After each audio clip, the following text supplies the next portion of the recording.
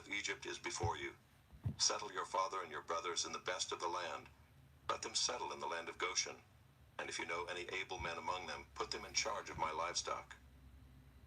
Then Joseph brought in Jacob his father and stood him before Pharaoh. And Jacob blessed Pharaoh. And Pharaoh said to Jacob, "How many are the days of the years of your life?" And Jacob said to Pharaoh, "The days of the years of my sojourning are 130 years. Few and evil have been the days of the years of my life, and they have not attained to the days of the years of the life of my fathers in the days of their sojourning." And Jacob blessed Pharaoh and went out from the presence of Pharaoh. Then Joseph settled his father and his brothers and gave them a possession in the land of Egypt, in the best of the land, in the land of Ramesses, as Pharaoh had commanded. And Joseph provided his father, his brothers, and all his father's household with food, according to the number of their dependents. Now there was no food in all the land, for the famine was very severe, so that the land of Egypt and the land of Canaan languished by reason of the famine. And Joseph gathered up all the money that was found in the land of Egypt and in the land of Canaan, in exchange for the grain that they bought. And Joseph brought the money into Pharaoh's house. And when the money was all spent in the land of Egypt and in the land of Canaan, all the Egyptians came to Joseph and said, "Give us food. Why should we die before your eyes? For our money is gone." And Joseph answered, "Give your livestock, and I will give you food in exchange for your livestock, if your money is gone." So they brought their livestock to Joseph, and Joseph gave them food in exchange for the horses, the flocks, the herds, and the donkeys. He supplied them with food in exchange for all their livestock that year. And when that year was ended, they came to him the following year and said to him, "We will not hide from my lord that our money is all spent. The herds of livestock are my lord's. There is nothing left in the sight of my lord but our bodies and our land. Why should we die before your eyes, both we and our land? Buy us and our land for food, and we with our land will be servants to Pharaoh. And give us seed that we may live and not die, and that the land may not be desolate." So Joseph bought all the land of Egypt for Pharaoh, for all the Egyptians sold their fields, because the famine was severe on them. The land became Pharaoh's. As for the people, he made servants of them from one end of Egypt to the other. Only the land of the priests he did not buy, for the priests had a fixed allowance from Pharaoh and lived on the allowance that Pharaoh gave them. Therefore they did not sell their land. Then Joseph said to the people, "Behold, I have this day bought you and your land for Pharaoh. Now here is seed for you, and you shall sow the land. And at the harvest you shall give a fifth to Pharaoh, and 4/5 shall be your own, as seed for the field, and as food for yourselves and your households, and as food for your little ones." And they said, "You have saved our lives. May it please my lord, we will be servants to Pharaoh." So Joseph made it a statute concerning the land of Egypt, and it stands to this day, that Pharaoh should have the fifth. The land of the priests alone did not become Pharaoh's. Thus Israel settled in the land of Egypt, in the land of Goshen, and they gained possessions in it, and were fruitful and multiplied greatly. And Jacob lived in the land of Egypt 17 years. So the days of Jacob, the years of his life, were 147 years. And when the time drew near that Israel must die, he called his son Joseph and said to him, "If now I have found favor in your sight, put your hand under my thigh and promise to deal kindly and truly with me. Do not bury me in Egypt, but let me lie with my fathers. Carry me out of Egypt and bury me in their burying place." He answered, "I will do as you have said." And he said, "Swear to me." And he swore to him. Then Israel bowed himself upon the head of his bed.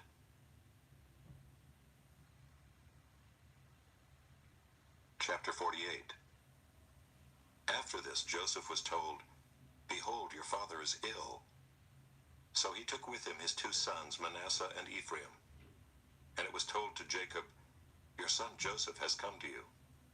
Then Israel summoned his strength and sat up in bed.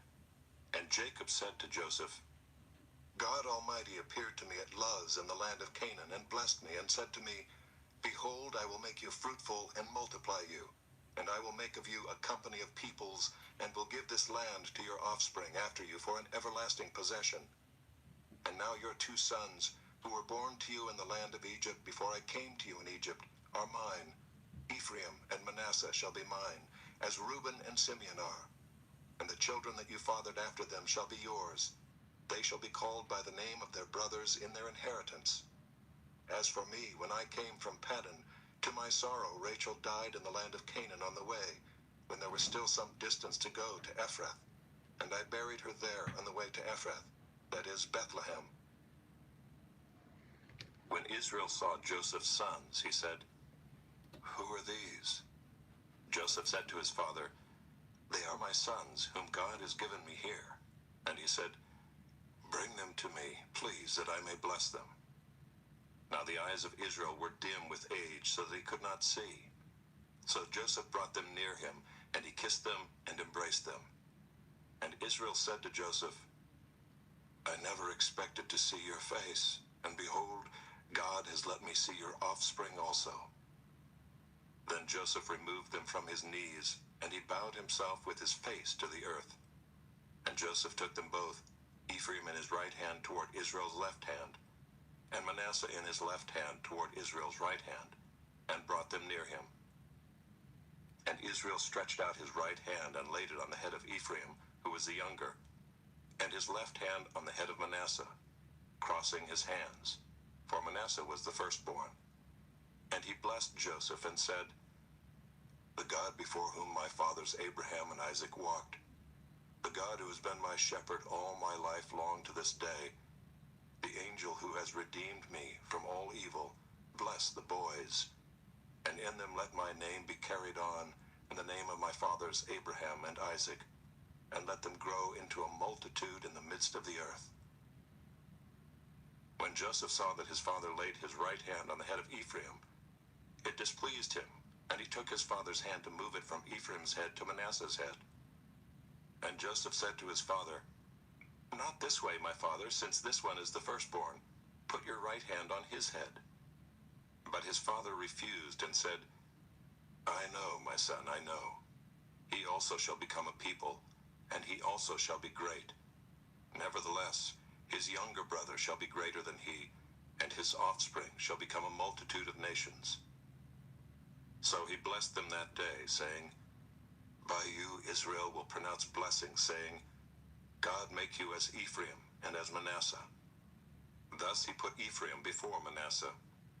Then Israel said to Joseph, "Behold, I am about to die, but God will be with you and will bring you again to the land of your fathers. Moreover, I have given to you, rather than to your brothers, one mountain slope that I took from the hand of the Amorites with my sword and with my bow."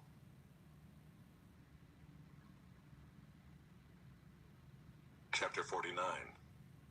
Then Jacob called his sons and said, "Gather yourselves together, that I may tell you what shall happen to you in days to come.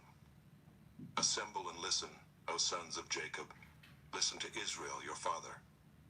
Reuben, you are my firstborn, my might, and the firstfruits of my strength, preeminent in dignity and preeminent in power. Unstable as water, you shall not have preeminence, because you went up to your father's bed. Then you defiled it. He went up to my couch. Simeon and Levi are brothers. Weapons of violence are their swords. Let my soul come not into their counsel. O my glory, be not joined to their company. For in their anger they killed men, and in their willfulness they hamstrung oxen. Cursed be their anger, for it is fierce, and their wrath, for it is cruel. I will divide them in Jacob and scatter them in Israel. Judah, your brothers shall praise you. Your hand shall be on the neck of your enemies. Your father's sons shall bow down before you. Judah is a lion's cub. From the prey, my son, you have gone up. He stooped down, he crouched as a lion and as a lioness. Who dares rouse him? The scepter shall not depart from Judah, nor the ruler's staff from between his feet, until tribute comes to him, and to him shall be the obedience of the peoples. Binding his foal to the vine, and his donkey's colt to the choice vine. He has washed his garments in wine, and his vesture in the blood of grapes. His eyes are darker than wine, and his teeth whiter than milk.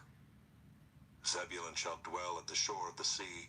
He shall become a haven for ships, and his border shall be at Sidon. Issachar is a strong donkey, crouching between the sheepfolds.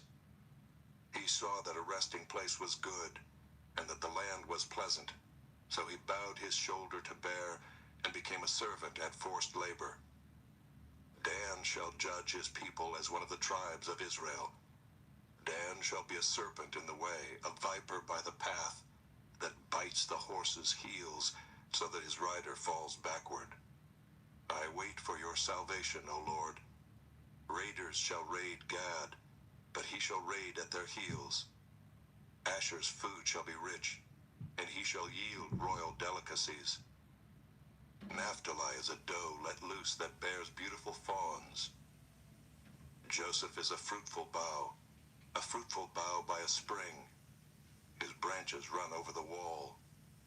The archers bitterly attacked him, shot at him, and harassed him severely.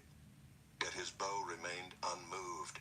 His arms were made agile by the hands of the mighty one of Jacob.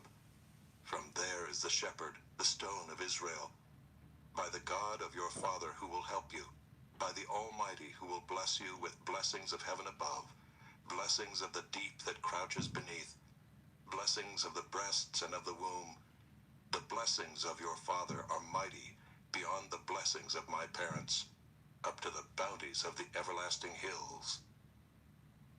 May they be on the head of Joseph, and on the brow of him who was set apart from his brothers. Benjamin is a ravenous wolf, in the morning devouring the prey, and at evening dividing the spoil. All these are the 12 tribes of Israel. This is what their father said to them as he blessed them, blessing each with the blessing suitable to him. Then he commanded them and said to them, I am to be gathered to my people. Bury me with my fathers in the cave that is in the field of Ephron the Hittite, in the cave that is in the field at Machpelah, to the east of Mamre in the land of Canaan, which Abraham bought with the field from Ephron the Hittite to possess as a burying place. There they buried Abraham and Sarah his wife. There they buried Isaac and Rebekah his wife. And there I buried Leah. The field and the cave that is in it were bought from the Hittites. When Jacob finished commanding his sons, he drew up his feet into the bed, and breathed his last, and was gathered to his people.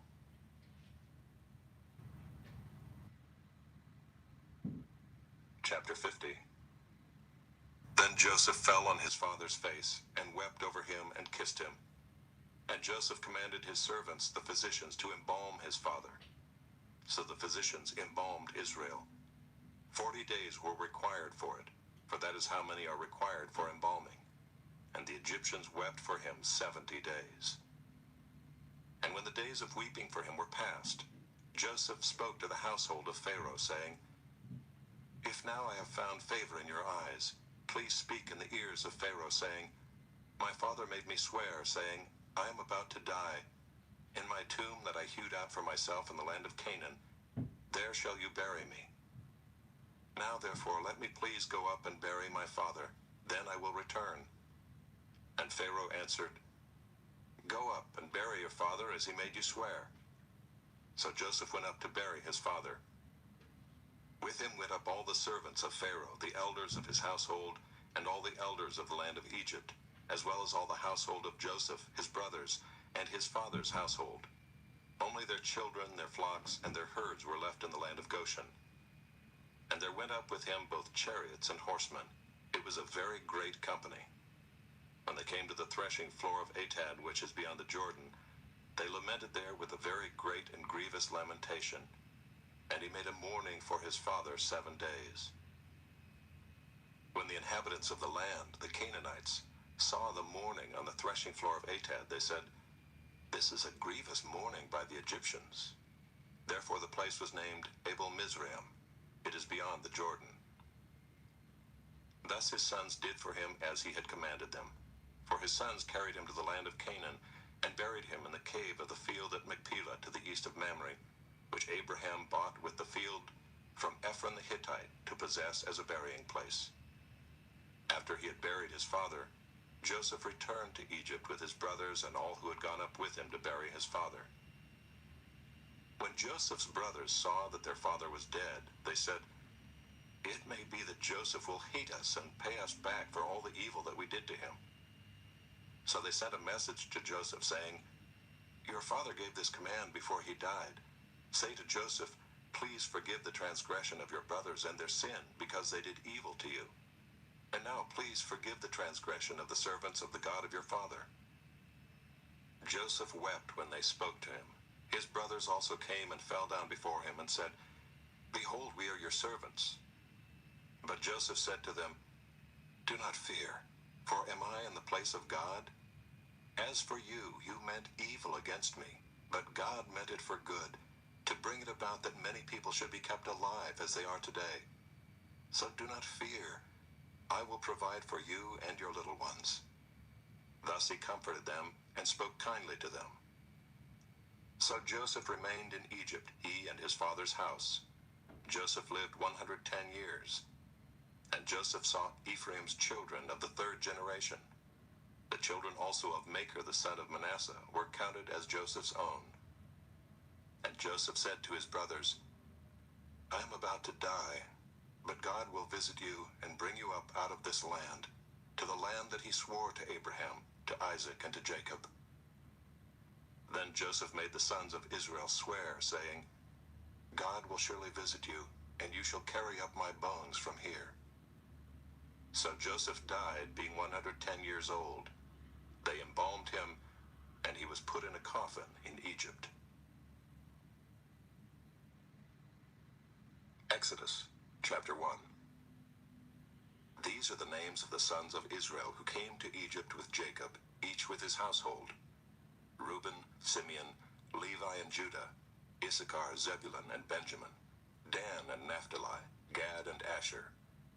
All the descendants of Jacob were 70 persons. Joseph was already in Egypt. Then Joseph died, and all his brothers, and all that generation. But the people of Israel were fruitful and increased greatly. They multiplied and grew exceedingly strong, so that the land was filled with them. Now there arose a new king over Egypt, who did not know Joseph. And he said to his people, "Behold, the people of Israel are too many and too mighty for us. Come, let us deal shrewdly with them, lest they multiply, and if war breaks out, they join our enemies and fight against us and escape from the land." Therefore they set taskmasters over them to afflict them with heavy burdens. They built for Pharaoh store cities, Pithom and Raamses. But the more they were oppressed, the more they multiplied, and the more they spread abroad. And the Egyptians were in dread of the people of Israel. So they ruthlessly made the people of Israel work as slaves, and made their lives bitter with hard service, in mortar and brick, and in all kinds of work in the field. In all their work they ruthlessly made them work as slaves.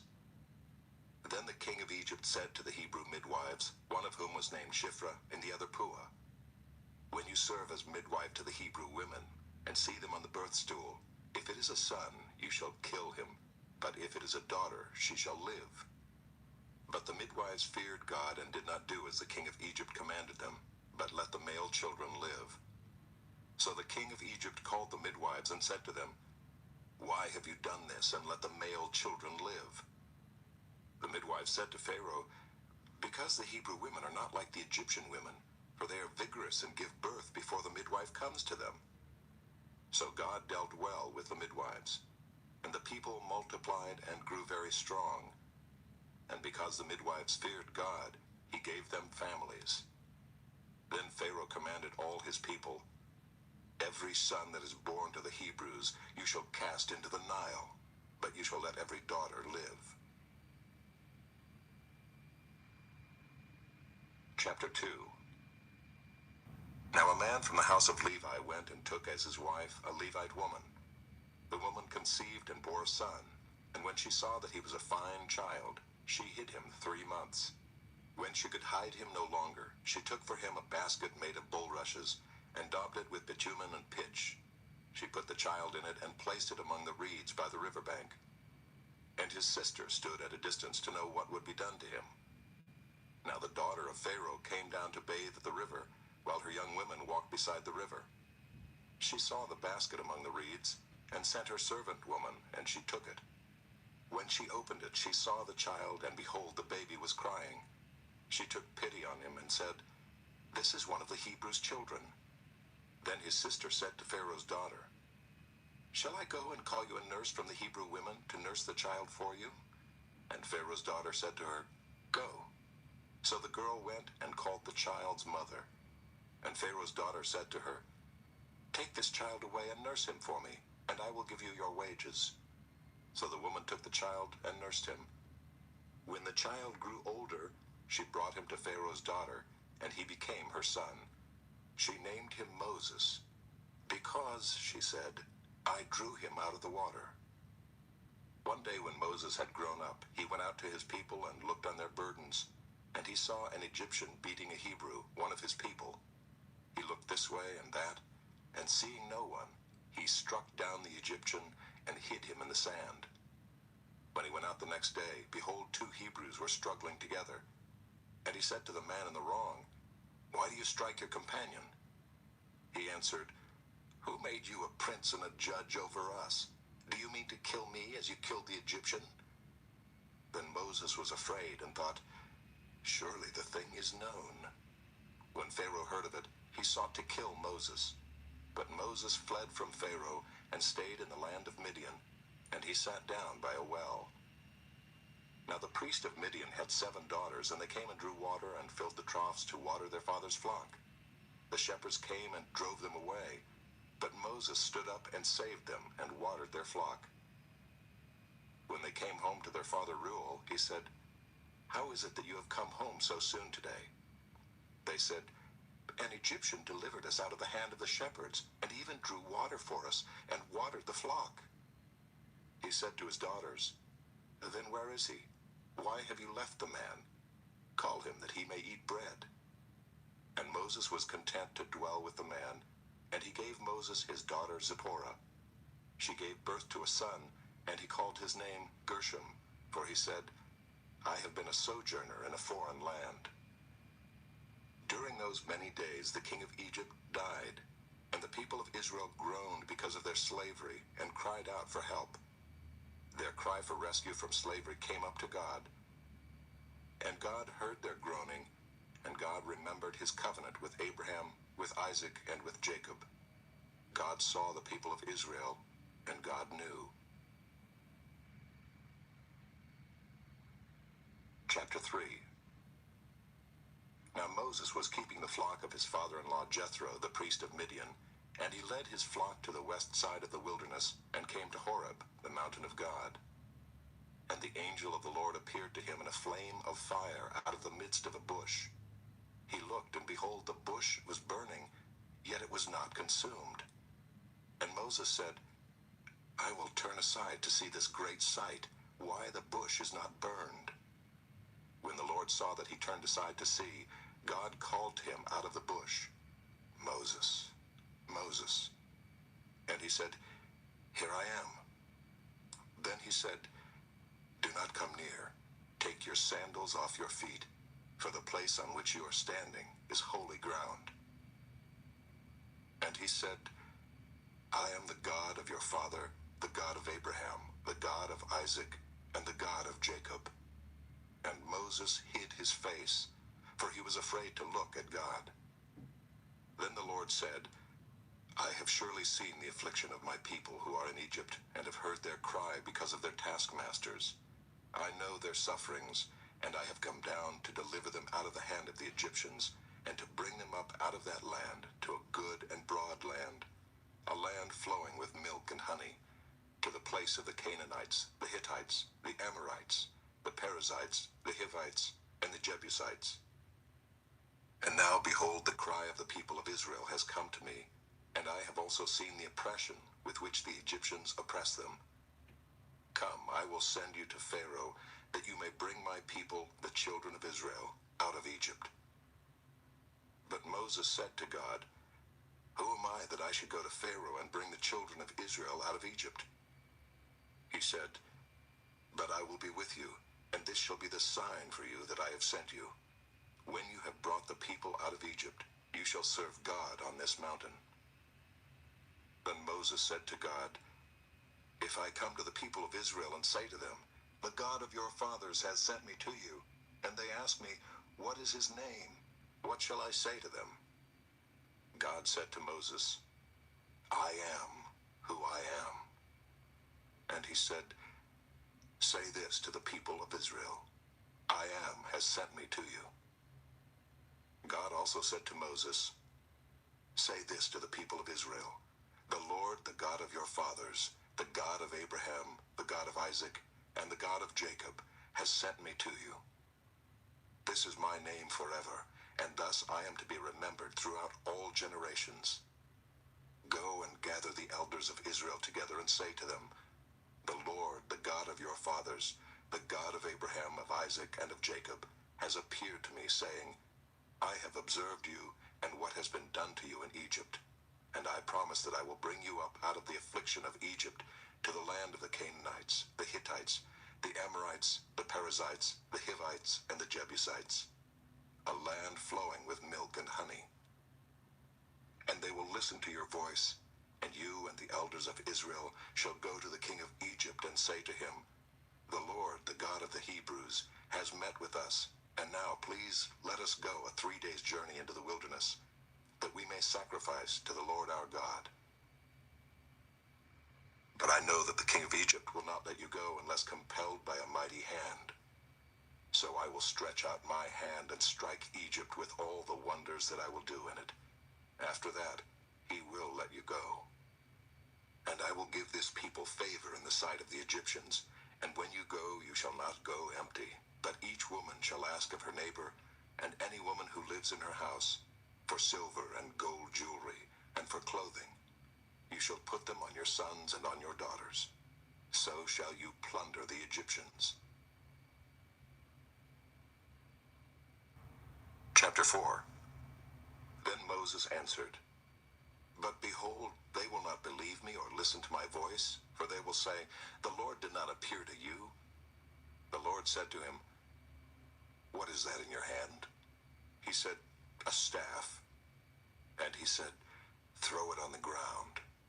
So he threw it on the ground, and it became a serpent, and Moses ran from it. But the Lord said to Moses, Put out your hand and catch it by the tail. So he put out his hand and caught it, and it became a staff in his hand, that they may believe that the Lord, the God of their fathers, the God of Abraham, the God of Isaac, and the God of Jacob, has appeared to you. Again the Lord said to him, Put your hand inside your cloak. And he put his hand inside his cloak, and when he took it out, behold, his hand was leprous like snow. Then God said, Put your hand back inside your cloak. So he put his hand back inside his cloak, and when he took it out, behold, it was restored like the rest of his flesh. If they will not believe you, God said, or listen to the first sign, they may believe the latter sign. If they will not believe even these 2 signs, or listen to your voice, you shall take some water from the Nile and pour it on the dry ground, and the water that you shall take from the Nile will become blood on the dry ground. But Moses said to the Lord, Oh, my Lord, I am not eloquent, either in the past or since you have spoken to your servant, but I am slow of speech and of tongue. Then the Lord said to him, Who has made man's mouth? Who makes him mute or deaf or seeing or blind? Is it not I, the Lord? Now therefore go, and I will be with your mouth and teach you what you shall speak. But he said, Oh, my Lord, please send someone else. Then the anger of the Lord was kindled against Moses, and he said, Is there not Aaron your brother, the Levite? I know that he can speak well. Behold, he is coming out to meet you, and when he sees you, he will be glad in his heart. You shall speak to him, and put the words in his mouth, and I will be with your mouth, and with his mouth, and I will teach you both what to do. He shall speak for you to the people, and he shall be your mouth, and you shall be as God to him. And take in your hand this staff, with which you shall do the signs. Moses went back to Jethro, his father-in-law, and said to him, Please let me go back to my brothers in Egypt to see whether they are still alive. And Jethro said to Moses, Go in peace. And the Lord said to Moses in Midian, Go back to Egypt, for all the men who are seeking your life are dead. So Moses took his wife and his sons, and had them ride on a donkey, and went back to the land of Egypt. And Moses took the staff of God in his hand. And the Lord said to Moses, When you go back to Egypt, see that you do before Pharaoh all the miracles that I have put in your power. But I will harden his heart, so that he will not let the people go. Then you shall say to Pharaoh, Thus says the Lord, Israel is my firstborn son, and I say to you, Let my son go, that he may serve me. If you refuse to let him go, behold, I will kill your firstborn son. At a lodging place on the way, the Lord met him, and sought to put him to death. Then Zipporah took a flint, and cut off her son's foreskin, and touched Moses' feet with it, and said, Surely you are a bridegroom of blood to me. So he let him alone. It was then that she said, A bridegroom of blood, because of the circumcision. The Lord said to Aaron, Go into the wilderness to meet Moses. So he went and met him at the mountain of God, and kissed him. And Moses told Aaron all the words of the Lord with which he had sent him to speak, and all the signs that he had commanded him to do. Then Moses and Aaron went and gathered together all the elders of the people of Israel. Aaron spoke all the words that the Lord had spoken to Moses, and did the signs in the sight of the people. And the people believed, and when they heard that the Lord had visited the people of Israel, and that he had seen their affliction, they bowed their heads and worshipped.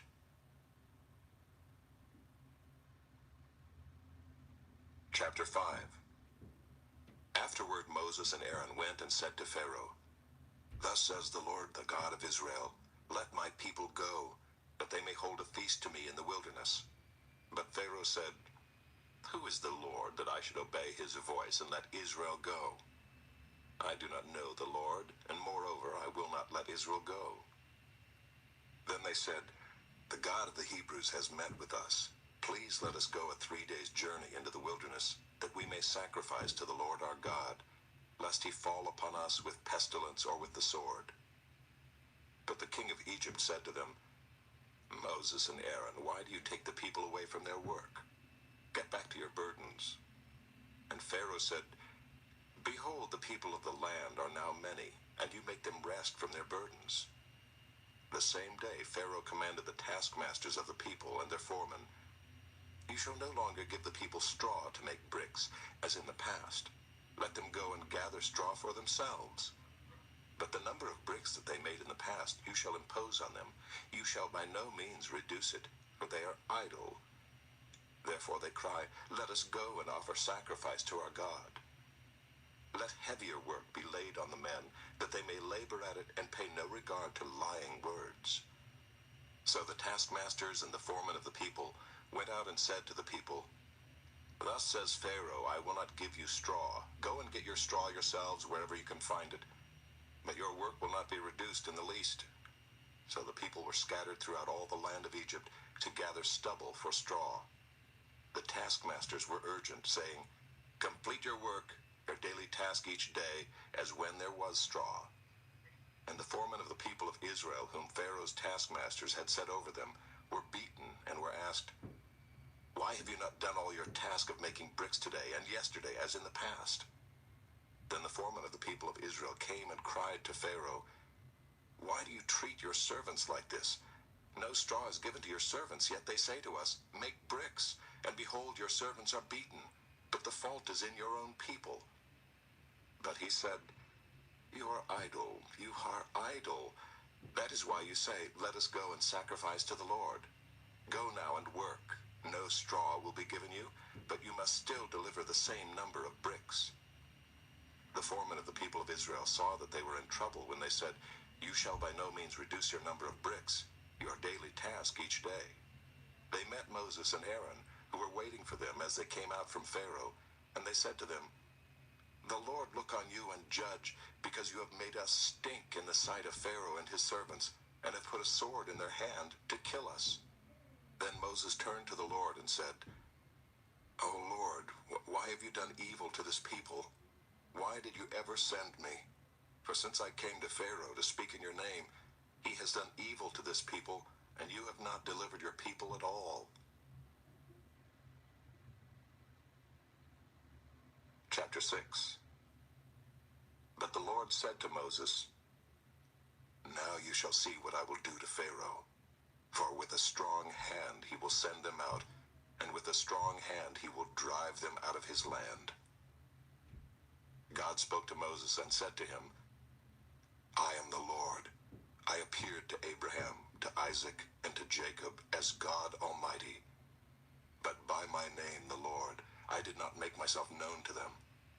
I also established my covenant with them to give them the land of Canaan, the land in which they lived as sojourners. Moreover, I have heard the groaning of the people of Israel, whom the Egyptians hold as slaves, and I have remembered my covenant. Say therefore to the people of Israel, I am the Lord, and I will bring you out from under the burdens of the Egyptians, and I will deliver you from slavery to them, and I will redeem you with an outstretched arm and with great acts of judgment. I will take you to be my people, and I will be your God. And you shall know that I am the Lord your God, who has brought you out from under the burdens of the Egyptians. I will bring you into the land that I swore to give to Abraham, to Isaac, and to Jacob. I will give it to you for a possession. I am the Lord." Moses spoke thus to the people of Israel, but they did not listen to Moses, because of their broken spirit and harsh slavery.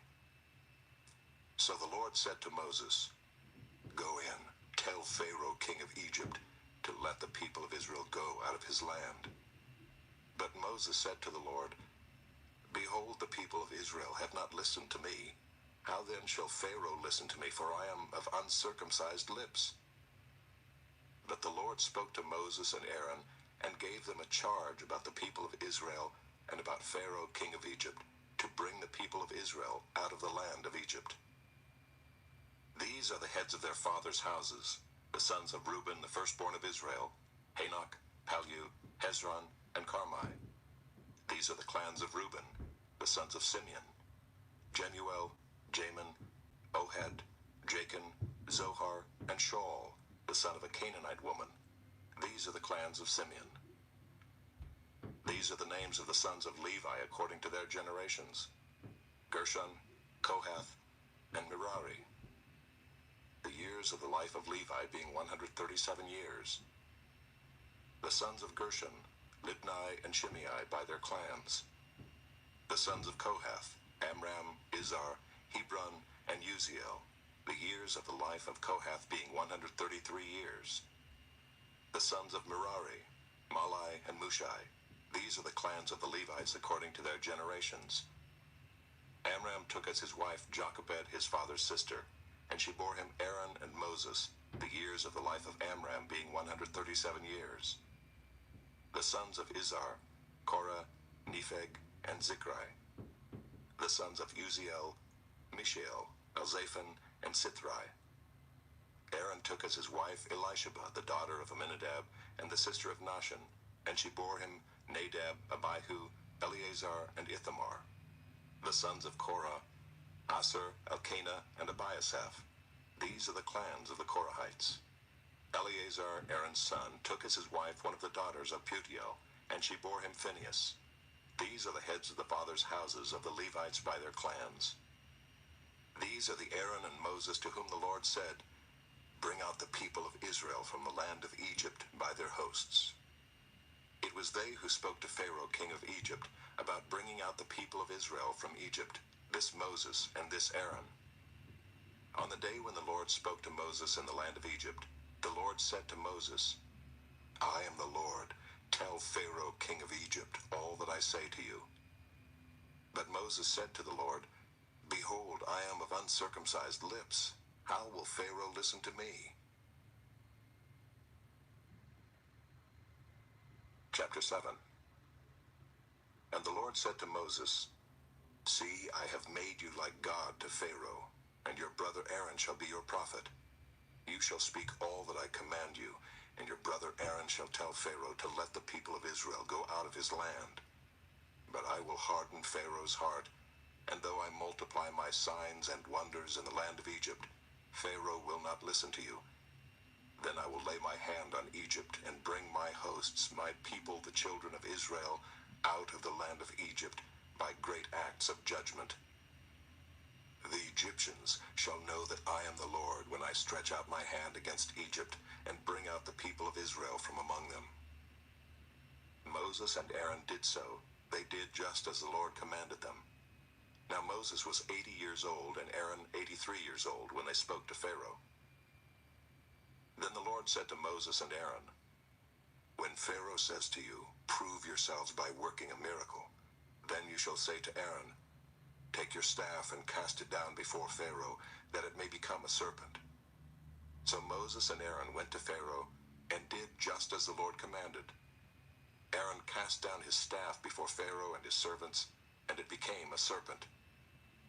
Then Pharaoh summoned the wise men and the sorcerers, and they, the magicians of Egypt, also did the same by their secret arts. For each man cast down his staff, and they became serpents. But Aaron's staff swallowed up their staffs.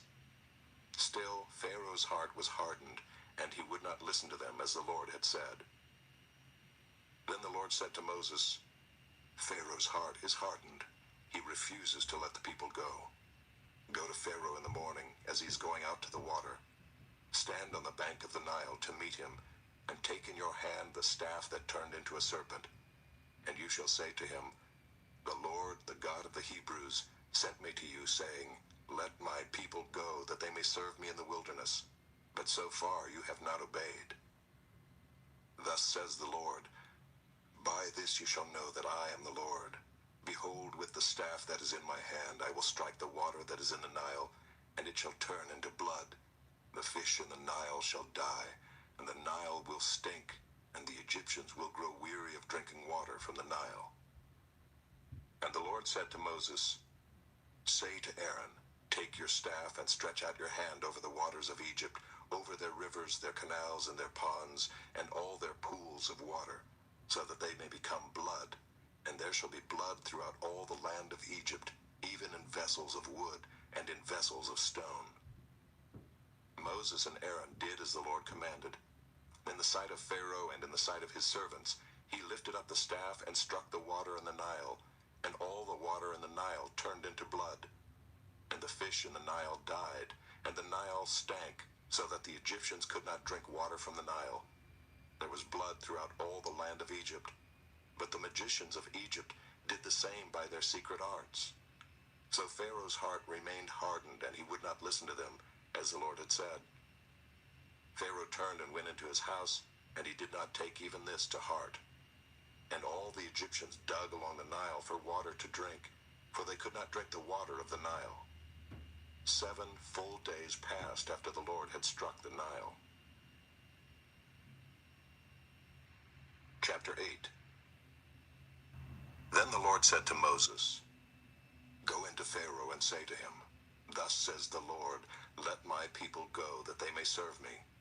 But if you refuse to let them go, behold, I will plague all your country with frogs.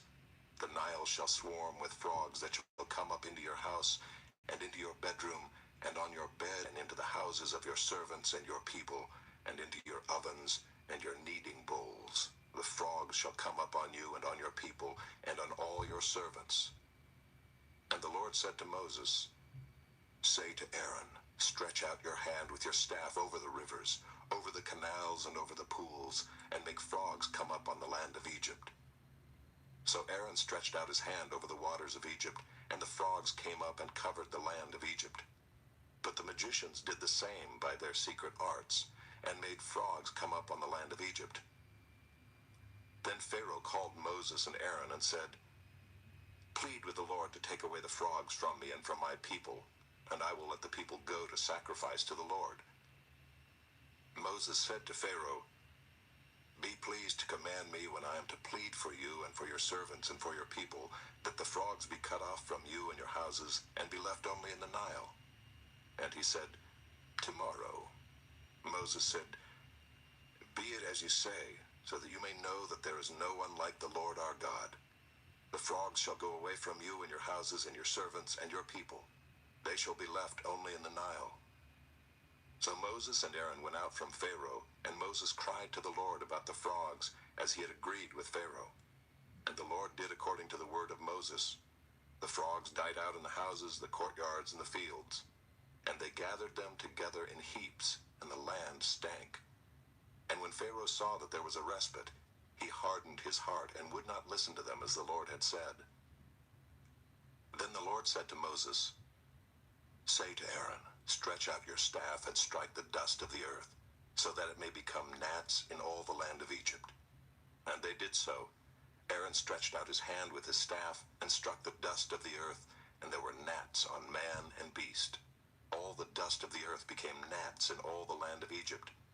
The magicians tried by their secret arts to produce gnats, but they could not. So there were gnats on man and beast. Then the magician said to Pharaoh, "Well, this is the finger of God." But Pharaoh's heart was hardened, and he would not listen to them as the Lord had said. Then the Lord said to Moses, "Rise up early in the morning and present yourself to Pharaoh as he goes out to the water, and say to him, 'Thus says the Lord, let my people go, that they may serve me. Or else if you will not let my people go, behold, I will send swarms of flies on you and your servants and your people, and into your houses. And the houses of the Egyptians shall be filled with swarms of flies, and also the ground on which they stand. But on that day I will set apart the land of Goshen, where my people dwell, so that no swarms of flies shall be there, that you may know that I am the Lord in the midst of the earth.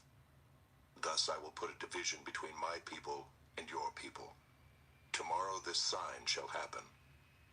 And the Lord did so. There came great swarms of flies into the house of Pharaoh and into his servants' houses. Throughout all the land of Egypt the land was ruined by the swarms of flies. Then Pharaoh called Moses and Aaron and said, "Go, sacrifice to your God within the land." But Moses said, "It would not be right to do so, for the offerings we shall sacrifice to the Lord our God are an abomination to the Egyptians. If we sacrifice offerings abominable to the Egyptians before their eyes, will they not stone us? We must go 3 days' journey into the wilderness and sacrifice to the Lord our God as he tells us." So Pharaoh said, "I will let you go to sacrifice to the Lord your God in the wilderness, only you must not go very far away. Plead for me." Then Moses said, "Behold, I am going out from you, and I will plead with the Lord, that the swarms of flies may depart from Pharaoh, from his servants, and from his people tomorrow. Only let not Pharaoh cheat again by not letting the people go to sacrifice to the Lord." So Moses went out from Pharaoh and prayed to the Lord. And the Lord did as Moses asked, and removed the swarms of flies from Pharaoh, from his servants, and from his people. Not one remained. But Pharaoh hardened his heart this time also, and did not let the people go. Chapter 9. Then the Lord said to Moses, "Go into Pharaoh and say to him, 'Thus says the Lord, the God of the Hebrews, let my people go, that they may serve me. For if you refuse to let them go, and still hold them, behold, the hand of the Lord will fall with a very severe plague upon your livestock that are in the field, the horses, the donkeys, the camels, the herds, and the flocks. But the Lord will make a distinction between the livestock of Israel and the livestock of Egypt, so that nothing of all that belongs to the people of Israel shall die.' And the Lord set a time, saying, 'Tomorrow the Lord will do this thing in the land.' And the next day the Lord did this thing. All the livestock of the Egyptians died, but not one of the livestock of the people of Israel died. And Pharaoh sent, and behold, not one of the livestock of Israel was dead. But the heart of Pharaoh was hardened, and he did not let the people go. And the Lord said to Moses and Aaron, 'Take handfuls of soot from the kill, and let Moses throw them in the air in the sight of Pharaoh. It shall become fine dust over all the land of Egypt, and become boils breaking out in sores on man and beast throughout all the land of Egypt. So they took the soot from the kill and stood before Pharaoh. And Moses threw it in the air, and it became boils breaking out in sores on man and beast. And the magicians could not stand before Moses because of the boils, for the boils came upon the magicians and upon all the Egyptians. But the Lord hardened the heart of Pharaoh, and he did not listen to them, as the Lord had spoken to Moses. Then the Lord said to Moses, "Rise up early in the morning and present yourself before Pharaoh, and say to him, 'Thus says the Lord, the God of the Hebrews, let my people go, that they may serve me. For this time I will send all my plagues on you yourself, and on your servants, and your people, so that you may know that there is none like me in all the earth. For by now I could have put out my hand and struck you and your people with pestilence, and you would have been cut off from the earth. But for this purpose I have raised you up, to show you my power, so that my name may be proclaimed in all the earth. You are still exalting yourself against my people, and will not let them go. Behold, about this time tomorrow, I will cause very heavy hail to fall, such as never has been in Egypt from the day it was founded until now. Now therefore send, get your livestock and all that you have in the field into safe shelter. For every man and beast that is in the field and is not brought home will die when the hail falls on them.' Then whoever feared the word of the Lord among the servants of Pharaoh hurried his slaves and his livestock into the houses. But whoever did not pay attention to the word of the Lord left his slaves and his livestock in the field. Then the Lord said to Moses, 'Stretch out your hand toward heaven, so that there may be hail in all the land of Egypt, on man and beast, and every plant of the field in the land of Egypt.' Then Moses stretched out his staff toward heaven, and the Lord sent thunder and hail, and fire ran down to the earth. And the Lord rained hail upon the land of Egypt. There was hail and fire flashing continually in the midst of the hail, very heavy hail, such as had never been in all the land of Egypt since it became a nation. The hail struck down everything that was in the field in all the land of Egypt, both man and beast. And the hail struck down every plant of the field, and broke every tree of the field. Only in the land of Goshen, where the people of Israel were, was there no hail. Then Pharaoh sent and called Moses and Aaron and said to them, 'This time I have sinned. The Lord is in the right, and I and my people are in the wrong. Plead with the Lord, for there has been enough of God's thunder and hail. I will let you go, and you shall stay no longer.' Moses said to him, 'As soon as I have gone out of the city, I will stretch out my hands to the Lord. The thunder will cease, and there will be no more hail, so that you may know that the earth is the Lord's. But as for you and your servants, I know that you do not yet fear the Lord God. The flax and the barley were struck down, for the barley was in the ear and the flax was in bud. But the wheat and the emmer were not struck down, for they are late in coming up.' So Moses went out of the city from Pharaoh and stretched out his hands to the Lord, and the thunder and the hail ceased, and the rain no longer poured upon the earth. But when Pharaoh saw that the rain and the hail and the thunder had ceased, he sinned yet again, and hardened his heart, he and his servants. So the heart of Pharaoh was hardened, and he did not let the people of Israel go, just as the Lord had spoken through Moses. Chapter 10. Then the Lord said to Moses, 'Go into Pharaoh, for I have hardened his heart and the heart of his servants, that I may show these signs of mine among them, and that you may tell in the hearing of your son and of your grandson how I have dealt harshly with the Egyptians, and what signs I have done among them, that you may know that I am the Lord.' So Moses and Aaron went in to Pharaoh and said to him, 'Thus says the Lord, the God of the Hebrews, how long will you refuse to humble yourself before me? Let my people go, that they may serve me. For if you refuse to let my people go, behold, tomorrow I will bring locusts into your country, and they shall cover the face of the land, so that no one can see the land. And they shall eat what is left to you after the hail, and they shall eat every tree of yours that grows in the field. And they shall fill your houses and the houses of all your servants and of all the Egyptians, as neither your fathers nor your grandfathers have seen, from the day they came on earth to this day." Then he turned and went out from Pharaoh. Then Pharaoh's servants said to him, "How long shall this man be a snare to us? Let the men go, that they may serve the Lord their God. Do you not yet understand that Egypt is ruined?" So Moses and Aaron were brought back to Pharaoh, and he said to them, "Go, serve the Lord your God. But which ones are to go?" Moses said, "We will go with our young and our old. We will go with our sons and daughters, and with our flocks and herds, for we must hold a feast to the Lord." But he said to them, "The Lord be with you if ever I let you and your little ones go. Look, you have some evil purpose in mind. No. Go, the men among you, and serve the Lord, for that is what you are asking." And they were driven out from Pharaoh's presence. Then the Lord said to Moses, "Stretch out your hand over the land of Egypt for the locusts, so that they may come upon the land of Egypt and eat every plant in the land, all that the hail has left."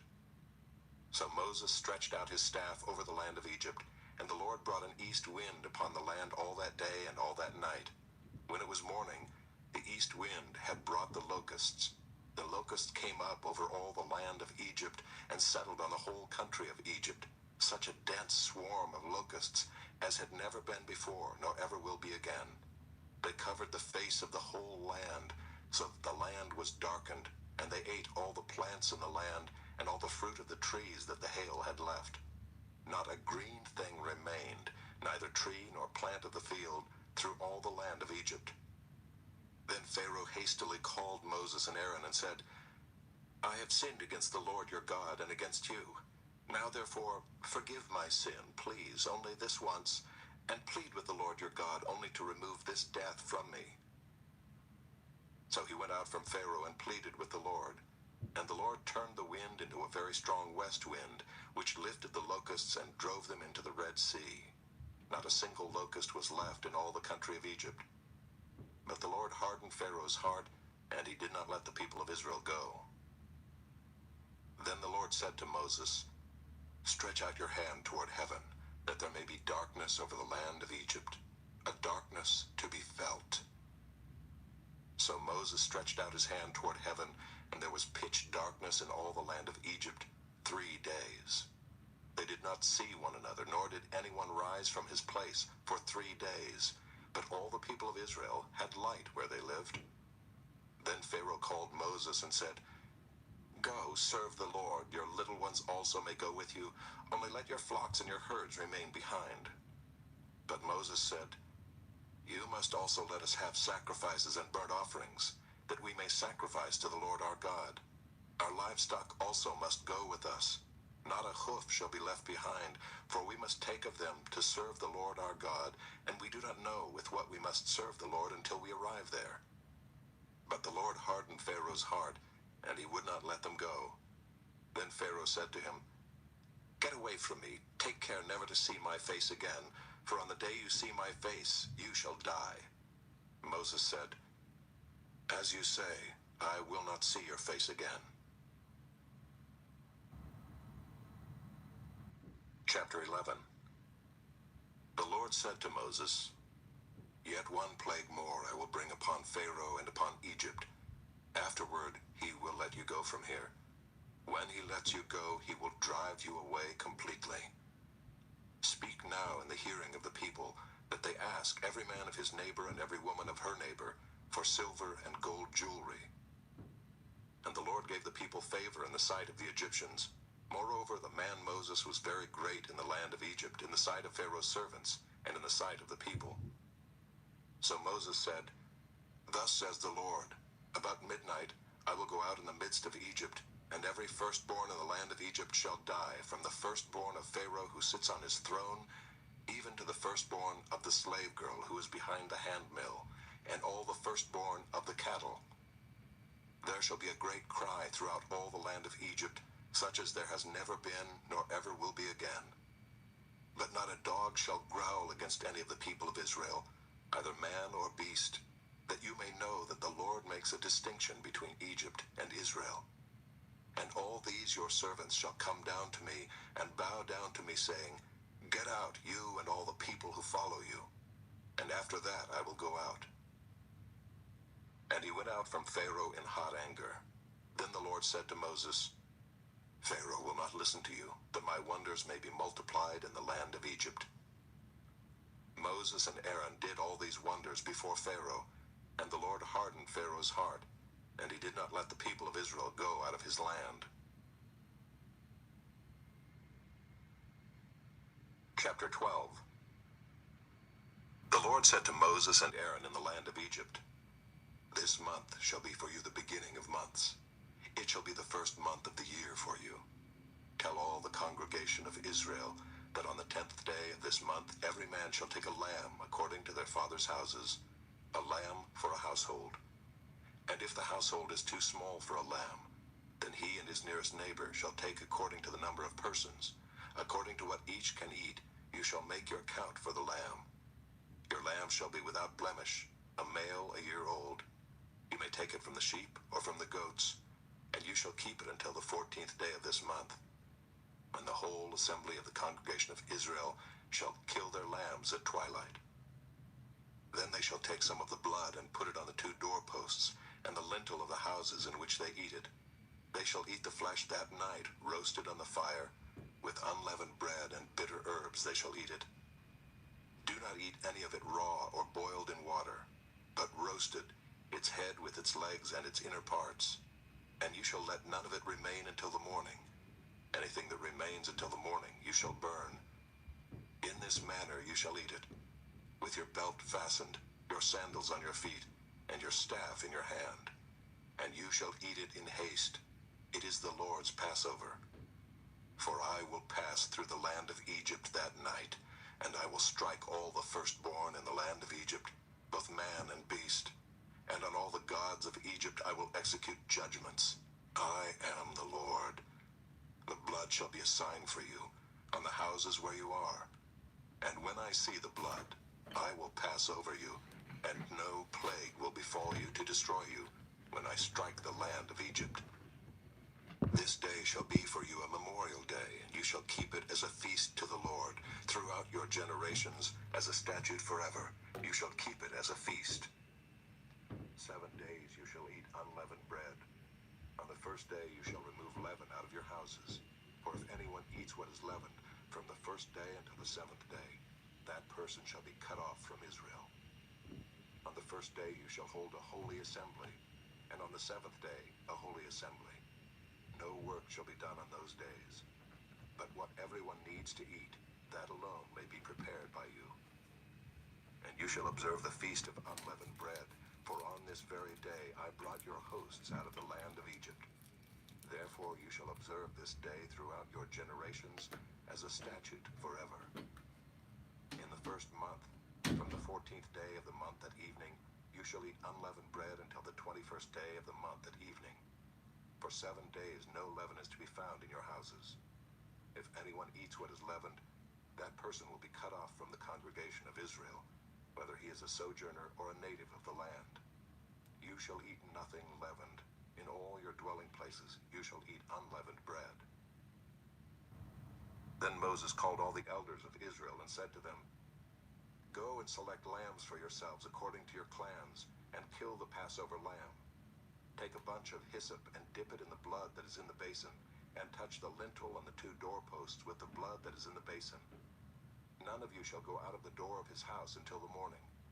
For the Lord will pass through to strike the Egyptians, and when he sees the blood on the lintel and on the 2 doorposts, the Lord will pass over the door, and will not allow the destroyer to enter your houses to strike you. You shall observe this rite as a statute for you and for your sons forever.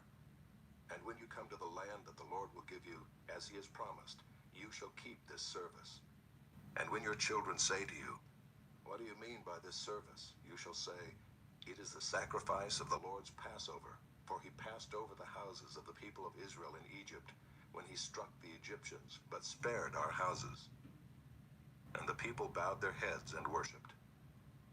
Then the people of Israel went and did so, as the Lord had commanded Moses and Aaron, so they did. At midnight, the Lord struck down all the firstborn in the land of Egypt, from the firstborn of Pharaoh who sat on his throne, to the firstborn of the captive who was in the dungeon, and all the firstborn of the livestock. And Pharaoh rose up in the night, he and all his servants and all the Egyptians, and there was a great cry in Egypt, for there was not a house where someone was not dead. Then he summoned Moses and Aaron by night and said, "Up, go out from among my people, both you and the people of Israel, and go, serve the Lord as you have said.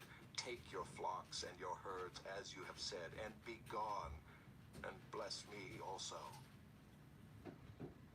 The Egyptians were urgent with the people to send them out of the land in haste, for they said, "We shall all be dead." So the people took their dough before it was leavened, their kneading bowls being bound up in their cloaks on their shoulders.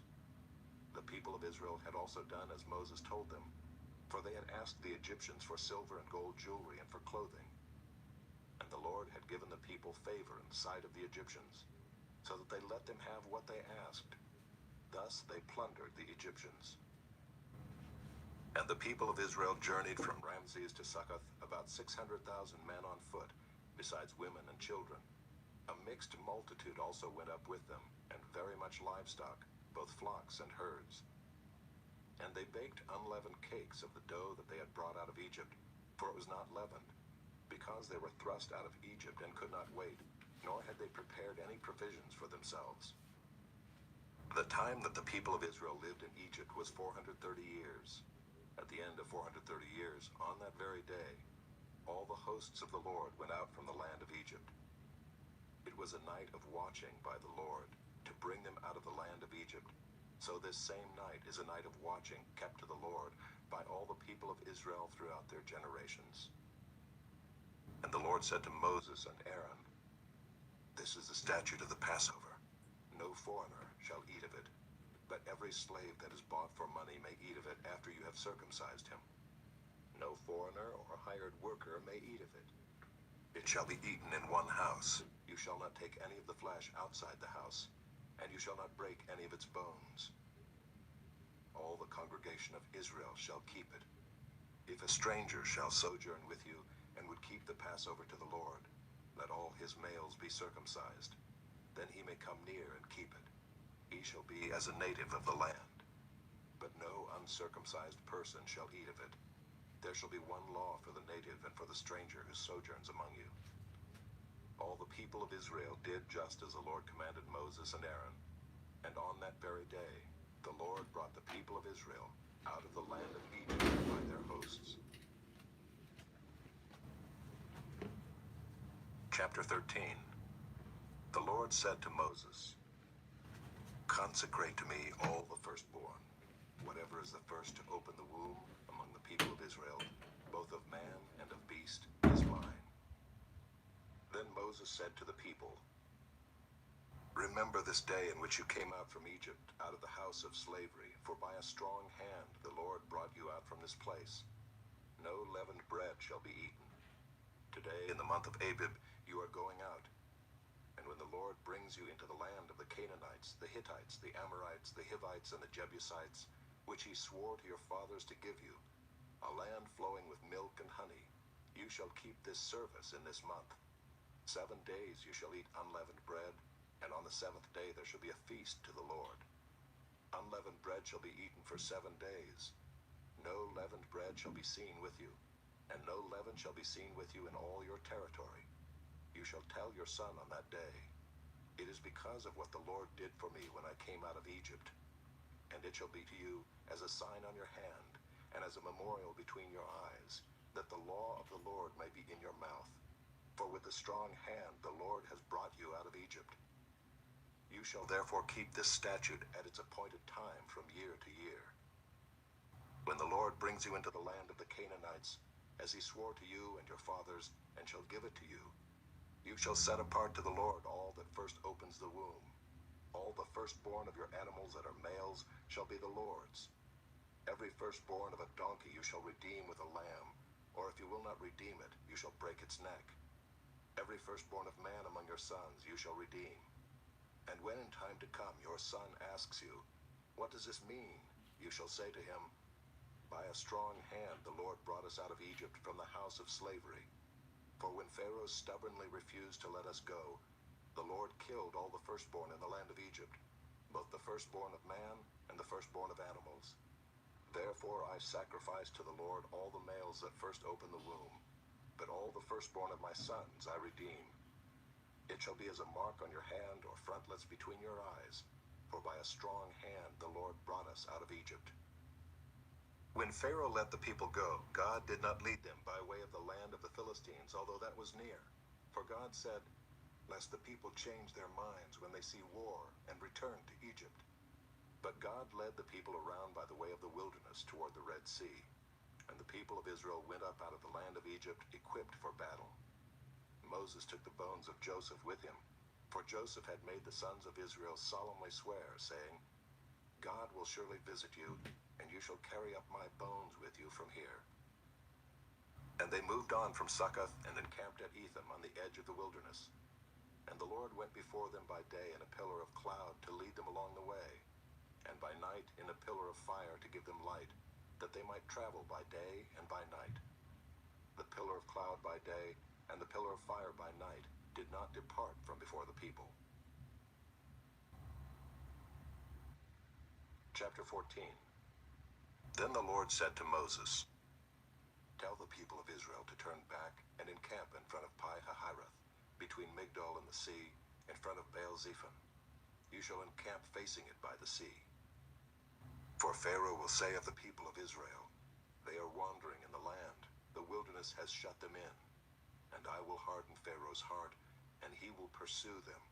And I will get glory over Pharaoh and all his host. And the Egyptians shall know that I am the Lord. And they did so. When the king of Egypt was told that the people had fled, the mind of Pharaoh and his servants was changed toward the people. And they said, what is this we have done, that we have let Israel go from serving us? So he made ready his chariot and took his army with him, and took 600 chosen chariots and all the other chariots of Egypt with officers over all of them. And the Lord hardened the heart of Pharaoh king of Egypt, and he pursued the people of Israel, while the people of Israel were going out defiantly. The Egyptians pursued them, all Pharaoh's horses and chariots and his horsemen and his army, and overtook them encamped at the sea by Pi-hahiroth in front of Baal-zephon. When Pharaoh drew near, the people of Israel lifted up their eyes, and behold, the Egyptians were marching after them, and they feared greatly. And the people of Israel cried out to the Lord. They said to Moses, is it because there are no graves in Egypt that you have taken us away to die in the wilderness? What have you done to us in bringing us out of Egypt? Is not this what we said to you in Egypt? Leave us alone that we may serve the Egyptians? For it would have been better for us to serve the Egyptians than to die in the wilderness. And Moses said to the people, fear not, stand firm, and see the salvation of the Lord, which he will work for you today. For the Egyptians whom you see today, you shall never see again. The Lord will fight for you, and you have only to be silent. The Lord said to Moses, why do you cry to me? Tell the people of Israel to go forward. Lift up your staff and stretch out your hand over the sea and divide it, that the people of Israel may go through the sea on dry ground. And I will harden the hearts of the Egyptians, so that they shall go in after them. And I will get glory over Pharaoh and all his host, his chariots and his horsemen. And the Egyptians shall know that I am the Lord, when I have gotten glory over Pharaoh, his chariots, and his horsemen. Then the angel of God, who was going before the host of Israel, moved and went behind them, and the pillar of cloud moved from before them and stood behind them, coming between the host of Egypt and the host of Israel. And there was the cloud and the darkness, and it lit up the night, without one coming near the other all night. Then Moses stretched out his hand over the sea, and the Lord drove the sea back by a strong east wind all night, and made the sea dry land, and the waters were divided. And the people of Israel went into the midst of the sea on dry ground, the waters being a wall to them on their right hand and on their left. The Egyptians pursued and went in after them into the midst of the sea, all Pharaoh's horses, his chariots, and his horsemen. And in the morning watch, the Lord in the pillar of fire and of cloud looked down on the Egyptian forces and threw the Egyptian forces into a panic, clogging their chariot wheels so that they drove heavily. And the Egyptians said, "Let us flee from before Israel, for the Lord fights for them against the Egyptians." Then the Lord said to Moses, "Stretch out your hand over the sea, that the water may come back upon the Egyptians, upon their chariots, and upon their horsemen." So Moses stretched out his hand over the sea, and the sea returned to its normal course when the morning appeared. And as the Egyptians fled into it, the Lord threw the Egyptians into the midst of the sea. The waters returned and covered the chariots and the horsemen. Of all the host of Pharaoh that had followed them into the sea, not one of them remained. But the people of Israel walked on dry ground through the sea, the waters being a wall to them on their right hand and on their left. Thus the Lord saved Israel that day from the hand of the Egyptians, and Israel saw the Egyptians dead on the seashore. Israel saw the great power that the Lord used against the Egyptians, so the people feared the Lord, and they believed in the Lord and in his servant Moses. Chapter 15. Then Moses and the people of Israel sang this song to the Lord, saying, "I will sing to the Lord, for he has triumphed gloriously. The horse and his rider he has thrown into the sea. The Lord is my strength and my song, and he has become my salvation. This is my God, and I will praise him, my father's God, and I will exalt him. The Lord is a man of war, the Lord is his name. Pharaoh's chariots and his host he cast into the sea, and his chosen officers were sunk in the Red Sea. The floods covered them. They went down into the depths like a stone. Your right hand, O Lord, glorious in power. Your right hand, O Lord, shatters the enemy. In the greatness of your majesty, you overthrow your adversaries. You send out your fury. It consumes them like stubble. At the blast of your nostrils, the waters piled up. The floods stood up in a heap. The deeps congealed in the heart of the sea. The enemy said, I will pursue, I will overtake, I will divide the spoil. My desire shall have its fill of them. I will draw my sword, my hand shall destroy them. You blew with your wind, the sea covered them. They sank like lead in the mighty waters. Who is like you, O Lord, among the gods? Who is like you, majestic in holiness, awesome in glorious deeds, doing wonders?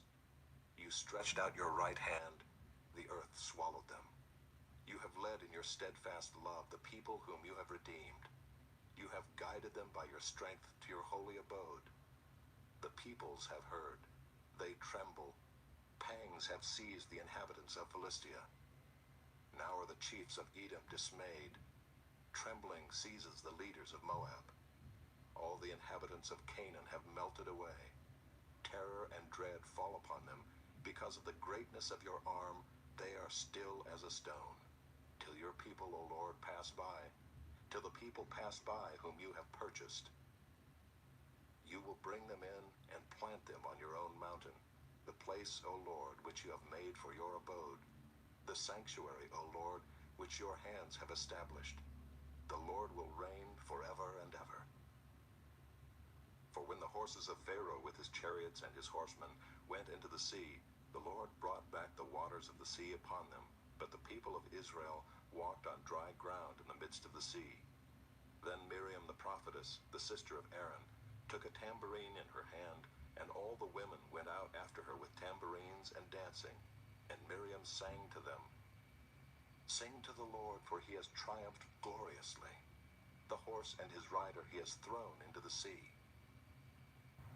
Then Moses made Israel set out from the Red Sea, and they went into the wilderness of Shur. They went 3 days in the wilderness and found no water. When they came to Marah, they could not drink the water of Marah because it was bitter. Therefore it was named Marah. And the people grumbled against Moses, saying, What shall we drink? And he cried to the Lord, and the Lord showed him a log, and he threw it into the water, and the water became sweet. There the Lord made for them a statute and a rule, and there he tested them, saying, If you will diligently listen to the voice of the Lord your God, and do that which which is right in his eyes, and give ear to his commandments, and keep all his statutes. I will put none of the diseases on you that I put on the Egyptians, for I am the Lord your healer. Then they came to Elim, where there were 12 springs of water and 70 palm trees, and they encamped there by the water.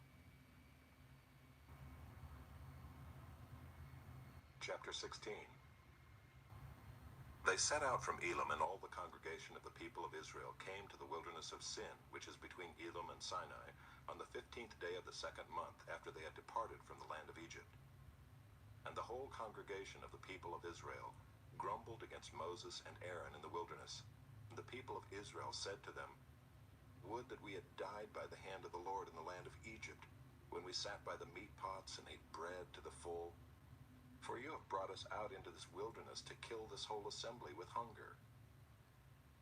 Then the Lord said to Moses, Behold, I am about to rain bread from heaven for you, and the people shall go out and gather a day's portion every day, that I may test them, whether they will walk in my law or not. On the 6th day, when they prepare what they bring in, it will be twice as much as they gather daily. So Moses and Aaron said to all the people of Israel, At evening you shall know that it was the Lord who brought you out of the land of Egypt, and in the morning you shall see the glory of the Lord, because he has heard your grumbling against the Lord. For what are we that you grumble against us? And Moses said, When the Lord gives you in the evening meat to eat, and in the morning bread to the full, because the Lord has heard your grumbling, that you grumble against him. What are we? Your grumbling is not against us, but against the Lord. Then Moses said to Aaron, Say to the whole congregation of the people of Israel, Come near before the Lord, for he has heard your grumbling. And as soon as Aaron spoke to the whole congregation of the people of Israel, they looked toward the wilderness, and behold, the glory of the Lord appeared in the cloud. And the Lord said to Moses, I have heard the grumbling of the people of Israel. Say to them, At twilight you shall eat meat, and in the morning you shall be filled with bread. Then you shall know that I am the Lord your God. In the evening quail came up and covered the camp, and in the morning dew lay around the camp. And when the dew had gone up, there was on the face of the wilderness a fine, flake-like thing, fine as frost on the ground. When the people of Israel saw it, they said to one another, What is it? For they did not know what it was. And Moses said to them, It is the bread that the Lord has given you to eat. This is what the Lord has commanded. Gather of it, each one of you, as much as he can eat. You shall each take an omer according to the number of the persons that each of you has in his tent. And the people of Israel did so. They gathered, some more, some less. But when they measured it with an omer, whoever gathered much had nothing left over, and whoever gathered little had no lack. Each of them gathered as much as he could eat. And Moses said to them, Let no one leave any of it over till the morning. But they did not listen to Moses. Some left part of it till the morning, and it bred worms and stank. And Moses was angry with them. Morning by morning they gathered it, each as much as he could eat. But when the sun grew hot, it melted. On the 6th day they gathered twice as much bread, 2 omers each. And when all the leaders of the congregation came and told Moses, he said to them, This is what the Lord has commanded. Tomorrow is a day of solemn rest, a holy Sabbath to the Lord. Bake what you will bake, and boil what you will boil, and all that is left over lay aside to be kept till the morning. So they laid it aside till the morning, as Moses commanded them, and it did not stink, and there were no worms in it. Moses said, Eat it today, for today is a Sabbath to the Lord. Today you will not find it in the field. 6 days you shall gather it, but on the 7th day, which is a Sabbath, there will be none. On the 7th day some of the people went out to gather, but they found none. And the Lord said to Moses, How long will you refuse to keep my commandments and my laws? See, the Lord has given you the Sabbath. Therefore on the 6th day he gives you bread for 2 days. Remain each of you in his place. Let no one go out of his place on the 7th day. So the people rested on the 7th day. Now the house of Israel called its name manna. It was like coriander seed, white, and the taste of it was like wafers made with honey. Moses said, "This is what the Lord has commanded. Let an omer of it be kept throughout your generations, so that they may see the bread with which I fed you in the wilderness, when I brought you out of the land of Egypt." And Moses said to Aaron, "Take a jar and put an omer of manna in it, and place it before the Lord to be kept throughout your generations." As the Lord commanded Moses, so Aaron placed it before the testimony to be kept. The people of Israel ate the manna 40 years till they came to a habitable land. They ate the manna till they came to the border of the land of Canaan. An omer is the 10th part of an ephah. Chapter 17. All the congregation of the people of Israel moved on from the wilderness of Sin by stages, according to the commandment of the Lord, and camped at Rephidim. But there was no water for the people to drink. Therefore the people quarreled with Moses and said, "Give us water to drink." And Moses said to them, "Why do you quarrel with me? Why do you test the Lord?" But the people thirsted there for water, and the people grumbled against Moses and said, "Why did you bring us up out of Egypt to kill us and our children and our livestock with thirst?" So Moses cried to the Lord, "What shall I do with this people? They are almost ready to stone me." And the Lord said to Moses, "Pass on before the people, taking with you some of the elders of Israel, and take in your hand the staff with which you struck the Nile, and go. Behold, I will stand before you there on the rock at Horeb, and you shall strike the rock, and water shall come out of it, and the people will drink." And Moses did so in the sight of the elders of Israel. And he called the name of the place Massah and Meribah, because of the quarreling of the people of Israel, and because they tested the Lord by saying, "Is the Lord among us or not?" Then Amalek came and fought with Israel at Rephidim. So Moses said to Joshua, "Choose for us men and go out and fight with Amalek. Tomorrow I will stand on the top of the hill with the staff of God in my hand." So Joshua did as Moses told him, and fought with Amalek, while Moses, Aaron, and Hur went up to the top of the hill. Whenever Moses held up his hand, Israel prevailed, and whenever he lowered his hand, Amalek prevailed. But Moses' hands grew weary, so they took a stone and put it under him, and he sat on it, while Aaron and Hur held up his hands, one on one side and the other on the other side. So his hands were steady until the going down of the sun. And Joshua overwhelmed Amalek and his people with the sword.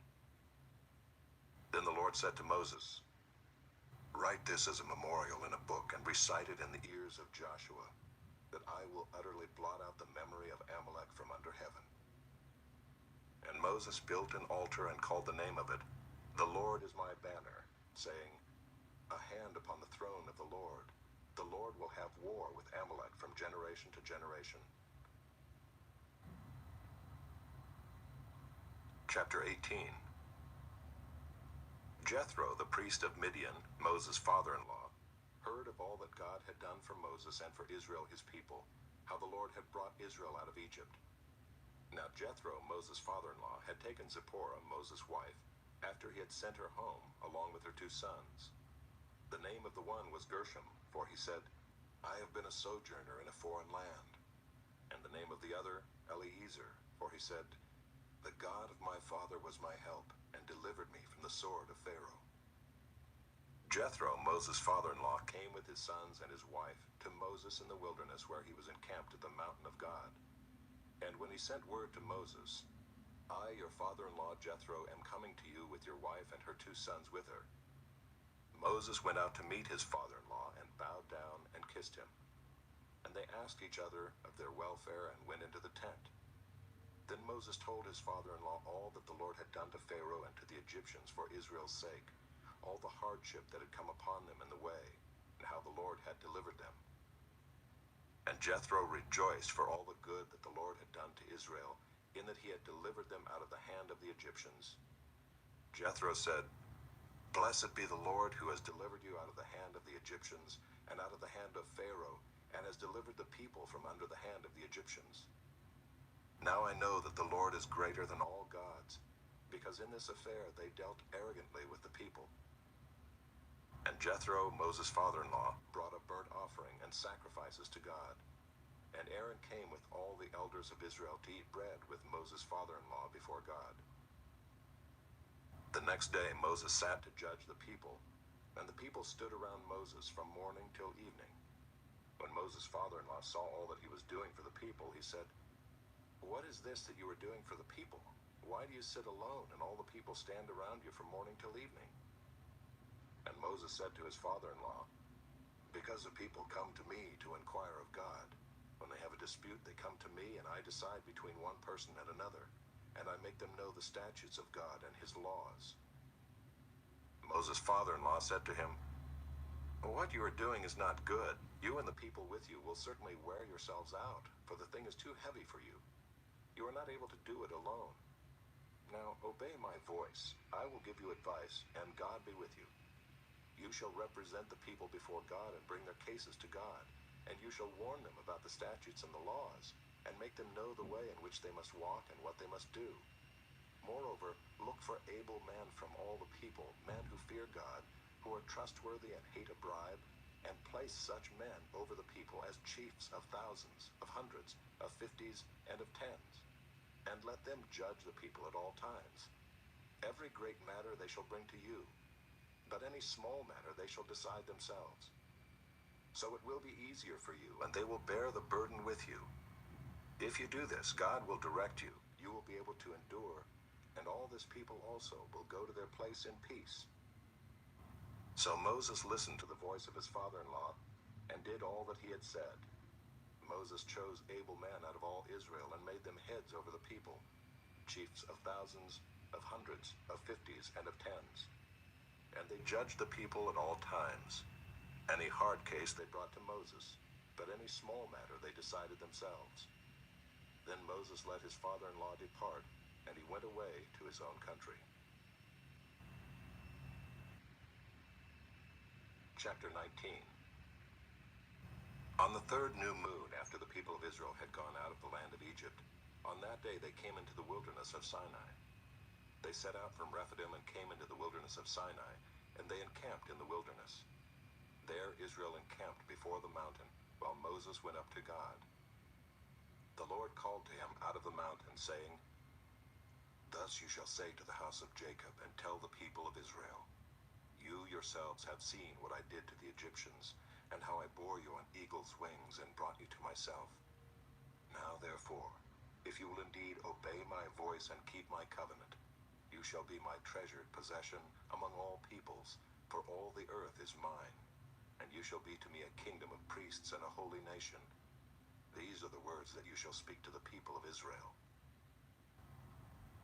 So Moses came and called the elders of the people and set before them all these words that the Lord had commanded him. All the people answered together and said, "All that the Lord has spoken we will do." And Moses reported the words of the people to the Lord. And the Lord said to Moses, "Behold, I am coming to you in a thick cloud, that the people may hear when I speak with you, and may also believe you forever." When Moses told the words of the people to the Lord said to Moses, "Go to the people and consecrate them today and tomorrow, and let them wash their garments and be ready for the third day. For on the third day, the Lord will come down on Mount Sinai in the sight of all the people, and you shall set limits for the people all around, saying, 'Take care not to go up into the mountain or touch the edge of it. Whoever touches the mountain shall be put to death. No hand shall touch him, but he shall be stoned or shot. Whether beast or man, he shall not live. When the trumpet sounds a long blast, they shall come up to the mountain.'" So Moses went down from the mountain to the people and consecrated the people, and they washed their garments. And he said to the people, "Be ready for the third day. Do not go near a woman." On the morning of the third day there were thunders and lightnings and a thick cloud in the mountain, and a very loud trumpet blast, so that all the people in the camp trembled. Then Moses brought the people out of the camp to meet God, and they took their stand at the foot of the mountain. Now Mount Sinai was wrapped in smoke, because the Lord had descended on it in fire. The smoke of it went up like the smoke of a kiln, and the whole mountain trembled greatly. And as the sound of the trumpet grew louder and louder, Moses spoke, and God answered him in thunder. The Lord came down on Mount Sinai to the top of the mountain, and the Lord called Moses to the top of the mountain, and Moses went up. And the Lord said to Moses, "Go down and warn the people, lest they break through to the Lord to look, and many of them perish. Also let the priests who come near to the Lord consecrate themselves, lest the Lord break out against them." And Moses said to the Lord, "The people cannot come up to Mount Sinai, for you yourself warned us, saying, 'Set limits around the mountain and consecrate it.' And the Lord said to him, 'Go down and come up, bringing Aaron with you, but do not let the priests and the people break through to come up to the Lord, lest he break out against them.' So Moses went down to the people and told them."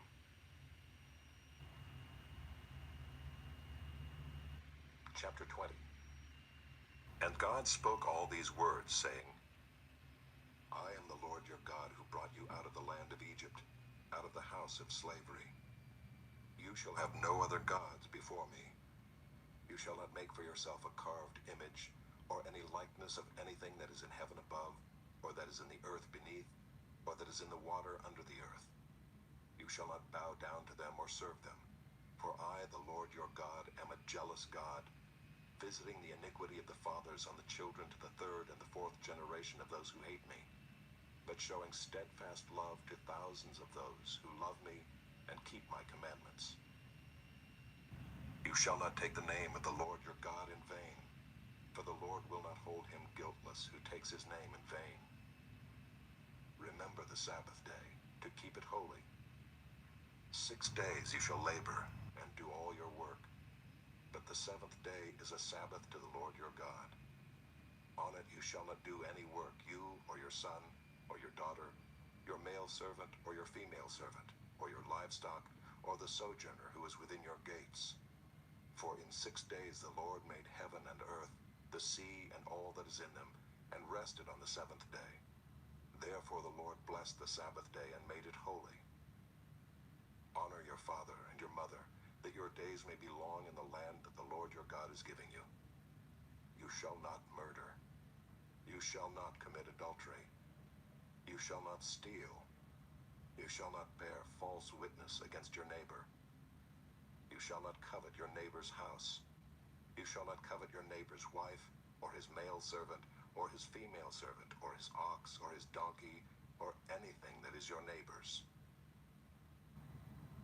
Now when all the people saw the thunder and the flashes of lightning and the sound of the trumpet and the mountain smoking, the people were afraid and trembled, and they stood far off and said to Moses, "You speak to us, and we will listen, but do not let God speak to us, lest we die." Moses said to the people, "Do not fear, for God has come to test you, that the fear of him may be before you, that you may not sin." The people stood far off, while Moses drew near to the thick darkness where God was. And the Lord said to Moses, "Thus you shall say to the people of Israel, you have seen for yourselves that I have talked with you from heaven. You shall not make gods of silver to be with me, nor shall you make for yourselves gods of gold. An altar of earth you shall make for me, and sacrifice on it your burnt offerings and your peace offerings, your sheep and your oxen. In every place where I cause my name to be remembered, I will come to you and bless you. If you make me an altar of stone, you shall not build it of hewn stones. For if you wield your tool on it, you profane it. And you shall not go up by steps to my altar, that your nakedness be not exposed on it." Chapter 21. Now these are the rules that you shall set before them. When you buy a Hebrew slave, he shall serve 6 years, and in the 7th he shall go out free for nothing. If he comes in single, he shall go out single. If he comes in married, then his wife shall go out with him. If his master gives him a wife and she bears him sons or daughters, the wife and her children shall be her master's, and he shall go out alone. But if the slave plainly says, "I love my master, my wife, and my children, I will not go out free," then his master shall bring him to God, and he shall bring him to the door or the doorpost. And his master shall bore his ear through with an awl, and he shall be his slave forever. When a man sells his daughter as a slave, she shall not go out as the male slaves do. If she does not please her master, who has designated her for himself, then he shall let her be redeemed. He shall have no right to sell her to a foreign people, since he has broken faith with her. If he designates her for his son, he shall deal with her as with a daughter. If he takes another wife to himself, he shall not diminish her food, her clothing, or her marital rights. And if he does not do these three things for her, she shall go out for nothing without payment of money. Whoever strikes a man so that he dies shall be put to death. But if he did not lie in wait for him, but God let him fall into his hand, then I will appoint for you a place to which he may flee. But if a man willfully attacks another to kill him by cunning, you shall take him from my altar, that he may die. Whoever strikes his father or his mother shall be put to death. Whoever steals a man and sells him, and anyone found in possession of him shall be put to death. Whoever curses his father or his mother shall be put to death. When men quarrel and one strikes the other with a stone or with his fist, and the man does not die but takes to his bed, then if the man rises again and walks outdoors with his staff, he who struck him shall be clear. Only he shall pay for the loss of his time, and shall have him thoroughly healed. When a man strikes his slave, male or female, with a rod, and the slave dies under his hand, he shall be avenged. But if the slave survives a day or two, he is not to be avenged, for the slave is his money. When men strive together and hit a pregnant woman, so that her children come out, but there is no harm, the one who hit her shall surely be fined, as the woman's husband shall impose on him, and he shall pay as the judges determine. But if there is harm, then you shall pay life for life, eye for eye, tooth for tooth, hand for hand, foot for foot, burn for burn, wound for wound, stripe for stripe. When a man strikes the eye of his slave, male or female, and destroys it, he shall let the slave go free because of his eye. If he knocks out the tooth of his slave, male or female, he shall let the slave go free because of his tooth. When an ox gores a man or a woman to death, the ox shall be stoned, and its flesh shall not be eaten, but the owner of the ox shall not be liable. But if the ox has been accustomed to gore in the past, and its owner has been warned but has not kept it in, and it kills a man or a woman, the ox shall be stoned, and its owner also shall be put to death. If a ransom is imposed on him, then he shall give for the redemption of his life whatever is imposed on him. If it gores a man's son or daughter, he shall be dealt with according to the same rule. If the ox gores a slave, male or female, the owner shall give to their master 30 shekels of silver, and the ox shall be stoned. When a man opens a pit, or when a man digs a pit and does not cover it, and an ox or a donkey falls into it, the owner of the pit shall make restoration. He shall give money to its owner, and the dead beast shall be his.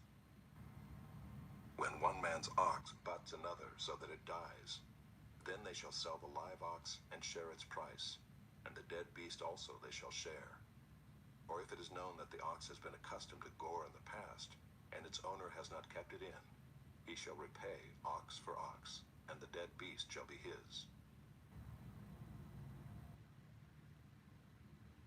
Chapter 22. If a man steals an ox or a sheep, and kills it or sells it, he shall repay 5 oxen for an ox, and 4 sheep for a sheep. If a thief is found breaking in and is struck so that he dies, there shall be no blood guilt for him. But if the sun has risen on him, there shall be blood guilt for him. He shall surely pay. If he has nothing, then he shall be sold for his theft. If the stolen beast is found alive in his possession, whether it is an ox or a donkey or a sheep, he shall pay double. If a man causes a field or vineyard to be grazed over, or lets his beast loose, and it feeds in another man's field, he shall make restitution from the best in his own field and in his own vineyard. If fire breaks out and catches in thorns, so that the stacked grain or the standing grain or the field is consumed, He who started the fire shall make full restitution. If a man gives to his neighbor money or goods to keep safe, and it is stolen from the man's house, then if the thief is found, he shall pay double. If the thief is not found, the owner of the house shall come near to God to show whether or not he has put his hand to his neighbor's property. For every breach of trust, whether it is for an ox, for a donkey, for a sheep, for a cloak, or for any kind of lost thing of which one says, "This is it," the case of both parties shall come before God. The one whom God condemns shall pay double to his neighbor. If a man gives to his neighbor a donkey or an ox or a sheep or any beast to keep safe, and it dies or is injured or is driven away without anyone seeing it, an oath by the Lord shall be between them both to see whether or not he has put his hand to his neighbor's property. The owner shall accept the oath, and he shall not make restitution. But if it is stolen from him, he shall make restitution to its owner. If it is torn by beasts, let him bring it as evidence. He shall not make restitution for what has been torn. If a man borrows anything of his neighbor, and it is injured or dies, the owner not being with it, he shall make full restitution. If the owner was with it, he shall not make restitution. If it was hired, it came for its hiring fee. If a man seduces a virgin who is not betrothed and lies with her, he shall give the bride price for her and make her his wife. If her father utterly refuses to give her to him, he shall pay money equal to the bride price for virgins. You shall not permit a sorceress to live. Whoever lies with an animal shall be put to death. Whoever sacrifices to any god other than the Lord alone shall be devoted to destruction. You shall not wrong a sojourner or oppress him, for you were sojourners in the land of Egypt. You shall not mistreat any widow or fatherless child. If you do mistreat them and they cry out to me, I will surely hear their cry, and my wrath will burn, and I will kill you with the sword, and your wives shall become widows and your children fatherless. If you lend money to any of my people with you who is poor, you shall not be like a moneylender to him, and you shall not exact interest from him. If ever you take your neighbor's cloak in pledge, you shall return it to him before the sun goes down, for that is his only covering, and it is his cloak for his body. In what else shall he sleep? And if he cries to me, I will hear, for I am compassionate. You shall not revile God, nor curse a ruler of your people. You shall not delay to offer from the fullness of your harvest and from the outflow of your presses. The firstborn of your sons you shall give to me. You shall do the same with your oxen and with your sheep. 7 days it shall be with its mother. On the 8th day you shall give it to me. You shall be consecrated to me. Therefore you shall not eat any flesh that is torn by beasts in the field. You shall throw it to the dogs. Chapter 23. You shall not spread a false report. You shall not join hands with a wicked man to be a malicious witness. You shall not fall in with the many to do evil, nor shall you bear witness in a lawsuit, siding with the many, so as to pervert justice, nor shall you be partial to a poor man in his lawsuit. If you meet your enemy's ox or his donkey going astray, you shall bring it back to him. If you see the donkey of one who hates you lying down under its burden, you shall refrain from leaving him with it. You shall rescue it with him. You shall not pervert the justice due to your poor in his lawsuit. Keep far from a false charge, and do not kill the innocent and righteous, for I will not acquit the wicked. And you shall take no bribe, for a bribe blinds the clear-sighted and subverts the cause of those who are in the right. You shall not oppress a sojourner. You know the heart of a sojourner, for you were sojourners in the land of Egypt. For 6 years you shall sow your land and gather in its yield.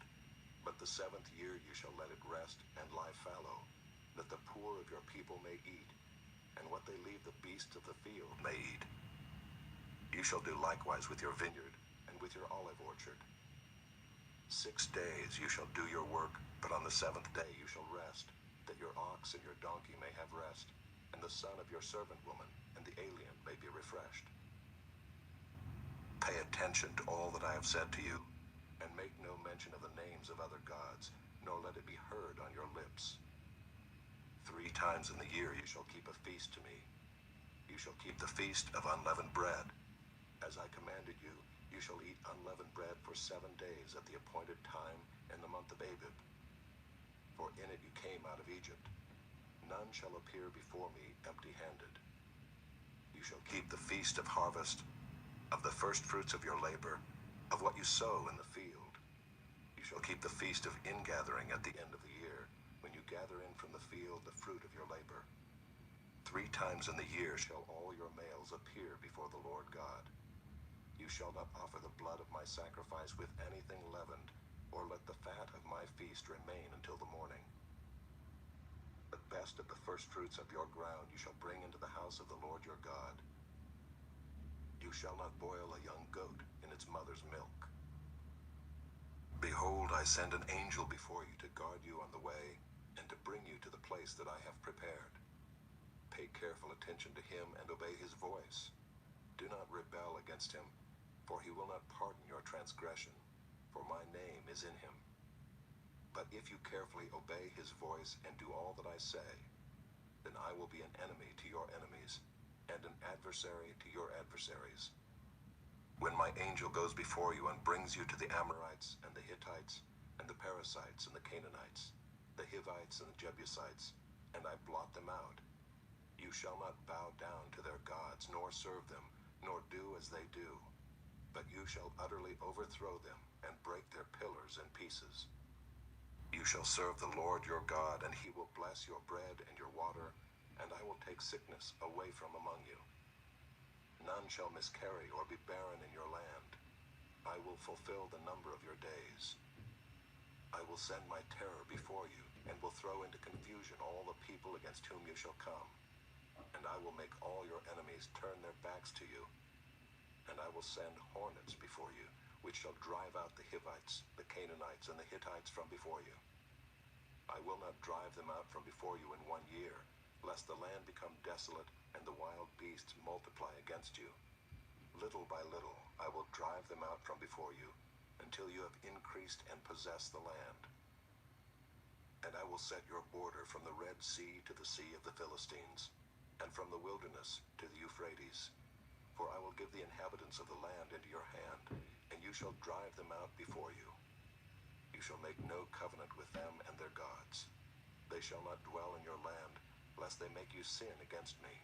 For if you serve their gods, it will surely be a snare to you. Chapter 24. Then he said to Moses, Come up to the Lord, you and Aaron, Nadab and Abihu, and 70 of the elders of Israel, and worship from afar. Moses alone shall come near to the Lord, but the others shall not come near, and the people shall not come up with him. Moses came and told the people all the words of the Lord and all the rules. And all the people answered with one voice and said, All the words that the Lord has spoken we will do. And Moses wrote down all the words of the Lord. He rose early in the morning and built an altar at the foot of the mountain, and 12 pillars according to the 12 tribes of Israel. And he sent young men of the people of Israel, who offered burnt offerings and sacrificed peace offerings of oxen to the Lord. And Moses took half of the blood and put it in basins, and half of the blood he threw against the altar. Then he took the book of the covenant and read it in the hearing of the people. And they said, All that the Lord has spoken we will do, and we will be obedient. And Moses took the blood and threw it on the people and said, Behold the blood of the covenant that the Lord has made with you in accordance with all these words. Then Moses and Aaron, Nadab and Abihu, and 70 of the elders of Israel went up, and they saw the God of Israel. There was under his feet as it were a pavement of sapphire stone, like the very heaven for clearness. And he did not lay his hand on the chief men of the people of Israel. They beheld God, and ate and drank. The Lord said to Moses, Come up to me on the mountain and wait there, that I may give you the tablets of stone, with the law and the commandment which I have written for their instruction. So Moses rose with his assistant Joshua, And Moses went up into the mountain of God. And he said to the elders, "Wait here for us until we return to you. And behold, Aaron and Hur are with you. Whoever has a dispute, let him go to them." So Moses went up on the mountain, and the cloud covered the mountain. The glory of the Lord dwelt on Mount Sinai, and the cloud covered it 6 days. And on the 7th day he called to Moses out of the midst of the cloud. Now the appearance of the glory of the Lord was like a devouring fire on the top of the mountain in the sight of the people of Israel. Moses entered the cloud and went up on the mountain. And Moses was on the mountain 40 days and 40 nights.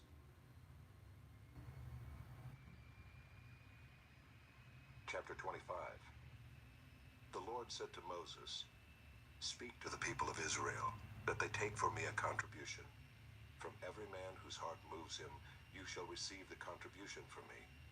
And this is the contribution that you shall receive from them: gold, silver, and bronze, blue and purple and scarlet yarns, and fine twined linen, goat's hair, tanned ram skins, goat skins, acacia wood, oil for the lamps, spices for the anointing oil and for the fragrant incense, onyx stones, and stones for setting, for the ephod and for the breastpiece. And let them make me a sanctuary, that I may dwell in their midst, exactly as I show you concerning the pattern of the tabernacle, and of all its furniture, so you shall make it. They shall make an ark of acacia wood. 2 cubits and a half shall be its length, 1 cubit and a half its breadth, and 1 cubit and a half its height. You shall overlay it with pure gold, inside and outside shall you overlay it, and you shall make on it a molding of gold around it. You shall cast 4 rings of gold for it, and put them on its 4 feet, 2 rings on the one side of it, and 2 rings on the other side of it. You shall make poles of acacia wood, and overlay them with gold. And you shall put the poles into the rings on the sides of the ark, to carry the ark by them. The poles shall remain in the rings of the ark, they shall not be taken from it. And you shall put into the ark the testimony that I shall give you. You shall make a mercy seat of pure gold. 2 cubits and a half shall be its length, and 1 cubit and a half its breadth. And you shall make 2 cherubim of gold, of hammered work shall you make them, on the 2 ends of the mercy seat. Make 1 cherub on the one end, and 1 cherub on the other end. Of one piece with the mercy seat shall you make the cherubim on its 2 ends. The cherubim shall spread out their wings above, overshadowing the mercy seat with their wings, their faces one to another. Toward the mercy seat shall the faces of the cherubim be. And you shall put the mercy seat on the top of the ark, and in the ark you shall put the testimony that I shall give you. There I will meet with you, and from above the mercy seat, from between the 2 cherubim that are on the ark of the testimony, I will speak with you about all that I will give you in commandment for the people of Israel. You shall make a table of acacia wood. 2 cubits shall be its length, 1 cubit its breadth, and 1 cubit and a half its height. You shall overlay it with pure gold, and make a molding of gold around it. And you shall make a rim around it, a handbreadth wide, and a molding of gold around the rim. And you shall make for it 4 rings of gold, and fasten the rings to the 4 corners at its 4 legs. Close to the frame the rings shall lie, as holders for the poles to carry the table. You shall make the poles of acacia wood, and overlay them with gold, and the table shall be carried with these. And you shall make its plates and dishes for incense, and its flagons and bowls with which to pour drink offerings. You shall make them of pure gold. And you shall set the bread of the presence on the table before me regularly. You shall make a lampstand of pure gold. The lampstand shall be made of hammered work. Its base, its stem, its cups, its calices, and its flowers shall be of one piece with it. And there shall be 6 branches going out of its sides, 3 branches of the lampstand out of one side of it, and 3 branches of the lampstand out of the other side of it. 3 cups made like almond blossoms, each with calyx and flower, on one branch, and 3 cups made like almond blossoms, each with calyx and flower, on the other branch. So for the 6 branches going out of the lampstand. And on the lampstand itself there shall be 4 cups made like almond blossoms, with their calices and flowers, and a calyx of one piece with it under each pair of the 6 branches going out from the lampstand. Their calices and their branches shall be of one piece with it, the whole of it a single piece of hammered work of pure gold. You shall make 7 lamps for it, and the lamps shall be set up so as to give light on the space in front of it. Its tongs and their trays shall be of pure gold. It shall be made with all these utensils out of a talent of pure gold. And see that you make them after the pattern for them, which is being shown you on the mountain. Chapter 26. Moreover, you shall make the tabernacle with 10 curtains of fine twined linen, and blue and purple and scarlet yarns. You shall make them with cherubim skillfully worked into them. The length of each curtain shall be 28 cubits, and the breadth of each curtain 4 cubits. All the curtains shall be the same size. 5 curtains shall be coupled to one another, and the other 5 curtains shall be coupled to one another. And you shall make loops of blue on the edge of the outermost curtain in the first set. Likewise you shall make loops on the edge of the outermost curtain in the second set. 50 loops you shall make on the one curtain, and 50 loops you shall make on the edge of the curtain that is in the second set. The loops shall be opposite one another. And you shall make 50 clasps of gold, and couple the curtains one to the other with the clasps, so that the tabernacle may be a single whole. You shall also make curtains of goat's hair for a tent over the tabernacle. 11 curtains shall you make. The length of each curtain shall be 30 cubits, and the breadth of each curtain 4 cubits. The 11 curtains shall be the same size. You shall couple 5 curtains by themselves, and 6 curtains by themselves. And the 6th curtain you shall double over at the front of the tent. You shall make 50 loops on the edge of the curtain that is outermost in one set, and 50 loops on the edge of the curtain that is outermost in the second set. You shall make 50 clasps of bronze, and put the clasps into the loops, and couple the tent together, that it may be a single whole. And the part that remains of the curtains of the tent, the half curtain that remains, shall hang over the back of the tabernacle. And the extra that remains in the length of the curtains, the cubit on the one side and the cubit on the other side, shall hang over the sides of the tabernacle on this side and that side to cover it. And you shall make for the tent a covering of tanned ram skins and a covering of goat skins on top. You shall make upright frames for the tabernacle of acacia wood. 10 cubits shall be the length of a frame, and a cubit and a half the breadth of each frame. There shall be 2 tenons in each frame for fitting together. So shall you do for all the frames of the tabernacle. You shall make the frames for the tabernacle, 20 frames for the south side, and 40 bases of silver you shall make under the 20 frames. 2 bases under one frame for its 2 tenons, and 2 bases under the next frame for its 2 tenons. And for the second side of the tabernacle, on the north side, 20 frames, and there 40 bases of silver, 2 bases under one frame, and 2 bases under the next frame. And for the rear of the tabernacle westward you shall make 6 frames. And you shall make 2 frames for corners of the tabernacle in the rear. They shall be separate beneath, but joined at the top at the first ring. Thus shall it be with both of them. They shall form the 2 corners. And there shall be 8 frames with their bases of silver, 16 bases, 2 bases under one frame, and 2 bases under another frame. You shall make bars of acacia wood, 5 for the frames of the one side of the tabernacle, and 5 bars for the frames of the other side of the tabernacle, and 5 bars for the frames of the side of the tabernacle at the rear westward. The middle bar halfway up the frames shall run from end to end. You shall overlay the frames with gold, and shall make their rings of gold for holders for the bars, and you shall overlay the bars with gold. Then you shall erect the tabernacle according to the plan for it that you were shown on the mountain. And you shall make a veil of blue and purple and scarlet yarns, and fine twined linen. It shall be made with cherubim skillfully worked into it. And you shall hang it on 4 pillars of acacia overlaid with gold, with hooks of gold on 4 bases of silver. And you shall hang the veil from the clasps, and bring the ark of the testimony in there within the veil. And the veil shall separate for you the holy place from the most holy. You shall put the mercy seat on the ark of the testimony in the most holy place. And you shall set the table outside the veil, and the lampstand on the south side of the tabernacle opposite the table, and you shall put the table on the north side. You shall make a screen for the entrance of the tent of blue and purple and scarlet yarns, and fine twined linen, embroidered with needlework. And you shall make for the screen 5 pillars of acacia, and overlay them with gold. Their hooks shall be of gold, and you shall cast 5 bases of bronze for them. Chapter 27.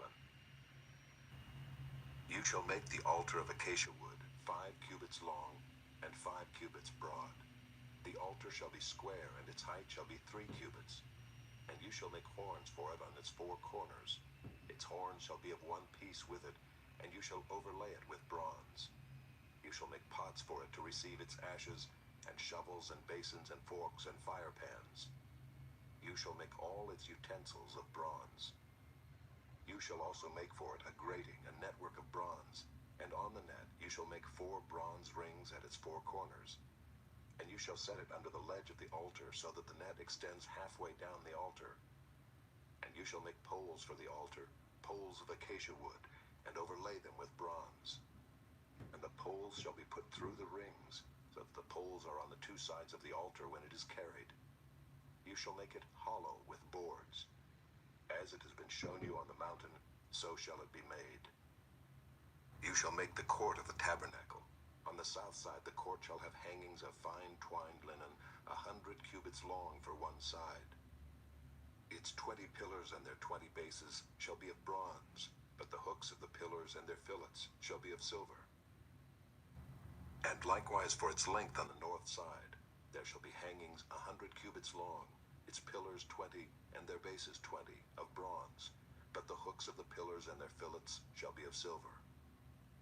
And for the breadth of the court on the west side there shall be hangings for 50 cubits, with 10 pillars and 10 bases. The breadth of the court on the front to the east shall be 50 cubits. The hangings for the one side of the gate shall be 15 cubits, with their 3 pillars and 3 bases. On the other side the hangings shall be 15 cubits, with their 3 pillars and 3 bases. For the gate of the court there shall be a screen 20 cubits long, of blue and purple and scarlet yarns, and fine twined linen, embroidered with needlework. It shall have 4 pillars, and with them 4 bases. All the pillars around the court shall be filleted with silver. Their hooks shall be of silver, and their bases of bronze. The length of the court shall be 100 cubits, the breadth 50, and the height 5 cubits, with hangings of fine twined linen, and bases of bronze. All the utensils of the tabernacle for every use, and all its pegs and all the pegs of the court, shall be of bronze. You shall command the people of Israel that they bring to you pure beaten olive oil for the light, that a lamp may regularly be set up to burn. In the tent of meeting outside the veil that is before the testimony, Aaron and his sons shall tend it from evening to morning before the Lord. It shall be a statute forever to be observed throughout their generations by the people of Israel. Chapter 28. Then bring near to you Aaron your brother and his sons with him from among the people of Israel, to serve me as priests, Aaron and Aaron's sons, Nadab and Abihu, Eleazar and Ithamar. And you shall make holy garments for Aaron your brother, for glory and for beauty. You shall speak to all the skillful, whom I have filled with a spirit of skill, that they make Aaron's garments to consecrate him for my priesthood. These are the garments that they shall make: a breastpiece, an ephod, a robe, a coat of checker work, a turban, and a sash. They shall make holy garments for Aaron your brother and his sons to serve me as priests. They shall receive gold, blue, and purple, and scarlet yarns, and fine twined linen.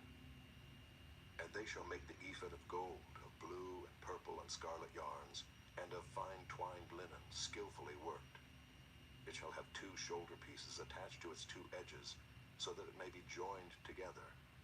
And the skillfully woven band on it shall be made like it, and be of one piece with it, of gold, blue, and purple, and scarlet yarns, and fine twined linen.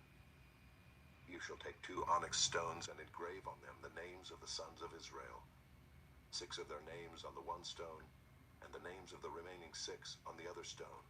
in the order of their birth. As a jeweler engraves signets, so shall you engrave the 2 stones with the names of the sons of Israel. You shall enclose them in settings of gold filigree, and you shall set the 2 stones on the shoulder pieces of the ephod as stones of remembrance for the sons of Israel. And Aaron shall bear their names before the Lord on his 2 shoulders for remembrance. You shall make settings of gold filigree and 2 chains of pure gold, twisted like cords, and you shall attach the corded chains to the settings. You shall make a breastpiece of judgment in skilled work. In the style of the ephod you shall make it, of gold, blue, and purple, and scarlet yarns, and fine twined linen shall you make it. It shall be square and doubled, a span its length, and a span its breadth.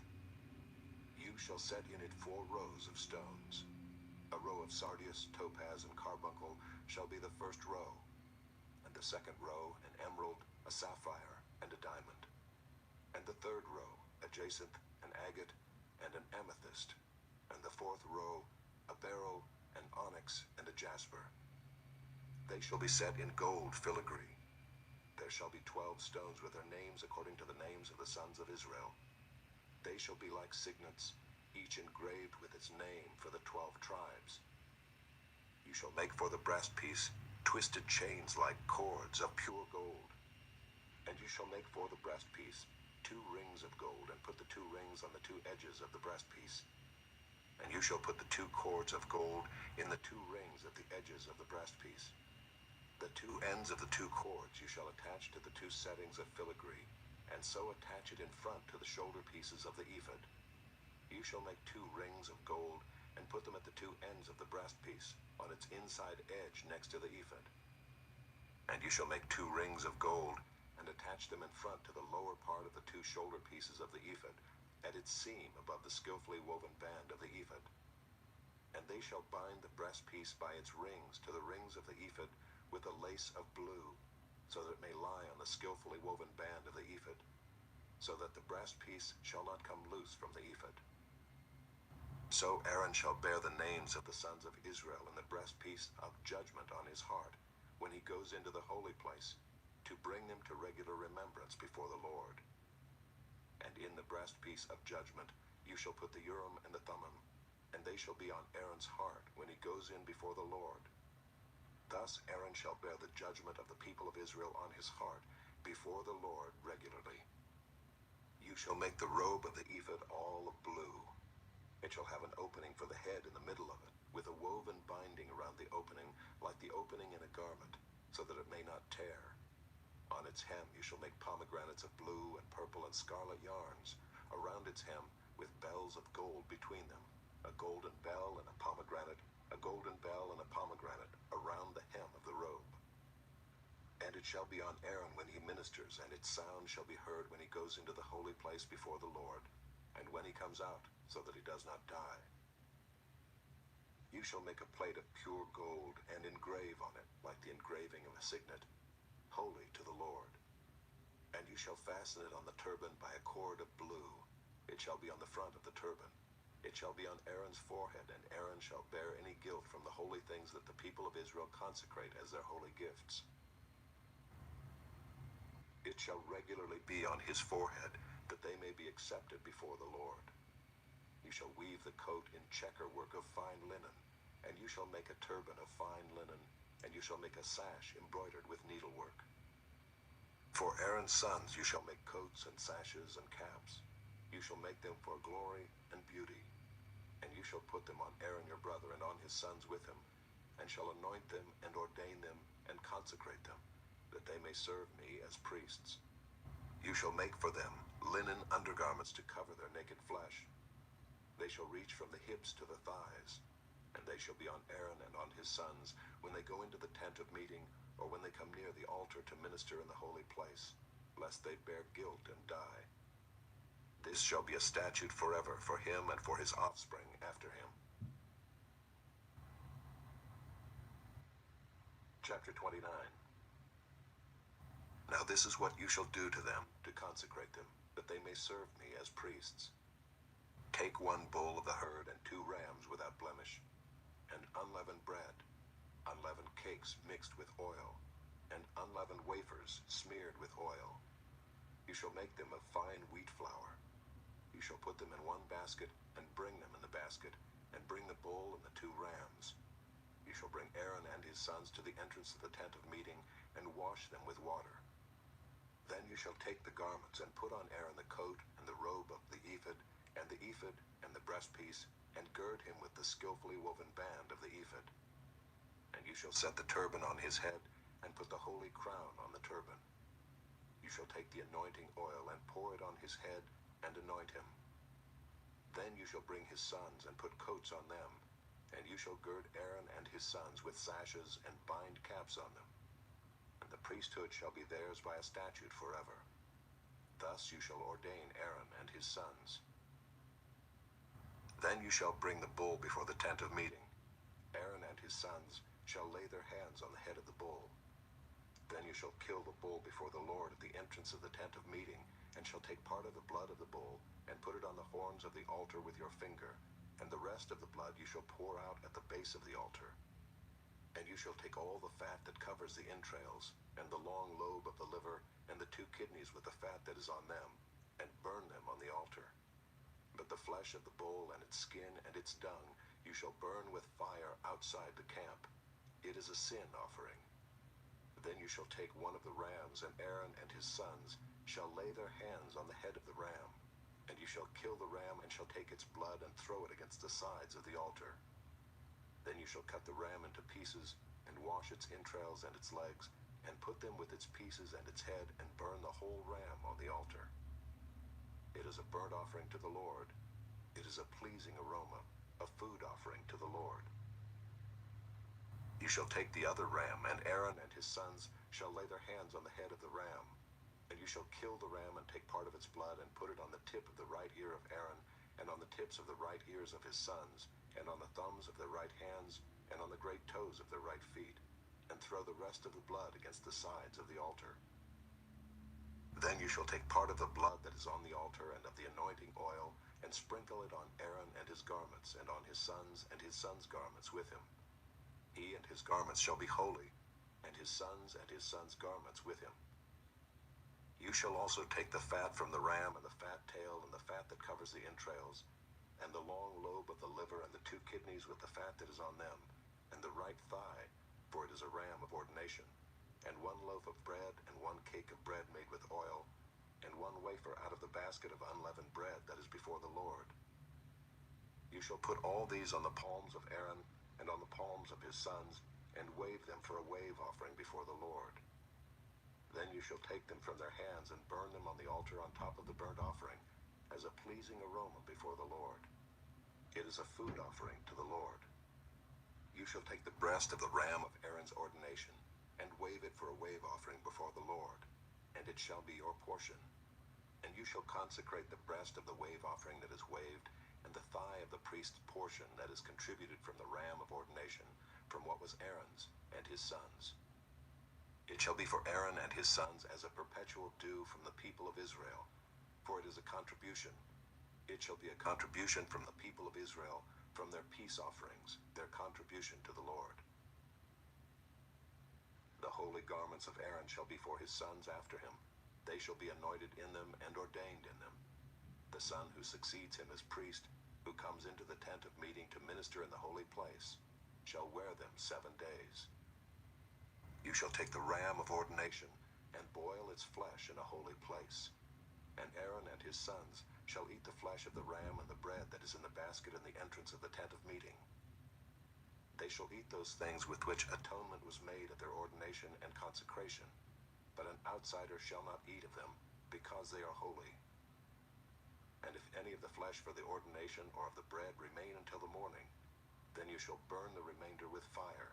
It shall not be eaten, because it is holy. Thus you shall do to Aaron and to his sons according to all that I have commanded you.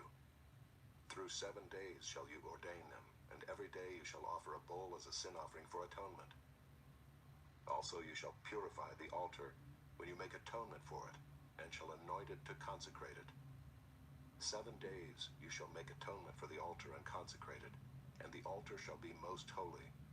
Whatever touches the altar shall become holy. Now this is what you shall offer on the altar: 2 lambs a year old, day by day, regularly. 1 lamb you shall offer in the morning, and the other lamb you shall offer at twilight.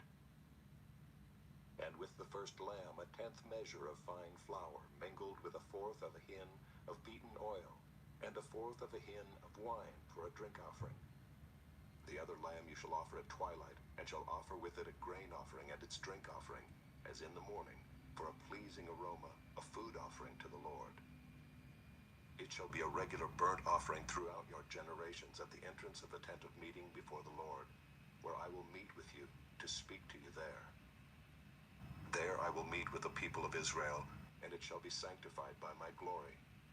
I will consecrate the tent of meeting and the altar. Aaron also and his sons I will consecrate to serve me as priests. I will dwell among the people of Israel, and will be their God. And they shall know that I am the Lord their God, who brought them out of the land of Egypt, that I might dwell among them. I am the Lord their God. Chapter 30. You shall make an altar on which to burn incense. You shall make it of acacia wood. A cubit shall be its length, and a cubit its breadth. It shall be square, and 2 cubits shall be its height. Its horns shall be of 1 piece with it. You shall overlay it with pure gold, its top and around its sides and its horns. And you shall make a molding of gold around it. And you shall make 2 golden rings for it. Under its molding on 2 opposite sides of it you shall make them, and they shall be holders for poles with which to carry it. You shall make the poles of acacia wood, and overlay them with gold. And you shall put it in front of the veil that is above the ark of the testimony, in front of the mercy seat that is above the testimony, where I will meet with you. And Aaron shall burn fragrant incense on it. Every morning when he dresses the lamps he shall burn it, and when Aaron sets up the lamps at twilight he shall burn it, a regular incense offering before the Lord throughout your generations. You shall not offer unauthorized incense on it, or a burnt offering, or a grain offering, and you shall not pour a drink offering on it. Aaron shall make atonement on its horns once a year. With the blood of the sin offering of atonement he shall make atonement for it once in the year throughout your generations. It is most holy to the Lord. The Lord said to Moses, when you take the census of the people of Israel, then each shall give a ransom for his life to the Lord when you number them, that there be no plague among them when you number them. Each one who is numbered in the census shall give this, 1/2 shekel, according to the shekel of the sanctuary. The shekel is 20 gerahs, 1/2 shekel as an offering to the Lord. Everyone who is numbered in the census, from 20 years old and upward, shall give the Lord's offering. The rich shall not give more, and the poor shall not give less than the 1/2 shekel when you give the Lord's offering to make atonement for your lives. You shall take the atonement money from the people of Israel, and shall give it for the service of the tent of meeting, that it may bring the people of Israel to remembrance before the Lord, so as to make atonement for your lives. The Lord said to Moses, you shall also make a basin of bronze with its stand of bronze for washing. You shall put it between the tent of meeting and the altar, and you shall put water in it, with which Aaron and his sons shall wash their hands and their feet. When they go into the tent of meeting, or when they come near the altar to minister, to burn a food offering to the Lord, they shall wash with water, so that they may not die. They shall wash their hands and their feet, so that they may not die. It shall be a statute forever to them, even to him and to his offspring throughout their generations. The Lord said to Moses, take the finest spices of liquid myrrh 500 shekels, and of sweet-smelling cinnamon 1/2 as much, that is 250, and 250 of aromatic cane, and 500 of cassia, according to the shekel of the sanctuary, and a hin of olive oil. And you shall make of these a sacred anointing oil, blended as by the perfumer. It shall be a holy anointing oil.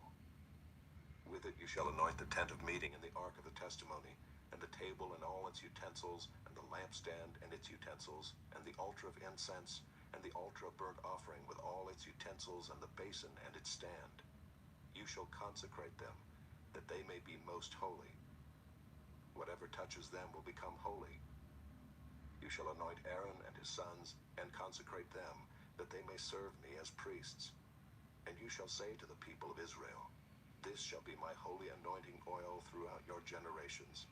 It shall not be poured on the body of an ordinary person, and you shall make no other like it in composition. It is holy, and it shall be holy to you.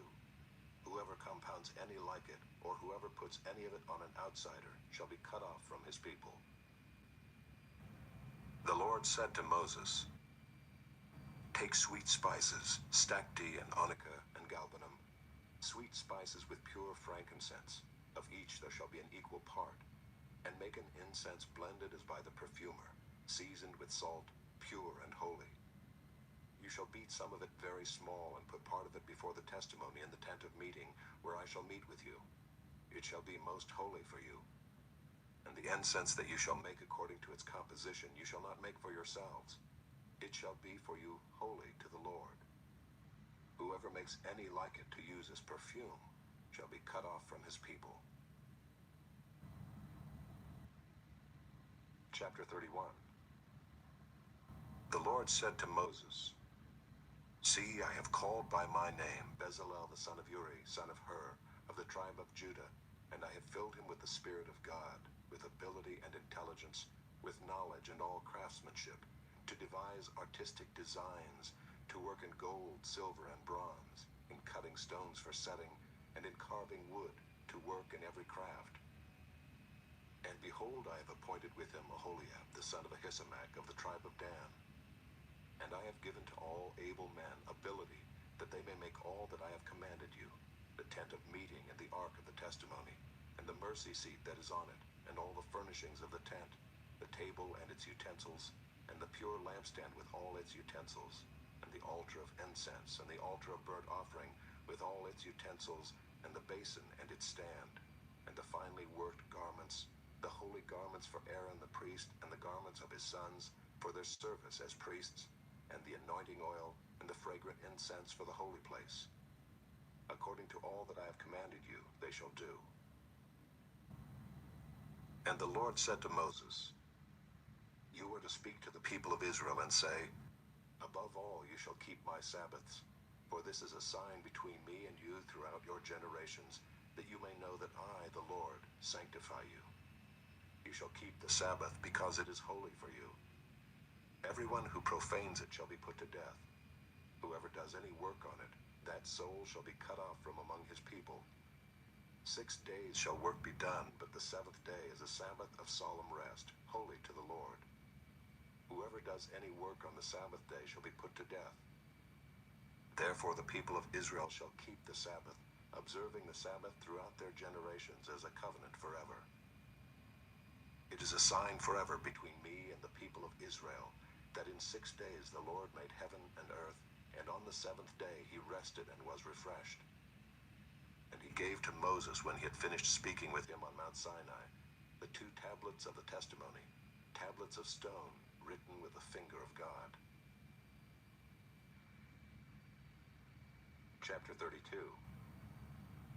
When the people saw that Moses delayed to come down from the mountain, the people gathered themselves together to Aaron and said to him, up, make us gods who shall go before us. As for this Moses, the man who brought us up out of the land of Egypt, we do not know what has become of him.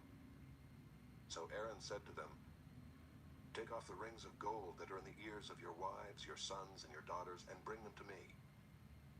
So all the people took off the rings of gold that were in their ears and brought them to Aaron. And he received the gold from their hand and fashioned it with a graving tool and made a golden calf. And they said, these are your gods, O Israel, who brought you up out of the land of Egypt. When Aaron saw this, he built an altar before it. And Aaron made a proclamation and said, tomorrow shall be a feast to the Lord. And they rose up early the next day and offered burnt offerings and brought peace offerings. And the people sat down to eat and drink and rose up to play. And the Lord said to Moses, go down, for your people whom you brought up out of the land of Egypt have corrupted themselves. They have turned aside quickly out of the way that I commanded them. They have made for themselves a golden calf, and have worshipped it, and sacrificed to it, and said, These are your gods, O Israel, who brought you up out of the land of Egypt. And the Lord said to Moses, I have seen this people, and behold, it is a stiff-necked people. Now therefore let me alone, that my wrath may burn hot against them, and I may consume them, in order that I may make a great nation of you. But Moses implored the Lord his God, and said, O Lord, why does your wrath burn hot against your people, whom you have brought out of the land of Egypt with great power and with a mighty hand? Why should the Egyptians say, with evil intent did he bring them out, to kill them in the mountains and to consume them from the face of the earth? Turn from your burning anger and relent from this disaster against your people. Remember Abraham, Isaac, and Israel, your servants, to whom you swore by your own self, and said to them, I will multiply your offspring as the stars of heaven, and all this land that I have promised I will give to your offspring, and they shall inherit it forever. And the Lord relented from the disaster that he had spoken of bringing on his people. Then Moses turned and went down from the mountain with the 2 tablets of the testimony in his hand, tablets that were written on both sides. On the front and on the back they were written. The tablets were the work of God, and the writing was the writing of God, engraved on the tablets.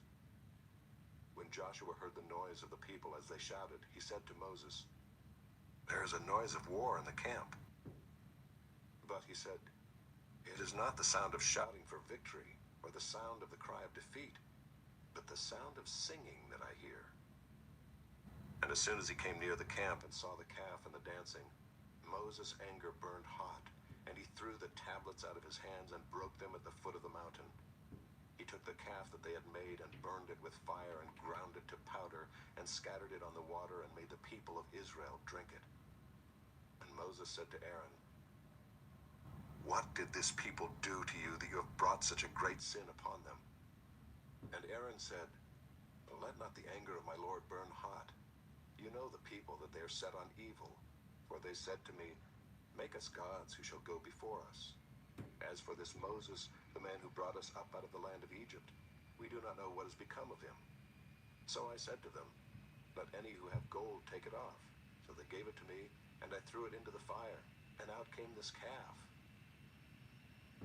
And when Moses saw that the people had broken loose, for Aaron had let them break loose to the derision of their enemies, then Moses stood in the gate of the camp and said, Who is on the Lord's side? Come to me.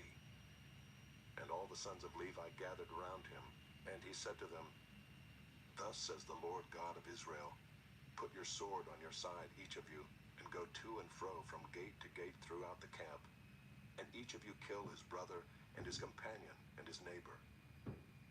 And the sons of Levi did according to the word of Moses. And that day about 3,000 men of the people fell. And Moses said, Today you have been ordained for the service of the Lord, each one at the cost of his son and of his brother, so that he might bestow a blessing upon you this day. The next day Moses said to the people, You have sinned a great sin, and now I will go up to the Lord. Perhaps I can make atonement for your sin. So Moses returned to the Lord and said, Alas, this people has sinned a great sin. They have made for themselves gods of gold. But now, if you will, forgive their sin. But if not, please blot me out of your book that you have written. But the Lord said to Moses, Whoever has sinned against me, I will blot out of my book. But now go, lead the people to the place about which I have spoken to you. Behold, my angel shall go before you. Nevertheless, in the day when I visit, I will visit their sin upon them. Then the Lord sent a plague on the people, because they made the calf, the one that Aaron made. Chapter 33. The Lord said to Moses, Depart, go up from here, you and the people whom you have brought up out of the land of Egypt, to the land of which I swore to Abraham, Isaac, and Jacob, saying, To your offspring I will give it. I will send an angel before you, and I will drive out the Canaanites, the Amorites, the Hittites, the Perizzites, the Hivites, and the Jebusites. Go up to a land flowing with milk and honey. But I will not go up among you, lest I consume you on the way, for you are a stiff-necked people. When the people heard this disastrous word, they mourned, and no one put on his ornaments. For the Lord had said to Moses, Say to the people of Israel, you are a stiff-necked people. If for a single moment I should go up among you, I would consume you. So now take off your ornaments, that I may know what to do with you. Therefore the people of Israel stripped themselves of their ornaments from Mount Horeb onward. Now Moses used to take the tent and pitch it outside the camp, far off from the camp, and he called it the tent of meeting. And everyone who sought the Lord would go out to the tent of meeting, which was outside the camp. Whenever Moses went out to the tent, all the people would rise up, and each would stand at his tent door and watch Moses until he had gone into the tent.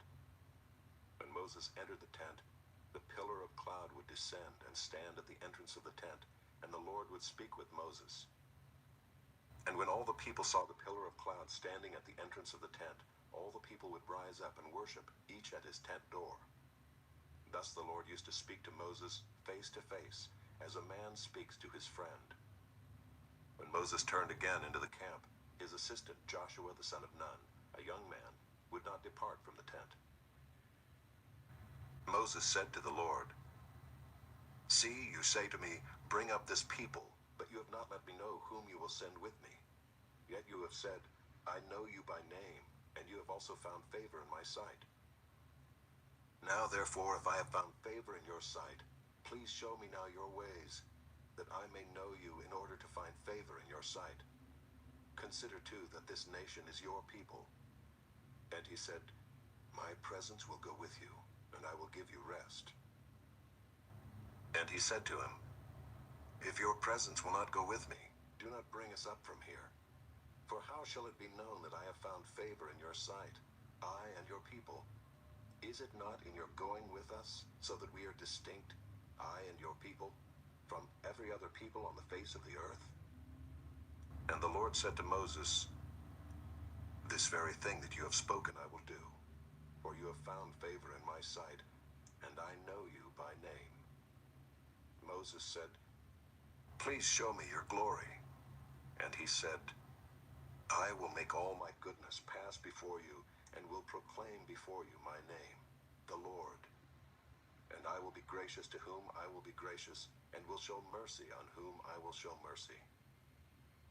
But, he said, "You cannot see my face, for man shall not see me and live." And the Lord said, "Behold, there is a place by me where you shall stand on the rock, and while my glory passes by, I will put you in a cleft of the rock, and I will cover you with my hand until I have passed by. Then I will take away my hand, and you shall see my back, but my face shall not be seen." Chapter 34. The Lord said to Moses, "Cut for yourself 2 tablets of stone like the first, and I will write on the tablets the words that were on the first tablets, which you broke. Be ready by the morning, and come up in the morning to Mount Sinai, and present yourself there to me on the top of the mountain. No one shall come up with you, and let no one be seen throughout all the mountain. Let no flocks or herds graze opposite that mountain." So Moses cut 2 tablets of stone like the first, and he rose early in the morning and went up on Mount Sinai as the Lord had commanded him, and took in his hand 2 tablets of stone. The Lord descended in the cloud and stood with him there, and proclaimed the name of the Lord.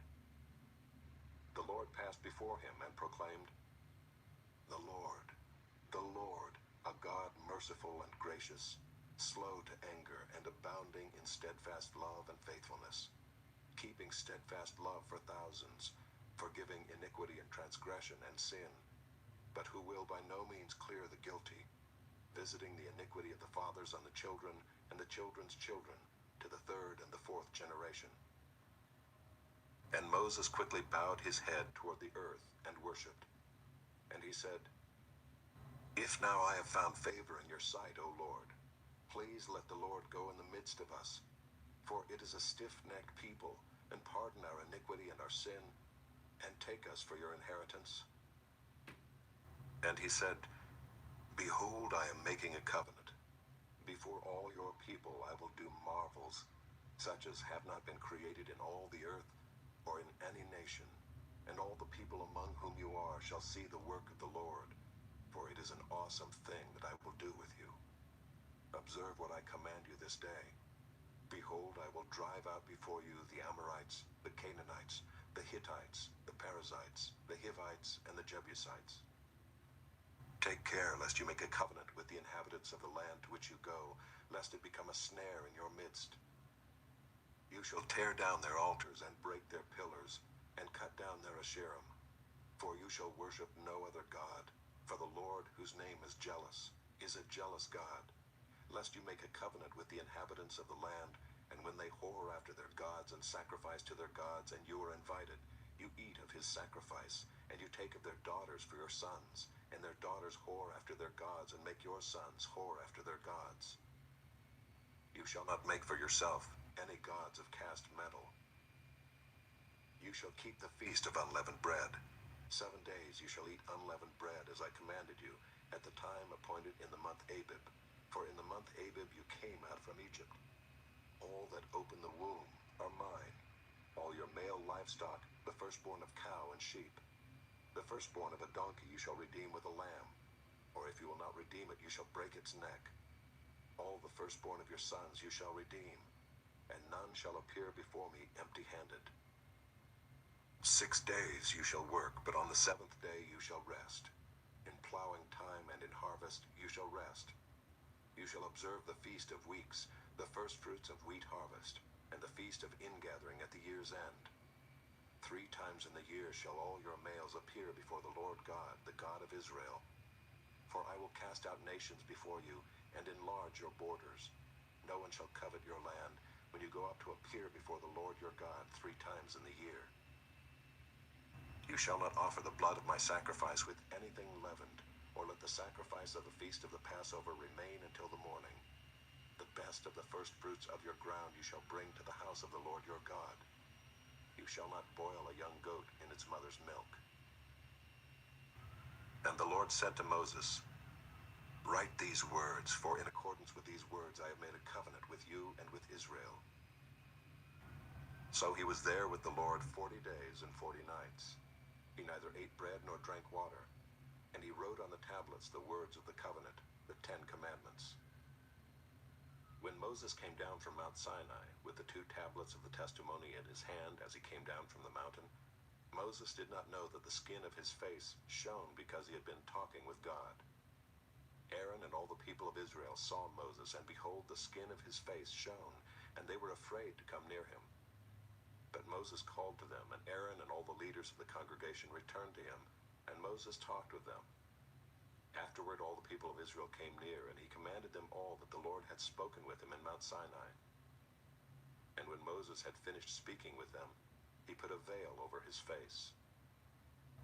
Whenever Moses went in before the Lord to speak with him, he would remove the veil until he came out. And when he came out and told the people of Israel what he was commanded, the people of Israel would see the face of Moses, that the skin of Moses' face was shining.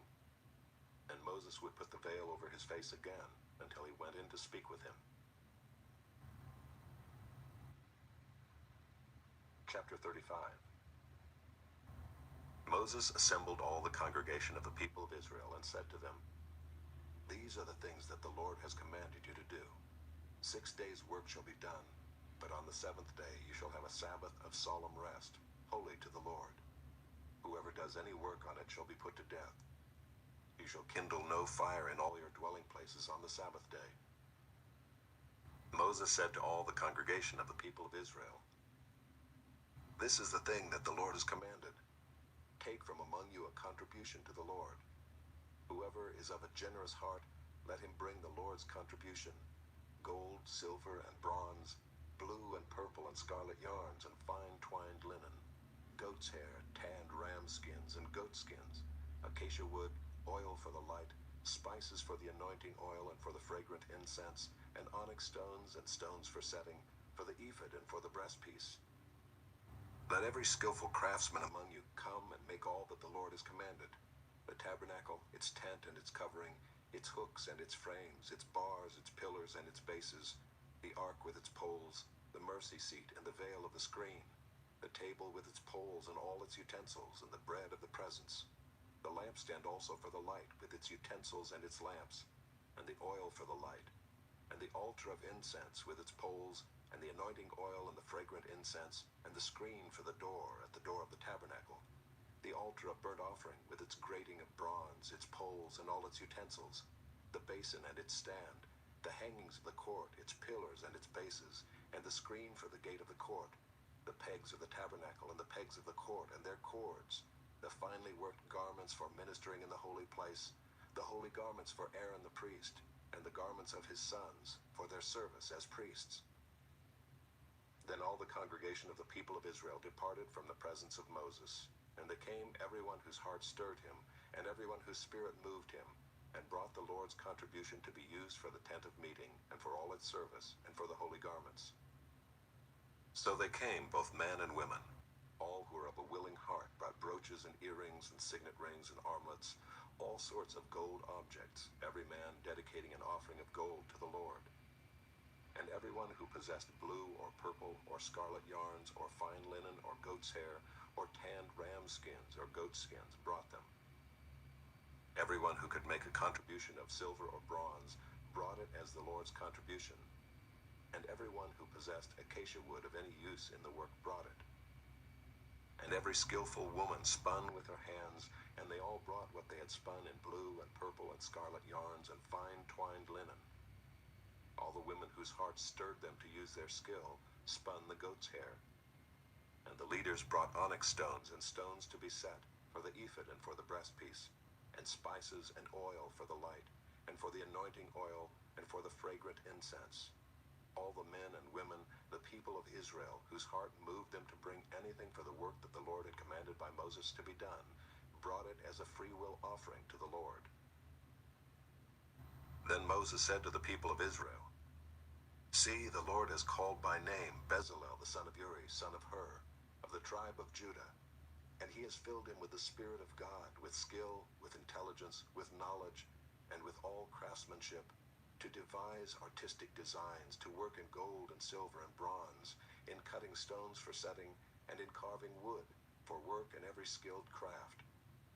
And he has inspired him to teach, both him and Aholiab the son of Ahisamach of the tribe of Dan. He has filled him with skill to do every sort of work done by an engraver or by a designer or by an embroiderer in blue and purple and scarlet yarns and fine twined linen, or by a weaver, by any sort of workman or skilled designer."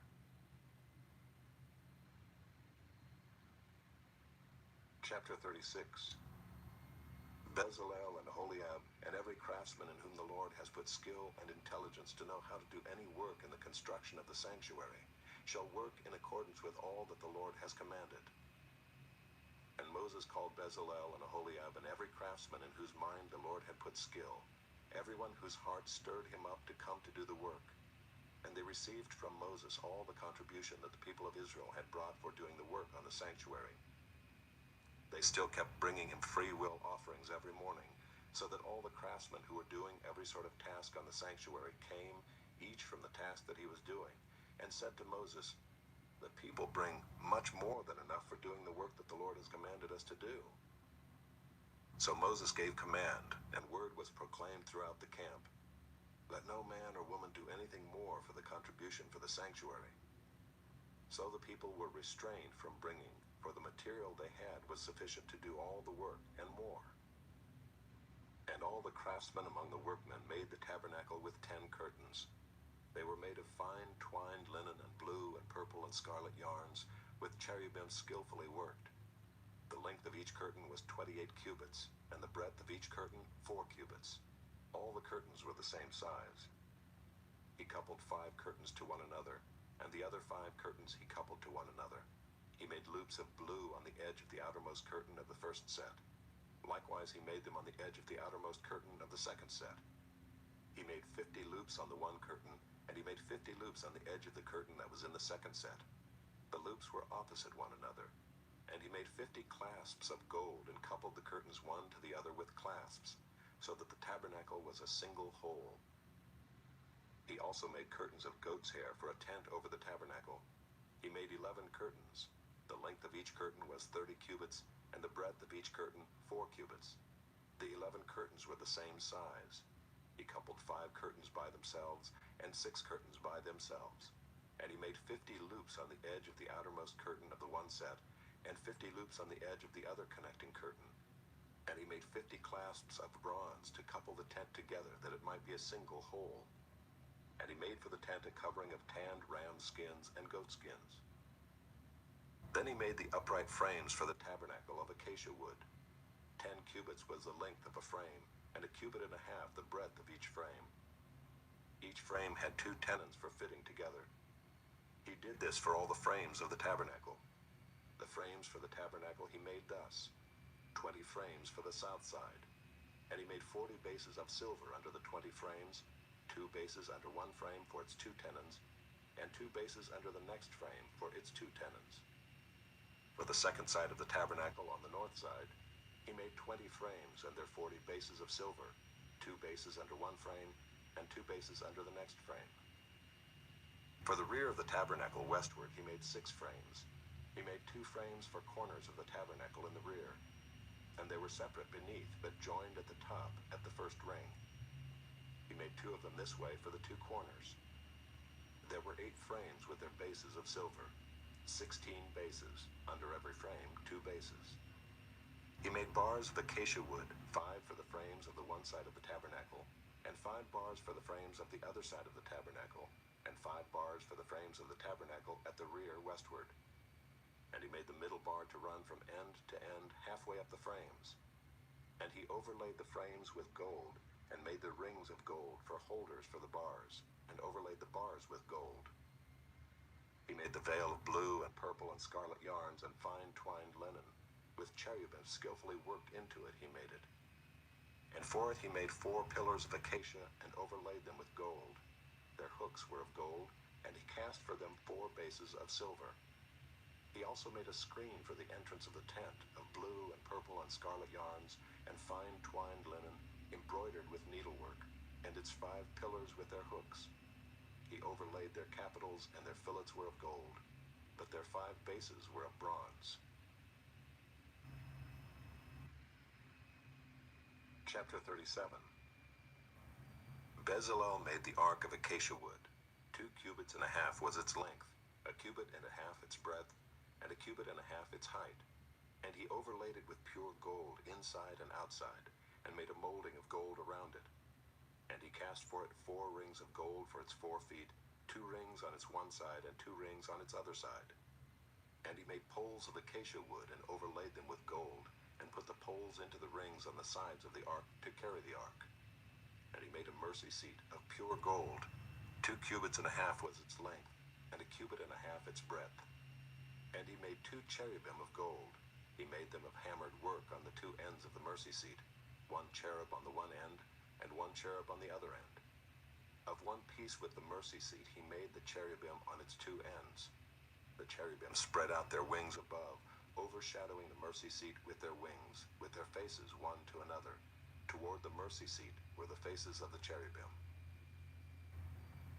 He also made the table of acacia wood. 2 cubits was its length, a cubit its breadth, and a cubit and a half its height.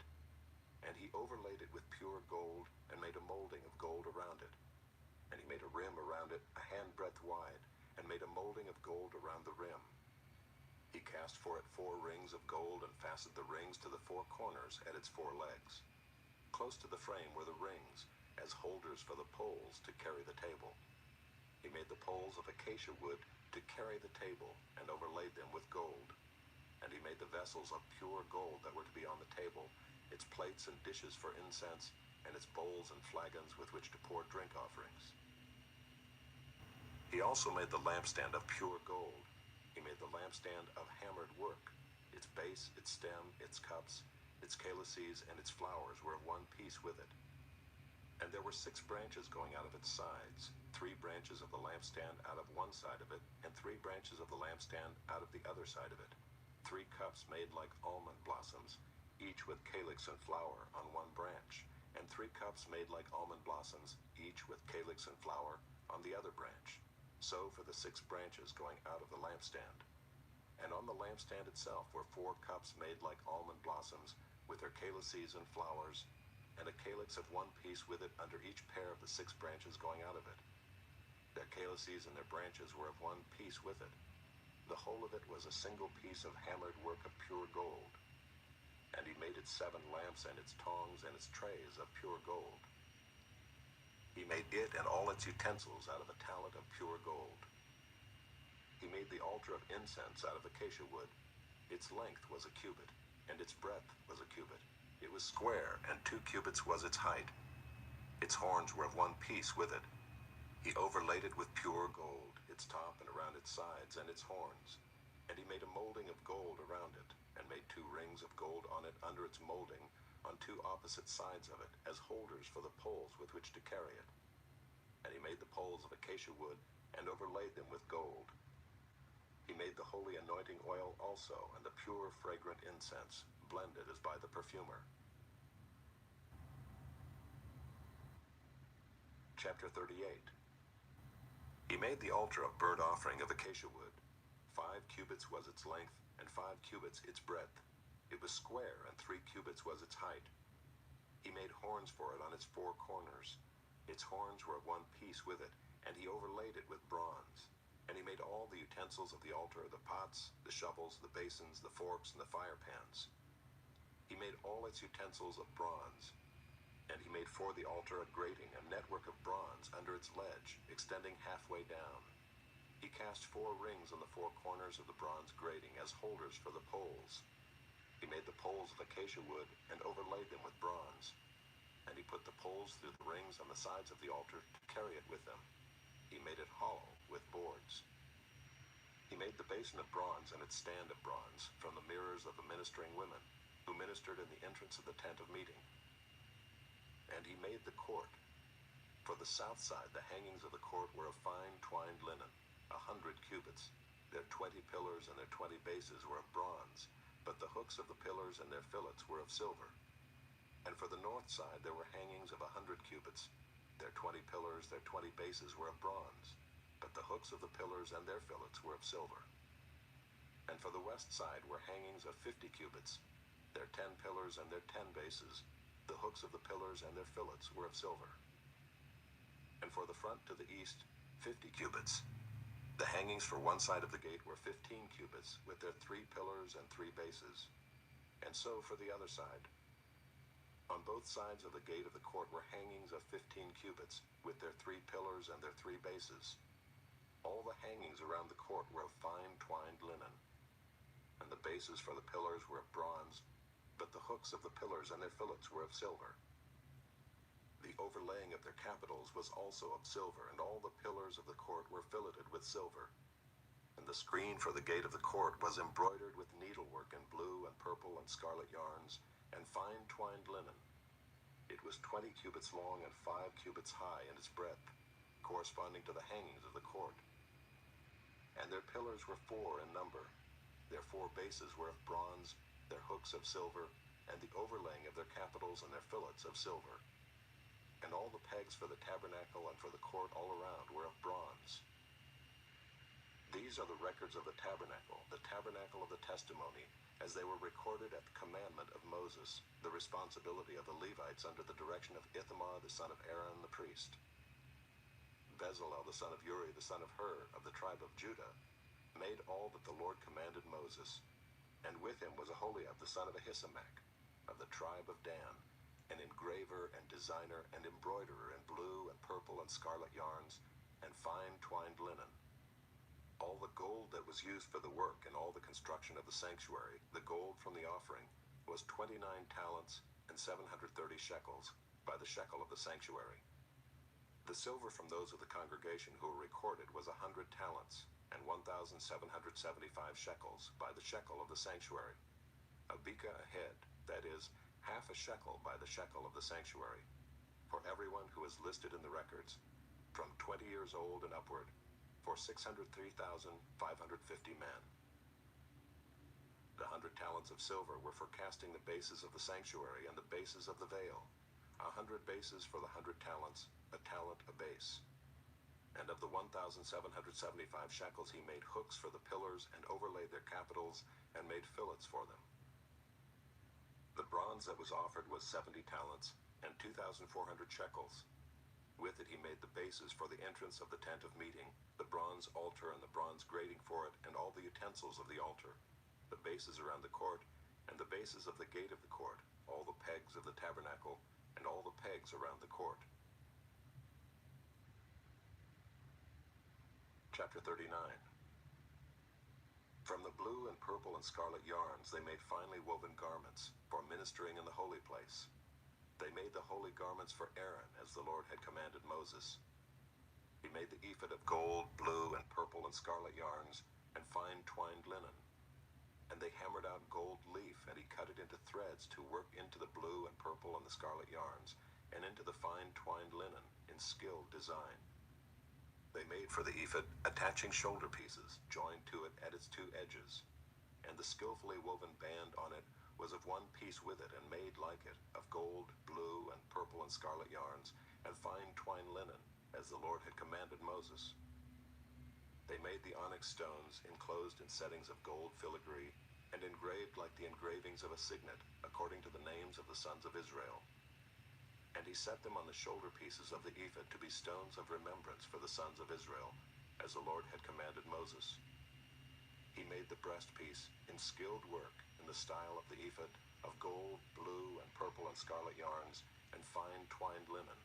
It was square.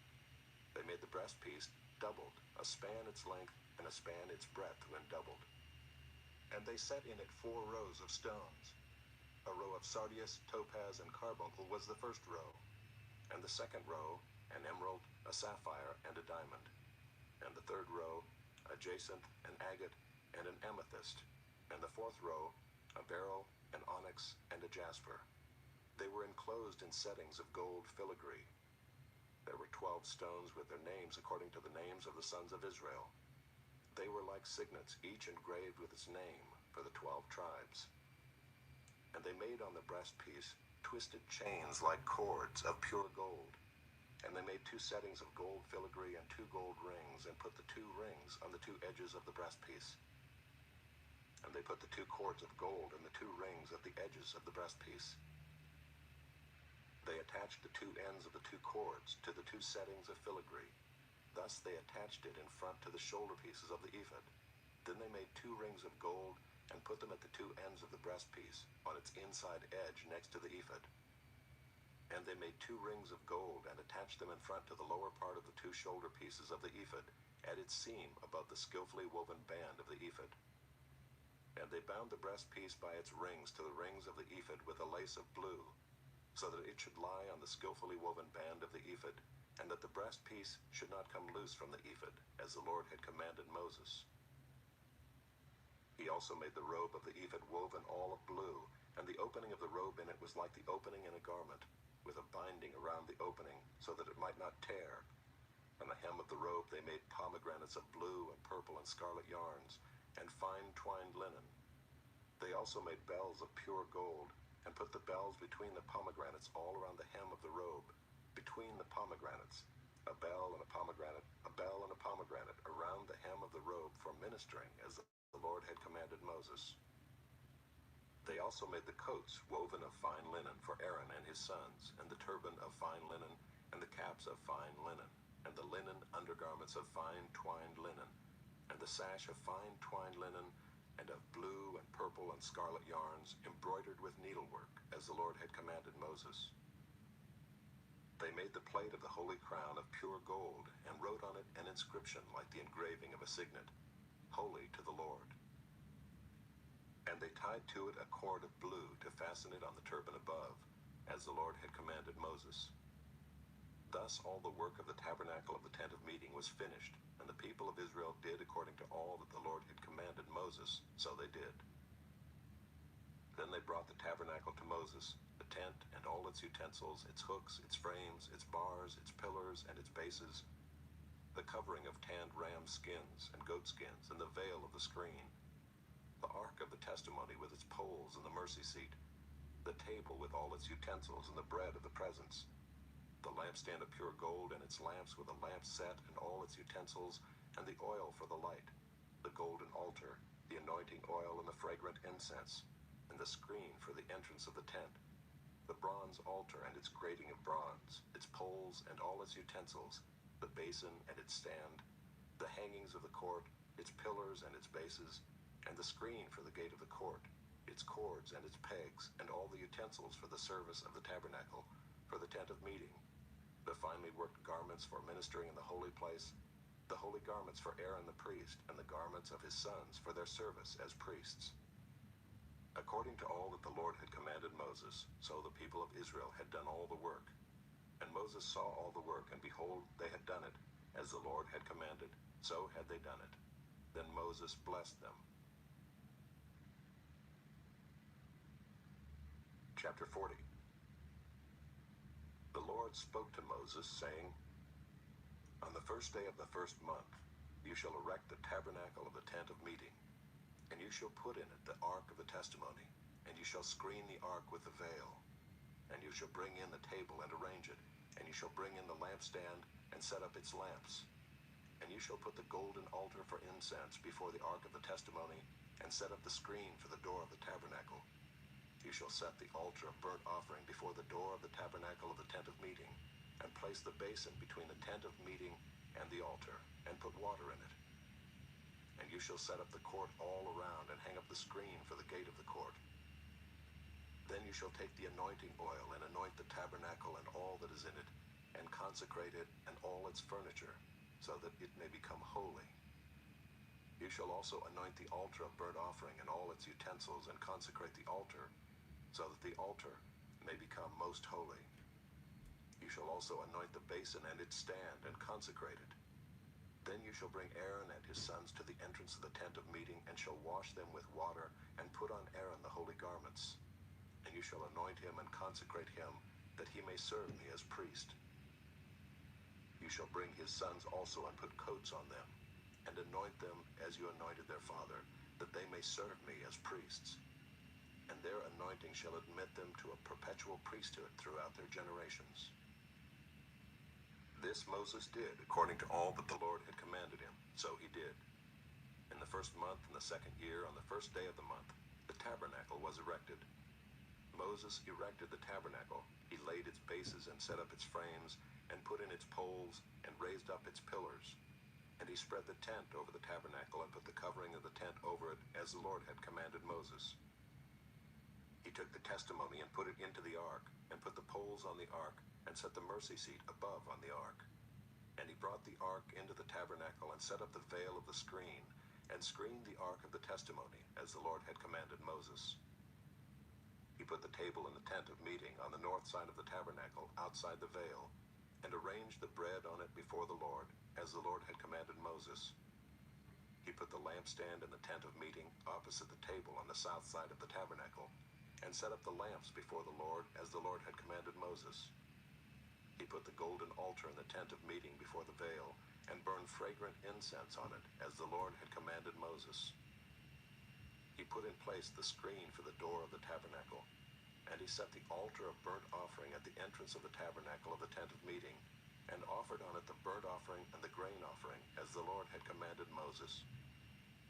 He set the basin between the tent of meeting and the altar, and put water in it for washing, with which Moses and Aaron and his sons washed their hands and their feet. When they went into the tent of meeting, and when they approached the altar, they washed, as the Lord commanded Moses.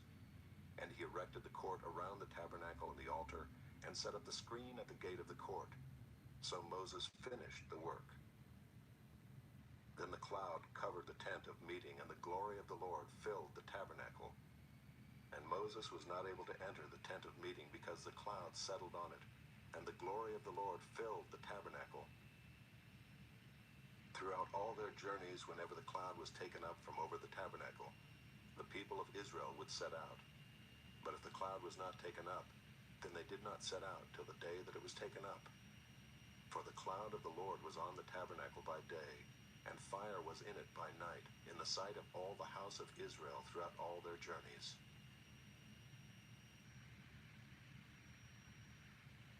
This audiobook has been broken into multiple parts to make the download faster. You have reached the end of a part, but not the end of the complete audiobook. So please check your library for the next part of this audiobook.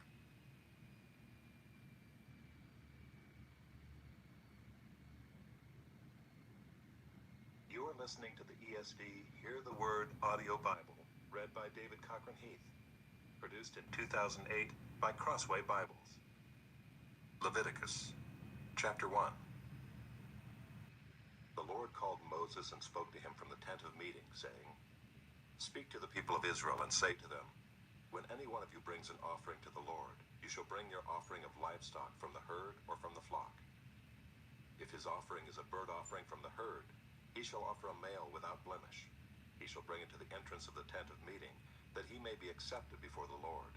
He shall lay his hand on the head of the burnt offering, and it shall be accepted for him to make atonement for him. Then he shall kill the bull before the Lord, and Aaron's sons, the priests, shall bring the blood and throw the blood against the sides of the altar that is at the entrance of the tent of meeting. Then he shall flay the burnt offering and cut it into pieces, and the sons of Aaron the priest shall put fire on the altar and arrange wood on the fire. And Aaron's sons, the priests, shall arrange the pieces, the head and the fat, on the wood that is on the fire on the altar. But its entrails and its legs he shall wash with water. And the priest shall burn all of it on the altar as a burnt offering, a food offering, with a pleasing aroma to the Lord.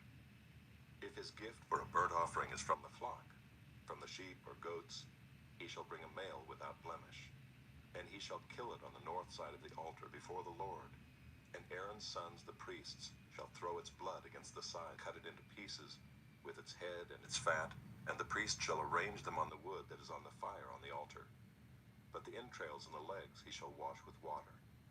And the priest shall offer all of it, and burn it on the altar.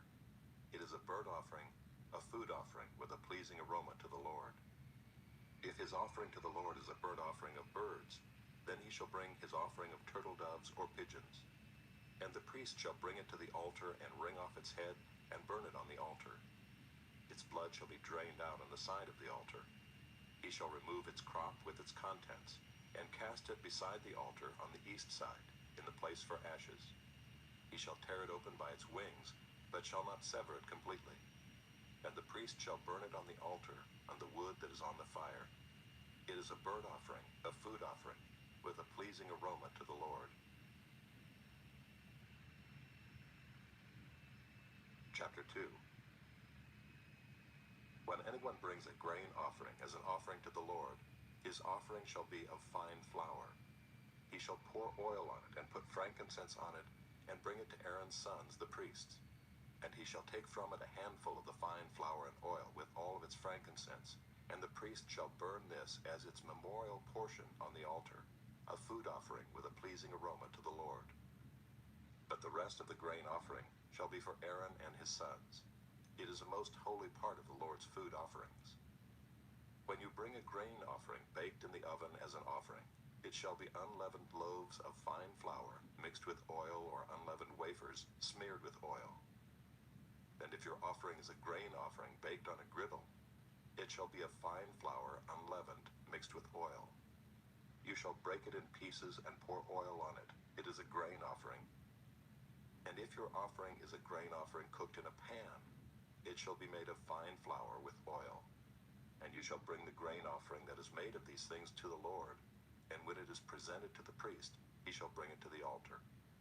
And the priest shall take from the grain offering its memorial portion, and burn this on the altar, a food offering with a pleasing aroma to the Lord. But the rest of the grain offering shall be for Aaron and his sons. It is a most holy part of the Lord's food offerings. No grain offering that you bring to the Lord shall be made with leaven, for you shall burn no leaven, nor any honey as a food offering to the Lord. As an offering of first fruits you may bring them to the Lord, but they shall not be offered on the altar for a pleasing aroma. You shall season all your grain offerings with salt. You shall not let the salt of the covenant with your God be missing from your grain offering. With all your offerings you shall offer salt. If you offer a grain offering of first fruits to the Lord, you shall offer for the grain offering of your first fruits fresh ears, roasted with fire, crushed new grain. And you shall put oil on it and lay frankincense on it. It is a grain offering. And the priest shall burn as its memorial portion some of the crushed grain, and some of the oil with all of its frankincense. It is a food offering to the Lord. Chapter 3. If his offering is a sacrifice of peace offering, If he offers an animal from the herd, male or female, he shall offer it without blemish before the Lord. And he shall lay his hand on the head of his offering and kill it at the entrance of the tent of meeting. And Aaron's sons, the priests, shall throw the blood against the sides of the altar. And from the sacrifice of the peace offering, as a food offering to the Lord, he shall offer the fat covering the entrails, and all the fat that is on the entrails, and the 2 kidneys with the fat that is on them at the loins, and the long lobe of the liver that he shall remove with the kidneys. Then Aaron's son shall burn it on the altar on top of the burnt offering, which is on the wood on the fire. It is a food offering with a pleasing aroma to the Lord. If his offering for a sacrifice of peace offering to the Lord is an animal from the flock, male or female, he shall offer it without blemish. If he offers a lamb for his offering, then he shall offer it before the Lord, lay his hand on the head of his offering, and kill it in front of the tent of meeting. And Aaron's sons shall throw its blood against the sides of the altar. Then from the sacrifice of the peace offering he shall offer as a food offering to the Lord its fat. He shall remove the whole fat tail, cut off close to the backbone, and the fat that covers the entrails, and all the fat that is on the entrails, and the 2 kidneys with the fat that is on them at the loins, and the long lobe of the liver that he shall remove with the kidneys. And the priest shall burn it on the altar as a food offering to the Lord. If his offering is a goat, then he shall offer it before the Lord, and lay his hand on its head and kill it in front of the tent of meeting. And the sons of Aaron shall throw its blood against the sides of the altar. Then he shall offer from it as his offering for a food offering to the Lord, the fat covering the entrails, and all the fat that is on the entrails, and the 2 kidneys with the fat that is on them at the loins, and the long lobe of the liver that he shall remove with the kidneys. And the priest shall burn them on the altar as a food offering with a pleasing aroma. All fat is the Lord's. It shall be a statute forever throughout your generations in all your dwelling places, that you eat neither fat nor blood. Chapter 4. And the Lord spoke to Moses, saying, Speak to the people of Israel, saying, If anyone sins unintentionally in any of the Lord's commandments about things not to be done, and does any one of them, if it is the anointed priest who sins, thus bringing guilt on the people, then he shall offer for the sin that he has committed a bull from the herd without blemish to the Lord for a sin offering. He shall bring the bull to the entrance of the tent of meeting before the Lord, and lay his hand on the head of the bull, and kill the bull before the Lord. And the anointed priest shall take some of the blood of the bull, and bring it into the tent of meeting. And the priest shall dip his finger in the blood, and sprinkle part of the blood 7 times before the Lord in front of the veil of the sanctuary. And the priest shall put some of the blood on the horns of the altar of fragrant incense before the Lord, that is in the tent of meeting, and all the rest of the blood of the bull he shall pour out at the base of the altar of burnt offering, that is at the entrance of the tent of meeting. And all the fat of the bull of the sin offering he shall remove from it, the fat that covers the entrails, and all the fat that is on the entrails, and the 2 kidneys with the fat that is on them at the loins, and the long lobe of the liver that he shall remove with the kidneys, just as these are taken from the ox of the sacrifice of the peace offerings. And the priest shall burn them on the altar of burnt offering. But the skin of the bull and all its flesh, with its head, its legs, its entrails, and its dung, all the rest of the bull, he shall carry outside the camp to a clean place, to the ash heap, and shall burn it up on a fire of wood. On the ash heap it shall be burned up. If the whole congregation of Israel sins unintentionally, and the thing is hidden from the eyes of the assembly, and they do any one of the things that by the Lord's commandments ought not to be done, and they realize their guilt, when the sin which they have committed becomes known, the assembly shall offer a bull from the herd for a sin offering, and bring it in front of the tent of meeting. And the elders of the congregation shall lay their hands on the head of the bull before the Lord, and the bull shall be killed before the Lord. Then the anointed priest shall bring some of the blood of the bull into the tent of meeting, and the priest shall dip his finger in the blood and sprinkle it 7 times before the Lord in front of the veil. And he shall put some of the blood on the horns of the altar that is in the tent of meeting before the Lord, and the rest of the blood he shall pour out at the base of the altar of burnt offering that is at the entrance of the tent of meeting. And all its fat he shall take from it and burn on the altar. Thus shall he do with the bull. As he did with the bull of the sin offering, so shall he do with this.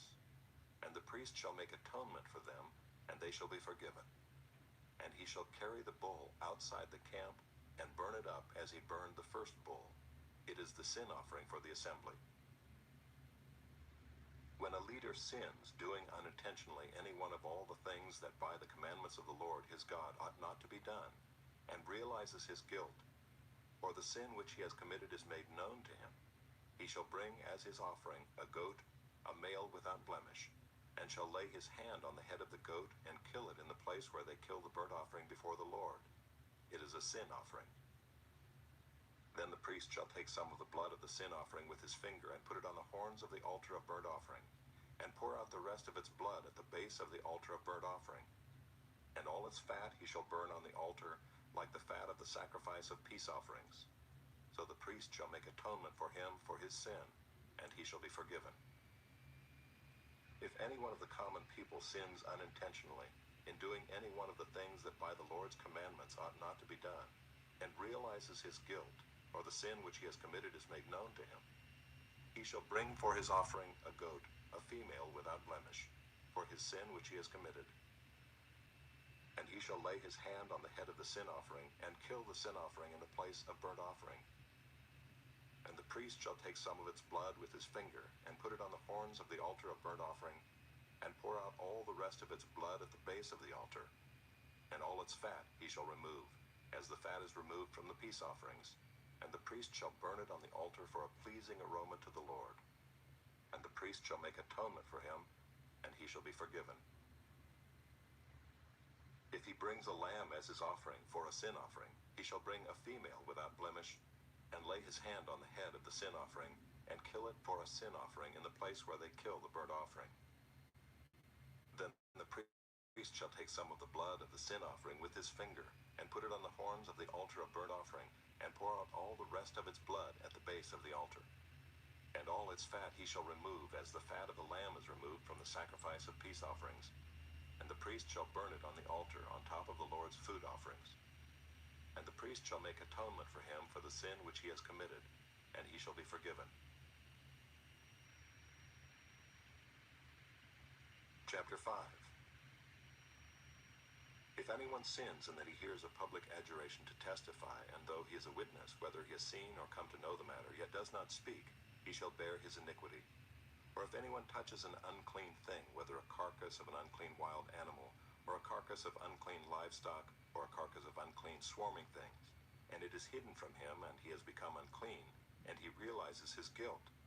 Or if he touches human uncleanness, of whatever sort the uncleanness may be with which one becomes unclean, and it is hidden from him, when he comes to know it and realizes his guilt.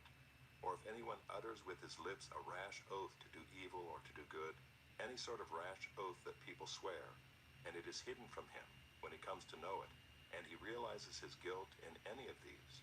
When he realizes his guilt in any of these and confesses the sin he has committed, he shall bring to the Lord as his compensation for the sin that he has committed, a female from the flock, a lamb or a goat for a sin offering.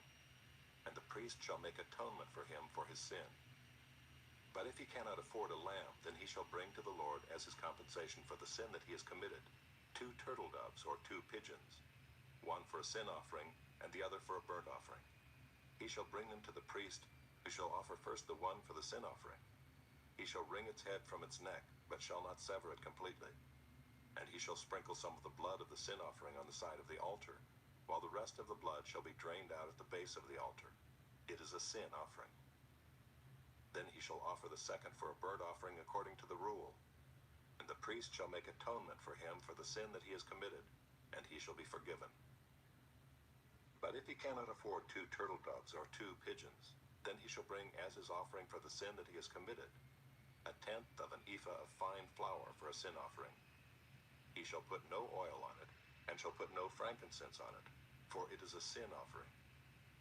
And he shall bring it to the priest, and the priest shall take a handful of it as its memorial portion, and burn this on the altar, on the Lord's food offerings. It is a sin offering. Thus the priest shall make atonement for him for the sin which he has committed in any one of these things, and he shall be forgiven. And the remainder shall be for the priest, as in the grain offering. The Lord spoke to Moses, saying, If anyone commits a breach of faith and sins unintentionally in any of the holy things of the Lord, he shall bring to the Lord as his compensation a ram without blemish out of the flock, valued in silver shekels, according to the shekel of the sanctuary, for a guilt offering. He shall also make restitution for what he has done amiss in the holy thing, and shall add a fifth to it, and give it to the priest. And the priest shall make atonement for him with the ram of the guilt offering, and he shall be forgiven. If anyone sins doing any of the things that by the Lord's commandments ought not to be done, though he did not know it, then realizes his guilt, he shall bear his iniquity. He shall bring to the priest a ram without blemish out of the flock, or its equivalent for a guilt offering. And the priest shall make atonement for him for the mistake that he made unintentionally, and he shall be forgiven. It is a guilt offering. He has indeed incurred guilt before the Lord. Chapter 6. The Lord spoke to Moses, saying, If anyone sins and commits a breach of faith against the Lord by deceiving his neighbor in a matter of deposit or security, or through robbery, or if he has oppressed his neighbor, or has found something lost and lied about it, swearing falsely, and any of all the things that people do and sin thereby, if he has sinned and has realized his guilt and will restore what he took by robbery, or what he got by oppression, or the deposit that was committed to him, or the lost thing that he found, or anything about which he has sworn falsely, he shall restore it in full, and shall add a fifth to it, and give it to him to whom it belongs on the day he realizes his guilt. And he shall bring to the priest as his compensation to the Lord a ram without blemish out of the flock, or its equivalent, for a guilt offering. And the priest shall make atonement for him before the Lord, and he shall be forgiven for any of the things that one may do, and thereby become guilty. The Lord spoke to Moses, saying, Command Aaron and his sons, saying, This is the law of the burnt offering. The burnt offering shall be on the hearth on the altar all night until the morning, and the fire of the altar shall be kept burning on it. And the priest shall put on his linen garment, and put his linen undergarment on his body. And he shall take up the ashes to which the fire has reduced the burnt offering on the altar, and put them beside the altar. Then he shall take off his garments and put on other garments, and carry the ashes outside the camp to a clean place. The fire on the altar shall be kept burning on it. It shall not go out. The priest shall burn wood on it every morning, and he shall arrange the burnt offering on it, and shall burn on it the fat of the peace offerings. Fire shall be kept burning on the altar continually. It shall not go out. And this is the law of the grain offering. The sons of Aaron shall offer it before the Lord in front of the altar. And one shall take from it a handful of the fine flour of the grain offering, and its oil, and all the frankincense that is on the grain offering, and burn this as its memorial portion on the altar, a pleasing aroma to the Lord. And the rest of it Aaron and his sons shall eat. It shall be eaten unleavened in a holy place. In the court of the tent of meeting they shall eat it. It shall not be baked with leaven. I have given it as their portion of my food offerings. It is a thing most holy, like the sin offering and the guilt offering. Every male among the children of Aaron may eat of it, as decreed forever throughout your generations, from the Lord's food offerings. Whatever touches them shall become holy. The Lord spoke to Moses, saying, This is the offering that Aaron and his sons shall offer to the Lord on the day when he is anointed. A tenth of an ephah of fine flour, as a regular grain offering, half of it in the morning and half in the evening. It shall be made with oil on a griddle.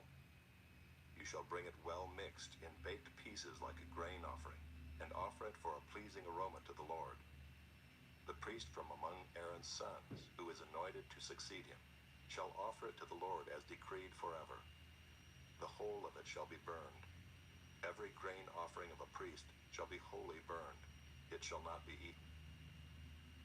The Lord spoke to Moses, saying, Speak to Aaron and his sons, saying, This is the law of the sin offering. In the place where the burnt offering is killed shall the sin offering be killed before the Lord. It is most holy. The priest who offers it for sin shall eat it. In a holy place it shall be eaten, in the court of the tent of meeting. Whatever touches its flesh shall be holy, and when any of its blood is splashed on a garment, you shall wash that on which it was splashed in a holy place. And the earthenware vessel in which it is boiled shall be broken. But if it is boiled in a bronze vessel, that shall be scoured and rinsed in water. Every male among the priests may eat of it. It is most holy. But no sin offering shall be eaten from which any blood is brought into the tent of meeting to make atonement in the holy place. It shall be burned up with fire. Chapter 7. This is the law of the guilt offering. It is most holy. In the place where they kill the burnt offering, they shall kill the guilt offering, and its blood shall be thrown against the sides of the altar. And all its fat shall be offered, the fat tail, the fat that covers the entrails, the 2 kidneys with the fat that is on them at the loins, and the long lobe of the liver that he shall remove with the kidneys. The priest shall burn them on the altar as a food offering to the Lord. It is a guilt offering. Every male among the priests may eat of it. It shall be eaten in a holy place. It is most holy. The guilt offering is just like the sin offering. There is one law for them. The priest who makes atonement with it shall have it. And the priest who offers any man's burnt offering shall have for himself the skin of the burnt offering that he has offered. And every grain offering baked in the oven, and all that is prepared on a pan or a griddle, shall belong to the priest who offers it. And every grain offering mixed with oil or dry shall be shared equally among all the sons of Aaron. And this is the law of the sacrifice of peace offerings that one may offer to the Lord. If he offers it for a thanksgiving, then he shall offer with the thanksgiving sacrifice unleavened loaves mixed with oil, unleavened wafers smeared with oil, and loaves of fine flour well mixed with oil. With the sacrifice of his peace offerings for thanksgiving, he shall bring his offering with loaves of leavened bread. And from it he shall offer 1 loaf from each offering, as a gift to the Lord. It shall belong to the priest who throws the blood of the peace offerings. And the flesh of the sacrifice of his peace offerings for thanksgiving shall be eaten on the day of his offering.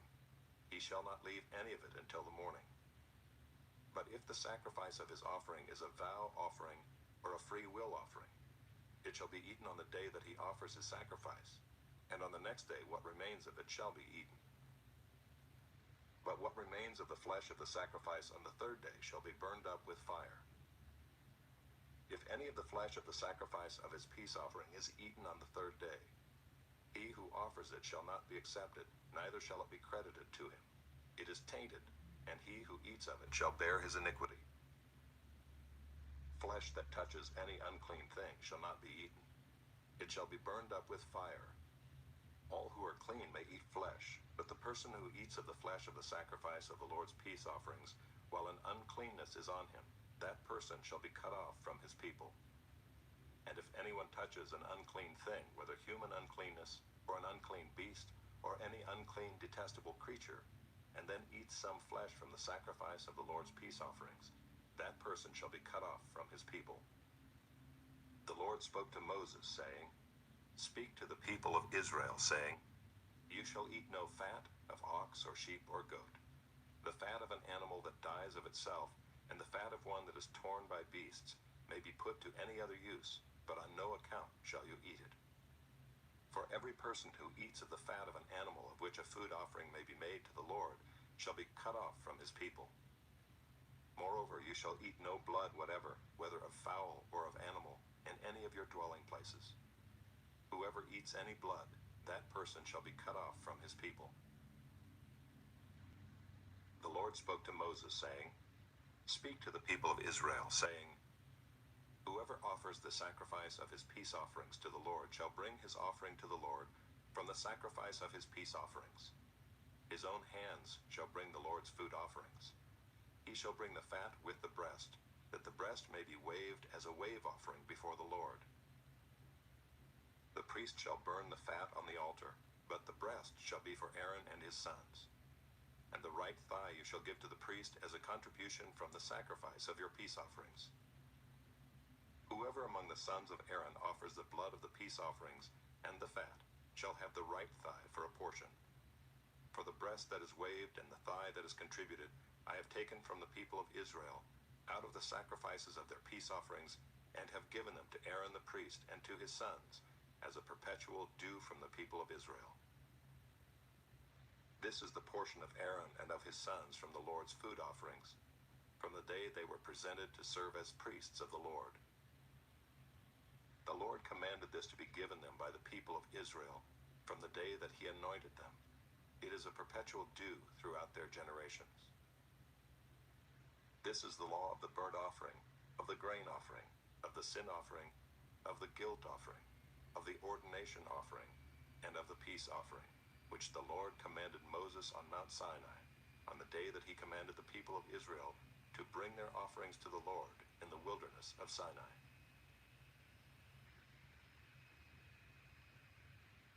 Chapter 8. The Lord spoke to Moses, saying, Take Aaron and his sons with him, and the garments, and the anointing oil, and the bull of the sin offering, and the 2 rams, and the basket of unleavened bread, and assemble all the congregation at the entrance of the tent of meeting. And Moses did as the Lord commanded him, and the congregation was assembled at the entrance of the tent of meeting. And Moses said to the congregation, This is the thing that the Lord has commanded to be done. And Moses brought Aaron and his sons, and washed them with water. And he put the coat on him, and tied the sash around his waist, and clothed him with the robe, and put the ephod on him, and tied the skillfully woven band of the ephod around him, binding it to him with the band. And he placed the breastpiece on him, and in the breastpiece he put the Urim and the Thummim. And he set the turban on his head, and on the turban in front he set the golden plate, the holy crown, as the Lord commanded Moses. Then Moses took the anointing oil and anointed the tabernacle and all that was in it, and consecrated them. And he sprinkled some of it on the altar 7 times, and anointed the altar and all its utensils and the basin and its stand, to consecrate them. And he poured some of the anointing oil on Aaron's head, and anointed him to consecrate him. And Moses brought Aaron's sons, and clothed them with coats, and tied sashes around their waists, and bound caps on them, as the Lord commanded Moses. Then he brought the bull of the sin offering, and Aaron and his sons laid their hands on the head of the bull of the sin offering. And he killed it, and Moses took the blood, and with his finger put it on the horns of the altar around it, and purified the altar, and poured out the blood at the base of the altar, and consecrated it to make atonement for it. And he took all the fat that was on the entrails, and the long lobe of the liver, and the 2 kidneys with their fat, and Moses burned them on the altar. But the bull and its skin, and its flesh, and its dung, he burned up with fire outside the camp, as the Lord commanded Moses.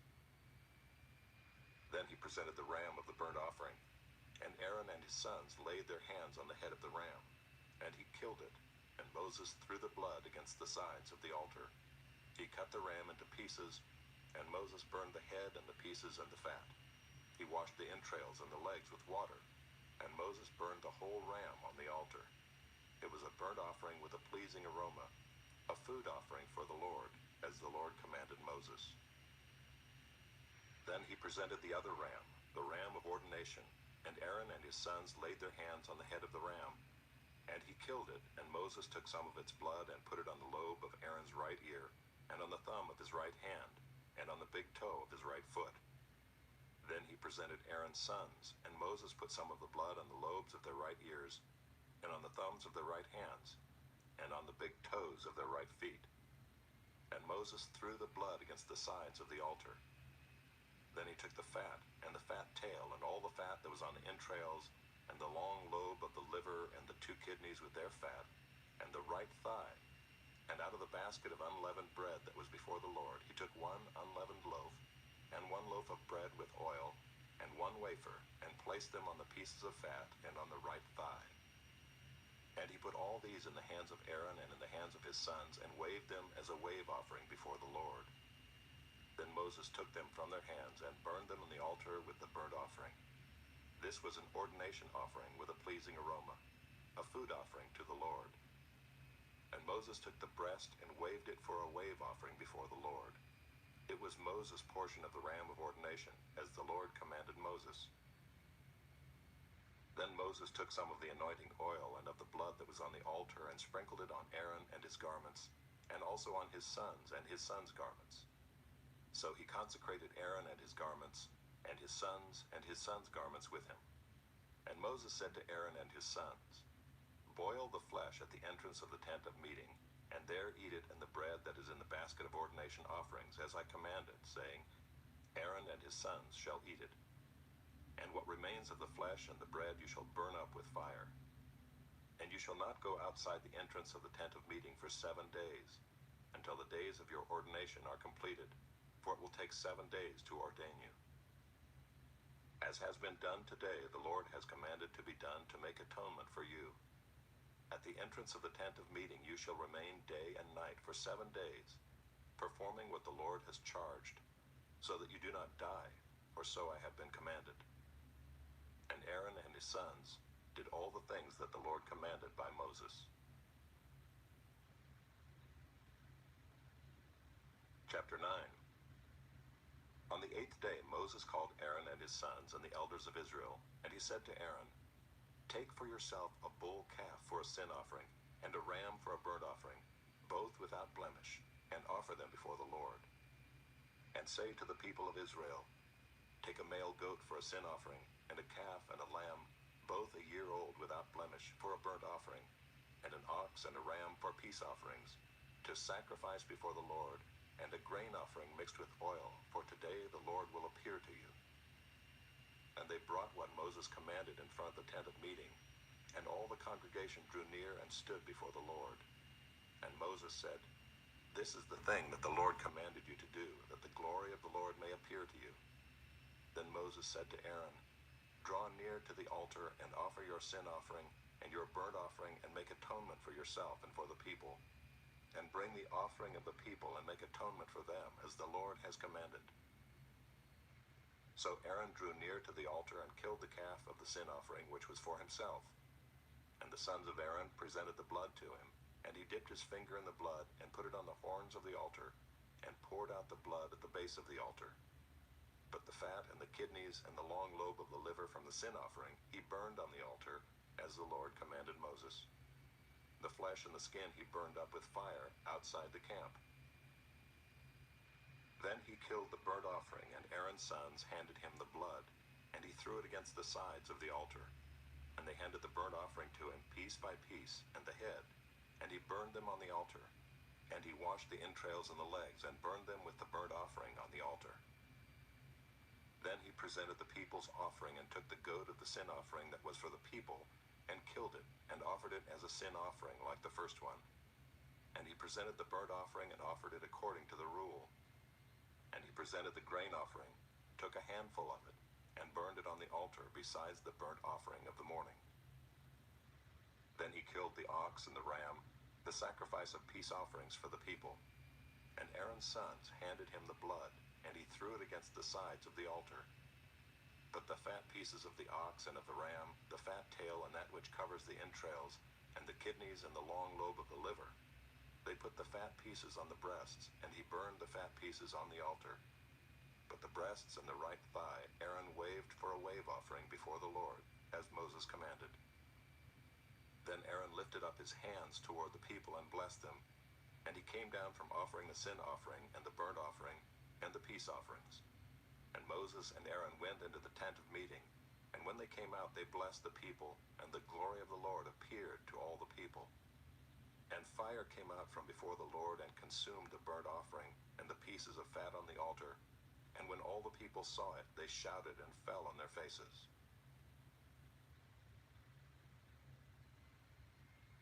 Chapter 10.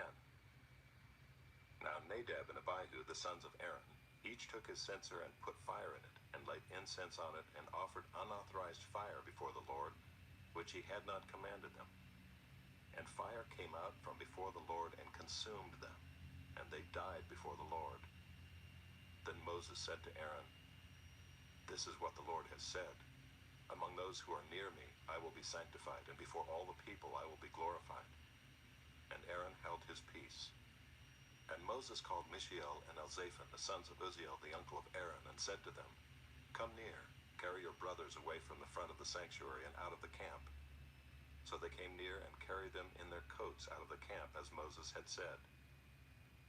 And Moses said to Aaron and to Eleazar and Ithamar his sons, Do not let the hair of your heads hang loose, and do not tear your clothes lest you die, and wrath come upon all the congregation. But let your brothers, the whole house of Israel, bewail the burning that the Lord has kindled. And do not go outside the entrance of the tent of meeting lest you die, for the anointing oil of the Lord is upon you. And they did according to the word of Moses. And the Lord spoke to Aaron, saying, Drink no wine or strong drink, you or your sons with you, when you go into the tent of meeting, lest you die. It shall be a statute forever throughout your generations. You are to distinguish between the holy and the common, and between the unclean and the clean. And you are to teach the people of Israel all the statutes that the Lord has spoken to them by Moses. Moses spoke to Aaron and to Eleazar and Ithamar, his surviving sons. Take the grain offering that is left of the Lord's food offerings, and eat it unleavened beside the altar, for it is most holy. You shall eat it in a holy place, because it is your due, and your sons' due, from the Lord's food offerings, for so I am commanded. But the breast that is waved and the thigh that is contributed you shall eat in a clean place, you and your sons and your daughters with you. For they are given as your due, and your sons' due, from the sacrifices of the peace offerings of the people of Israel. The thigh that is contributed and the breast that is waved they shall bring with the food offerings of the fat pieces, to wave for a wave offering before the Lord. And it shall be yours and your sons with you as a due forever, as the Lord has commanded. Now Moses diligently inquired about the goat of the sin offering, and behold, it was burned up. And he was angry with Eleazar and Ithamar, the surviving sons of Aaron, saying, Why have you not eaten the sin offering in the place of the sanctuary, since it is a thing most holy and has been given to you, that you may bear the iniquity of the congregation, to make atonement for them before the Lord? Behold, its blood was not brought into the inner part of the sanctuary. You certainly ought to have eaten it in the sanctuary, as I commanded. And Aaron said to Moses, Behold, today they have offered their sin offering and their burnt offering before the Lord, and yet such things as these have happened to me. If I had eaten the sin offering today, would the Lord have approved? And when Moses heard that, he approved. Chapter 11. And the Lord spoke to Moses and Aaron, saying to them, Speak to the people of Israel, saying, These are the living things that you may eat among all the animals that are on the earth. Whatever parts the hoof and is cloven-footed, and chews the cud among the animals, you may eat. Nevertheless, among those that chew the cud or part the hoof, you shall not eat these. The camel, because it chews the cud, but does not part the hoof, is unclean to you. And the rock badger, because it chews the cud, but does not part the hoof, is unclean to you. And the hare, because it chews the cud, but does not part the hoof, is unclean to you. And the pig, because it parts the hoof and is cloven-footed, but does not chew the cud, is unclean to you. You shall not eat any of their flesh, and you shall not touch their carcasses. They are unclean to you. These you may eat of all that are in the waters. Everything in the waters that has fins and scales, whether in the seas or in the rivers, you may eat. But anything in the seas or the rivers that does not have fins and scales, of the swarming creatures in the waters, and of the living creatures that are in the waters, is detestable to you. You shall regard them as detestable. You shall not eat any of their flesh, and you shall detest their carcasses. Everything in the waters that does not have fins and scales is detestable to you. And these you shall detest among the birds. They shall not be eaten. They are detestable. The eagle, the bearded vulture, the black vulture, the kite, the falcon of any kind, every raven of any kind, the ostrich, the nighthawk, the seagull, the hawk of any kind, the little owl, the cormorant, the short-eared owl, the barn owl, the tawny owl, the carrion vulture, the stork, the heron of any kind, the hoopoe and the bat. All winged insects that go on all fours are detestable to you. Yet among the winged insects that go on all fours you may eat those that have jointed legs above their feet, with which to hop on the ground. Of them you may eat the locust of any kind, the bald locust of any kind, the cricket of any kind, and the grasshopper of any kind. But all other winged insects that have 4 feet are detestable to you. And by these you shall become unclean. Whoever touches their carcass shall be unclean until the evening. And whoever carries any part of their carcass shall wash his clothes and be unclean until the evening. Every animal that parts the hoof, but is not cloven-footed, or does not chew the cud, is unclean to you. Everyone who touches them shall be unclean. And all that walk on their paws among the animals that go on all fours are unclean to you. Whoever touches their carcass shall be unclean until the evening. And he who carries their carcass shall wash his clothes and be unclean until the evening. They are unclean to you. And these are unclean to you among the swarming things that swarm on the ground: the mole rat, the mouse, the great lizard of any kind, the gecko, the monitor lizard, the sand lizard, and the chameleon. These are unclean to you among all that swarm. Whoever touches them when they are dead shall be unclean until the evening. And anything on which any of them falls when they are dead shall be unclean, whether it is an article of wood, or a garment, or a skin, or a sack, any article that is used for any purpose. It must be put into water, and it shall be unclean until the evening, then it shall be clean. And if any of them falls into any earthenware vessel, all that is in it shall be unclean, and you shall break it. Any food in it that could be eaten, on which water comes, shall be unclean. And all drink that could be drunk from every such vessel shall be unclean. And everything on which any part of their carcass falls shall be unclean. Whether oven or stove, it shall be broken in pieces. They are unclean and shall remain unclean for you. Nevertheless, a spring or a cistern holding water shall be clean, but whoever touches a carcass in them shall be unclean. And if any part of their carcass falls upon any seed grain that is to be sown, it is clean. But if water is put on the seed and any part of their carcass falls on it, it is unclean to you. And if any animal which you may eat dies, whoever touches its carcass shall be unclean until the evening. And whoever eats of its carcass shall wash his clothes and be unclean until the evening. And whoever carries the carcass shall wash his clothes and be unclean until the evening. Every swarming thing that swarms on the ground is detestable. It shall not be eaten. Whatever goes on its belly, and whatever goes on all fours, or whatever has many feet, any swarming thing that swarms on the ground, you shall not eat, for they are detestable. You shall not make yourselves detestable with any swarming thing that swarms, and you shall not defile yourselves with them and become unclean through them. For I am the Lord your God. Consecrate yourselves, therefore, and be holy, for I am holy. You shall not defile yourselves with any swarming thing that crawls on the ground. For I am the Lord who brought you up out of the land of Egypt to be your God. You shall therefore be holy, for I am holy. This is the law about beast and bird and every living creature that moves through the waters, and every creature that swarms on the ground, to make a distinction between the unclean and the clean, and between the living creature that may be eaten and the living creature that may not be eaten. Chapter 12. The Lord spoke to Moses, saying, Speak to the people of Israel, saying, If a woman conceives and bears a male child, then she shall be unclean 7 days. As at the time of her menstruation, she shall be unclean. And on the 8th day, the flesh of his foreskin shall be circumcised. Then she shall continue for 33 days in the blood of her purifying. She shall not touch anything holy nor come into the sanctuary, until the days of her purifying are completed. But if she bears a female child, then she shall be unclean 2 weeks, as in her menstruation. And she shall continue in the blood of her purifying for 66 days. And when the days of her purifying are completed, whether for a son or for a daughter, she shall bring to the priest at the entrance of the tent of meeting a lamb a year old for a burnt offering, and a pigeon or a turtle dove for a sin offering. And he shall offer it before the Lord and make atonement for her. Then she shall be clean from the flow of her blood. This is the law for her who bears a child, either male or female.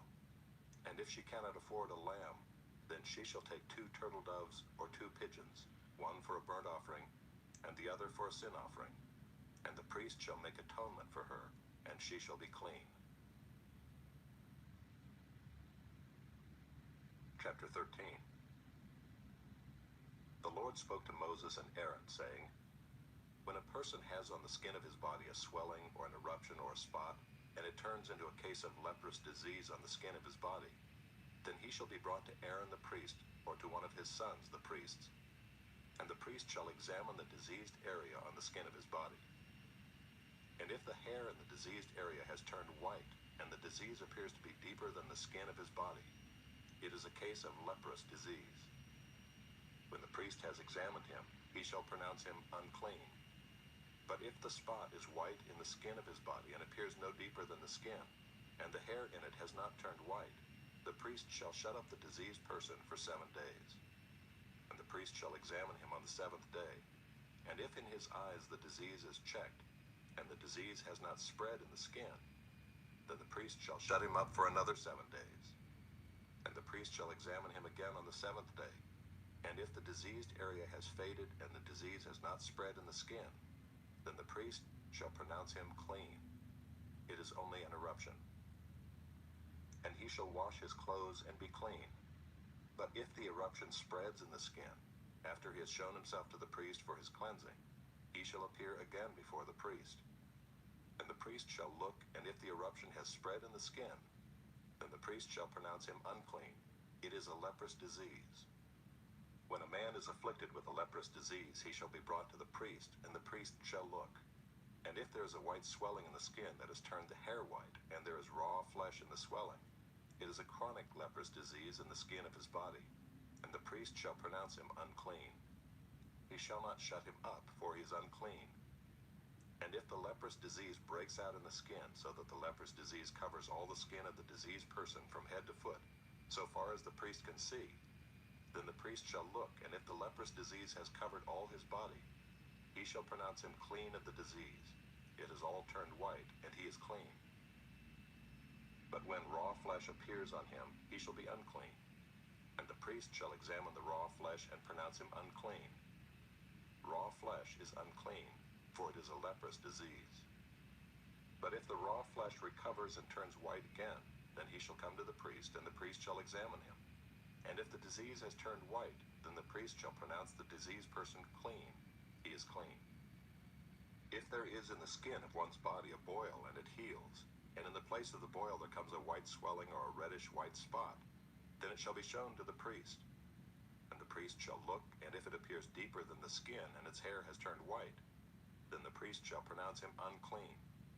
It is a case of leprous disease that is broken out in the boil. But if the priest examines it, and there is no white hair in it, and it is not deeper than the skin, but is faded, then the priest shall shut him up 7 days. And if it spreads in the skin, then the priest shall pronounce him unclean. It is a disease. But if the spot remains in one place and does not spread, it is the scar of the boil, and the priest shall pronounce him clean. Or when the body has a burn on its skin, and the raw flesh of the burn becomes a spot, reddish white or white, the priest shall examine it, and if the hair in the spot has turned white, and it appears deeper than the skin, then it is a leprous disease. It has broken out in the burn, and the priest shall pronounce him unclean. It is a case of leprous disease. But if the priest examines it, and there is no white hair in the spot, and it is no deeper than the skin, but is faded, the priest shall shut him up 7 days, and the priest shall examine him the 7th day. If it is spreading in the skin, then the priest shall pronounce him unclean. It is a case of leprous disease. But if the spot remains in one place and does not spread in the skin, but is faded, it is a swelling from the burn, and the priest shall pronounce him clean, for it is the scar of the burn.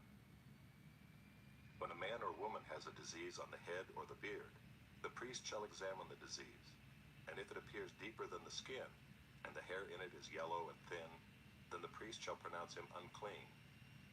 It is an itch, a leprous disease of the head or the beard. And if the priest examines the itching disease, and it appears no deeper than the skin, and there is no black hair in it, then the priest shall shut up the person with the itching disease for 7 days. And on the 7th day the priest shall examine the disease. If the itch has not spread, and there is in it no yellow hair, and the itch appears to be no deeper than the skin, then he shall shave himself, but the itch he shall not shave. And the priest shall shut up the person with the itching disease for another 7 days. And on the 7th day the priest shall examine the itch, and if the itch has not spread in the skin, and it appears to be no deeper than the skin, then the priest shall pronounce him clean, and he shall wash his clothes and be clean. But if the itch spreads in the skin after his cleansing, then the priest shall examine him, and if the itch has spread in the skin, the priest need not seek for the yellow hair, he is unclean. But if in his eyes the itch is unchanged, and black hair has grown in it, the itch is healed, and he is clean, and the priest shall pronounce him clean. When a man or a woman has spots on the skin of the body, white spots, the priest shall look, and if the spots on the skin of the body are of a dull white, it is leukoderma that is broken out in the skin. He is clean. If a man's hair falls out from his head, he is bald. He is clean. And if a man's hair falls out from his forehead, he has baldness of the forehead. He is clean. But if there is on the bald head or the bald forehead a reddish-white diseased area, it is a leprous disease breaking out on his bald head or his bald forehead. Then the priest shall examine him, and if the diseased swelling is reddish-white on his bald head or on his bald forehead, like the appearance of leprous disease in the skin of the body, he is a leprous man. He is unclean. The priest must pronounce him unclean. His disease is on his head. The leprous person who has the disease shall wear torn clothes and let the hair of his head hang loose, and he shall cover his upper lip and cry out, "Unclean, unclean." He shall remain unclean as long as he has the disease. He is unclean. He shall live alone. His dwelling shall be outside the camp. When there is a case of leprous disease in a garment, whether a woolen or a linen garment, in warp or woof of linen or wool, or in a skin or in anything made of skin, if the disease is greenish or reddish in the garment, or in the skin or in the warp or the woof or in any article made of skin, it is a case of leprous disease, and it shall be shown to the priest. And the priest shall examine the disease and shut up that which has the disease for 7 days. Then he shall examine the disease on the 7th day. If the disease has spread in the garment, in the warp or the woof, or in the skin, whatever be the use of the skin, the disease is a persistent leprous disease. It is unclean. And he shall burn the garment, or the warp or the woof, the wool or the linen, or any article made of skin that is diseased, for it is a persistent leprous disease. It shall be burned in the fire. And if the priest examines, and if the disease has not spread in the garment, in the warp or the woof, or in any article made of skin, then the priest shall command that they wash the thing in which is the disease, and he shall shut it up for another 7 days. And the priest shall examine the diseased thing after it has been washed. And if the appearance of the diseased area has not changed, though the disease has not spread, it is unclean. You shall burn it in the fire, whether the rot is on the back or on the front. But if the priest examines, and if the diseased area has faded after it has been washed, he shall tear it out of the garment or the skin or the warp or the woof. Then if it appears again in the garment, in the warp or the woof, or in any article made of skin, it is spreading. You shall burn with fire whatever has the disease. But the garment or the warp or the woof, or any article made of skin from which the disease departs when you have washed it, shall then be washed a 2nd time and be clean. This is the law for a case of leprous disease in a garment of wool or linen, either in the warp or the woof, or in any article made of skin, to determine whether it is clean or unclean. Chapter 14. The Lord spoke to Moses, saying, "This shall be the law of the leprous person for the day of his cleansing. He shall be brought to the priest, and the priest shall go out of the camp, and the priest shall look. Then if the case of leprous disease is healed in the leprous person, the priest shall command them to take for him who is to be cleansed 2 live clean birds, and cedar wood, and scarlet yarn, and hyssop. And the priest shall command them to kill one of the birds in an earthenware vessel over fresh water. He shall take the live bird with the cedar wood and the scarlet yarn and the hyssop, and dip them and the live bird in the blood of the bird that was killed over the fresh water. And he shall sprinkle it 7 times on him who is to be cleansed of the leprous disease. Then he shall pronounce him clean, and shall let the living bird go into the open field. And he who is to be cleansed shall wash his clothes, and shave off all his hair, and bathe himself in water, and he shall be clean. And after that he may come into the camp, but live outside his tent 7 days. And on the 7th day he shall shave off all his hair from his head, his beard, and his eyebrows. He shall shave off all his hair, and then he shall wash his clothes and bathe his body in water, and he shall be clean. And on the 8th day he shall take 2 male lambs without blemish, and 1 ewe lamb a year old without blemish, and a grain offering of 3/10 of an ephah of fine flour mixed with oil, and 1 log of oil. And the priest who cleanses him shall set the man who is to be cleansed and these things before the Lord at the entrance of the tent of meeting. And the priest shall take 1 of the male lambs and offer it for a guilt offering, along with the log of oil, and wave them for a wave offering before the Lord. And he shall kill the lamb in the place where they kill the sin offering and the burnt offering, in the place of the sanctuary. For the guilt offering, like the sin offering, belongs to the priest. It is most holy. The priest shall take some of the blood of the guilt offering, and the priest shall put it on the lobe of the right ear of him who is to be cleansed, and on the thumb of his right hand, and on the big toe of his right foot.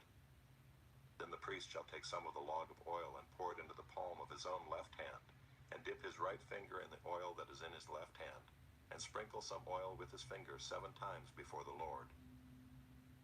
And some of the oil that remains in his hand the priest shall put on the lobe of the right ear of him who is to be cleansed, and on the thumb of his right hand, and on the big toe of his right foot, on top of the blood of the guilt offering. And the rest of the oil that is in the priest's hand he shall put on the head of him who is to be cleansed. Then the priest shall make atonement for him before the Lord. The priest shall offer the sin offering to make atonement for him who is to be cleansed from his uncleanness. And afterward he shall kill the burnt offering. And the priest shall offer the burnt offering and the grain offering on the altar. Thus the priest shall make atonement for him, and he shall be clean.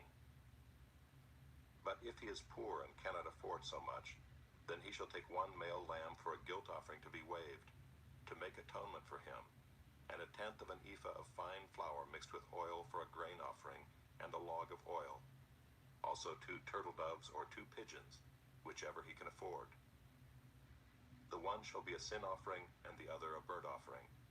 And on the 8th day he shall bring them for his cleansing to the priest, to the entrance of the tent of meeting before the Lord. And the priest shall take the lamb of the guilt offering and the log of oil, and the priest shall wave them for a wave offering before the Lord. And he shall kill the lamb of the guilt offering. And the priest shall take some of the blood of the guilt offering and put it on the lobe of the right ear of him who is to be cleansed, and on the thumb of his right hand, and on the big toe of his right foot. And the priest shall pour some of the oil into the palm of his own left hand, and shall sprinkle with his right finger some of the oil that is in his left hand 7 times before the Lord. And the priest shall put some of the oil that is in his hand on the lobe of the right ear of him who is to be cleansed, and on the thumb of his right hand, and on the big toe of his right foot, in the place where the blood of the guilt offering was put. And the rest of the oil that is in the priest's hand he shall put on the head of him who is to be cleansed, to make atonement for him before the Lord. And he shall offer of the turtle doves or pigeons, whichever he can afford, 1 for a sin offering, and the other for a burnt offering, along with a grain offering. And the priest shall make atonement before the Lord for him who is being cleansed. This is the law for him in whom is a case of leprous disease, who cannot afford the offerings for his cleansing. The Lord spoke to Moses and Aaron, saying, When you come into the land of Canaan, which I give you for a possession, and I put a case of leprous disease in a house in the land of your possession, then he who owns the house shall come and tell the priest, There seems to be some case of disease in my house. Then the priest shall command that they empty the house before the priest goes to examine the disease, lest all that is in the house be declared unclean. And afterward the priest shall go in to see the house, and he shall examine the disease. And if the disease is in the walls of the house with greenish or reddish spots, and if it appears to be deeper than the surface, then the priest shall go out of the house to the door of the house, and shut up the house 7 days. And the priest shall come again on the 7th day and look. If the disease has spread in the walls of the house, then the priest shall command that they take out the stones in which is the disease, and throw them into an unclean place outside the city. And he shall have the inside of the house scraped all around, and the plaster that they scrape off they shall pour out in an unclean place outside the city. Then they shall take other stones and put them in the place of those stones, and he shall take other plaster and plaster the house. If the disease breaks out again in the house after he has taken out the stones and scraped the house and plastered it, then the priest shall go and look. And if the disease has spread in the house, it is a persistent leprous disease in the house. It is unclean. And he shall break down the house, its stones and timber, and all the plaster of the house. and he shall carry them out of the city to an unclean place. Moreover, whoever enters the house while it is shut up shall be unclean until the evening, and whoever sleeps in the house shall wash his clothes, and whoever eats in the house shall wash his clothes. But if the priest comes and looks, and if the disease has not spread in the house after the house was plastered, then the priest shall pronounce the house clean, for the disease is healed. And for the cleansing of the house he shall take 2 small birds, with cedar wood and scarlet yarn and hyssop, and shall kill one of the birds in an earthenware vessel over fresh water, and shall take the cedar wood and the hyssop and the scarlet yarn, along with the live bird, and dip them in the blood of the bird that was killed, and in the fresh water, and sprinkle the house 7 times. Thus he shall cleanse the house with the blood of the bird, and with the fresh water, and with the live bird, and with the cedar wood, and hyssop, and scarlet yarn. And he shall let the live bird go out of the city into the open country. So he shall make atonement for the house, and it shall be clean. This is the law for any case of leprous disease, for an itch, for leprous disease in a garment or in a house, and for a swelling or an eruption or a spot, to show when it is unclean and when it is clean. This is the law for leprous disease.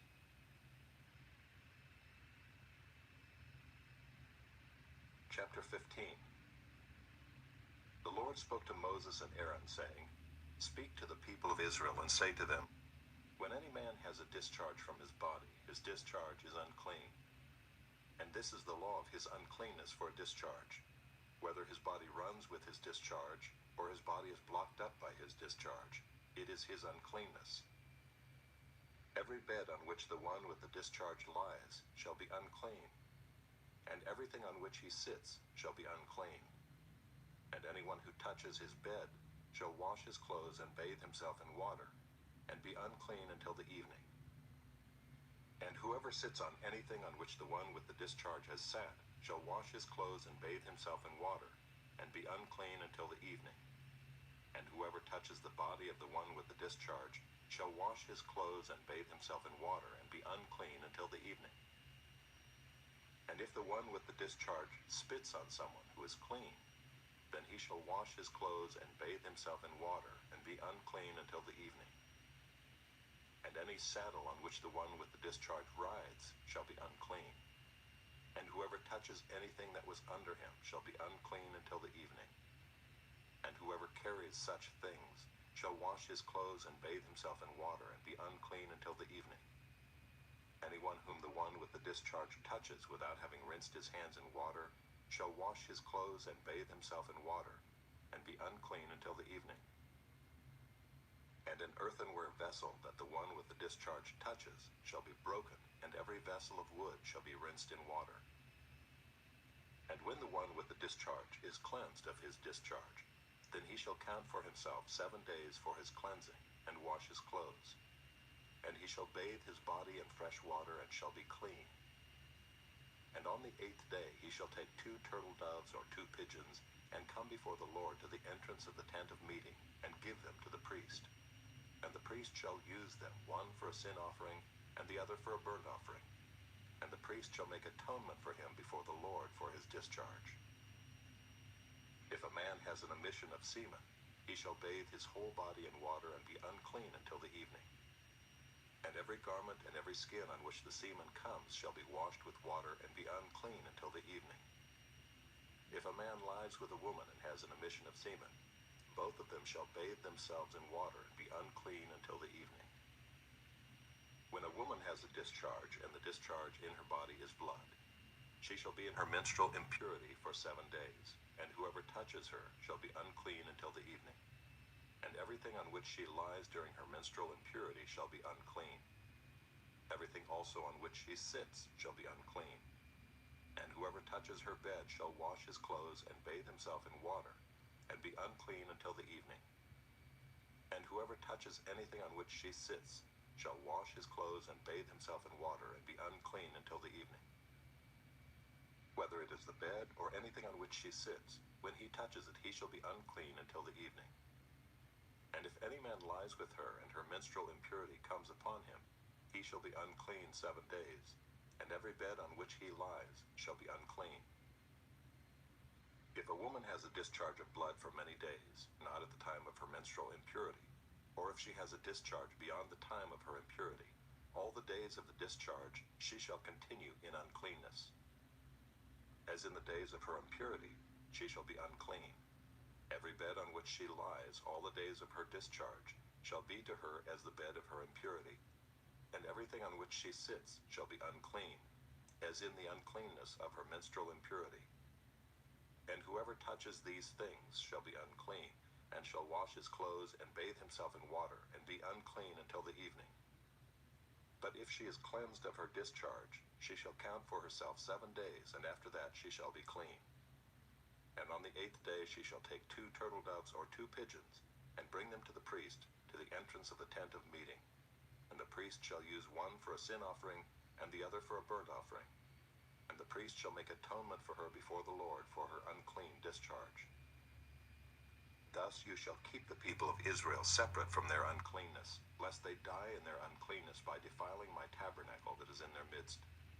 This is the law for him who has a discharge, and for him who has an emission of semen, becoming unclean thereby.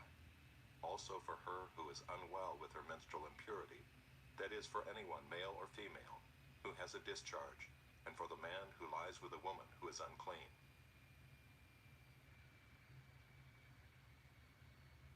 Chapter 16. The Lord spoke to Moses after the death of the 2 sons of Aaron, when they drew near before the Lord and died. And the Lord said to Moses, Tell Aaron your brother not to come at any time into the holy place inside the veil, before the mercy seat that is on the ark, so that he may not die. For I will appear in the cloud over the mercy seat. But in this way Aaron shall come into the holy place, with a bull from the herd for a sin offering, and a ram for a burnt offering. He shall put on the holy linen coat, and shall have the linen undergarment on his body, and he shall tie the linen sash around his waist, and wear the linen turban. These are the holy garments. He shall bathe his body in water, and then put them on. And he shall take from the congregation of the people of Israel 2 male goats for a sin offering, and 1 ram for a burnt offering. Aaron shall offer the bull as a sin offering for himself, and shall make atonement for himself and for his house. Then he shall take the 2 goats and set them before the Lord at the entrance of the tent of meeting. And Aaron shall cast lots over the 2 goats, 1 lot for the Lord, and the other lot for Azazel. And Aaron shall present the goat on which the lot fell for the Lord, and use it as a sin offering. But the goat on which the lot fell for Azazel shall be presented alive before the Lord, to make atonement over it, that it may be sent away into the wilderness to Azazel. Aaron shall present the bull as a sin offering for himself, and shall make atonement for himself and for his house. He shall kill the bull as a sin offering for himself, and he shall take a censer full of coals of fire from the altar before the Lord, and 2 handfuls of sweet incense beaten small, and he shall bring it inside the veil, and put the incense on the fire before the Lord, that the cloud of the incense may cover the mercy seat that is over the testimony, so that he does not die. And he shall take some of the blood of the bull and sprinkle it with his finger on the front of the mercy seat on the east side. And in front of the mercy seat he shall sprinkle some of the blood with his finger 7 times. Then he shall kill the goat of the sin offering that is for the people, and bring its blood inside the veil, and do with its blood as he did with the blood of the bull, sprinkling it over the mercy seat and in front of the mercy seat. Thus he shall make atonement for the holy place, because of the uncleannesses of the people of Israel, and because of their transgressions, all their sins. And so he shall do for the tent of meeting, which dwells with them in the midst of their uncleannesses. No one may be in the tent of meeting from the time he enters to make atonement in the holy place, until he comes out and has made atonement for himself, and for his house, and for all the assembly of Israel. Then he shall go out to the altar that is before the Lord, and make atonement for it, and shall take some of the blood of the bull, and some of the blood of the goat, and put it on the horns of the altar all around. And he shall sprinkle some of the blood on it with his finger 7 times, and cleanse it and consecrate it from the uncleannesses of the people of Israel. And when he has made an end of atoning for the holy place and the tent of meeting and the altar, he shall present the live goat. And Aaron shall lay both his hands on the head of the live goat, and confess over it all the iniquities of the people of Israel, and all their transgressions, all their sins. And he shall put them on the head of the goat and send it away into the wilderness by the hand of a man who is in readiness. The goat shall bear all their iniquities on itself to a remote area, and he shall let the goat go free in the wilderness. Then Aaron shall come into the tent of meeting, and shall take off the linen garments that he put on when he went into the holy place, and shall leave them there. And he shall bathe his body in water in a holy place, and put on his garments, and come out and offer his burnt offering and the burnt offering of the people, and make atonement for himself and for the people. And the fat of the sin offering he shall burn on the altar. And he who lets the goat go to Azazel shall wash his clothes and bathe his body in water, and afterward he may come into the camp.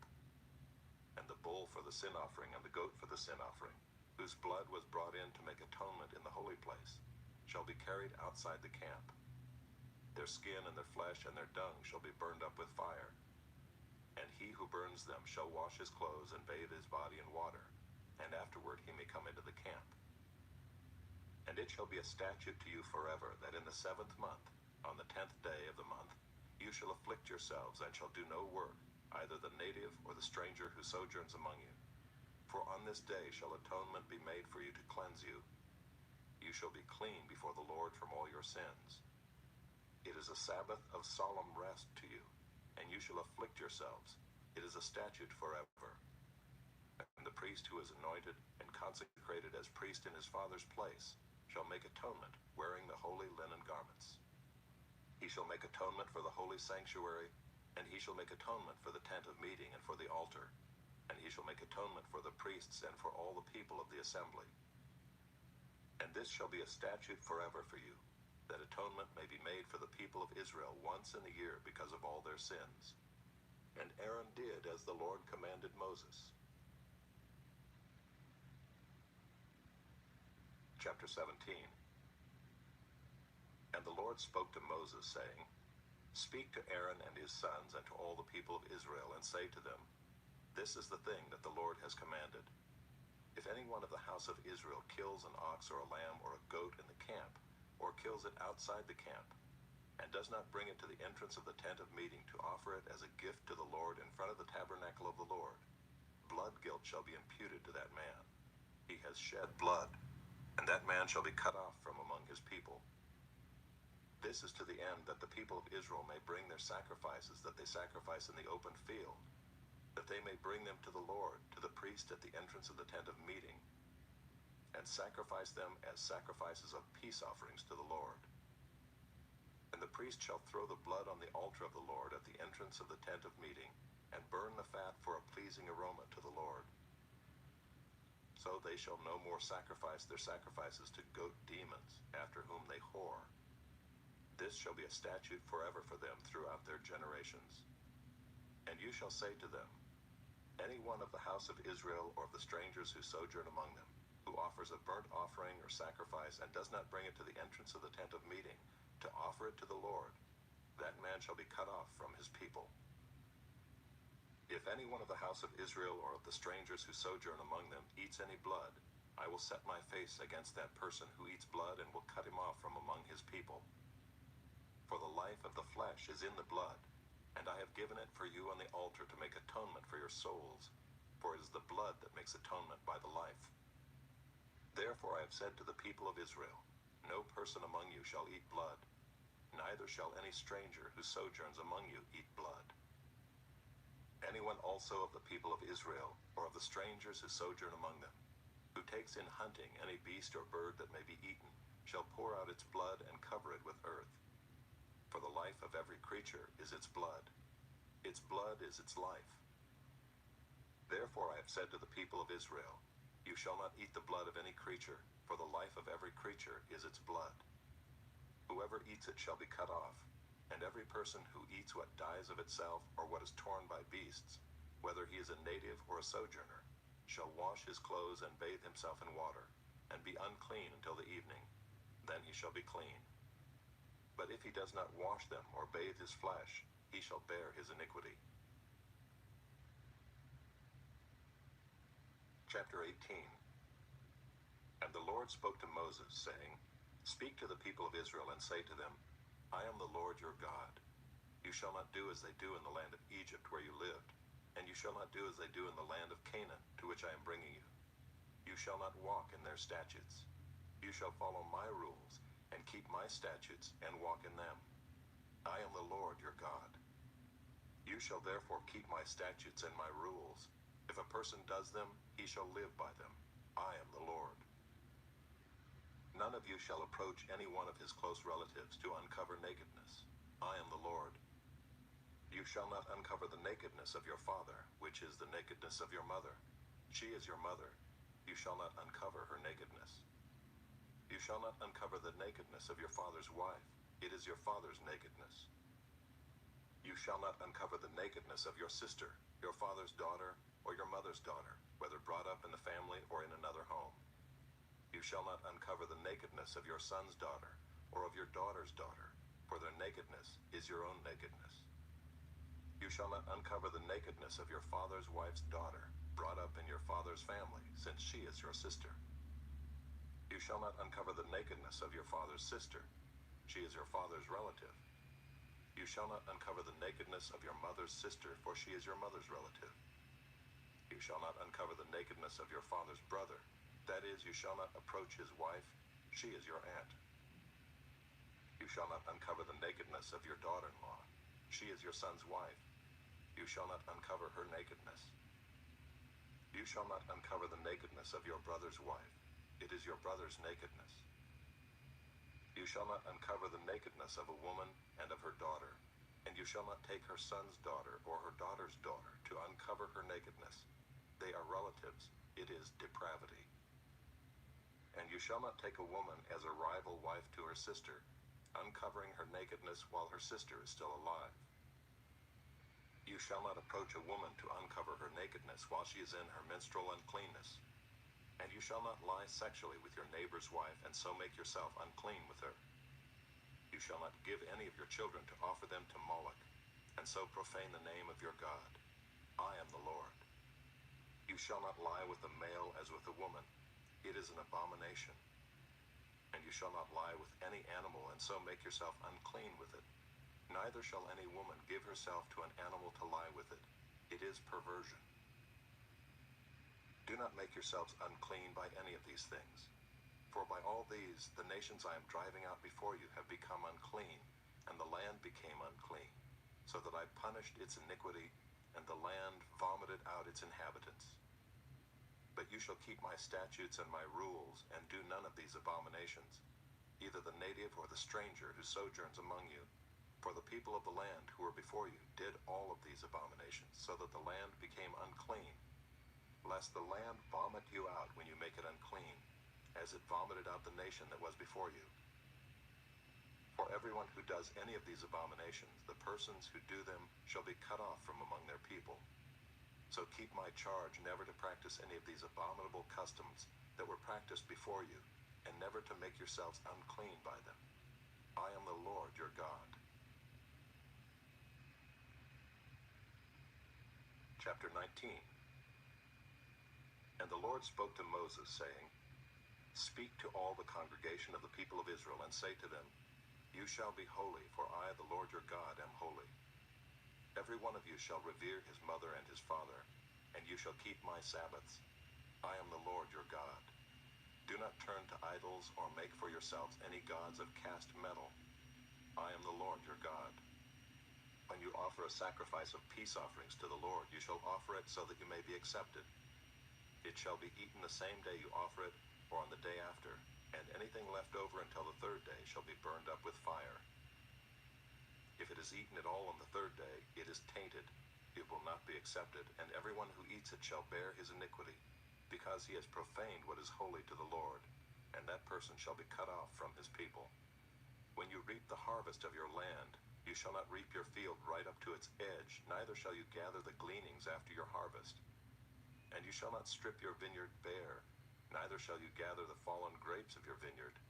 You shall leave them for the poor and for the sojourner. I am the Lord your God. You shall not steal. You shall not deal falsely. You shall not lie to one another. You shall not swear by my name falsely, and so profane the name of your God. I am the Lord. You shall not oppress your neighbor or rob him. The wages of a hired worker shall not remain with you all night until the morning. You shall not curse the deaf or put a stumbling block before the blind, but you shall fear your God. I am the Lord. You shall do no injustice in court. You shall not be partial to the poor or defer to the great, but in righteousness shall you judge your neighbor. You shall not go around as a slanderer among your people, and you shall not stand up against the life of your neighbor. I am the Lord. You shall not hate your brother in your heart, but you shall reason frankly with your neighbor, lest you incur sin because of him. You shall not take vengeance or bear a grudge against the sons of your own people, but you shall love your neighbor as yourself. I am the Lord. You shall keep my statutes. You shall not let your cattle breed with a different kind. You shall not sow your field with two kinds of seed, nor shall you wear a garment of cloth made of two kinds of material. If a man lies sexually with a woman who is a slave, assigned to another man and not yet ransomed or given her freedom, a distinction shall be made. They shall not be put to death, because she was not free. But he shall bring his compensation to the Lord to the entrance of the tent of meeting, a ram for a guilt offering. And the priest shall make atonement for him with the ram of the guilt offering before the Lord for his sin that he has committed. And he shall be forgiven for the sin that he has committed. When you come into the land and plant any kind of tree for food, then you shall regard its fruit as forbidden. 3 years it shall be forbidden to you. It must not be eaten. And in the 4th year all its fruit shall be holy, an offering of praise to the Lord. But in the 5th year you may eat of its fruit, to increase its yield for you. I am the Lord your God. You shall not eat any flesh with the blood in it. You shall not interpret omens or tell fortunes. You shall not round off the hair on your temples or mar the edges of your beard. You shall not make any cuts on your body for the dead or tattoo yourselves. I am the Lord. Do not profane your daughter by making her a prostitute, lest the land fall into prostitution and the land become full of depravity. You shall keep my Sabbaths and reverence my sanctuary. I am the Lord. Do not turn to mediums or necromancers. Do not seek them out and so make yourselves unclean by them. I am the Lord your God. You shall stand up before the gray head and honor the face of an old man, and you shall fear your God. I am the Lord. When a stranger sojourns with you in your land, you shall not do him wrong. You shall treat the stranger who sojourns with you as the native among you, and you shall love him as yourself, for you were strangers in the land of Egypt. I am the Lord your God. You shall do no wrong in judgment, in measures of length or weight or quantity. You shall have just balances, just weights, a just ephah, and a just hin. I am the Lord your God who brought you out of the land of Egypt. And you shall observe all my statutes and all my rules and do them. I am the Lord. Chapter 20. The Lord spoke to Moses, saying, Say to the people of Israel, any one of the people of Israel or of the strangers who sojourn in Israel, who gives any of his children to Moloch, shall surely be put to death. The people of the land shall stone him with stones. I myself will set my face against that man and will cut him off from among his people, because he has given one of his children to Moloch, to make my sanctuary unclean and to profane my holy name. And if the people of the land do at all close their eyes to that man when he gives one of his children to Moloch, and do not put him to death, then I will set my face against that man and against his clan, and will cut them off from among their people, him and all who follow him in whoring after Moloch. If a person turns to mediums and necromancers, whoring after them, I will set my face against that person and will cut him off from among his people. Consecrate yourselves therefore and be holy, for I am the Lord your God. Keep my statutes and do them. I am the Lord who sanctifies you. For anyone who curses his father or his mother shall surely be put to death. He has cursed his father or his mother. His blood is upon him. If a man commits adultery with the wife of his neighbor, both the adulterer and the adulteress shall surely be put to death. If a man lies with his father's wife, he has uncovered his father's nakedness. both of them shall surely be put to death. Their blood is upon them. If a man lies with his daughter-in-law, both of them shall surely be put to death. They have committed perversion. Their blood is upon them. If a man lies with a male as with a woman, both of them have committed an abomination. They shall surely be put to death. Their blood is upon them. If a man takes a woman and her mother also, it is depravity. He and they shall be burned with fire, that there may be no depravity among you. If a man lies with an animal, he shall surely be put to death, and you shall kill the animal.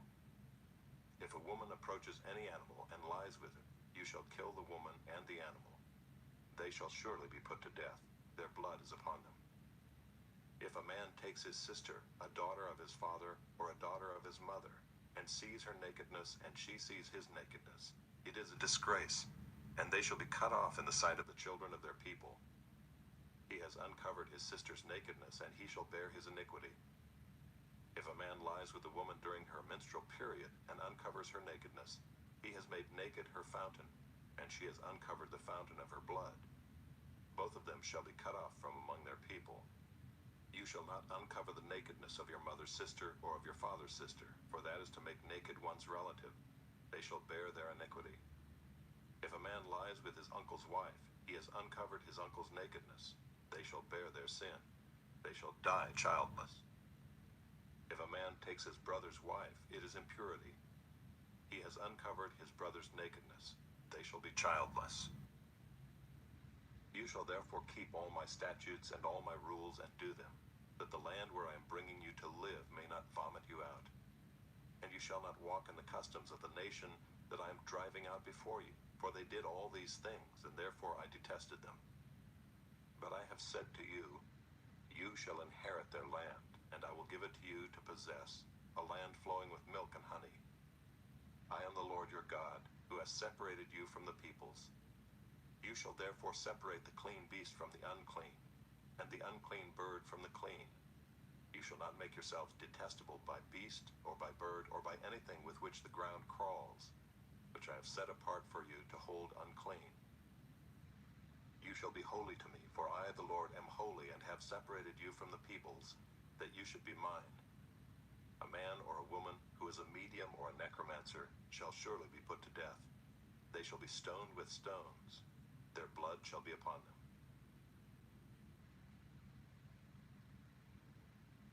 Chapter 21. And the Lord said to Moses, Speak to the priests, the sons of Aaron, and say to them, No one shall make himself unclean for the dead among his people, except for his closest relatives, his mother, his father, his son, his daughter, his brother, or his virgin sister, who is near to him because she has had no husband. For her he may make himself unclean.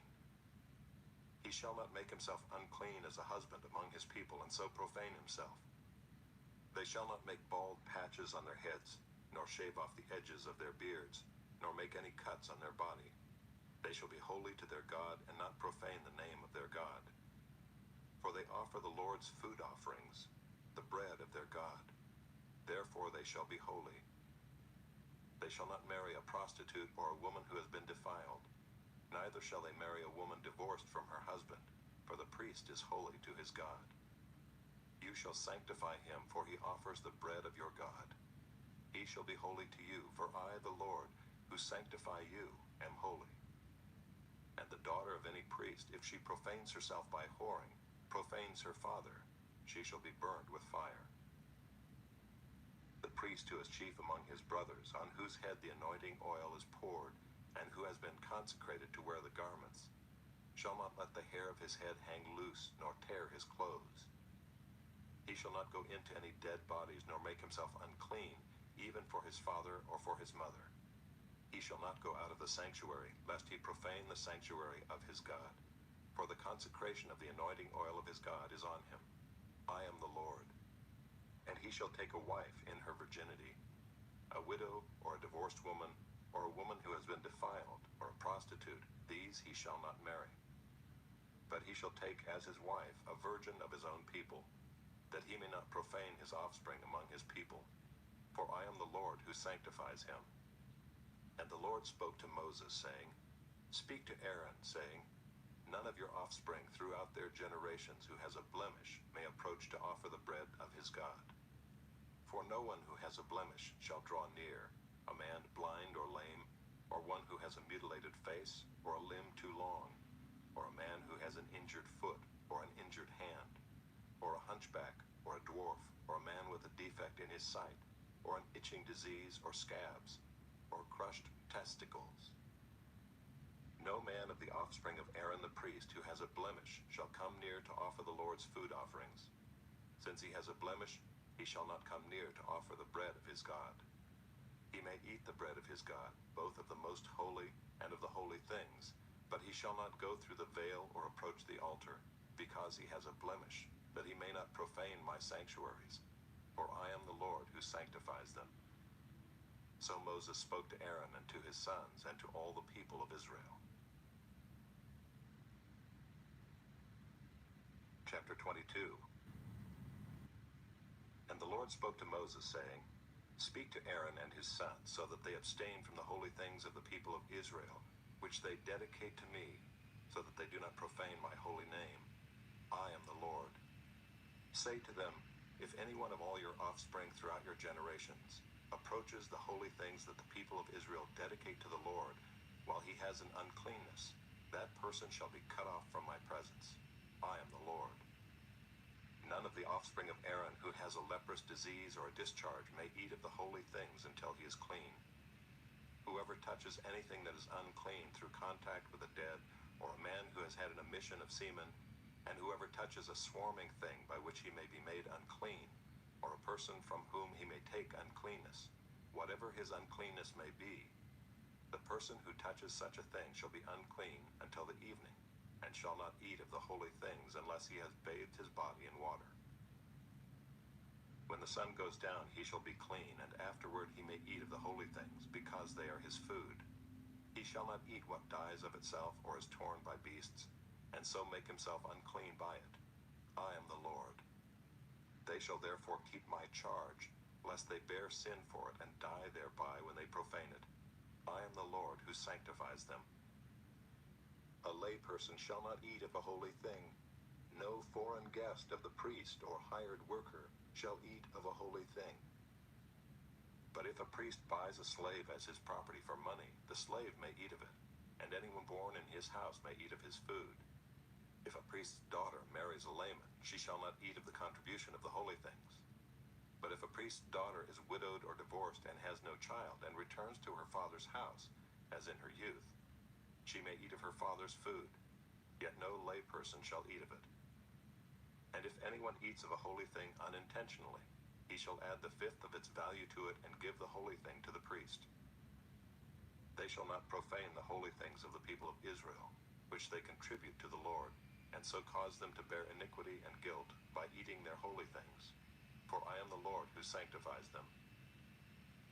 And the Lord spoke to Moses, saying, Speak to Aaron and his sons and all the people of Israel, and say to them, When any one of the house of Israel or of the sojourners in Israel presents a burnt offering as his offering, for any of their vows or freewill offerings that they offer to the Lord, if it is to be accepted for you, it shall be a male without blemish, of the bulls or the sheep or the goats.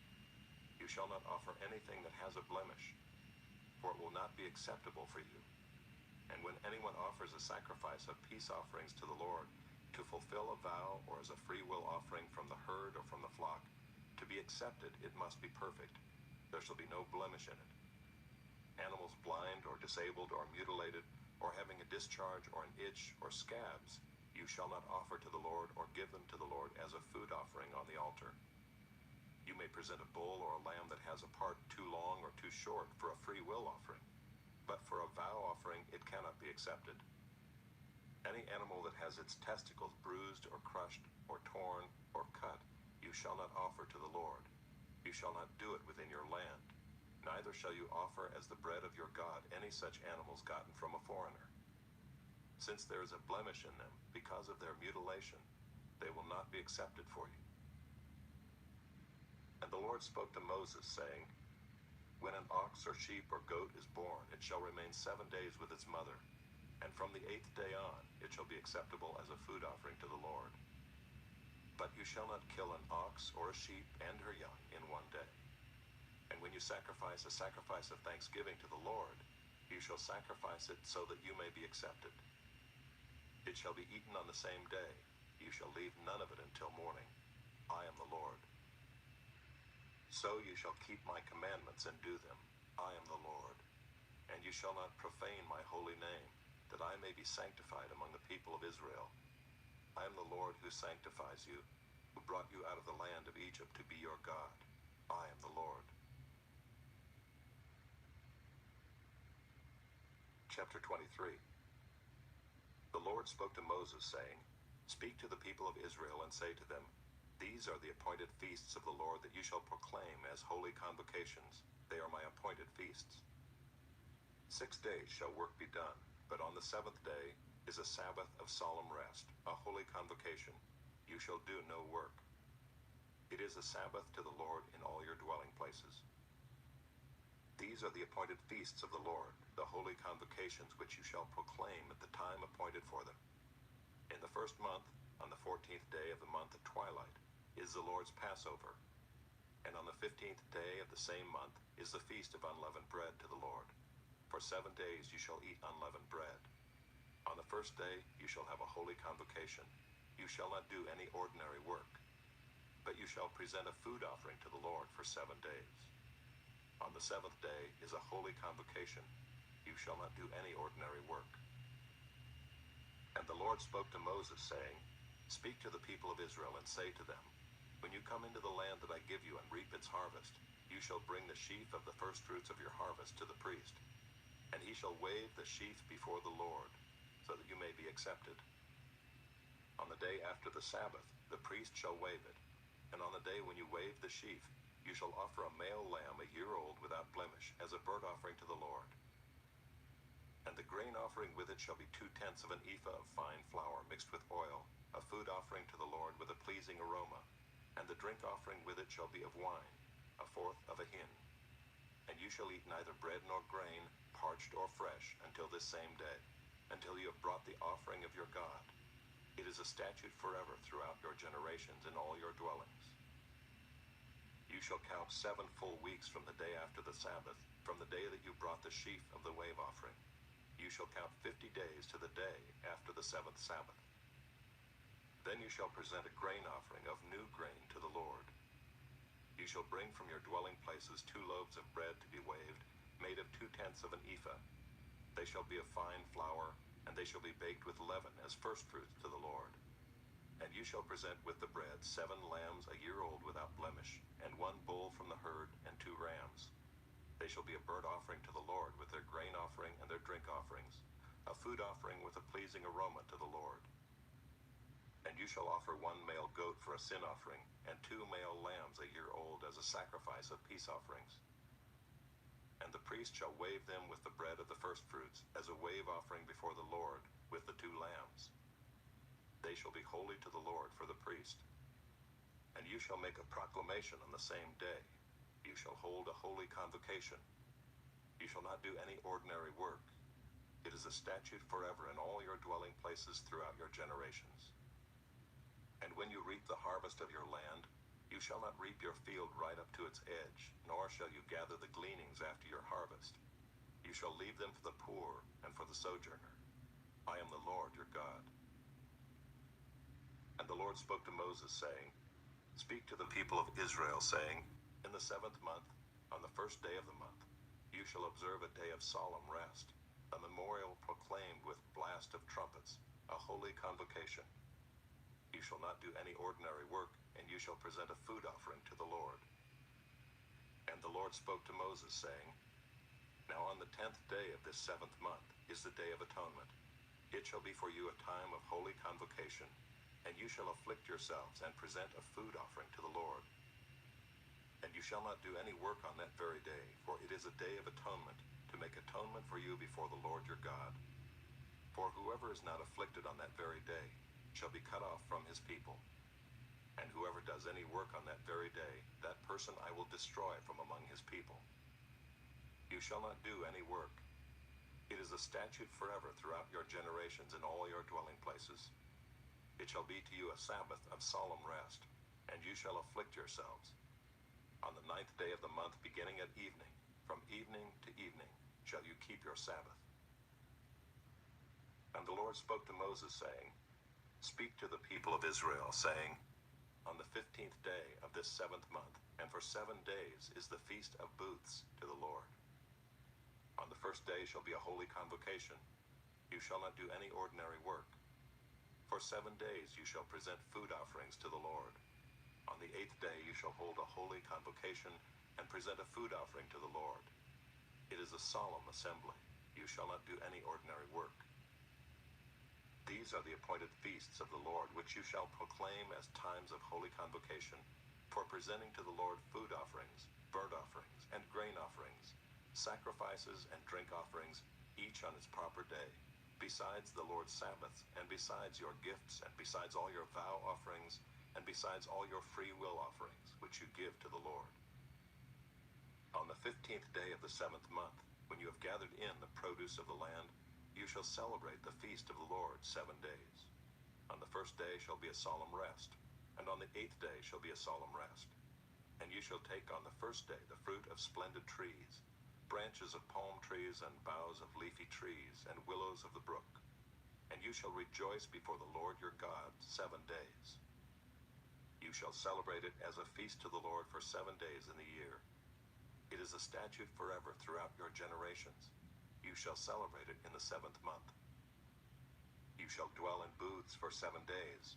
All native Israelites shall dwell in booths, that your generations may know that I made the people of Israel dwell in booths when I brought them out of the land of Egypt.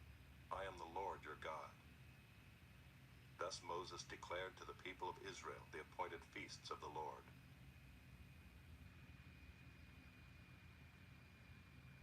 Chapter 24. The Lord spoke to Moses, saying, Command the people of Israel to bring you pure oil from beaten olives for the lamp, that a light may be kept burning regularly. Outside the veil of the testimony in the tent of meeting, Aaron shall arrange it from evening to morning before the Lord regularly. It shall be a statute forever throughout your generations. He shall arrange the lamps on the lampstand of pure gold before the Lord regularly. You shall take fine flour and bake 12 loaves from it. 2/10 of an ephah shall be in each loaf. And you shall set them in 2 piles, 6 in a pile, on the table of pure gold before the Lord. And you shall put pure frankincense on each pile, that it may go with the bread as a memorial portion, as a food offering to the Lord. Every Sabbath day Aaron shall arrange it before the Lord regularly. It is from the people of Israel as a covenant forever. And it shall be for Aaron and his sons, and they shall eat it in a holy place, since it is for him a most holy portion out of the Lord's food offerings, a perpetual due. Now an Israelite woman's son, whose father was an Egyptian, went out among the people of Israel. And the Israelite woman's son and a man of Israel fought in the camp. And the Israelite woman's son blasphemed the name and cursed. Then they brought him to Moses. His mother's name was Shelomith, the daughter of Dibri, of the tribe of Dan. And they put him in custody till the will of the Lord should be clear to them. Then the Lord spoke to Moses, saying, Bring out of the camp the one who cursed, and let all who heard him lay their hands on his head, and let all the congregation stone him. And speak to the people of Israel, saying, Whoever curses his God shall bear his sin. Whoever blasphemes the name of the Lord shall surely be put to death. All the congregation shall stone him.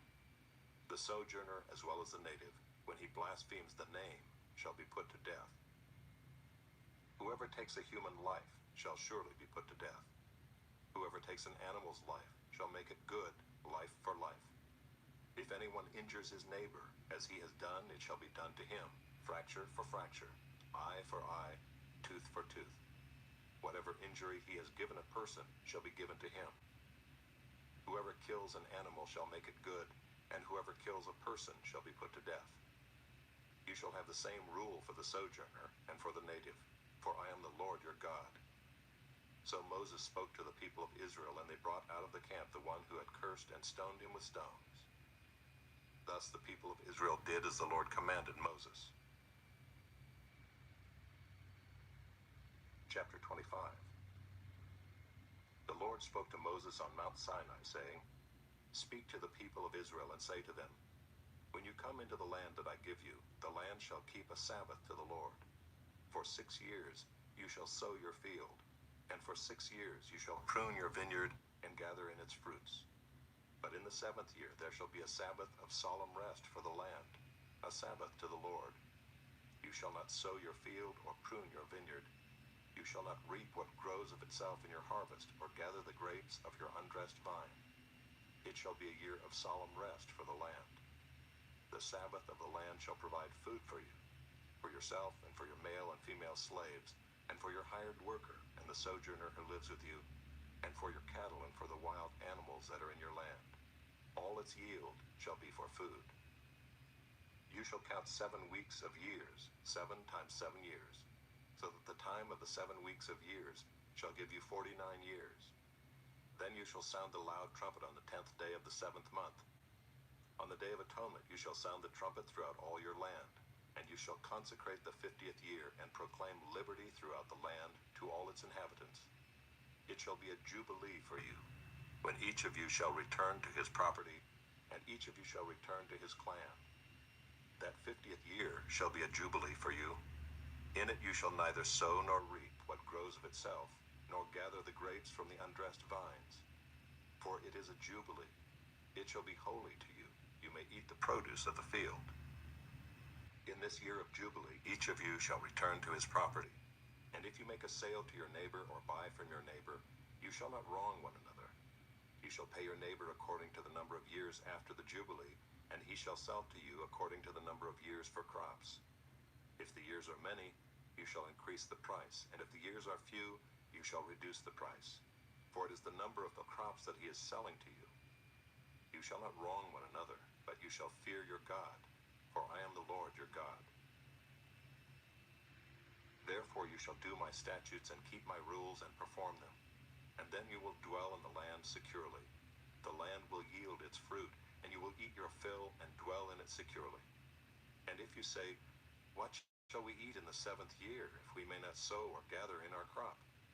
I will command my blessing on you in the 6th year, so that it will produce a crop sufficient for 3 years. When you sow in the 8th year, you will be eating some of the old crop. You shall eat the old until the 9th year, when its crop arrives. The land shall not be sold in perpetuity, for the land is mine. For you are strangers and sojourners with me. And in all the country you possess, you shall allow a redemption of the land. If your brother becomes poor and sells part of his property, then his nearest redeemer shall come and redeem what his brother has sold. If a man has no one to redeem it, and then himself becomes prosperous and finds sufficient means to redeem it, let him calculate the years since he sold it and pay back the balance to the man to whom he sold it, and then return to his property. But if he does not have sufficient means to recover it, then what he sold shall remain in the hand of the buyer until the year of Jubilee. In the Jubilee it shall be released, and he shall return to his property.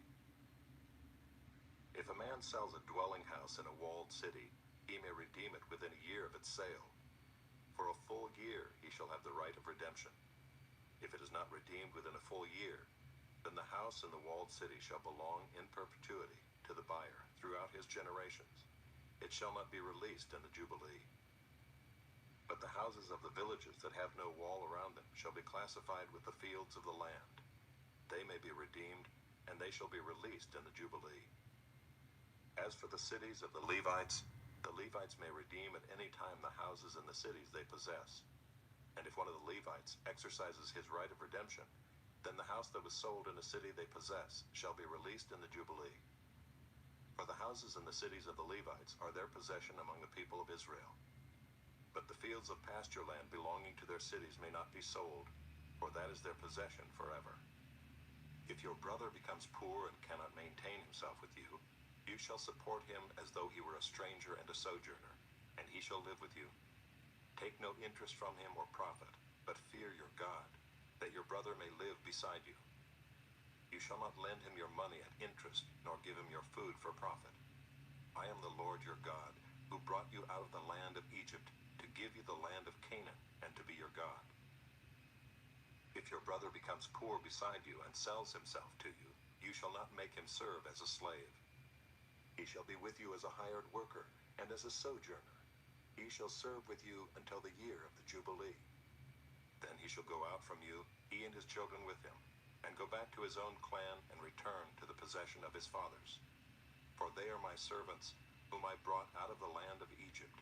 They shall not be sold as slaves.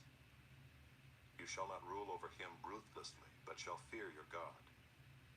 As for your male and female slaves whom you may have, you may buy male and female slaves from among the nations that are around you.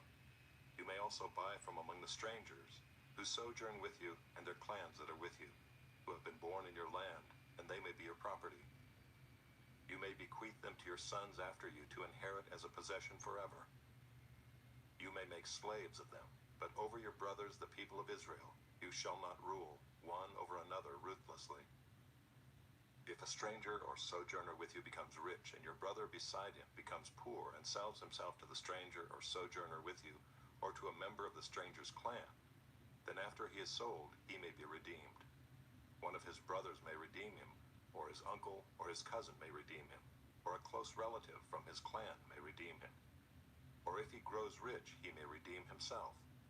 He shall calculate with his buyer from the year when he sold himself to him until the year of Jubilee, and the price of his sale shall vary with the number of years. The time he was with his owner shall be rated as the time of a hired worker. If there are still many years left, he shall pay proportionately for his redemption some of his sale price. If there remain but a few years until the year of Jubilee, he shall calculate and pay for his redemption in proportion to his years of service. He shall treat him as a worker hired year by year. He shall not rule ruthlessly over him in your sight. And if he is not redeemed by these means, then he and his children with him shall be released in the year of Jubilee. For it is to me that the people of Israel are servants. They are my servants whom I brought out of the land of Egypt. I am the Lord your God.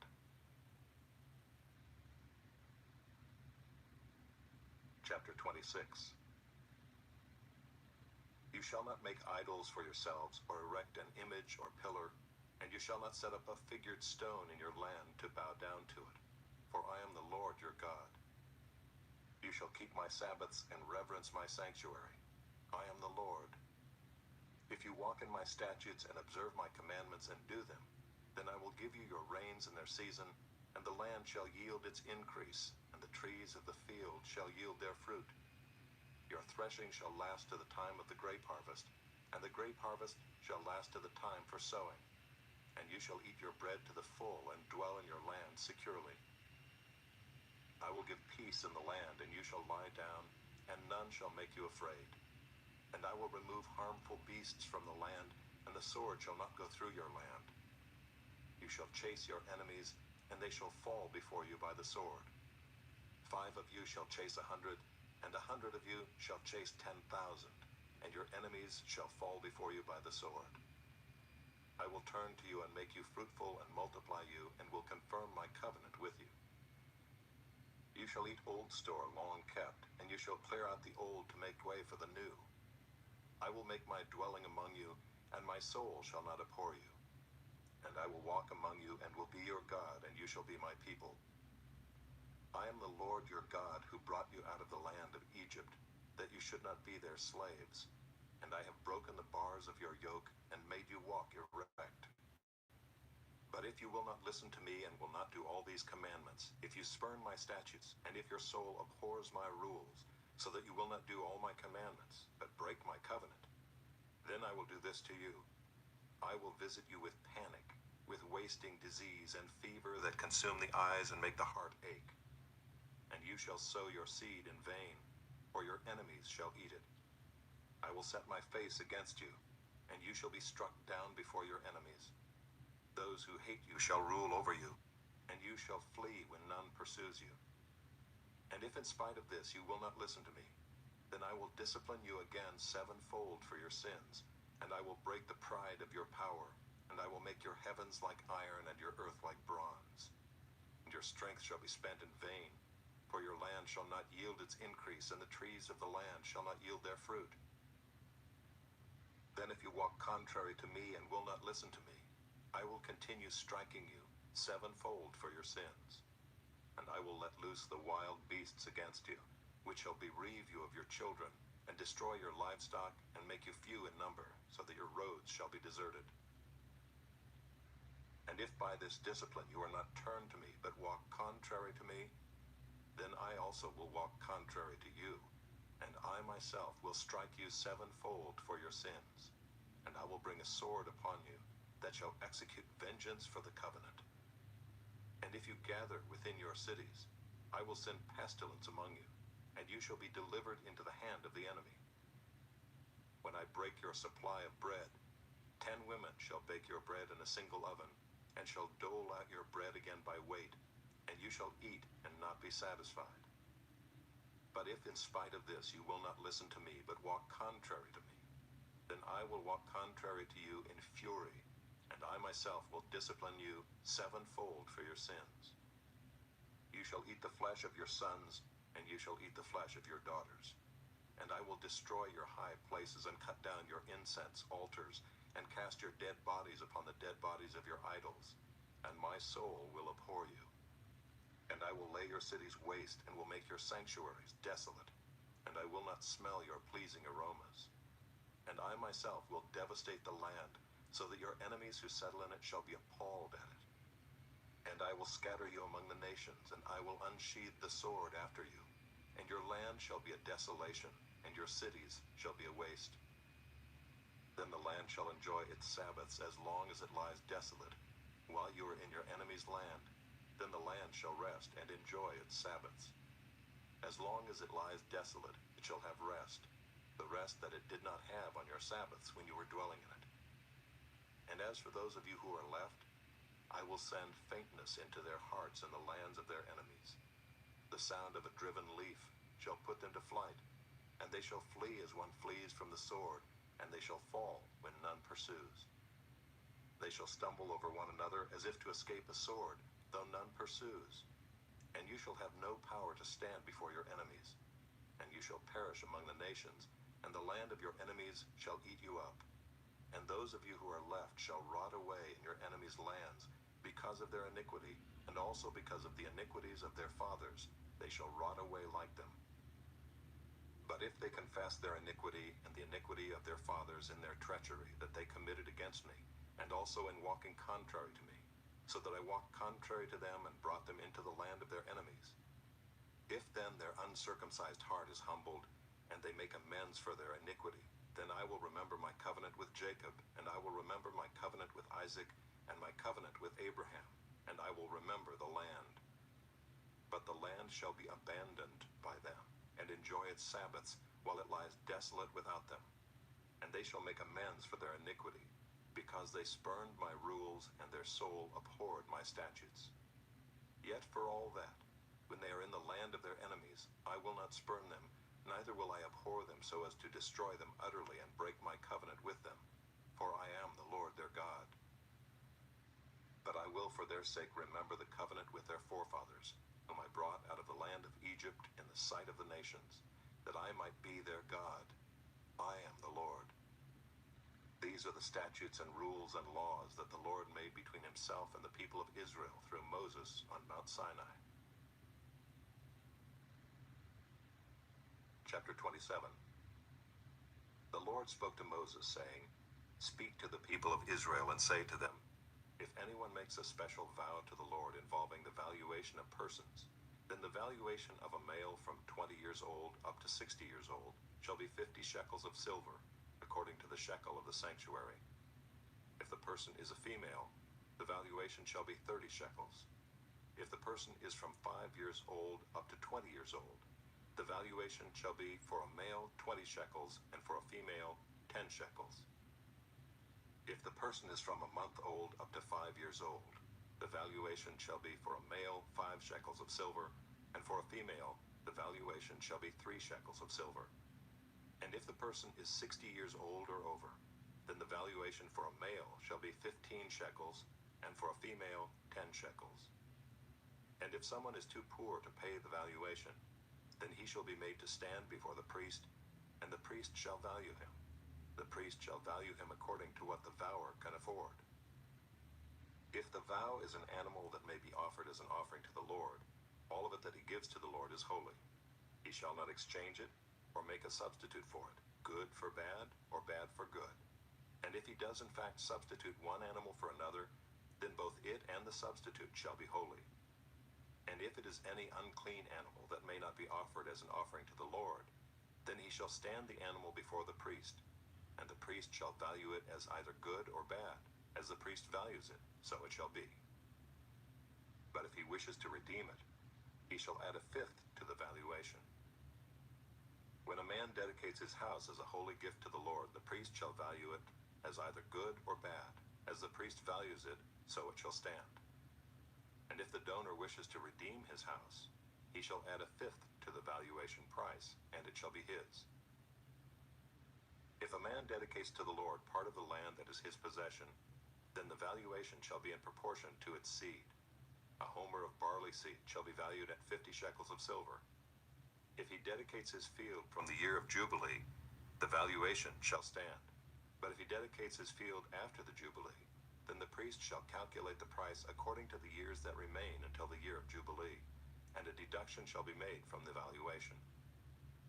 And if he who dedicates the field wishes to redeem it, then he shall add a fifth to its valuation price, and it shall remain his. But if he does not wish to redeem the field, or if he has sold the field to another man, it shall not be redeemed any more. But the field, when it is released in the Jubilee, shall be a holy gift to the Lord, like a field that has been devoted. The priest shall be in possession of it.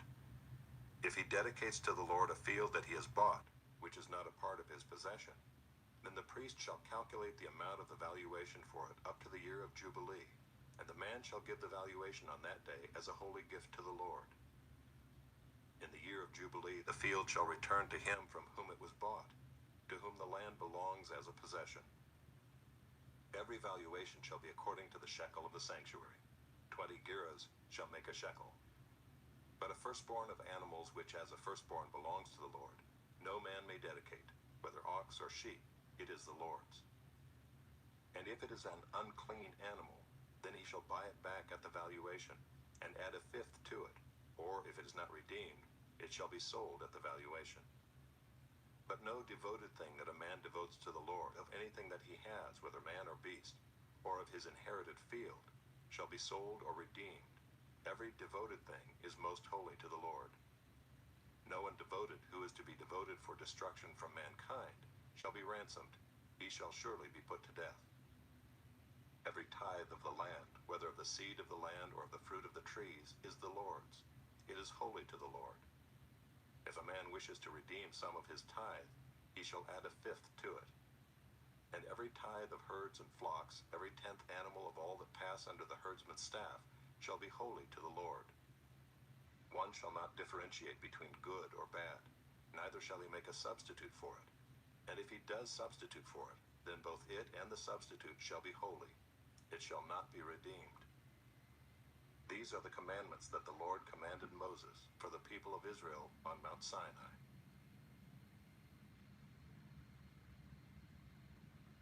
Numbers, chapter 1.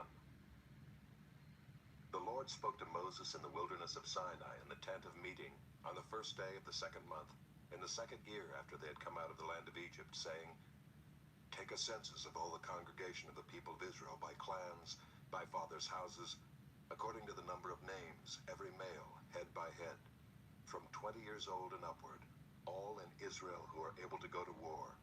You and Aaron shall list them, company by company. And there shall be with you a man from each tribe, each man being the head of the house of his fathers.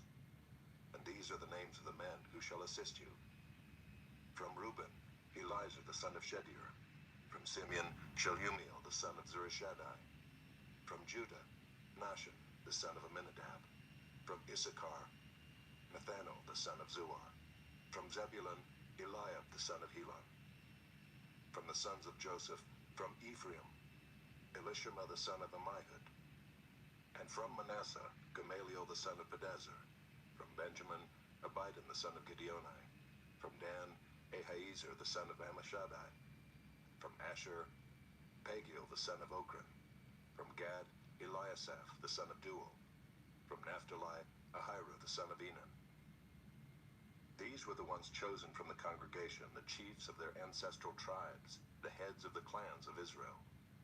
Moses and Aaron took these men who had been named, and on the first day of the second month, they assembled the whole congregation together, who registered themselves by clans, by fathers' houses, according to the number of names from 20 years old and upward, head by head, as the Lord commanded Moses.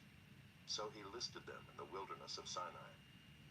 The people of Reuben, Israel's firstborn, their generations by their clans, by their fathers' houses, according to the number of names, head by head, every male from 20 years old and upward, all who were able to go to war. Those listed of the tribe of Reuben were 46,500. Of the people of Simeon, their generations by their clans, by their fathers' houses, those of them who were listed according to the number of names, head by head, every male from 20 years old and upward, all who were able to go to war. Those listed of the tribe of Simeon were 59,300. Of the people of Gad, their generations by their clans, by their fathers' houses, according to the number of the names, from 20 years old and upward, all who were able to go to war. Those listed of the tribe of Gad were 45,650. Of the people of Judah, their generations by their clans, by their fathers' houses, according to the number of names, from 20 years old and upward, every man able to go to war. Those listed of the tribe of Judah were 74,600. Of the people of Issachar, their generations by their clans, by their fathers' houses, according to the number of names, from 20 years old and upward, every man able to go to war. Those listed of the tribe of Issachar were 54,400. Of the people of Zebulun, their generations by their clans, by their fathers' houses, according to the number of names, from 20 years old and upward, every man able to go to war. Those listed of the tribe of Zebulun were 57,400. Of the people of Joseph, namely of the people of Ephraim, their generations by their clans, by their fathers' houses, according to the number of names, from 20 years old and upward, every man able to go to war. Those listed of the tribe of Ephraim were 40,500. Of the people of Manasseh, their generations by their clans, by their fathers' houses, according to the number of names, from 20 years old and upward, every man able to go to war. Those listed of the tribe of Manasseh were 32,200. Of the people of Benjamin, their generations by their clans, by their fathers' houses, according to the number of names, from 20 years old and upward, every man able to go to war. Those listed of the tribe of Benjamin were 35,400. Of the people of Dan, their generations by their clans, by their fathers' houses, according to the number of names, from 20 years old and upward, every man able to go to war. Those listed of the tribe of Dan were 62,700. Of the people of Asher, their generations by their clans, by their fathers' houses, according to the number of names, from 20 years old and upward, every man able to go to war. Those listed of the tribe of Asher were 41,500. Of the people of Naphtali, their generations by their clans, by their fathers' houses, according to the number of names, from 20 years old and upward, every man able to go to war. Those listed of the tribe of Naphtali were 53,400. These are those who were listed, whom Moses and Aaron listed with the help of the chiefs of Israel, 12 men, each representing his father's house. So all those listed of the people of Israel by their fathers' houses, from 20 years old and upward, every man able to go to war in Israel, all those listed were 603,550. But the Levites were not listed along with them by their ancestral tribe. For the Lord spoke to Moses, saying, Only the tribe of Levi you shall not list, and you shall not take a census of them among the people of Israel. But appoint the Levites over the tabernacle of the testimony, and over all its furnishings, and over all that belongs to it. They are to carry the tabernacle and all its furnishings, and they shall take care of it, and shall camp around the tabernacle. When the tabernacle is to set out, the Levites shall take it down, and when the tabernacle is to be pitched, the Levites shall set it up. And if any outsider comes near, he shall be put to death. The people of Israel shall pitch their tents by their companies, each man in his own camp, and each man by his own standard. But the Levites shall camp around the tabernacle of the testimony, so that there may be no wrath on the congregation of the people of Israel. And the Levites shall keep guard over the tabernacle of the testimony. Thus did the people of Israel. They did according to all that the Lord commanded Moses.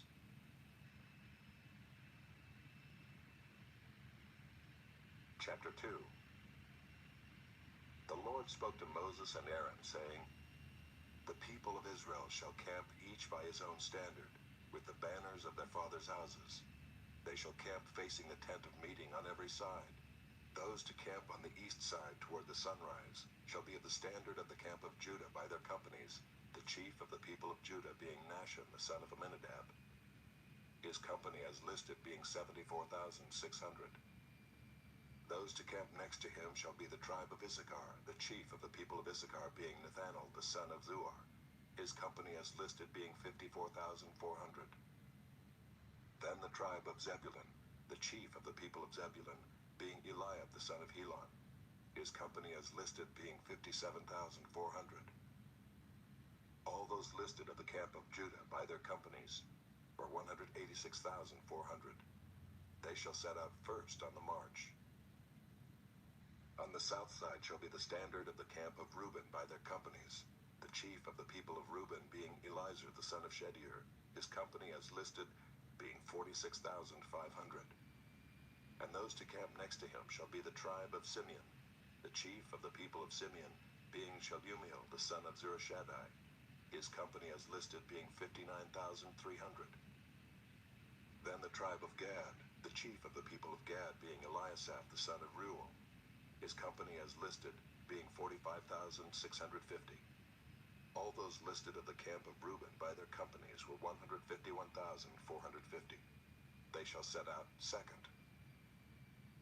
Then the tent of meeting shall set out, with the camp of the Levites in the midst of the camps. As they camp, so shall they set out, each in position, standard by standard.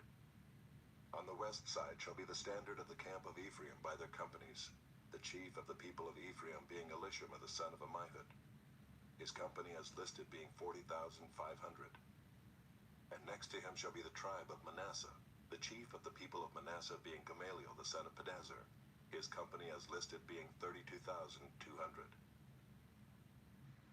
Then the tribe of Benjamin, the chief of the people of Benjamin being Abidan the son of Gideoni, his company as listed being 35,400.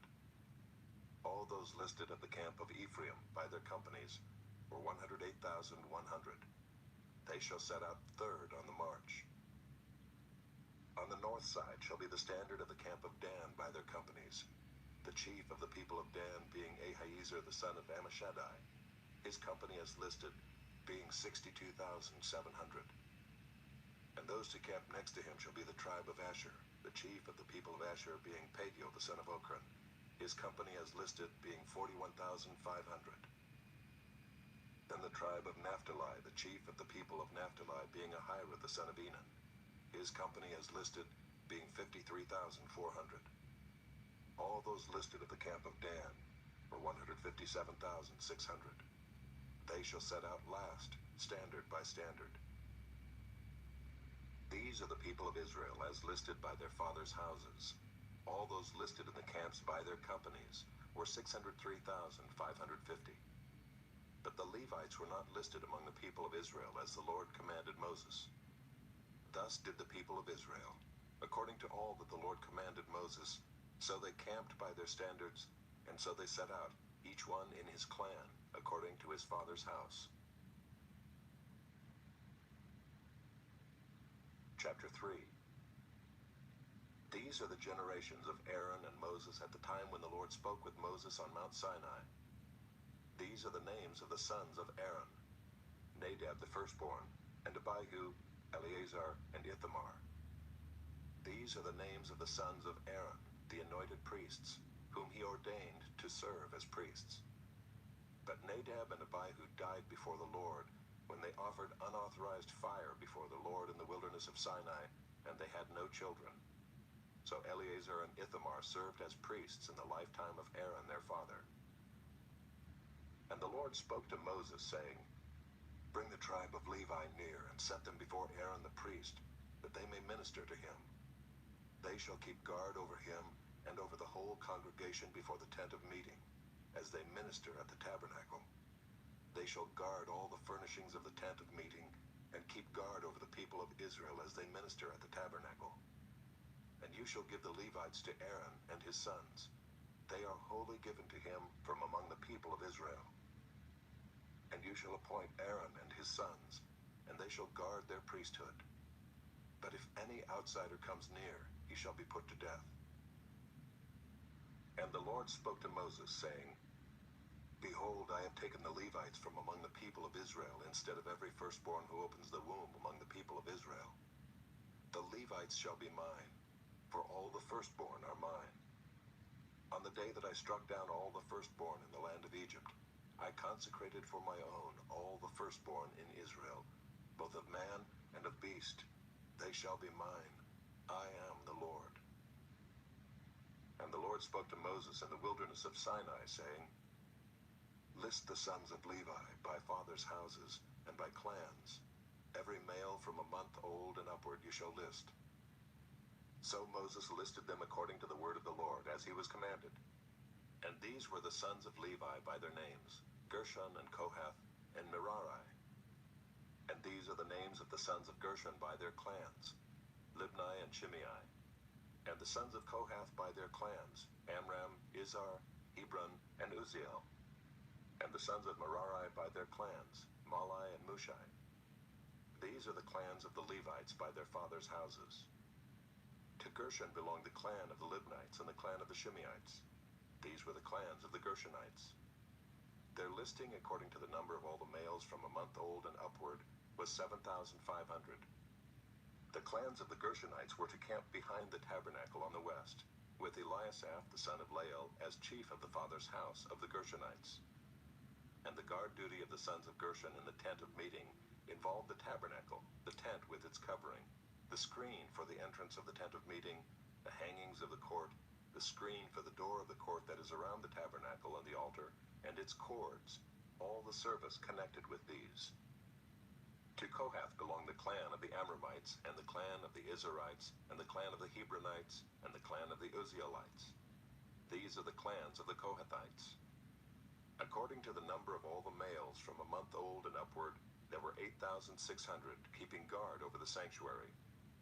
The clans of the sons of Kohath were to camp on the south side of the tabernacle, with Elizaphan the son of Uzziel as chief of the father's house of the clans of the Kohathites. And their guard duty involved the ark, the table, the lampstand, the altars, the vessels of the sanctuary with which the priests minister, and the screen, all the service connected with these. And Eleazar the son of Aaron the priest was to be chief over the chiefs of the Levites, and to have oversight of those who kept guard over the sanctuary. To Merari belonged the clan of the Malites, and the clan of the Mushites. These are the clans of Merari. Their listing according to the number of all the males from a month old and upward was 6,200. And the chief of the father's house of the clans of Merari was Zuriel the son of Abihail. They were to camp on the north side of the tabernacle. And the appointed guard duty of the sons of Merari involved the frames of the tabernacle, the bars, the pillars, the bases, and all their accessories, all the service connected with these. Also the pillars around the court with their bases and pegs and cords. Those who were to camp before the tabernacle on the east, before the tent of meeting toward the sunrise, were Moses and Aaron and his sons, guarding the sanctuary itself, to protect the people of Israel. And any outsider who came near was to be put to death. All those listed among the Levites whom Moses and Aaron listed at the commandment of the Lord by clans, all the males from a month old and upward, were 22,000. And the Lord said to Moses, List all the firstborn males of the people of Israel from a month old and upward, taking the number of their names. And you shall take the Levites for me. I am the Lord. Instead of all the firstborn among the people of Israel, and the cattle of the Levites instead of all the firstborn among the cattle of the people of Israel. So Moses listed all the firstborn among the people of Israel as the Lord commanded him, and all the firstborn males according to the number of names, from a month old and upward as listed, were 22,273. And the Lord spoke to Moses, saying, Take the Levites instead of all the firstborn among the people of Israel, and the cattle of the Levites instead of their cattle. The Levites shall be mine. I am the Lord. And as the redemption price for the 273 of the firstborn of the people of Israel, over and above the number of the male Levites, you shall take 5 shekels per head. You shall take them according to the shekel of the sanctuary, the shekel of 20 gerahs, and give the money to Aaron and his sons as the redemption price for those who are over. So Moses took the redemption money from those who were over and above those redeemed by the Levites. From the firstborn of the people of Israel he took the money, 1,365 shekels, by the shekel of the sanctuary. And Moses gave the redemption money to Aaron and his sons according to the word of the Lord, as the Lord commanded Moses.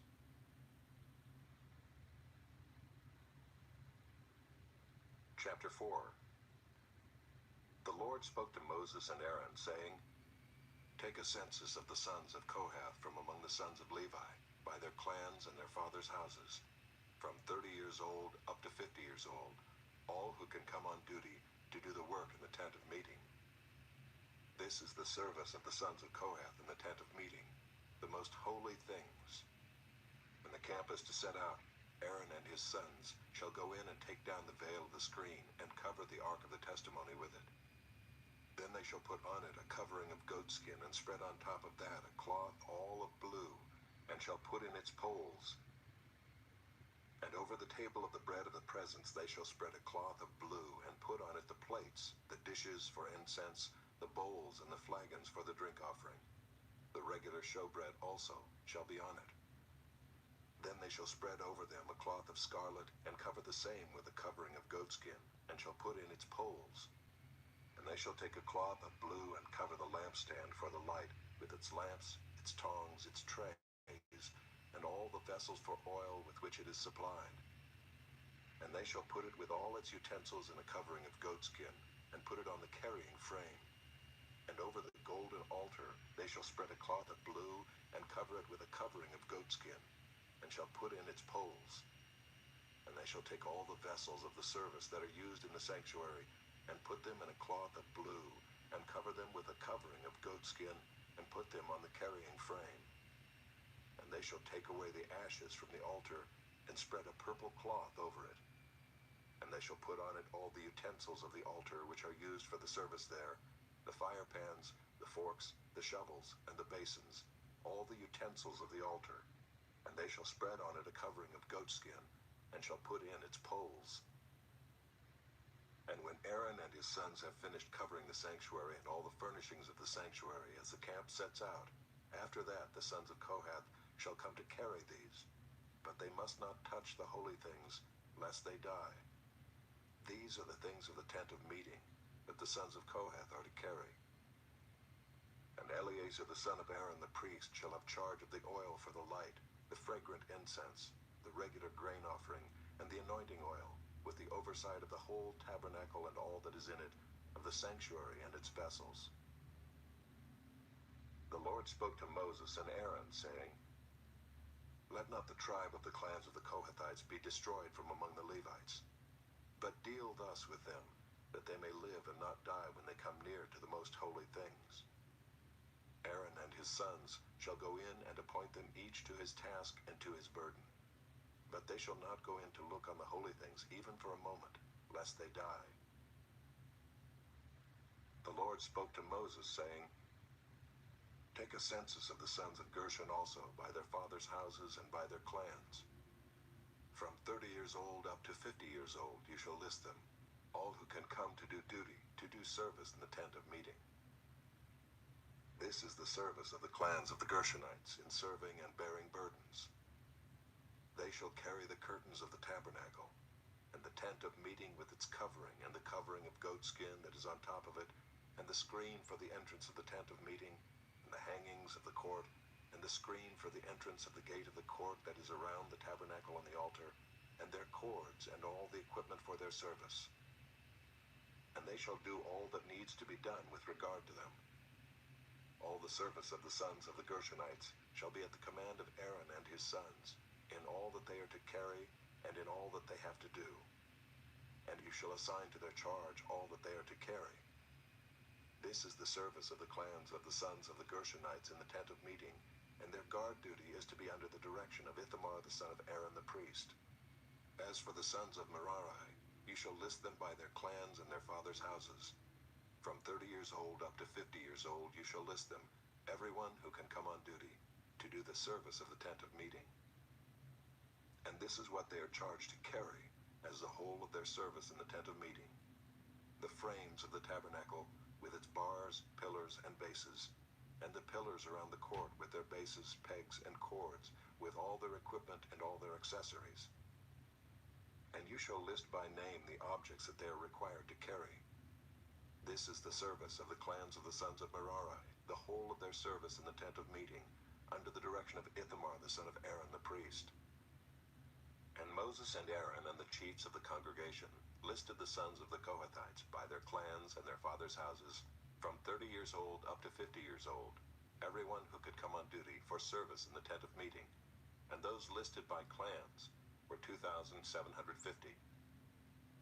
This was the list of the clans of the Kohathites, all who served in the tent of meeting, whom Moses and Aaron listed according to the commandment of the Lord by Moses. Those listed of the sons of Gershon by their clans and their fathers' houses, from 30 years old up to 50 years old, everyone who could come on duty for service in the tent of meeting. Those listed by their clans and their fathers' houses were 2,630.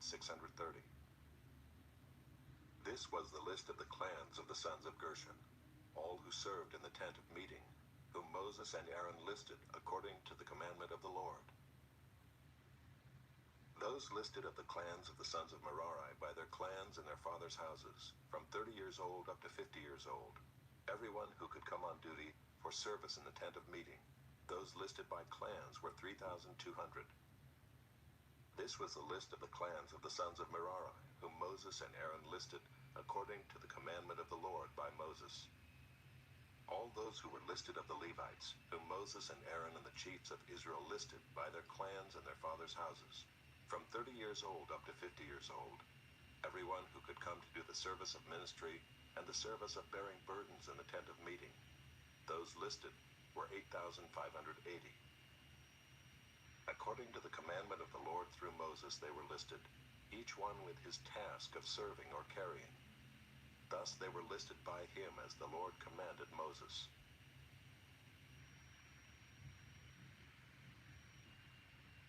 Chapter 5. The Lord spoke to Moses, saying, Command the people of Israel that they put out of the camp everyone who is leprous, or has a discharge, and everyone who is unclean through contact with the dead. You shall put out both male and female, putting them outside the camp, that they may not defile their camp in the midst of which I dwell. And the people of Israel did so, and put them outside the camp. As the Lord said to Moses, so the people of Israel did. And the Lord spoke to Moses, saying, Speak to the people of Israel.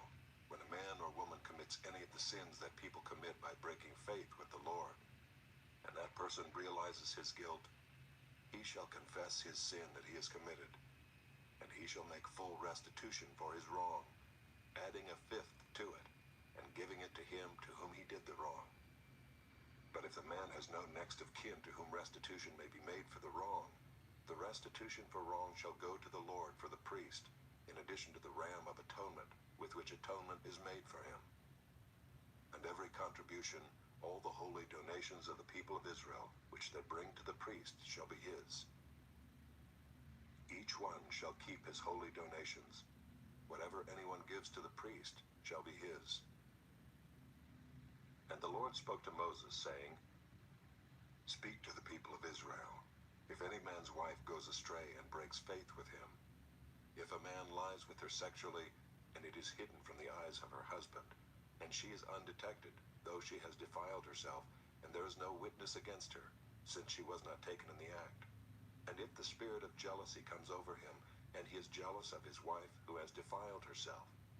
Or if the spirit of jealousy comes over him, and he is jealous of his wife, though she has not defiled herself, then the man shall bring his wife to the priest, and bring the offering required of her, 1/10 of an ephah of barley flour.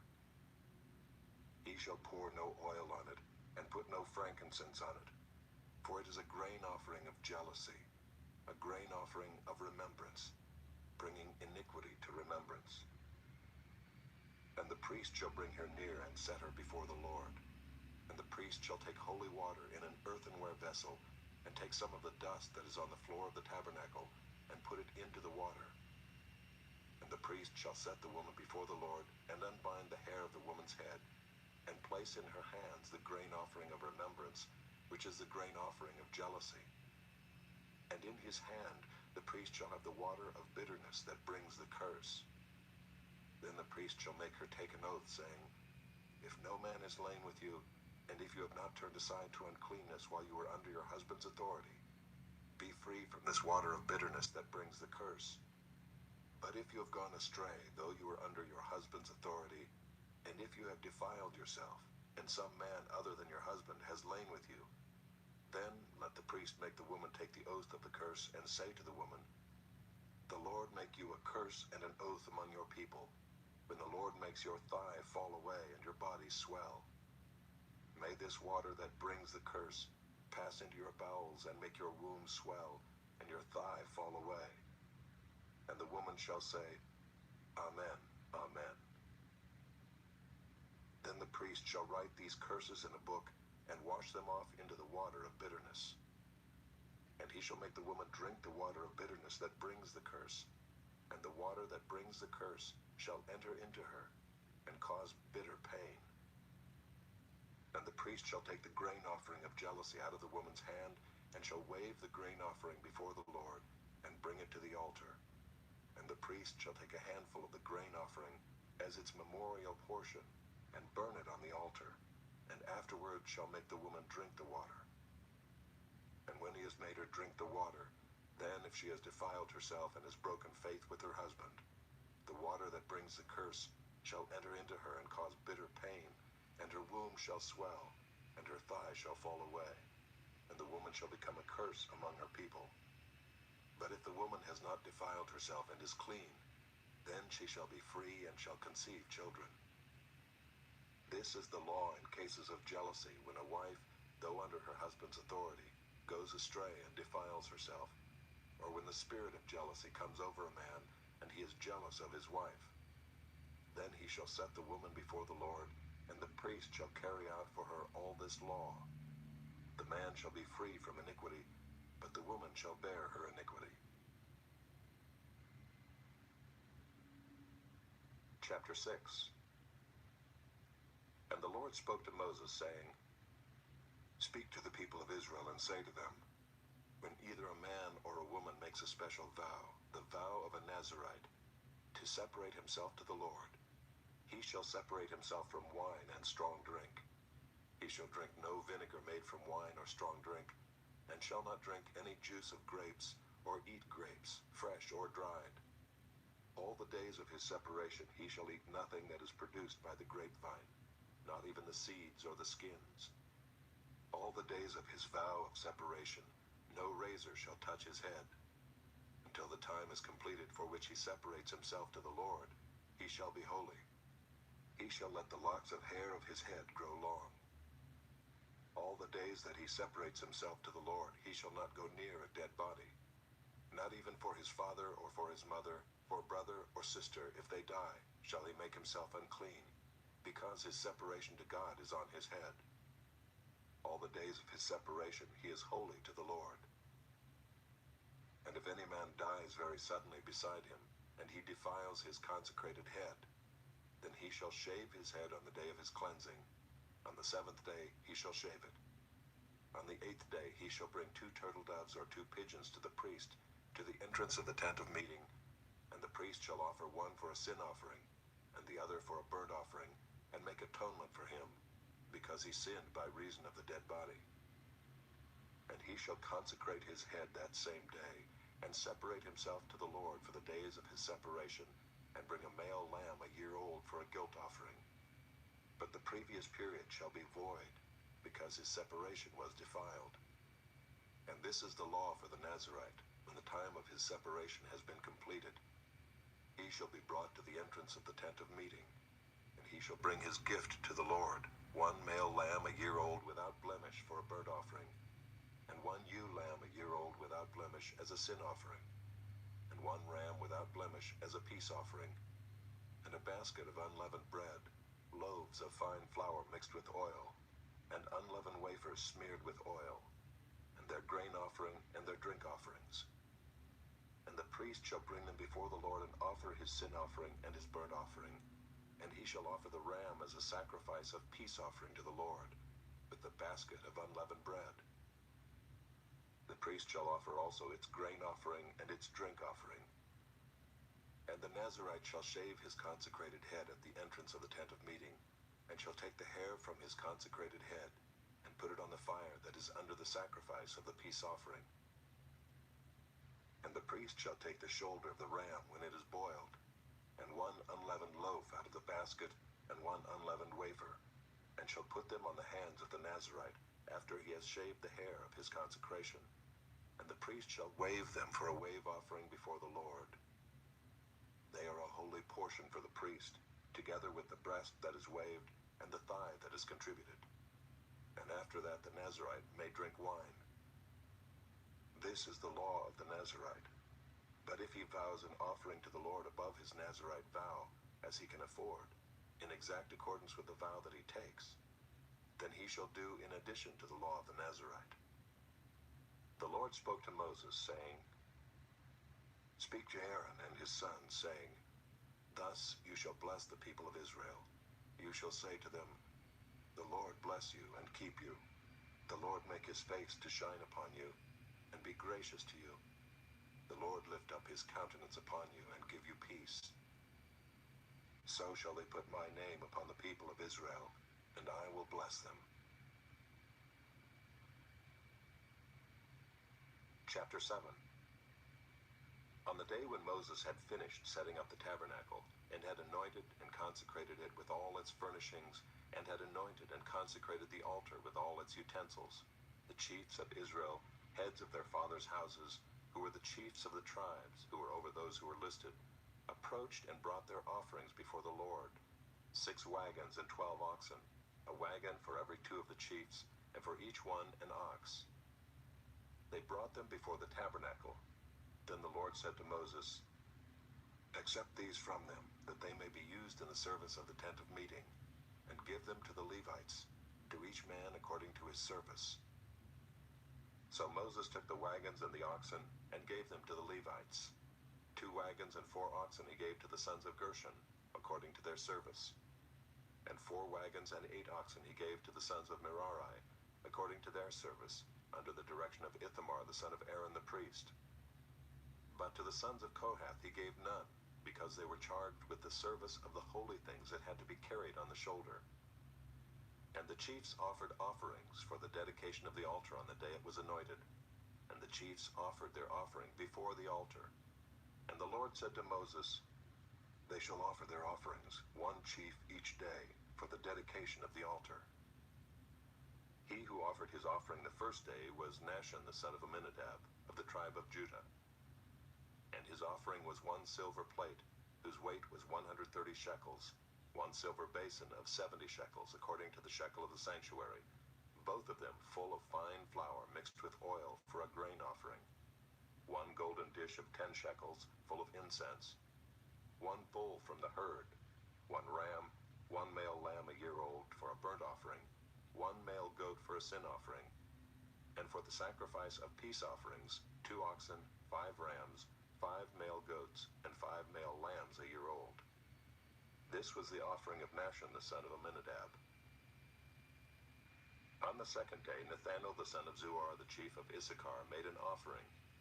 He offered for his offering 1 silver plate, whose weight was 130 shekels, 1 silver basin of 70 shekels, according to the shekel of the sanctuary, both of them full of fine flour mixed with oil for a grain offering, 1 golden dish of 10 shekels, full of incense, 1 bull from the herd, 1 one ram, one male lamb a year old for a burnt offering, one male goat for a sin offering, and for the sacrifice of peace offerings, 2 oxen, 5 rams, 5 male goats, and 5 male lambs a year old. This was the offering of Nathanael the son of Zuar. On the 3rd day, Eliab the son of Helon, the chief of the people of Zebulun. His offering was 1 silver plate, whose weight was 130 shekels, 1 silver basin of 70 shekels, according to the shekel of the sanctuary, both of them full of fine flour mixed with oil for a grain offering, 1 golden dish of 10 shekels, full of incense, 1 bull from the herd, 1 ram, 1 male lamb a year old for a burnt offering, 1 male goat for a sin offering, and for the sacrifice of peace offerings, 2 oxen, 5 rams, 5 male goats, and 5 male lambs a year old. This was the offering of Eliab the son of Helon. On the 4th day, Elizur the son of Shedeur, the chief of the people of Reuben. His offering was 1 silver plate, whose weight was 130 shekels, 1 silver basin of 70 shekels, according to the shekel of the sanctuary, both of them full of fine flour mixed with oil for a grain offering, 1 golden dish of 10 shekels, full of incense, 1 bull from the herd, 1 ram, 1 male lamb a year old for a burnt offering, 1 male goat for a sin offering, and for the sacrifice of peace offerings, 2 oxen, 5 rams, 5 male goats, and 5 male lambs a year old. This was the offering of Elizur the son of Shedeur. On the 5th day, Shelumiel the son of Zurishaddai, the chief of the people of Simeon. His offering was 1 silver plate, whose weight was 130 shekels, 1 silver basin of 70 shekels, according to the shekel of the sanctuary, both of them full of fine flour mixed with oil for a grain offering, 1 golden dish of 10 shekels, full of incense, 1 bull from the herd, 1 ram, 1 male lamb a year old for a burnt offering, 1 male goat for a sin offering, and for the sacrifice of peace offerings, 2 oxen, 5 rams, 5 male goats, and 5 male lambs a year old. This was the offering of Shelumiel the son of Zurishaddai. On the 6th day, Eliasaph the son of Deuel, the chief of the people of Gad. His offering was 1 silver plate, whose weight was 130 shekels, 1 silver basin of 70 shekels, according to the shekel of the sanctuary, both of them full of fine flour mixed with oil for a grain offering, 1 golden dish of 10 shekels, full of incense, 1 bull from the herd, 1 ram, 1 male lamb a year old for a burnt offering, 1 male goat for a sin offering, and for the sacrifice of peace offerings, 2 oxen, 5 rams, 5 male goats, and 5 male lambs a year old. This was the offering of Eliasaph the son of Deuel. On the 7th day, Elishama the son of Ammihud, the chief of the people of Ephraim. His offering was 1 silver plate, whose weight was 130 shekels, 1 silver basin of 70 shekels, according to the shekel of the sanctuary, both of them full of fine flour mixed with oil for a grain offering, 1 golden dish of 10 shekels, full of incense, 1 bull from the herd, 1 ram, 1 male lamb a year old for a burnt offering, 1 male goat for a sin offering, and for the sacrifice of peace offerings, 2 oxen, 5 rams, 5 male goats, and 5 male lambs a year old.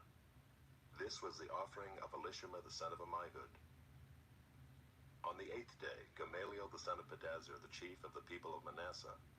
His offering was 1 silver plate, whose weight was 130 shekels, 1 silver basin of 70 shekels, according to the shekel of the sanctuary, both of them full of fine flour mixed with oil for a grain offering, 1 golden dish of 10 shekels, full of incense, 1 bull from the herd, 1 ram, 1 male lamb a year old for a burnt offering, 1 male goat for a sin offering, and for the sacrifice of peace offerings, 2 oxen, 5 rams, 5 male goats, and 5 male lambs a year old. This was the offering of Gamaliel the son of Pedazur. On the 9th day, Abidan the son of Gideoni, the chief of the people of Benjamin. His offering was 1 silver plate, whose weight was 130 shekels, 1 silver basin of 70 shekels, according to the shekel of the sanctuary, both of them full of fine flour mixed with oil for a grain offering, 1 golden dish of 10 shekels, full of incense, 1 bull from the herd, 1 ram, 1 male lamb a year old for a burnt offering, 1 male goat for a sin offering, and for the sacrifice of peace offerings, 2 oxen, 5 rams, 5 male goats, and 5 male lambs a year old. This was the offering of Abidan the son of Gideoni. On the 10th day, Ahiezer the son of Ammishaddai, the chief of the people of Dan. His offering was 1 silver plate, whose weight was 130 shekels, 1 silver basin of 70 shekels, according to the shekel of the sanctuary, both of them full of fine flour mixed with oil for a grain offering, 1 golden dish of 10 shekels, full of incense, 1 bull from the herd, 1 ram, 1 male lamb a year old for a burnt offering, 1 male goat for a sin offering, and for the sacrifice of peace offerings, 2 oxen, 5 rams, 5 male goats, and 5 male lambs a year old.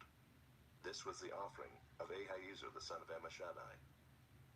On the 11th day, Pagiel the son of Okran, the chief of the people of Asher.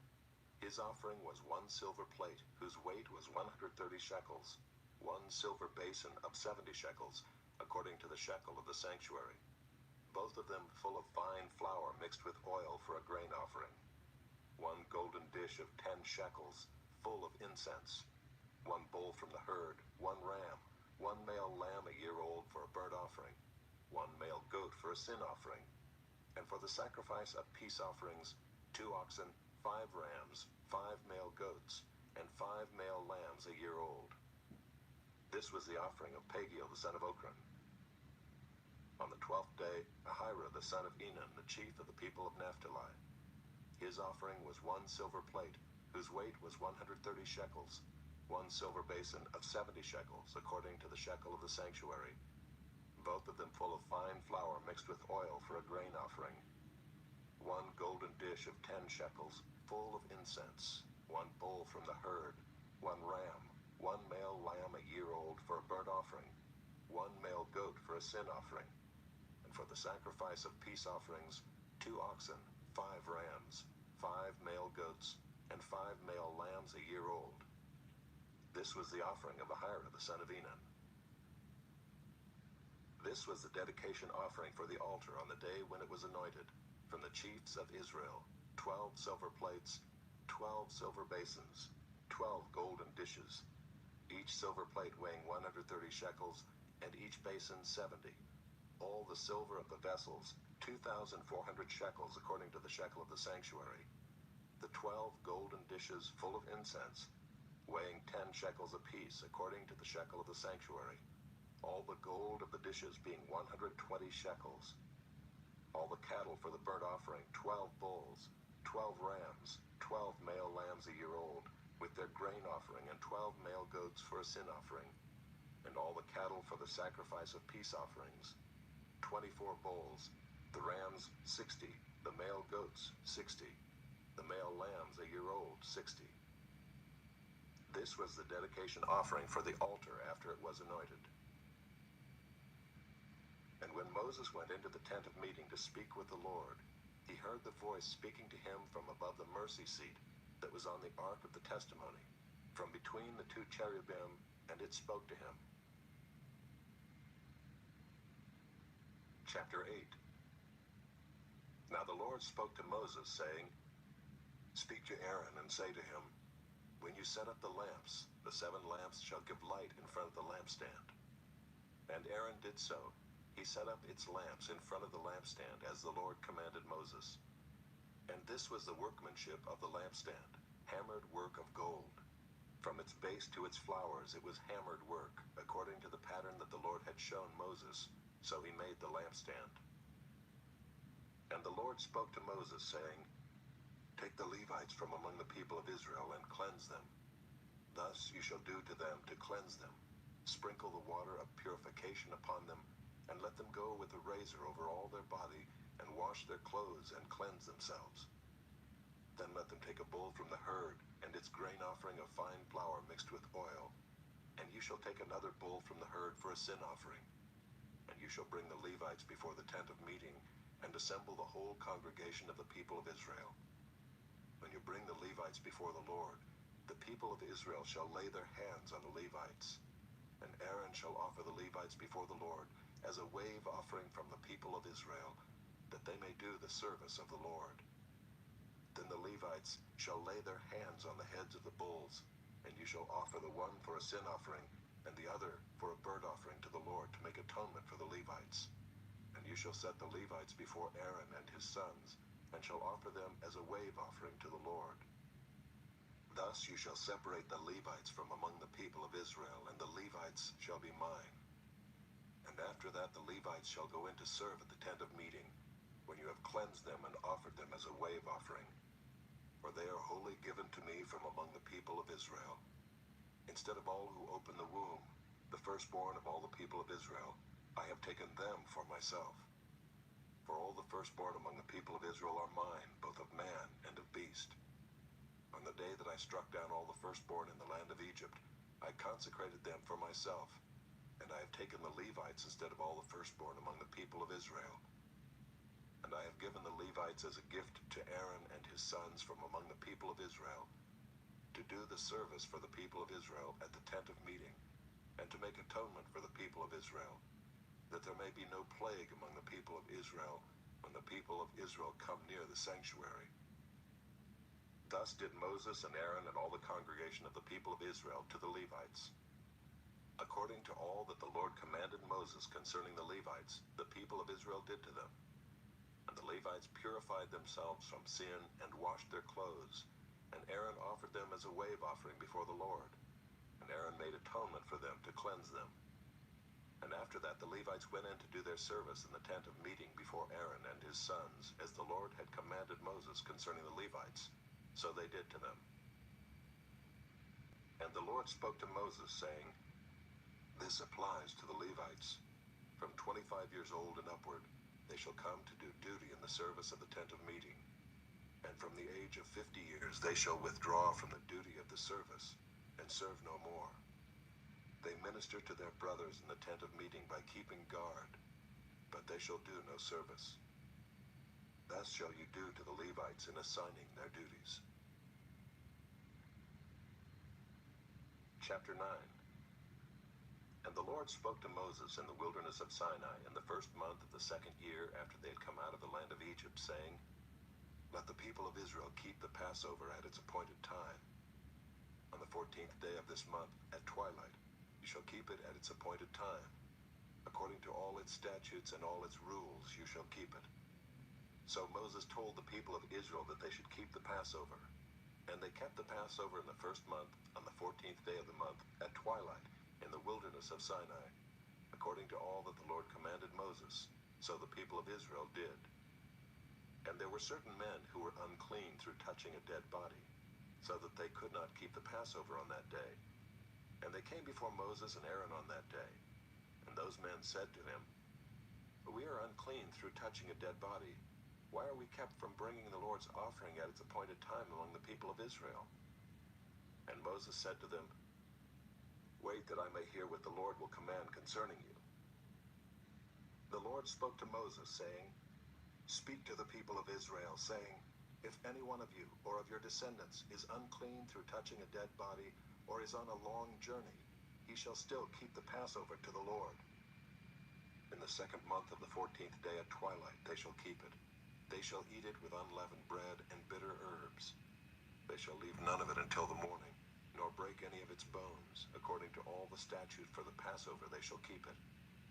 But if anyone who is clean and is not on a journey fails to keep the Passover, that person shall be cut off from his people, because he did not bring the Lord's offering at its appointed time. That man shall bear his sin. And if a stranger sojourns among you and would keep the Passover to the Lord, according to the statute of the Passover and according to its rule, so shall he do. You shall have one statute, both for the sojourner and for the native. On the day that the tabernacle was set up, the cloud covered the tabernacle, the tent of the testimony, and at evening it was over the tabernacle like the appearance of fire until morning. So it was always. The cloud covered it by day, and the appearance of fire by night. And whenever the cloud lifted from over the tent, after that the people of Israel set out, and in the place where the cloud settled down, there the people of Israel camped. At the command of the Lord, the people of Israel set out, and at the command of the Lord they camped. As long as the cloud rested over the tabernacle, they remained in camp. Even when the cloud continued over the tabernacle many days, the people of Israel kept the charge of the Lord and did not set out. Sometimes the cloud was a few days over the tabernacle, and according to the command of the Lord, they remained in camp. Then according to the command of the Lord, they set out. And sometimes the cloud remained from evening until morning, and when the cloud lifted in the morning, they set out.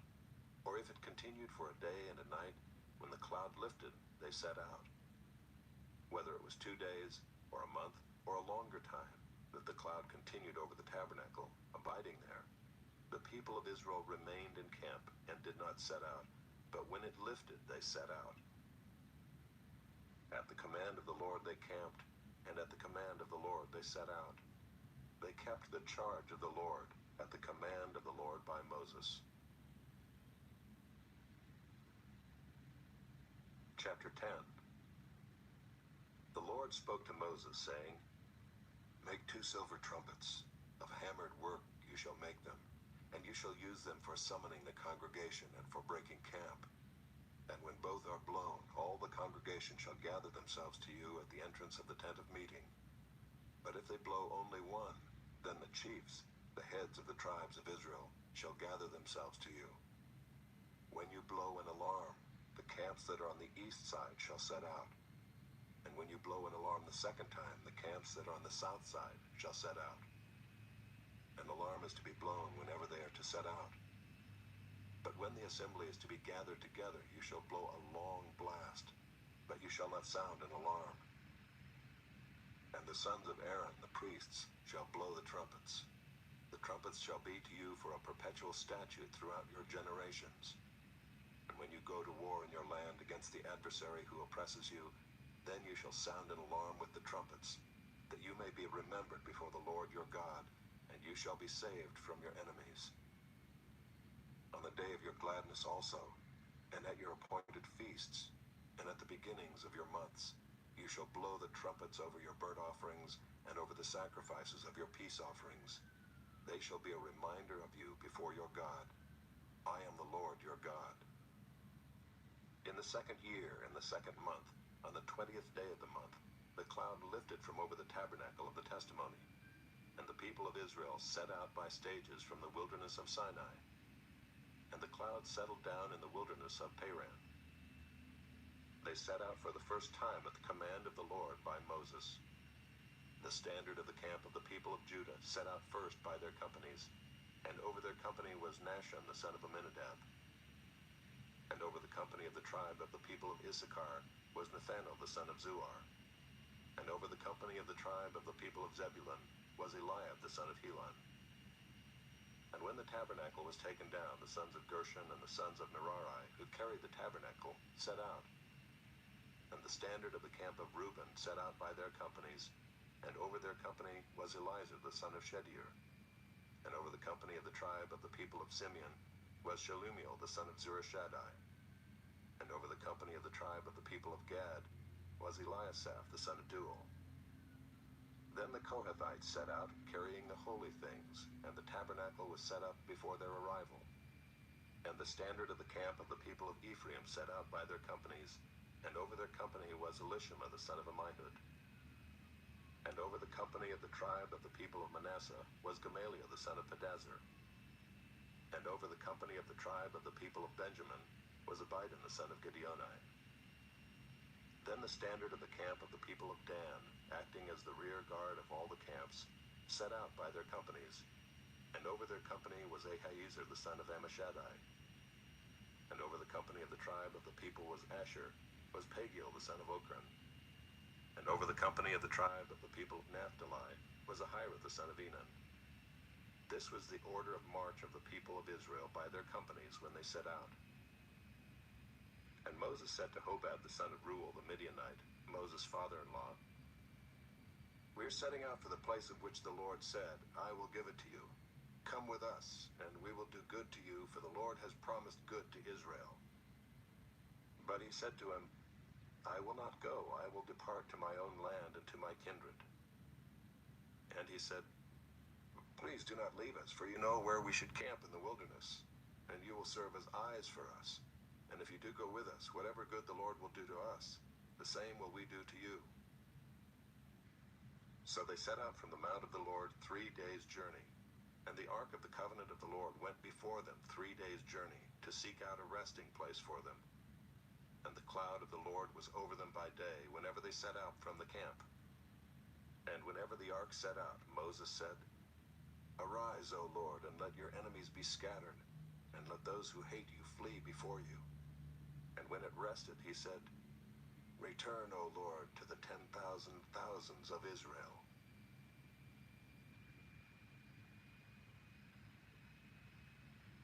Chapter 11.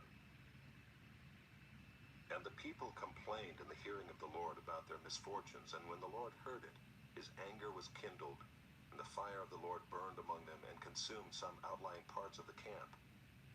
Then the people cried out to Moses, and Moses prayed to the Lord, and the fire died down. So the name of that place was called Taberah, because the fire of the Lord burned among them.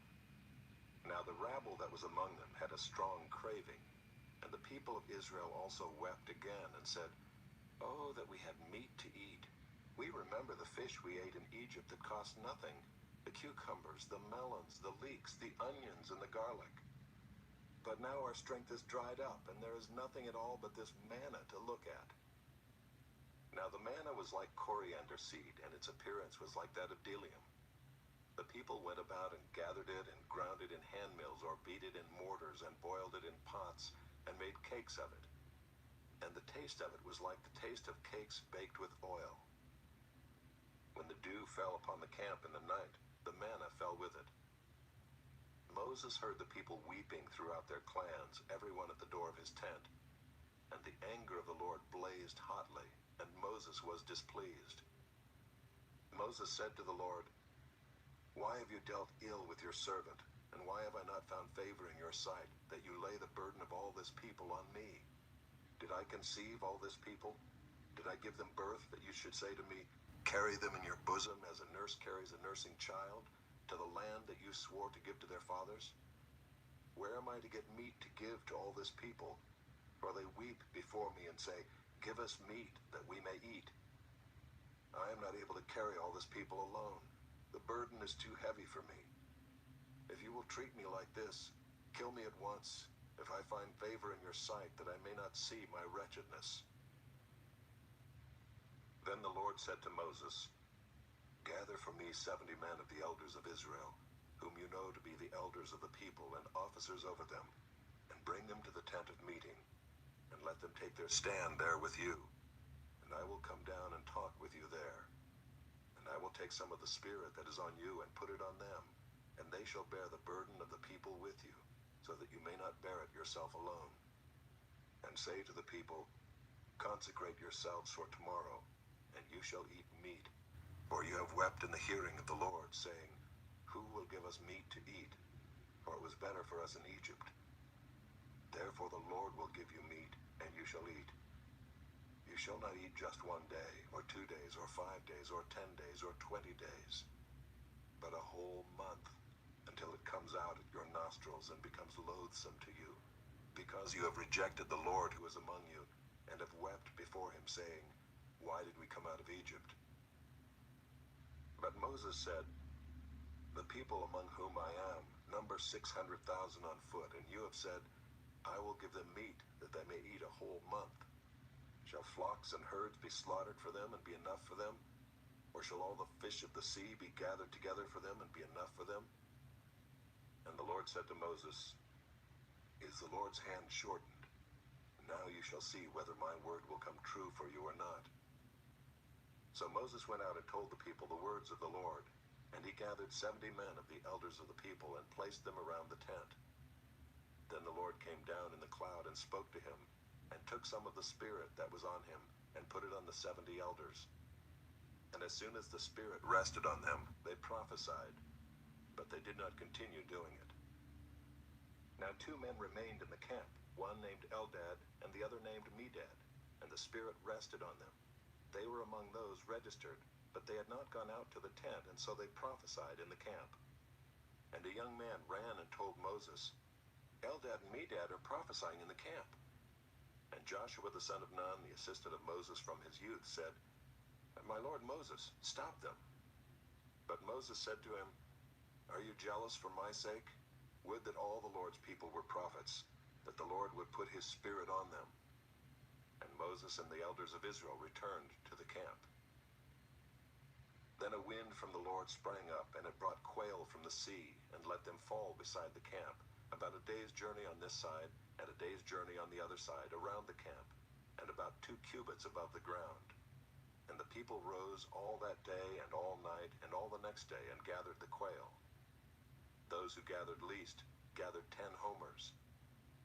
And they spread them out for themselves all around the camp, while the meat was yet between their teeth, before it was consumed. The anger of the Lord was kindled against the people, and the Lord struck down the people with a very great plague. Therefore the name of that place was called Kibroth Hattaavah, because there they buried the people who had the craving. From Kibroth Hattaavah the people journeyed to Hazeroth, and they remained at Hazeroth.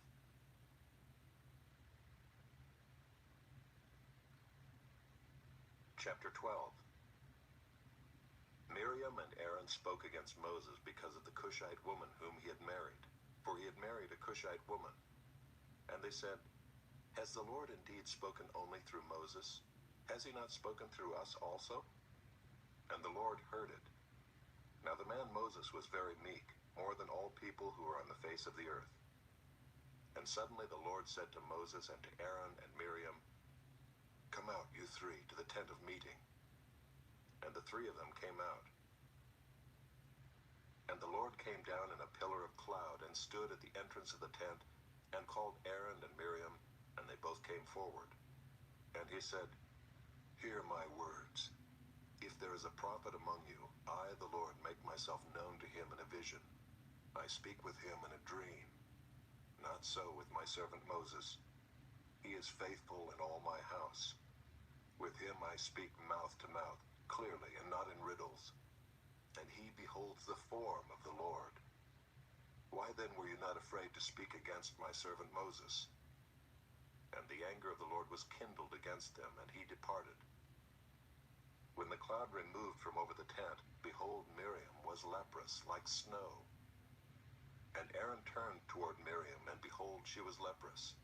And Aaron said to Moses, O my Lord, do not punish us, because we have done foolishly and have sinned. Let her not be as one dead, whose flesh is half eaten away when he comes out of his mother's womb. And Moses cried to the Lord, O God, please heal her, please. But the Lord said to Moses, If her father had but spit in her face, should she not be shamed 7 days? Let her be shut outside the camp 7 days, and after that she may be brought in again. So Miriam was shut outside the camp 7 days, and the people did not set out on the march till Miriam was brought in again. After that the people set out from Hazeroth and camped in the wilderness of Paran.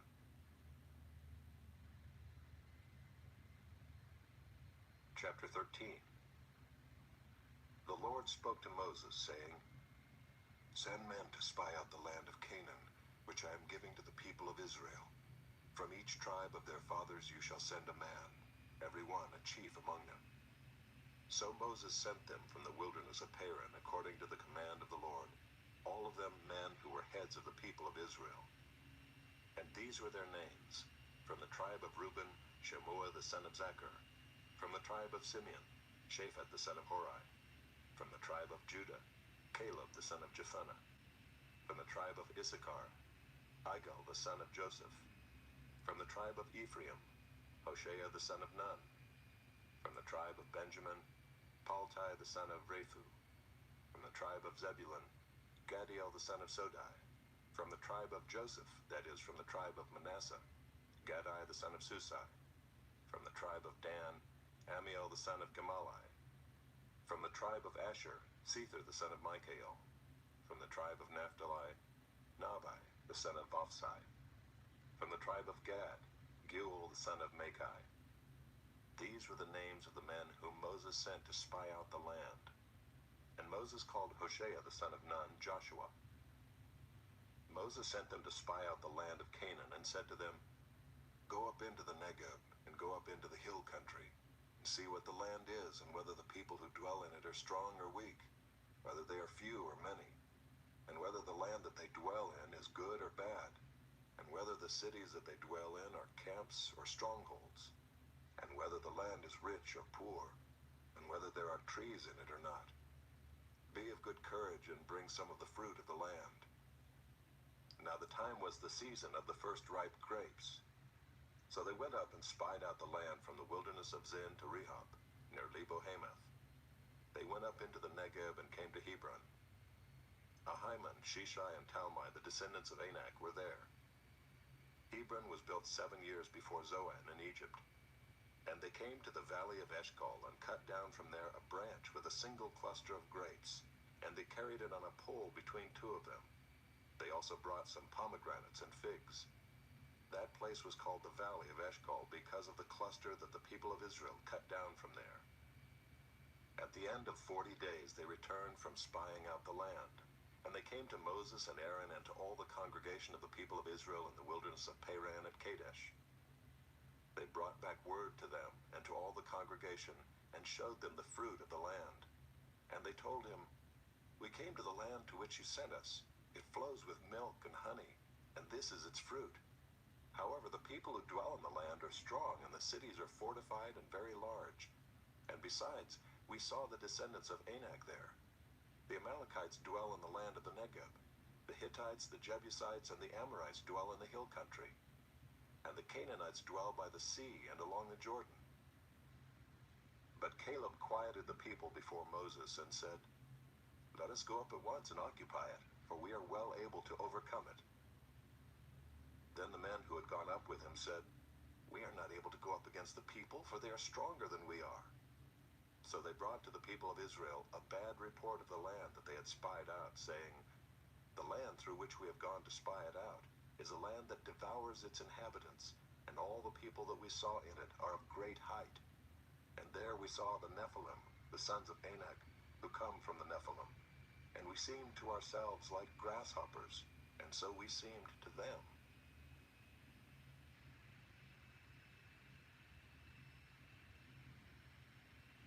Chapter 14. Then all the congregation raised a loud cry, and the people wept that night. And all the people of Israel grumbled against Moses and Aaron.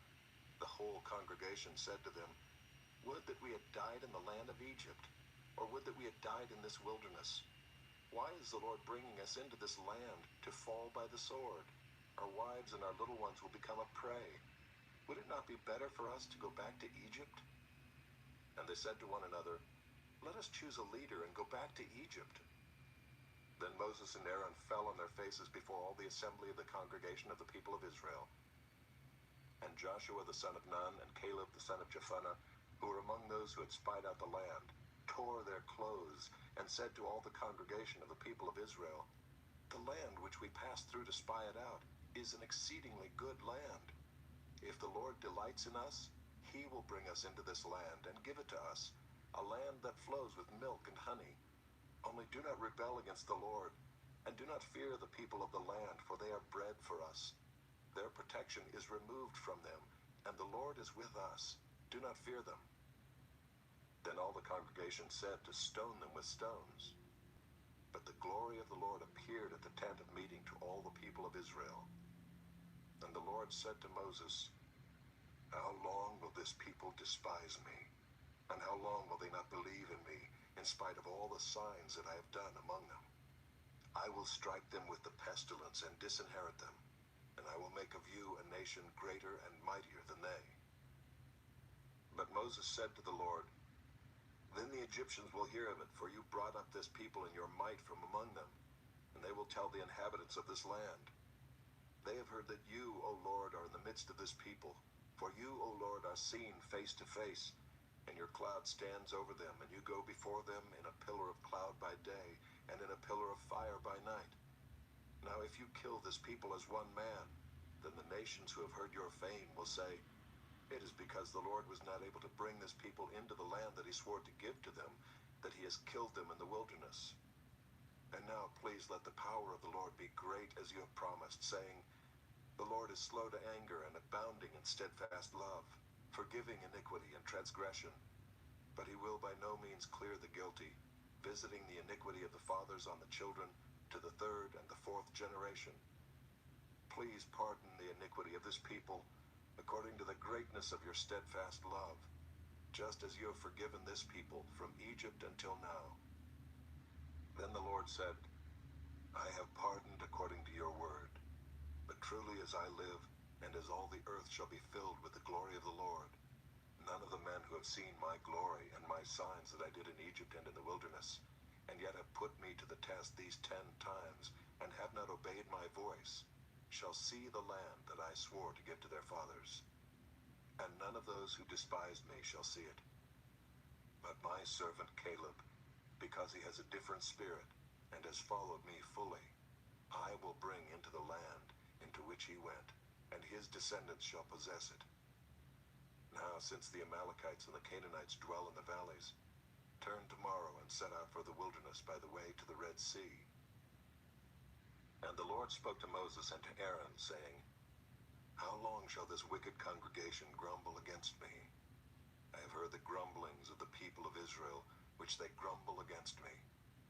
Say to them, as I live, declares the Lord, what you have said in my hearing I will do to you. Your dead bodies shall fall in this wilderness, and of all your number, listed in the census from 20 years old and upward, who have grumbled against me, not one shall come into the land where I swore that I would make you dwell, except Caleb, the son of Jephunneh, and Joshua, the son of Nun. But your little ones, who you said would become a prey, I will bring in, and they shall know the land that you have rejected. But as for you, your dead bodies shall fall in this wilderness. And your children shall be shepherds in the wilderness 40 years, and shall suffer for your faithlessness, until the last of your dead bodies lies in the wilderness. According to the number of the days in which you spied out the land, 40 days, a year for each day, you shall bear your iniquity 40 years, and you shall know my displeasure. I, the Lord, have spoken. Surely this will I do to all this wicked congregation who are gathered together against me. In this wilderness they shall come to a full end, and there they shall die. And the man whom Moses sent to spy out the land, who returned and made all the congregation grumble against him by bringing up a bad report about the land, the man who brought up a bad report of the land, died by plague before the Lord. Of those men who went to spy out the land, only Joshua the son of Nun, and Caleb the son of Jephunneh remained alive. When Moses told these words to all the people of Israel, the people mourned greatly. And they rose early in the morning, and went up to the heights of the hill country, saying, here we are. We will go up to the place that the Lord has promised, for we have sinned. But Moses said, why are you now transgressing the command of the Lord, when that will not succeed? Do not go up, for the Lord is not among you, lest you be struck down before your enemies. For there the Amalekites and the Canaanites are facing you, and you shall fall by the sword. Because you have turned back from following the Lord will not be with you. But they presumed to go up to the heights of the hill country, although neither the ark of the covenant of the Lord nor Moses departed out of the camp. Then the Amalekites and the Canaanites who lived in that hill country came down and defeated them, and pursued them even to Hormah. Chapter 15. The Lord spoke to Moses, saying, speak to the people of Israel and say to them, when you come into the land you are to inhabit, which I am giving you, and you offer to the Lord from the herd or from the flock a food offering, or a burnt offering, or a sacrifice, to fulfill a vow, or as a free will offering, or at your appointed feasts, to make a pleasing aroma to the Lord. Then he who brings his offering shall offer to the Lord a grain offering of 1/10 of an ephah of fine flour, mixed with 1/4 of a hin of oil. And you shall offer with the burnt offering, or for the sacrifice, 1/4 of a hin of wine for the drink offering for each lamb. Or for a ram, you shall offer for a grain offering 2/10 of an ephah of fine flour, mixed with 1/3 of a hin of oil. And for the drink drink offering you shall offer a third of a hin of wine, a pleasing aroma to the Lord. And when you offer a bull as a burnt offering or sacrifice, to fulfill a vow or for peace offerings to the Lord, then one shall offer with the bull a grain offering of 3/10 of an ephah of fine flour, mixed with half a hin of oil.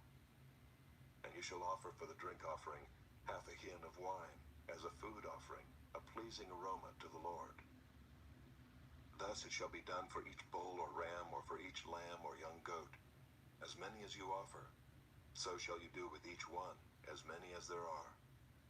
Every native Israelite shall do these things in this way, in offering a food offering with a pleasing aroma to the Lord.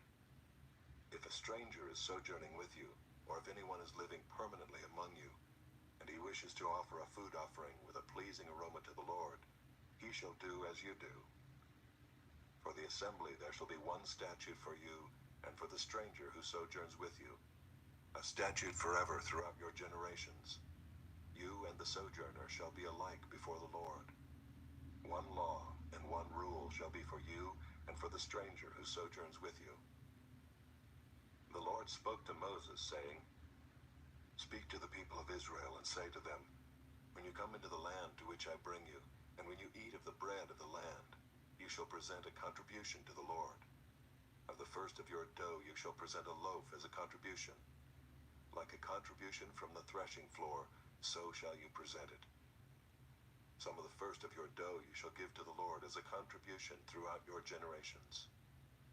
But if you sin unintentionally and do not observe all these commandments that the Lord has spoken to Moses, all that the Lord has commanded you by Moses, from the day that the Lord gave commandment and onward throughout your generations, then if it was done unintentionally without the knowledge of the congregation, all the congregation shall offer one bull from the herd for a burnt offering, a pleasing aroma to the Lord, with its grain offering and its drink offering, according to the rule, and one male goat for a sin offering. And the priest shall make atonement for all the congregation of the people of Israel, and they shall be forgiven, because it was a mistake, and they have brought their offering, a food offering to the Lord, and their sin offering before the Lord for their mistake. And all the congregation of the people of Israel shall be forgiven, and the stranger who sojourns among them, because the whole population was involved in the mistake. If one person sins unintentionally, he shall offer a female goat a year old for a sin offering, and the priest shall make atonement before the Lord for the person who makes a mistake, when he sins unintentionally, to make atonement for him, and he shall be forgiven. You shall have one law for him who does anything unintentionally, for him who is native among the people of Israel, and for the stranger who sojourns among them. But the person who does anything with a high hand, whether he is native or a sojourner, reviles the Lord, and that person shall be cut off from among his people. Because he has despised the word of the Lord and has broken his commandment, that person shall be utterly cut off. His iniquity shall be on him. While the people of Israel were in the wilderness, they found a man gathering sticks on the Sabbath day. And those who found him gathering sticks brought him to Moses and Aaron and to all the congregation. They put him in custody because it had not been made clear what should be done to him. And the Lord said to Moses, The man shall be put to death. All the congregation shall stone him with stones outside the camp. And all the congregation brought him outside the camp and stoned him to death with stones, as the Lord commanded Moses. The Lord said to Moses, Speak to the people of Israel, and tell them to make tassels on the corners of their garments throughout their generations, and to put a cord of blue on the tassel of each corner. And it shall be a tassel for you to look at and remember all the commandments of the Lord, to do them, not to follow after your own heart and your own eyes, which you are inclined to whore after. So you shall remember and do all my commandments, and be holy to your God. I am the Lord your God, who brought you out of the land of Egypt to be your God. I am the Lord your God.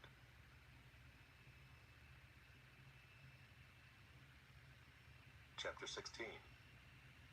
Now Korah, the son of Izhar, son of Kohath, son of Levi, and Dathan and Abiram, the sons of Eliab, and On, the son of Peleth, sons of Reuben, took men, And they rose up before Moses with a number of the people of Israel, 250 chiefs of the congregation, chosen from the assembly, well-known men. They assembled themselves together against Moses and against Aaron and said to them, "You have gone too far, for all in the congregation are holy, every one of them, and the Lord is among them. Why then do you exalt yourselves above the assembly of the Lord?" When Moses heard it, he fell on his face, and he said to Korah and all his company, "In the morning the Lord will show who is his and who is holy, and will bring him near to him. The one whom he chooses, he will bring near to him. Do this: take censers, Korah and all his company, put fire in them and put incense on them before the Lord tomorrow. The man whom the Lord chooses shall be the Holy One. You have gone too far, sons of Levi." And Moses said to Korah, "Hear now, you sons of Levi. Is it too small a thing for you that the God of Israel has separated you from the congregation of Israel, to bring you near to himself, to do service in the tabernacle of the Lord, and to stand before the congregation to minister to them, and that he has brought you near him, and all your brothers, the sons of Levi, with you? And would you seek the priesthood also? Therefore it is against the Lord that you and all your company have gathered together. What is Aaron that you grumble against him?" And Moses sent to call Dathan and Abiram the sons of Eliab, and they said, "We will not come up. Is it a small thing that you have brought us up out of a land flowing with milk and honey to kill us in the wilderness, that you must also make yourself a prince over us? Moreover, you have not brought us into a land flowing with milk and honey, nor given us inheritance of fields and vineyards. Will you put out the eyes of these men? We will not come up." And Moses was very angry and said to the Lord, "Do not respect their offering. I have not taken one donkey from them, and I have not harmed one of them." And Moses said to Korah, "Be present, you and all your company, before the Lord, you and they and Aaron, tomorrow. And let every one of you take his censer and put incense on it, and every one of you bring before the Lord his censer, 250 censers, you also and Aaron, each his censer." So every man took his censer and put fire in them and laid incense on them, and stood at the entrance of the tent of meeting with Moses and Aaron. Then Korah assembled all the congregation against them at the entrance of the tent of meeting, and the glory of the Lord appeared to all the congregation. And the Lord spoke to Moses and to Aaron, saying, "Separate yourselves from among this congregation, that I may consume them in a moment." And they fell on their faces and said, "O God, the God of the spirits of all flesh, shall one man sin, and will you be angry with all the congregation?" And the Lord spoke to Moses, saying, "Say to the congregation, get away from the dwelling of Korah, Dathan, and Abiram." Then Moses rose and went to Dathan and Abiram, and the elders of Israel followed him.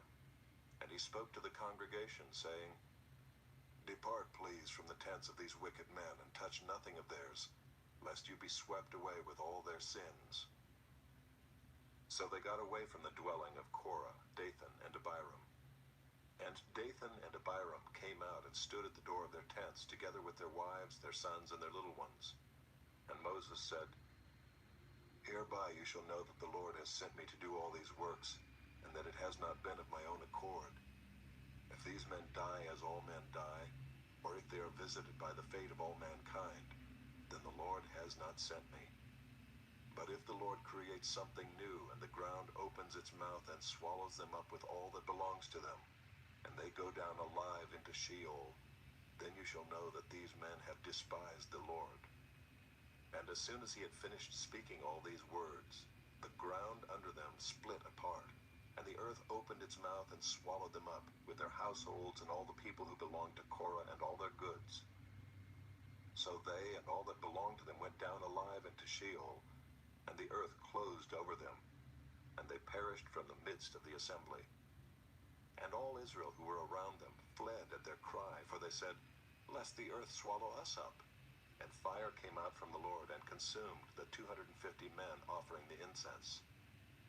Then the Lord spoke to Moses, saying, "Tell Eleazar the son of Aaron the priest to take up the censers out of the blaze. Then scatter the fire far and wide, for they have become holy. As for the censers of these men who have sinned at the cost of their lives, let them be made into hammered plates as a covering for the altar, for they offered them before the Lord, and they became holy. Thus they shall be a sign to the people of Israel. So Eleazar the priest took the bronze censers which those who were burned had offered, and they were hammered out as a covering for the altar, to be a reminder to the people of Israel, so that no outsider who is not of the descendants of Aaron should draw near to burn incense before the Lord, lest he become like Korah and his company, as the Lord said to him through Moses. But on the next day all the congregation of the people of Israel grumbled against Moses and against Aaron, saying, "You have killed the people of the Lord." And when the congregation had assembled against Moses and against Aaron, they turned toward the tent of meeting. And behold, the cloud covered it, and the glory of the Lord appeared.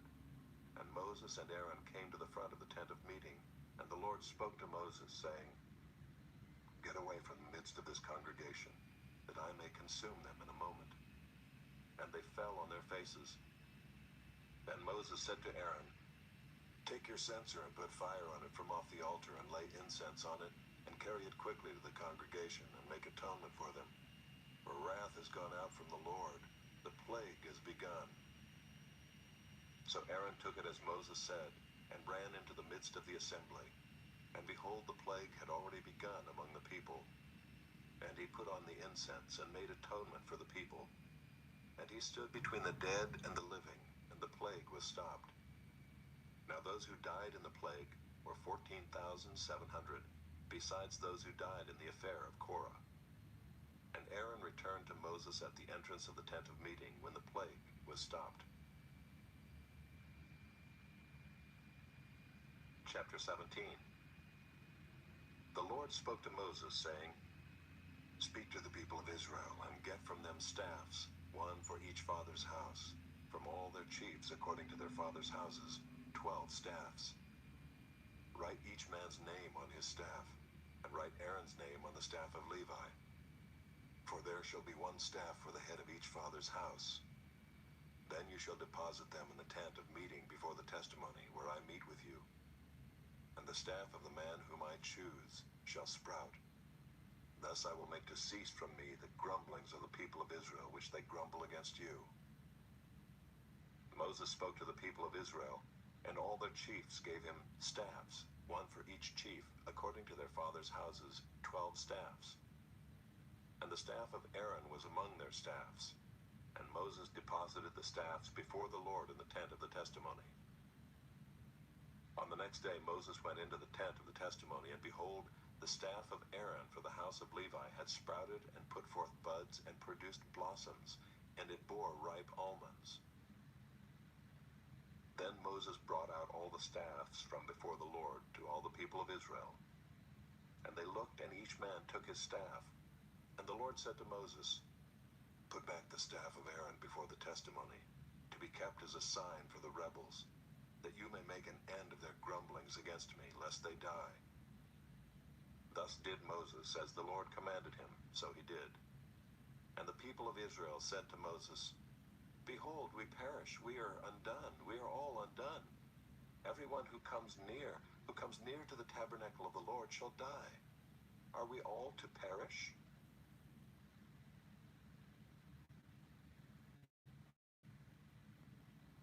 Chapter 18. So the Lord said to Aaron, "You and your sons and your father's house with you shall bear iniquity connected with the sanctuary, and you and your sons with you shall bear iniquity connected with your priesthood. And with you bring your brothers also, the tribe of Levi, the tribe of your father, that they may join you and minister to you while you and your sons with you are before the tent of the testimony. They shall keep guard over you and over the whole tent, but shall not come near to the vessels of the sanctuary or to the altar, lest they and you die. They shall join you and keep guard over the tent of meeting for all the service of the tent, and no outsider shall come near you. And you shall keep guard over the sanctuary and over the altar, that there may never again be wrath on the people of Israel. And behold, I have taken your brothers, the Levites, from among the people of Israel. They are a gift to you given to the Lord, to do the service of the tent of meeting. And you and your sons with you shall guard your priesthood for all that concerns the altar, and that is within the veil, and you shall serve. I give your priesthood as a gift, and any outsider who comes near shall be put to death." Then the Lord spoke to Aaron, "Behold, I have given you charge of the contributions made to me, all the consecrated things of the people of Israel. I have given them to you as a portion and to your sons as a perpetual due. This shall be yours of the most holy things, reserved from the fire. Every offering of theirs, every grain offering of theirs, and every sin offering of theirs, and every guilt offering of theirs, which they render to me, shall be most holy to you and to your sons. In a most holy place shall you eat it. Every male may eat it. It is holy to you. This also is yours, the contribution of their gift, all the wave offerings of the people of Israel. I have given them to you and to your sons and daughters with you as a perpetual due. Everyone who is clean in your house may eat it. All the best of the oil and all the best of the wine and of the grain, the first fruits of what they give to the Lord, I give to you.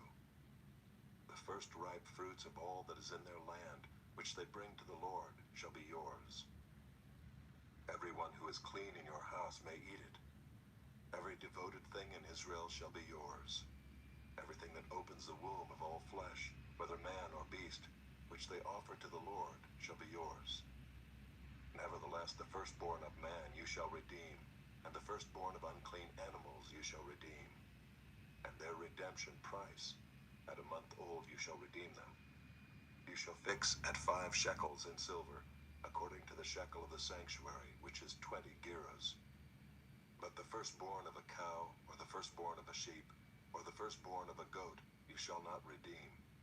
They are holy. You shall sprinkle their blood on the altar, and shall burn their fat as a food offering, with a pleasing aroma to the Lord. But their flesh shall be yours, as the breast that is waved, and as the right thigh are yours. All the holy contributions that the people of Israel present to the Lord I give to you and to your sons and daughters with you, as a perpetual due. It is a covenant of salt forever before the Lord for you and for your offspring with you." And the Lord said to Aaron, "You shall have no inheritance in their land, neither shall you have any portion among them. I am your portion and your inheritance among the people of Israel. To the Levites I have given every tithe in Israel for an inheritance, in return for their service that they do, their service in the tent of meeting, so that the people of Israel do not come near the tent of meeting, lest they bear sin and die. But the Levites shall do the service of the tent of meeting, and they shall bear their iniquity. It shall be a perpetual statute throughout your generations, and among the people of Israel they shall have no inheritance. For the tithe of the people of Israel, which they present as a contribution to the Lord, I have given to the Levites for an inheritance. Therefore I have said of them, that they shall have no inheritance among the people of Israel." And the Lord spoke to Moses, saying, "Moreover you shall speak and say to the Levites, when you take from the people of Israel the tithe that I have given you from them for your inheritance, then you shall present a contribution from it to the Lord, a tithe of the tithe. And your contribution shall be counted to you as though it were the grain of the threshing floor, and as the fullness of the winepress. So you shall also present a contribution to the Lord from all your tithes, which you receive from the people of Israel. And from it you shall give the Lord's contribution to Aaron the priest. Out of all the gifts to you, you shall present every contribution due to the Lord. From each its best part is to be dedicated. Therefore you shall say to them, when you have offered from it the best of it, then the rest shall be counted to the Levites as produce of the threshing floor, and as produce of the winepress. And you may eat it in any place, you and your households, for it is your reward in return for your service in the tent of meeting. And you shall bear no sin by reason of it, when you have contributed the best of it. But you shall not profane the holy things of the people of Israel, lest you die." Chapter 19. Now the Lord spoke to Moses and to Aaron, saying, "This is the statute of the law that the Lord has commanded. Tell the people of Israel to bring you a red heifer without defect, in which there is no blemish, and on which a yoke has never come. And you shall give it to Eleazar the priest, and it shall be taken outside the camp and slaughtered before him. And Eleazar the priest shall take some of its blood with his finger, and sprinkle some of its blood toward the front of the tent of meeting 7 times. And the heifer shall be burned in his sight. Its skin, its flesh, and its blood, with its dung, shall be burned. And the priest shall take cedar wood and hyssop and scarlet yarn, and throw them into the fire, burning the heifer. Then the priest shall wash his clothes and bathe his body in water, and afterward he may come into the camp. But the priest shall be unclean until evening. The one who burns the heifer shall wash his clothes in water and bathe his body in water, and shall be unclean until evening. And a man who is clean shall gather up the ashes of the heifer, and deposit them outside the camp in a clean place. And they shall be kept for the water for impurity for the congregation of the people of Israel. It is a sin offering. And the one who gathers the ashes of the heifer shall wash his clothes and be unclean until evening. And this shall be a perpetual statute for the people of Israel, and for the stranger who sojourns among them. Whoever touches the dead body of any person shall be unclean 7 days. He shall cleanse himself with the water on the 3rd day, and on the 7th day, and so be clean. But if he does not cleanse himself on the 3rd day, and on the 7th day, he will not become clean. Whoever touches a dead person, the body of anyone who has died, and does not cleanse himself, defiles the tabernacle of the Lord, and that person shall be cut off from Israel. Because the water for impurity was not thrown on him, he shall be unclean. His uncleanness is still on him. This is the law when someone dies in a tent. Everyone who comes into the tent and everyone who is in the tent shall be unclean 7 days. And every open vessel that has no cover fastened on it is unclean. Whoever in the open field touches someone who was killed with a sword, or who died naturally, or touches a human bone or a grave, shall be unclean 7 days.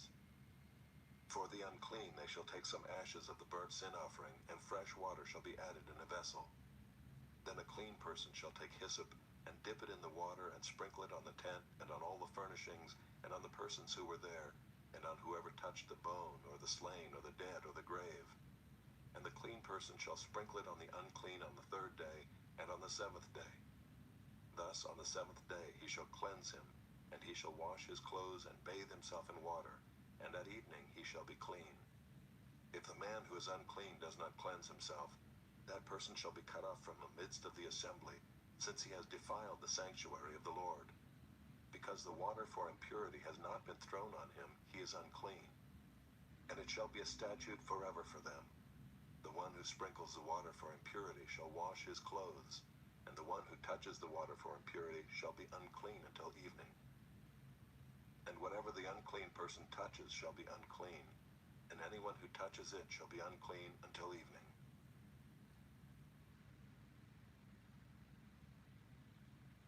Chapter 20. And the people of Israel, the whole congregation, came into the wilderness of Zin in the 1st month, and the people stayed in Kadesh. And Miriam died there and was buried there. Now there was no water for the congregation, and they assembled themselves together against Moses and against Aaron. And the people quarreled with Moses and said, "Would that we had perished when our brothers perished before the Lord. Why have you brought the assembly of the Lord into this wilderness, that we should die here, both we and our cattle? And why have you made us come up out of Egypt to bring us to this evil place? It is no place for grain or figs or vines or pomegranates, and there is no water to drink." Then Moses and Aaron went from the presence of the assembly to the entrance of the tent of meeting, and fell on their faces. And the glory of the Lord appeared to them. And the Lord spoke to Moses, saying, "Take the staff and assemble the congregation, you and Aaron your brother, and tell the rock before their eyes to yield its water. So you shall bring water out of the rock for them, and give drink to the congregation and their cattle." And Moses took the staff from before the Lord, as he commanded him. Then Moses and Aaron gathered the assembly together before the rock, and he said to them, "Hear now, you rebels, shall we bring water for you out of this rock?"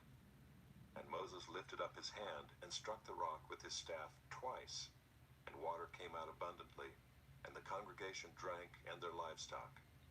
And the Lord said to Moses and Aaron, "Because you did not believe in me to uphold me as holy in the eyes of the people of Israel, therefore you shall not bring this assembly into the land that I have given them. These are the waters of Meribah, where the people of Israel quarreled with the Lord, and through them he showed himself holy." Moses sent messengers from Kadesh to the king of Edom. "Thus says your brother Israel, you know all the hardship that we have met, how our fathers went down to Egypt, and we lived in Egypt a long time, and the Egyptians dealt harshly with us and our fathers.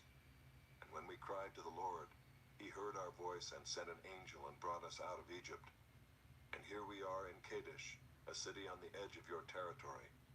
Please let us pass through your land. We will not pass through field or vineyard or drink water from a well. We will go along the king's highway. We will not turn aside to the right hand or to the left until we have passed through your territory."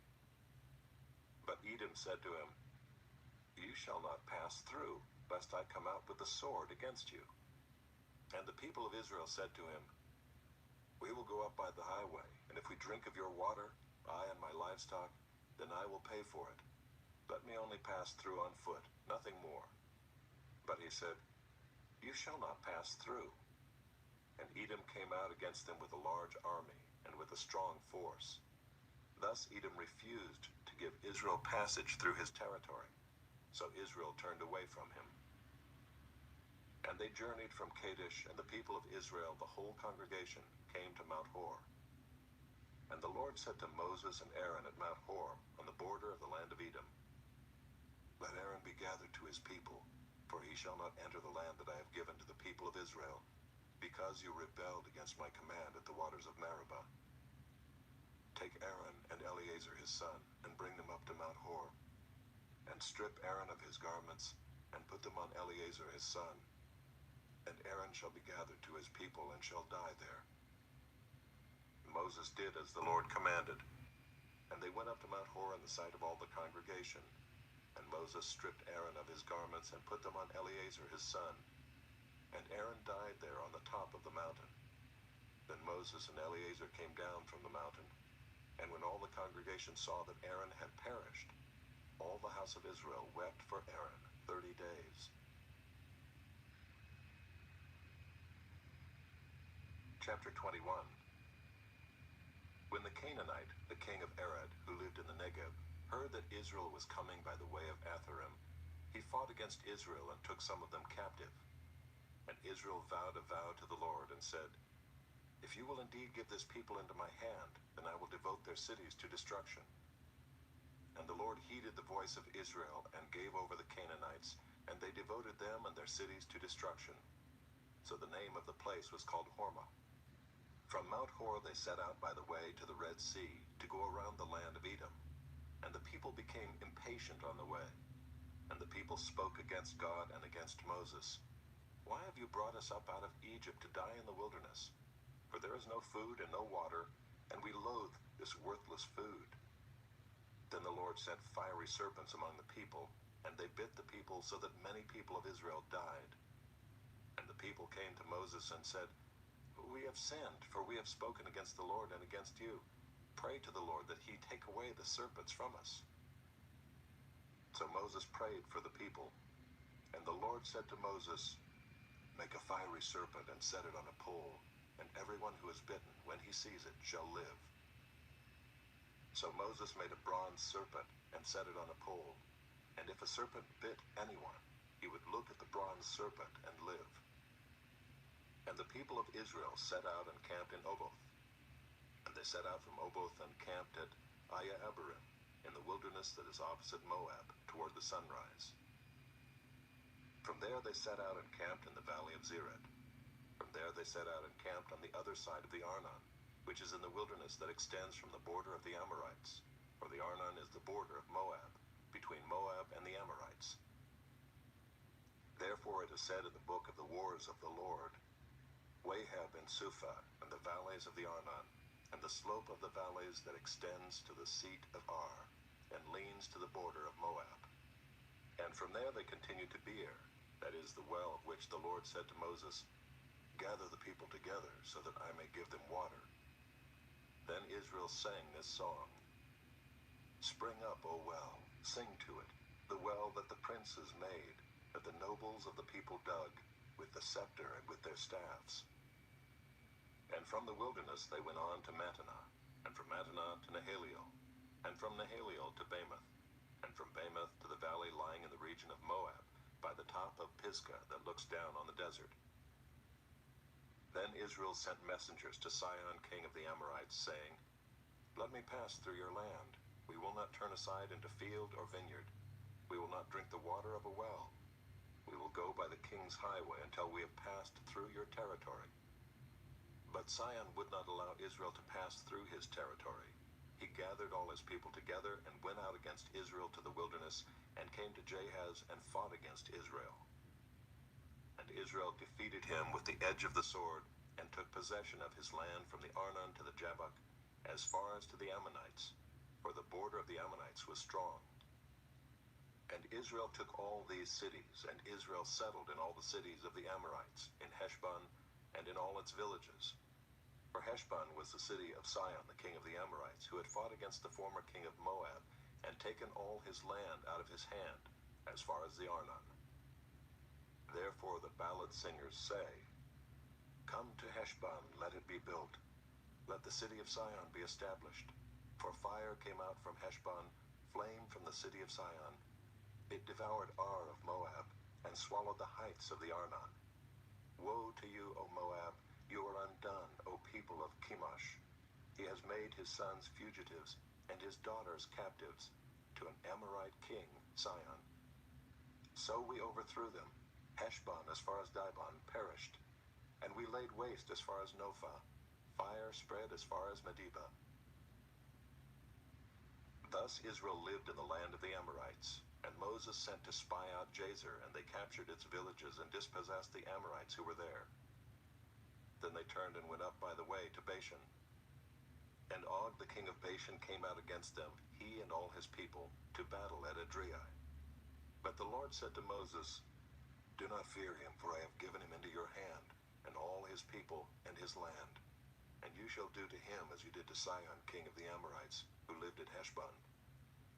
So they defeated him and his sons and all his people, until he had no survivor left, and they possessed his land.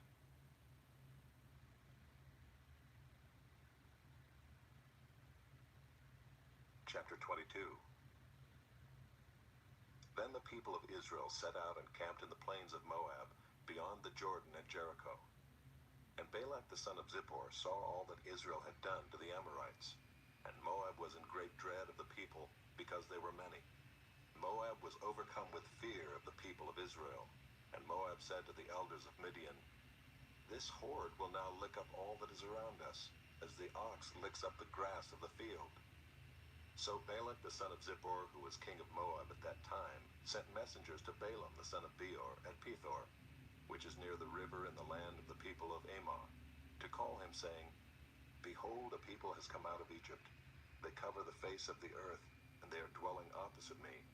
Come now, curse this people for me, since they are too mighty for me.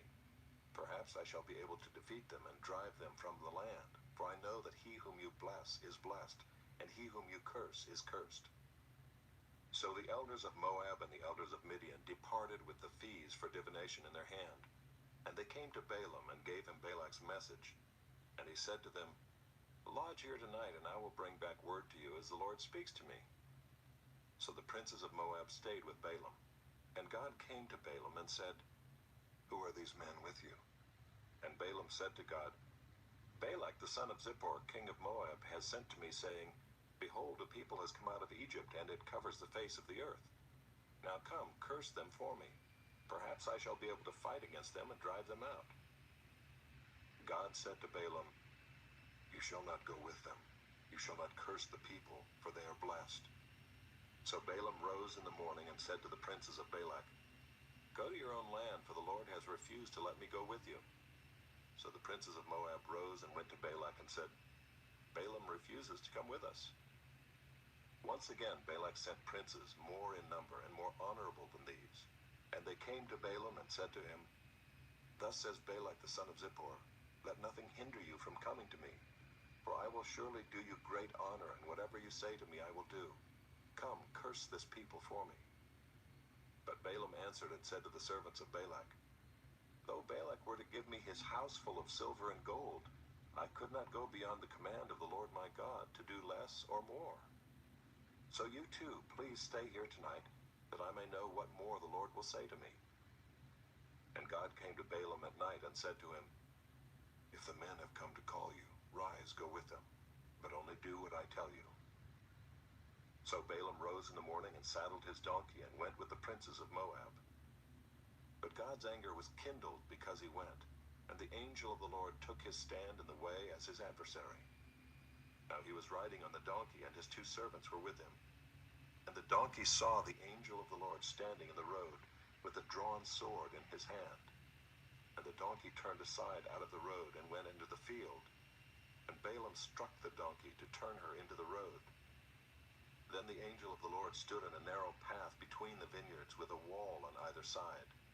And when the donkey saw the angel of the Lord, she pushed against the wall and pressed Balaam's foot against the wall. So he struck her again. Then the angel of the Lord went ahead and stood in a narrow place, where there was no way to turn either to the right or to the left. When the donkey saw the angel of the Lord, she lay down under Balaam. And Balaam's anger was kindled, and he struck the donkey with his staff. Then the Lord opened the mouth of the donkey, and she said to Balaam, "What have I done to you, that you have struck me these 3 times?" And Balaam said to the donkey, "Because you have made a fool of me. I wish I had a sword in my hand, for then I would kill you." And the donkey said to Balaam, "Am I not your donkey, on which you have ridden all your life long to this day? Is it my habit to treat you this way?" And he said, "No." Then the Lord opened the eyes of Balaam, and he saw the angel of the Lord standing in the way with his drawn sword in his hand. And he bowed down and fell on his face. And the angel of the Lord said to him, "Why have you struck your donkey these 3 times? Behold, I have come out to oppose you, because your way is perverse before me. The donkey saw me and turned aside before me these 3 times. If she had not turned aside from me, surely just now I would have killed you and let her live." Then Balaam said to the angel of the Lord, "I have sinned, for I did not know that you stood in the road against me. Now therefore, if it is evil in your sight, I will turn back." And the angel of the Lord said to Balaam, "Go with the men, but speak only the word that I tell you." So Balaam went on with the princes of Balak. When Balak heard that Balaam had come, he went out to meet him at the city of Moab, on the border formed by the Arnon, at the extremity of the border.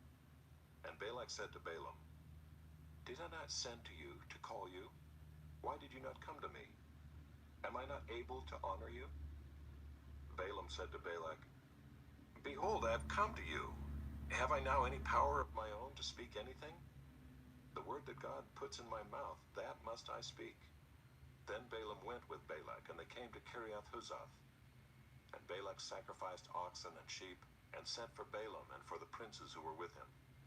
And in the morning Balak took Balaam, and brought him up to Bamoth Baal, and from there he saw a fraction of the people.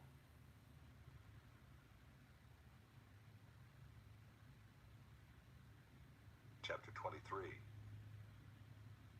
And Balaam said to Balak, "Build for me here 7 altars, and prepare for me here 7 bulls and 7 rams." Balak did as Balaam had said, and Balak and Balaam offered on each altar a bull and a ram. And Balaam said to Balak, "Stand beside your burnt offering, and I will go. Perhaps the Lord will come to meet me, and whatever he shows me, I will tell you." And he went to a bare height, and God met Balaam. And Balaam said to him, "I have arranged the 7 altars, and I have offered on each altar a bull and a ram." And the Lord put a word in Balaam's mouth and said, "Return to Balak, and thus you shall speak." And he returned to him, and behold, he and all the princes of Moab were standing beside his burnt offering. And Balaam took up his discourse and said, "From Aram Balak has brought me, the king of Moab from the eastern mountains. Come, curse Jacob for me, and come, denounce Israel. How can I curse whom God has not cursed? How can I denounce whom the Lord has not denounced? For from the top of the crags I see him, from the hills I behold him. Behold, a people dwelling alone, and not counting itself among the nations. Who can count the dust of Jacob, or number the fourth part of Israel? Let me die the death of the upright, and let my end be like his. And Balak said to Balaam, What have you done to me? I took you to curse my enemies, and behold, you have done nothing but bless them. And he answered and said, Must I not take care to speak what the Lord puts in my mouth? And Balak said to him, Please come with me to another place from which you may see them. You shall see only a fraction of them, and shall not see them all. Then curse them for me from there. And he took him to the field of Zophim, to the top of Pisgah, and built 7 altars, and offered a bull and a ram on each altar. Balaam said to Balak, Stand here beside your burnt offering while I meet the Lord over there. And the Lord met Balaam, and put a word in his mouth, and said, Return to Balak, and thus shall you speak. And he came to him, and behold, he was standing beside his burnt offering, and the princes of Moab with him. And Balak said to him, What has the Lord spoken? And Balaam took up his discourse, and said, Rise, Balak, and hear. Give ear to me, O son of Zippor. God is not man that he should lie, or a son of man that he should change his mind. Has he said, and will he not do it? Or has he spoken, and will he not fulfill it? Behold, I received a command to bless. He has blessed, and I cannot revoke it. He has not beheld misfortune in Jacob, nor has he seen trouble in Israel. The Lord their God is with them, and the shout of a king is among them.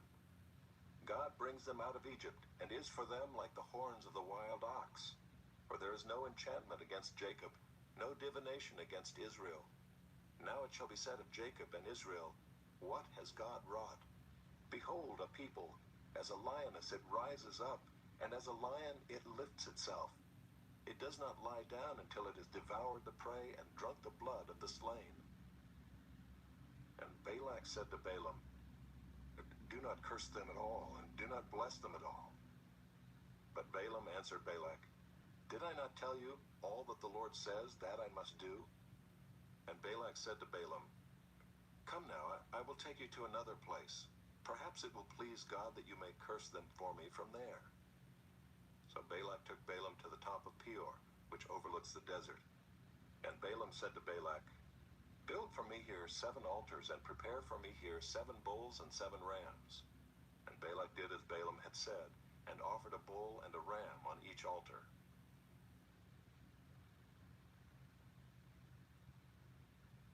Chapter 24. When Balaam saw that it pleased the Lord to bless Israel, he did not go, as at other times, to look for omens, but set his face toward the wilderness. And Balaam lifted up his eyes, and saw Israel camping tribe by tribe. And the Spirit of God came upon him.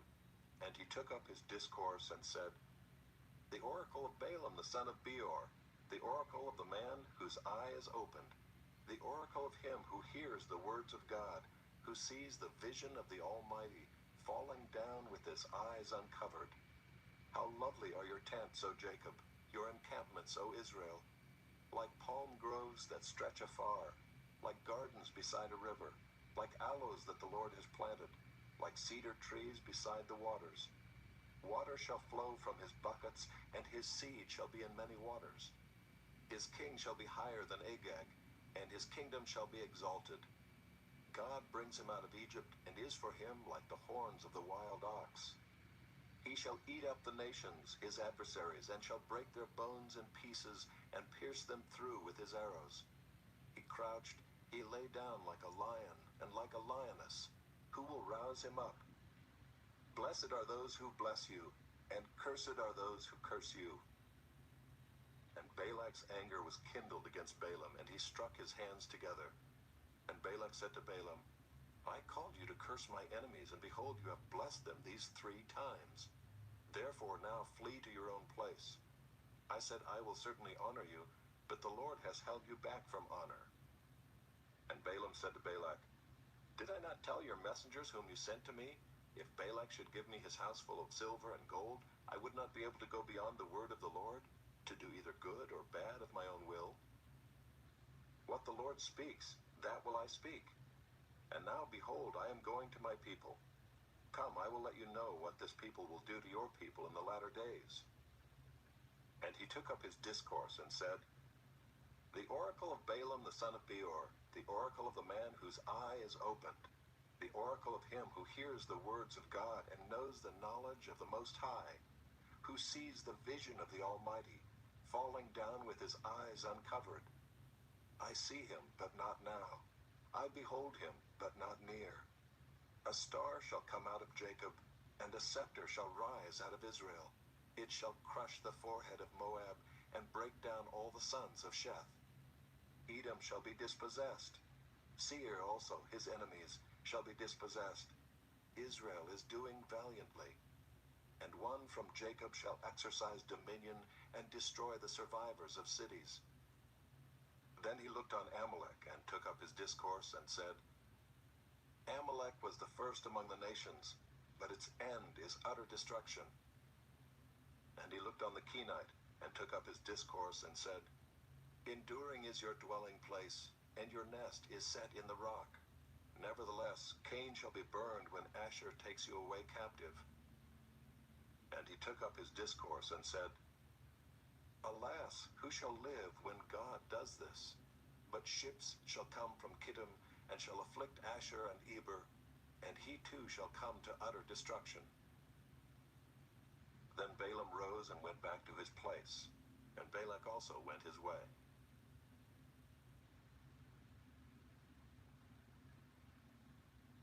Chapter 25. While Israel lived in Shittim, the people began to whore with the daughters of Moab. These invited the people to the sacrifices of their gods, and the people ate and bowed down to their gods. So Israel yoked himself to Baal of Peor, and the anger of the Lord was kindled against Israel. And the Lord said to Moses, Take all the chiefs of the people and hang them in the sun before the Lord, that the fierce anger of the Lord may turn away from Israel. And Moses said to the judges of Israel, Each of you kill those of his men who have yoked themselves to Baal of Peor. And behold, one of the people of Israel came and brought a Midianite woman to his family, in the sight of Muzan left the congregation, and took a spear in his hand, and went after the man of Israel into the chamber, and pierced both of them, the man of Israel and the woman through her belly. Thus the plague on the people of Israel was stopped. Nevertheless, those who died by the plague were 24,000. And the Lord said to Moses, Phinehas, the son of Eleazar, son of Aaron the priest, has turned back my wrath from the people of Israel, in that he was jealous with my jealousy among them, so that I did not consume the people of Israel in my jealousy. Therefore say, Behold, I give to him my covenant of peace, and it shall be to him and to his descendants after him the covenant of a perpetual priesthood, because he was jealous for his God, and made atonement for the people of Israel. The name of the slain man of Israel, who was killed with the Midianite woman, was Zimri the son of Salu, chief of a father's house belonging to the Simeonites. And the name of the Midianite woman who was killed was Cosbi, the daughter of Zur, who was the tribal head of a father's house in Midian. And the Lord spoke to Moses, saying, Harass the Midianites and strike them down, for they have harassed you with their wiles, with which they beguiled you in the matter of Peor, and in the matter of Cosbi, the daughter of the chief of Midian, their sister, who was killed on the day of the plague on account of Peor.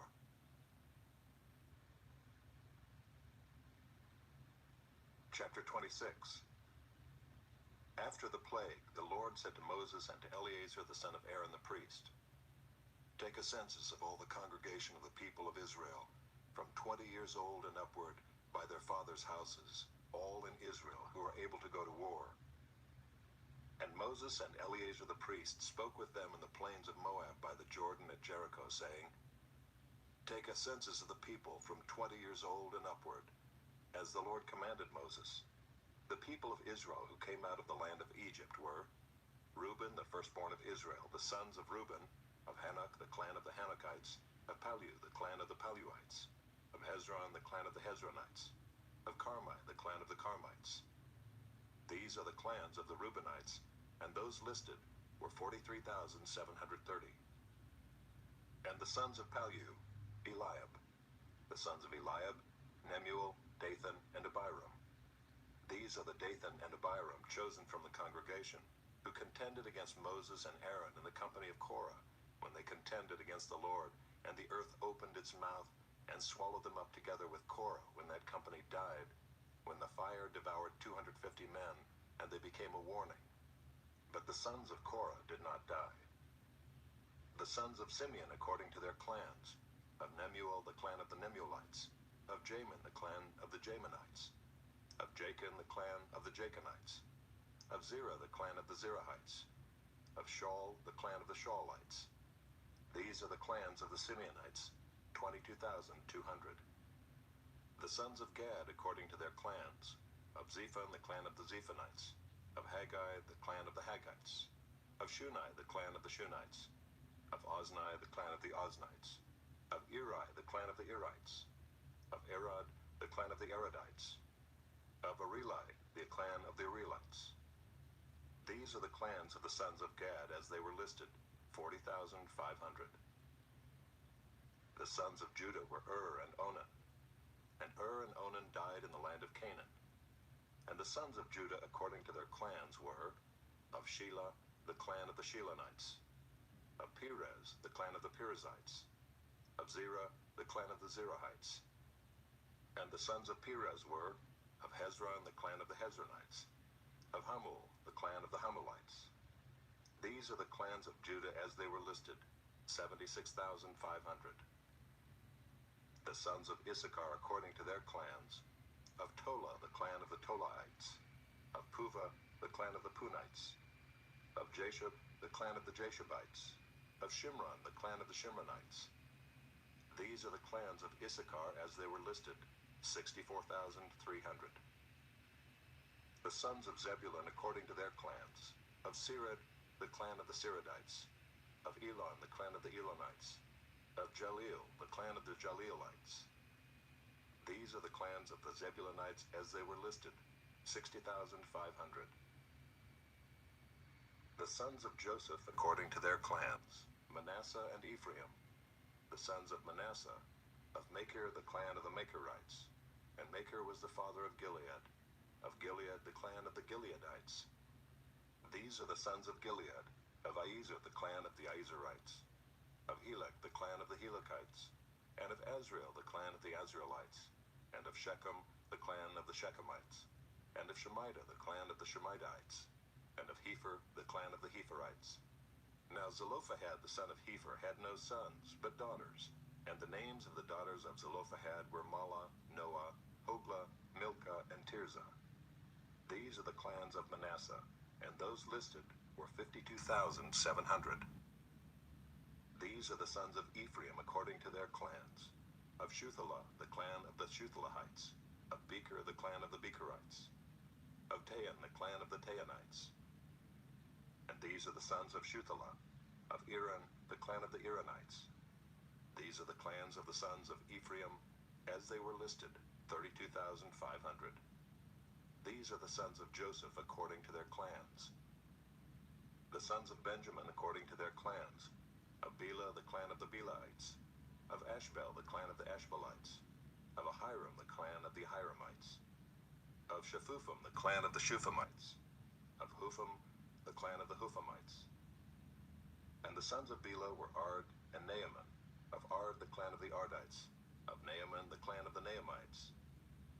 These are the sons of Benjamin according to their clans, and those listed were 45,600. These are the sons of Dan according to their clans, of Shuam, the clan of the Shuamites. These are the clans of Dan according to their clans. All the clans of the Shuamites as they were listed were 64,400. The sons of Asher according to their clans, of Imnah, the clan of the Imnites, of Ishvi, the clan of the Ishvites, of Beriah, the clan of the Berihites, of the sons of Beriah, of Heber, the clan of the Heberites, of Malchiel, the clan of the Malchielites. And the name of the daughter of Asher was Sarah. These are the clans of the sons of Asher as they were listed, 53,400. The sons of Naphtali according to their clans, Of Jaziel, the clan of the Jazielites. Of Gunai, the clan of the Gunites. Of Jezer, the clan of the Jezerites. Of Shillem, the clan of the Shillemites. These are the clans of Naphtali according to their clans, and those listed were 45,400. This was the list of the people of Israel, 601,730. The Lord spoke to Moses, saying, Among these the land shall be divided for inheritance according to the number of names. To a large tribe you shall give a large inheritance, and to a small tribe you shall give a small inheritance. Every tribe shall be given its inheritance in proportion to its list. But the land shall be divided by lot. According to the names of the tribes of their fathers they shall inherit. Their inheritance shall be divided according to lot between the larger and the smaller. This was the list of the Levites according to their clans. Of Gershon, the clan of the Gershonites. Of Kohath, the clan of the Kohathites. Of Merari, the clan of the Merarites. These are the clans of Levi. The clan of the Libnites, the clan of the Hebronites, the clan of the Malites, the clan of the Mushites, the clan of the Korahites. And Kohath was the father of Amram. The name of Amram's wife was Jochebed, the daughter of Levi, who was born to Levi in Egypt. And she bore to Amram Aaron and Moses and Miriam their sister. And to Aaron were born Nadab, Abihu, Eleazar, and Ithamar. But Nadab and Abihu died when they offered unauthorized fire before the Lord. And those listed were 23,000, every male from a month old and upward. For they were not listed among the people of Israel, because there was no inheritance given to them among the people of Israel. These were those listed by Moses and Eleazar the priest, who listed the people of Israel in the plains of Moab by the Jordan at Jericho. But among these there was not one of those listed by Moses and Aaron the priest, who had listed the people of Israel in the wilderness of Sinai. For the Lord had said of them, They shall die in the wilderness. Not one of them was left, except Caleb the son of Jephunneh and Joshua the son of Nun.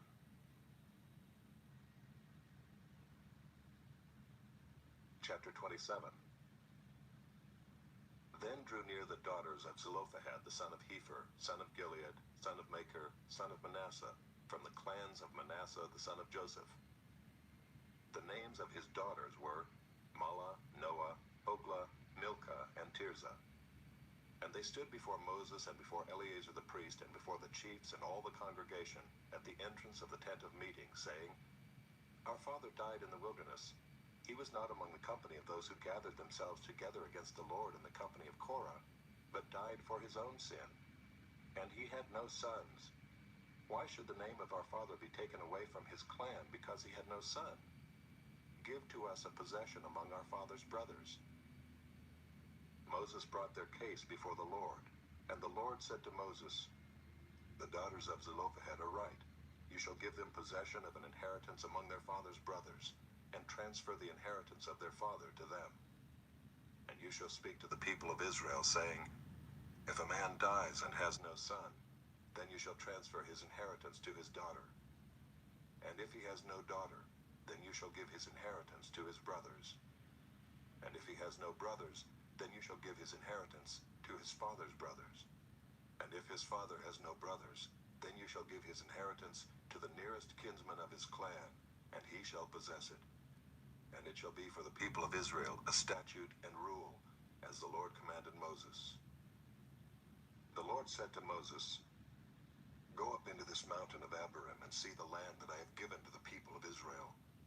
When you have seen it, you also shall be gathered to your people as your brother Aaron was, because you rebelled against my word in the wilderness of Zin, when the congregation quarreled, failing to uphold me as holy at the waters before their eyes. These are the waters of Meribah, of Kadesh in the wilderness of Zin. Moses spoke to the Lord, saying, Let the Lord, the God of the spirits of all flesh, appoint a man over the congregation, who shall go out before them and come in before them, who shall lead them out and bring them in, that the congregation of the Lord may not be as sheep that have no shepherd.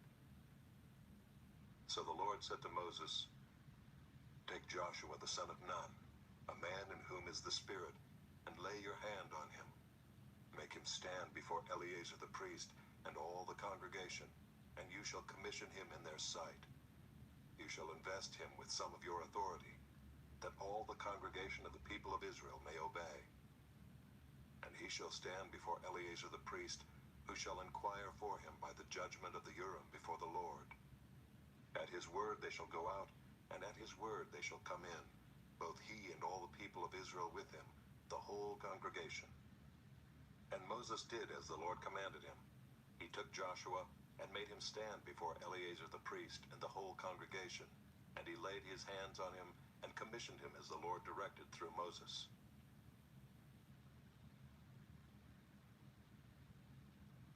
Chapter 28.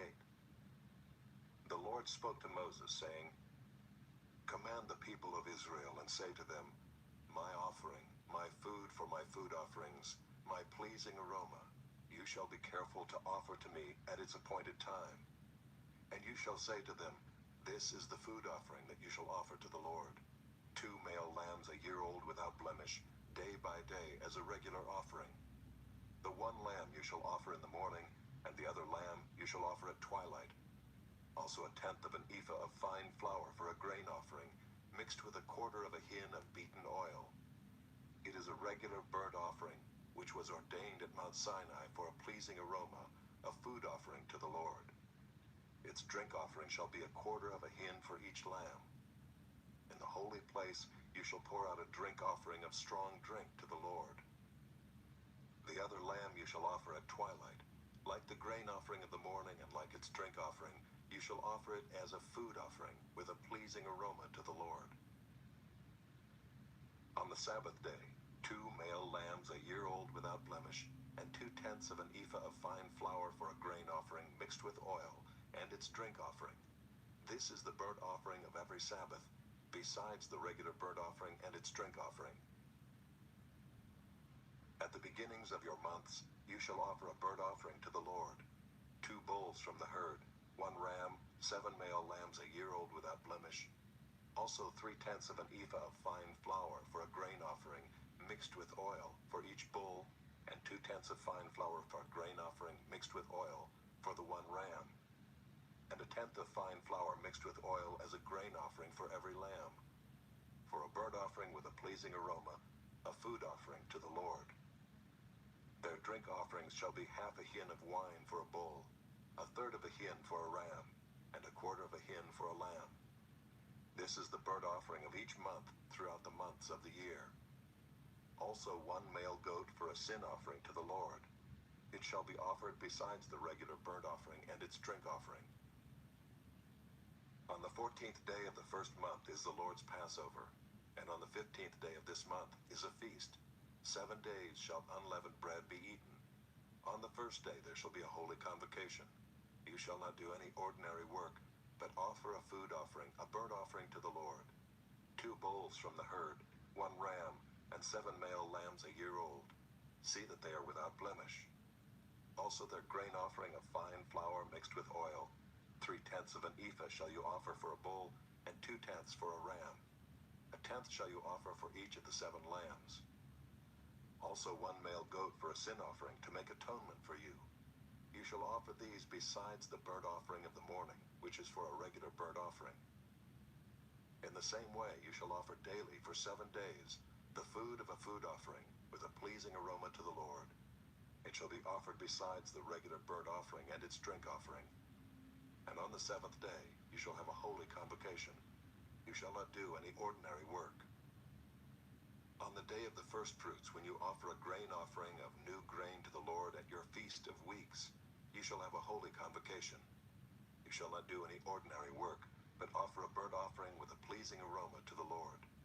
2 bulls from the herd, 1 ram, 7 male lambs a year old. Also their grain offering of fine flour mixed with oil, 3/10 of an ephah for each bull, 2/10 for 1 ram, 1/10 for each of the 7 lambs, with 1 male goat to make atonement for you. Besides the regular burnt offering and its grain offering, you shall offer them and their drink offering. See that they are without blemish.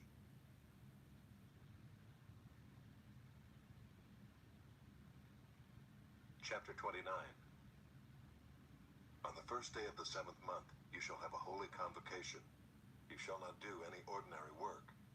It is a day for you to blow the trumpets, and you shall offer a burnt offering for a pleasing aroma to the Lord.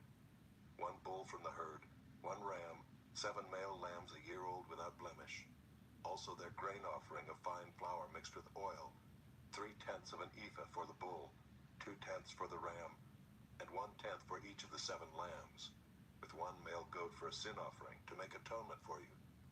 Besides the burnt offering of the new moon, and its grain offering, and the regular burnt offering and its grain offering, and their drink offering according to the rule for them, for a pleasing aroma, a food offering to the Lord.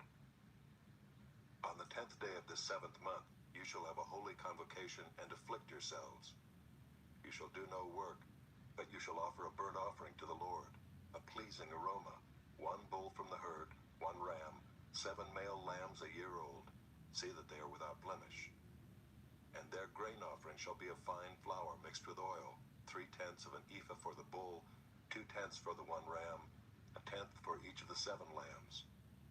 Also 1 male goat for a sin offering, besides the sin offering of atonement, and the regular burnt offering and its grain offering, and their drink offerings. On the 15th day of the 7th month, you shall have a holy convocation. You shall not do any ordinary work, and you shall keep a feast to the Lord 7 days.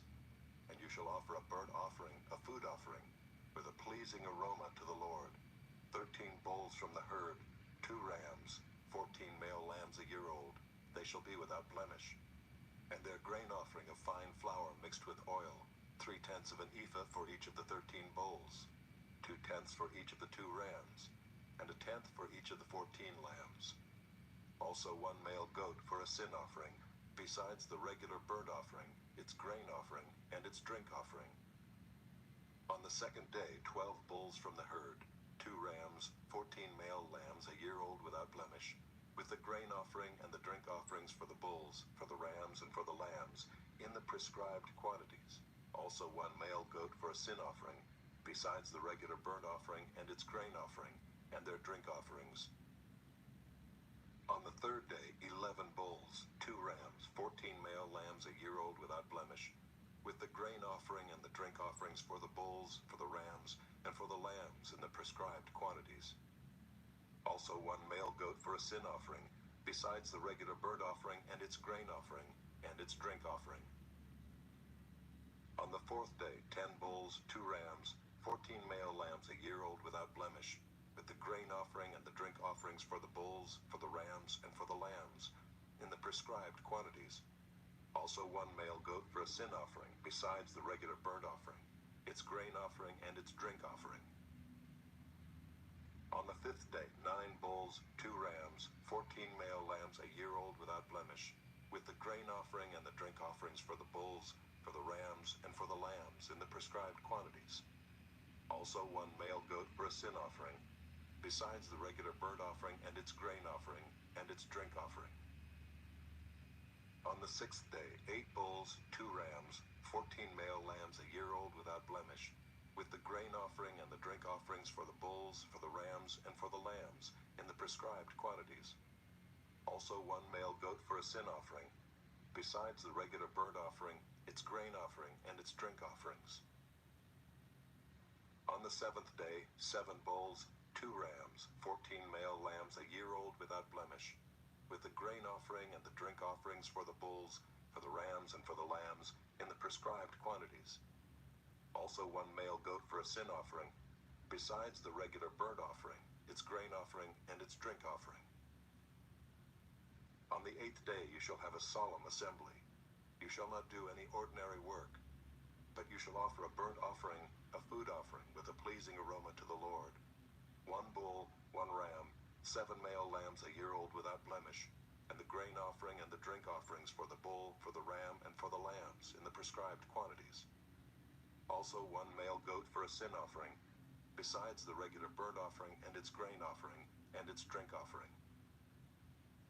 These you shall offer to the Lord at your appointed feasts, in addition to your vow offerings and your free will offerings, for your burnt offerings, and for your grain offerings, and for your drink offerings, and for your peace offerings. So Moses told the people of Israel everything just as the Lord had commanded Moses.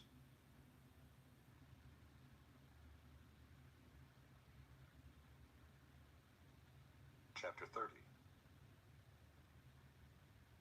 Moses spoke to the heads of the tribes of the people of Israel, saying, "This is what the Lord has commanded. If a man vows a vow to the Lord or swears an oath to bind himself by a pledge, he shall not break his word.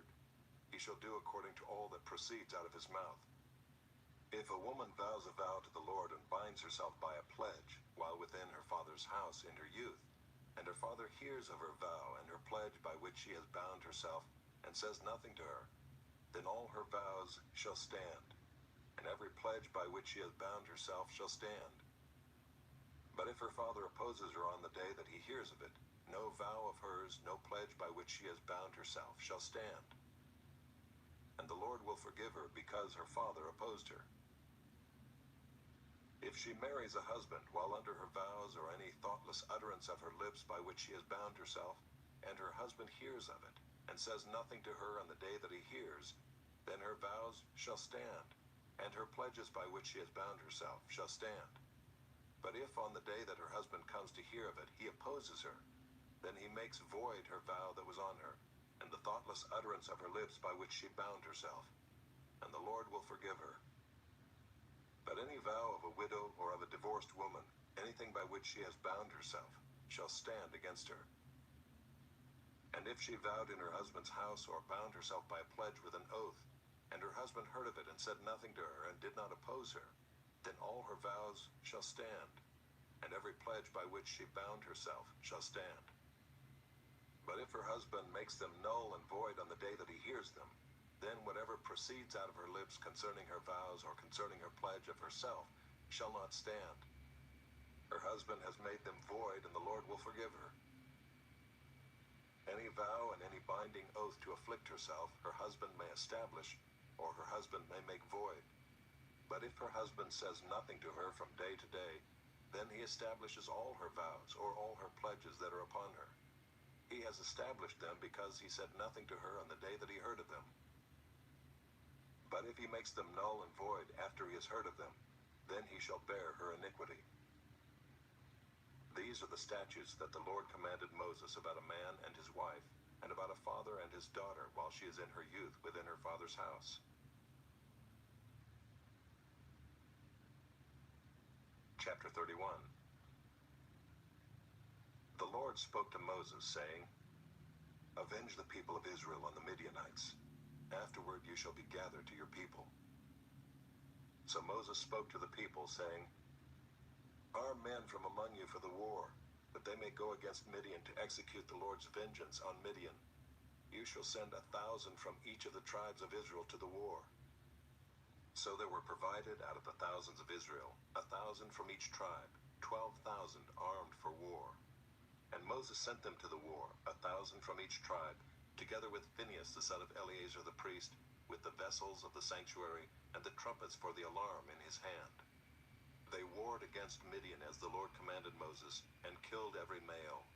They killed the kings of Midian with the rest of their slain, Evi, Recham, Zur, Hur, and Reba, the 5 kings of Midian. And they also killed Balaam the son of Beor with the sword. And the people of Israel took captive the women of Midian and their little ones, and they took as plunder all their cattle, their flocks, and all their goods. All their cities and the places where they lived, and all their encampments they burned with fire, and took all the spoil and all the plunder, both of man and of beast. Then they brought the captives and the plunder and the spoil to Moses, and to Eleazar the priest, and to the congregation of the people of Israel, at the camp on the plains of Moab, by the Jordan at Jericho. Moses and Eleazar the priest and all the chiefs of the congregation went to meet them outside the camp. And Moses was angry with the officers of the army, the commanders of thousands and the commanders of hundreds, who had come from service in the war. Moses said to them, "Have you let all the women live? Behold, these, on Balaam's advice, caused the people of Israel to act treacherously against the Lord in the incident of Peor, and so the plague came among the congregation of the Lord. Now therefore kill every male among the little ones, and kill every woman who has known man by lying with him. But all the young girls girls who have not known man by lying with him, keep alive for yourselves. Encamp outside the camp 7 days. Whoever of you has killed any person, and whoever has touched any slain, purify yourselves and your captives on the 3rd day and on the 7th day. You shall purify every garment, every article of skin, all work of goat's hair, and every article of wood. Then Eleazar the priest said to the men in the army who had gone to battle, This is a statute of the law that the Lord has commanded Moses. Only the gold, the silver, the bronze, the iron, the tin, and the lead, everything that can stand the fire, you shall pass through the fire, and it shall be clean. Nevertheless, it shall also be purified with the water for impurity. And whatever cannot stand the fire, you shall pass through the water. You must wash your clothes on the 7th day, and you shall be clean. And afterward you may come into the camp. The Lord said to Moses, Take the count of the plunder that was taken, both of man and of beast, you and Eleazar the priest and the heads of the fathers' houses of the congregation, and divide the plunder into 2 parts, between the warriors who went out to battle and all the congregation. And levy for the Lord a tribute from the men of war who went out to battle, 1 out of 500, of the people and of the oxen and of the donkeys and of the flocks. Take it from their half, and give it to Eleazar the priest as a contribution to the Lord. And from the people of Israel's half, you shall take 1 drawn out of every 50 of the people, of the oxen, of the donkeys, and of the flocks, of all the cattle, and give them to the Levites who keep guard over the tabernacle of the Lord. And Moses and Eleazar the priest did as the Lord commanded Moses. Now the plunder remaining of the spoil that the army took was 675,000 sheep, 72,000 cattle, 61,000 donkeys, and 32,000 persons in all, women who had not known man by lying with him. And the half, the portion of those who had gone out in the army, numbered 337,500 sheep, and the Lord's tribute of sheep was 675. The cattle were 36,000, of which the Lord's tribute was 72. The donkeys were 30,500, of which the Lord's tribute was 61. The persons were 16,000, of which the Lord's tribute was 32 persons. And Moses gave the tribute, which was the contribution for the Lord, to Eleazar the priest, as the Lord commanded Moses. From the people of Israel's half, which Moses separated from that of the men who had served in the army, now the congregation's half, was 337,500 sheep, 36,000 cattle, and 30,500 donkeys, and 16,000 persons. From the people of Israel's half, Moses took 1 of every 50, both of persons and of beasts, and gave them to the Levites who kept guard over the tabernacle of the Lord, as the Lord commanded Moses.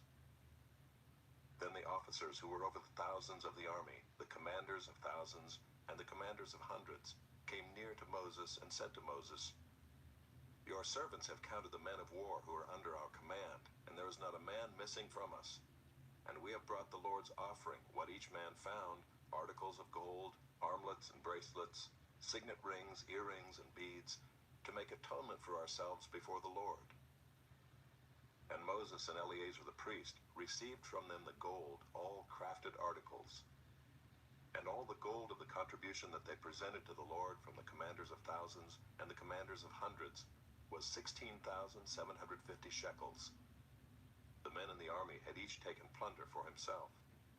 And Moses and Eleazar the priest received the gold from the commanders of thousands and of hundreds, and brought it into the tent of meeting, as a memorial for the people of Israel before the Lord.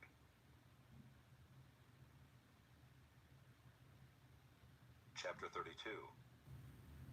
Now the people of Reuben and the people of Gad had a very great number of livestock. And they saw the land of Jazer and the land of Gilead, and behold, the place was a place for livestock. So the people of Gad and the people of Reuben came and said to Moses and to Eleazar the priest, and to the chiefs of the congregation, Ataroth, Dibon, Jazer, Nimrah, Heshbon, Elealeh, Sebum, Nebo, and Beon, the land that the Lord struck down before the congregation of Israel, is a land for livestock, and your servants have livestock. And they said, If we have found favor in your sight, let this land be given to your servants for a possession. Do not take us across the Jordan. But Moses said to the people of Gad and to the people of Reuben, "Shall your brothers go to the war while you sit here? Why will you discourage the heart of the people of Israel from going over into the land that the Lord has given them? Your fathers did this when I sent them from Kadesh Barnea to see the land. For when they went up to the valley of Eshcol and saw the land, they discouraged the heart of the people of Israel from going into the land that the Lord had given them.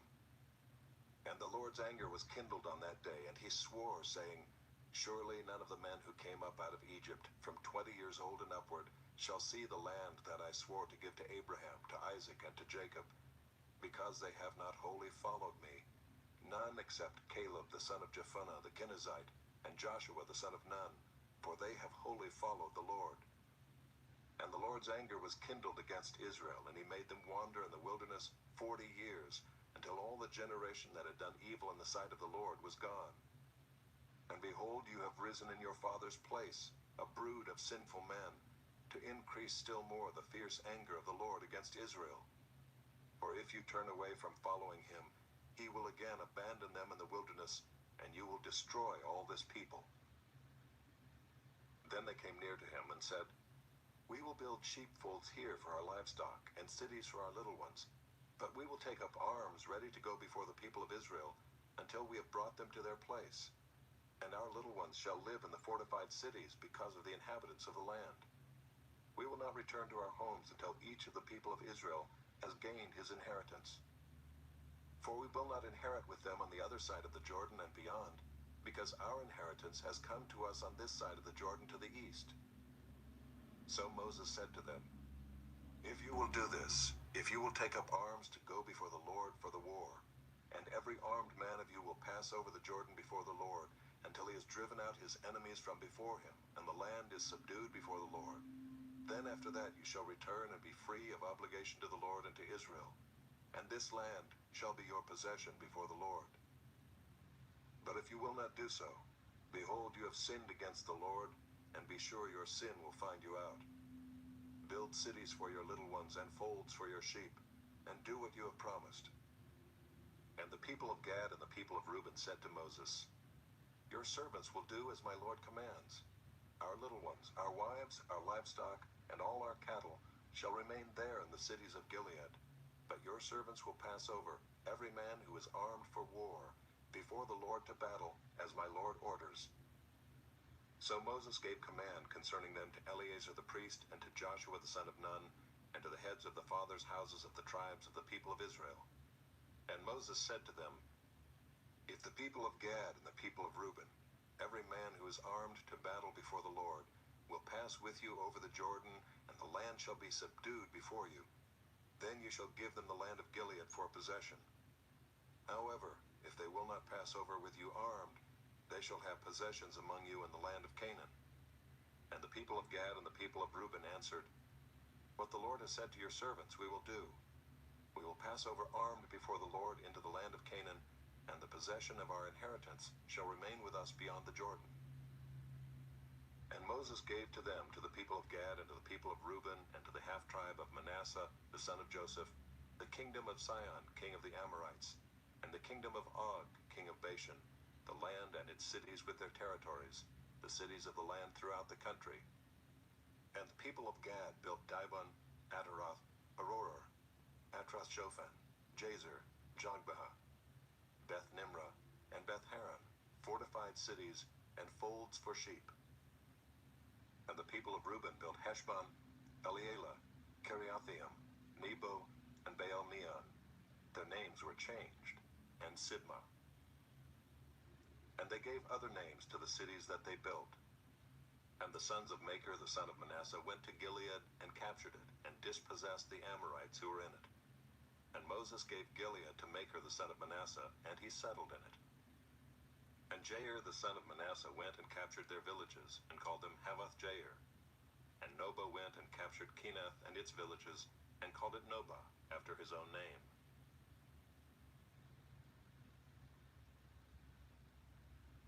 Chapter 33.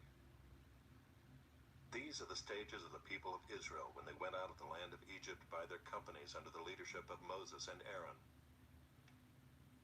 Moses wrote down their starting places, stage by command of the Lord, And these are their stages according to their starting places.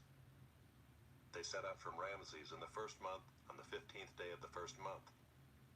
On the day after the Passover, the people of Israel went out triumphantly in the sight of all the Egyptians, while the Egyptians were burying all their firstborn, whom the Lord had struck down among them. On their gods also the Lord executed judgments. So the people of Israel set out from Ramses and camped at Succoth. And they set out from Succoth and camped at Etham, which is on the edge of the wilderness.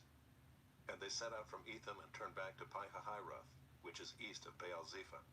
And they camped before Migdol. And they set out from before Hahiroth and passed through the midst of the sea into the wilderness.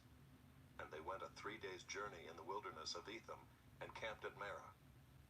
And they set out from Marah and came to Elim. At Elim there were 12 springs of water and 70 palm trees, and they camped there. And they set out from Elim and camped by the Red Sea. And they set out from the Red Sea and camped in the wilderness of Sin.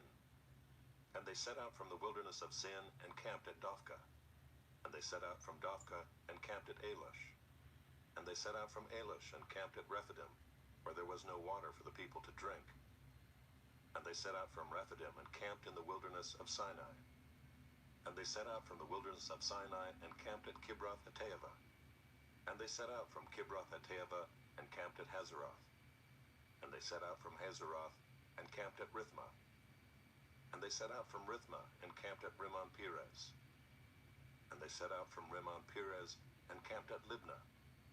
And they set out from Libnah and camped at Rissah. And they set out from Rissah and camped at Keelatha. And they set out from Keelatha and camped at Mount Shepher.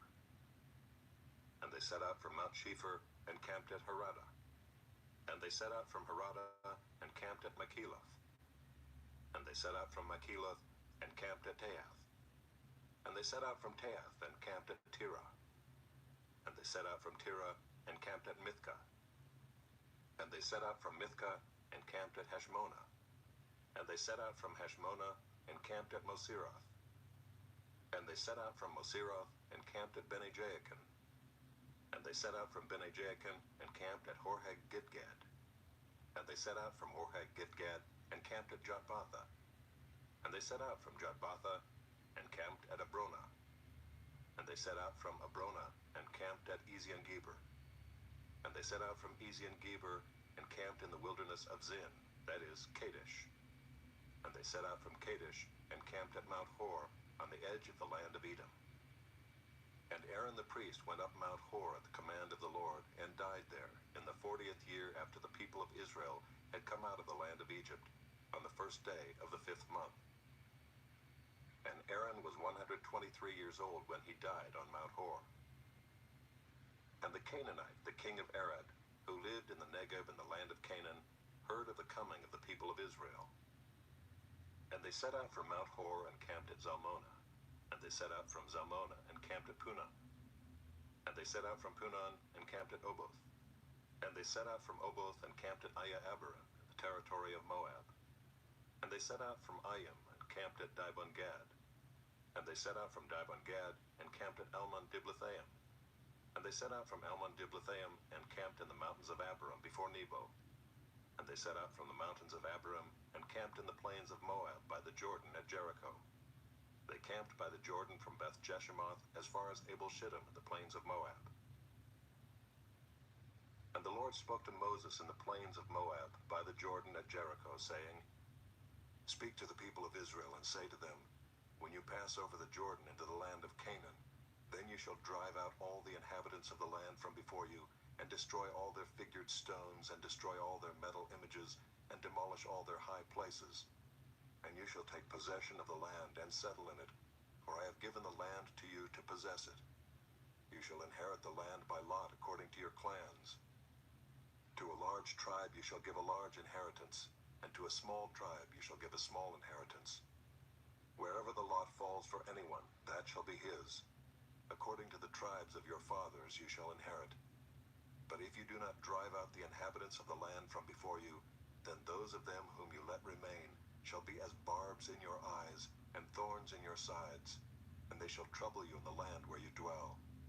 And I will do to you as I thought to do to them."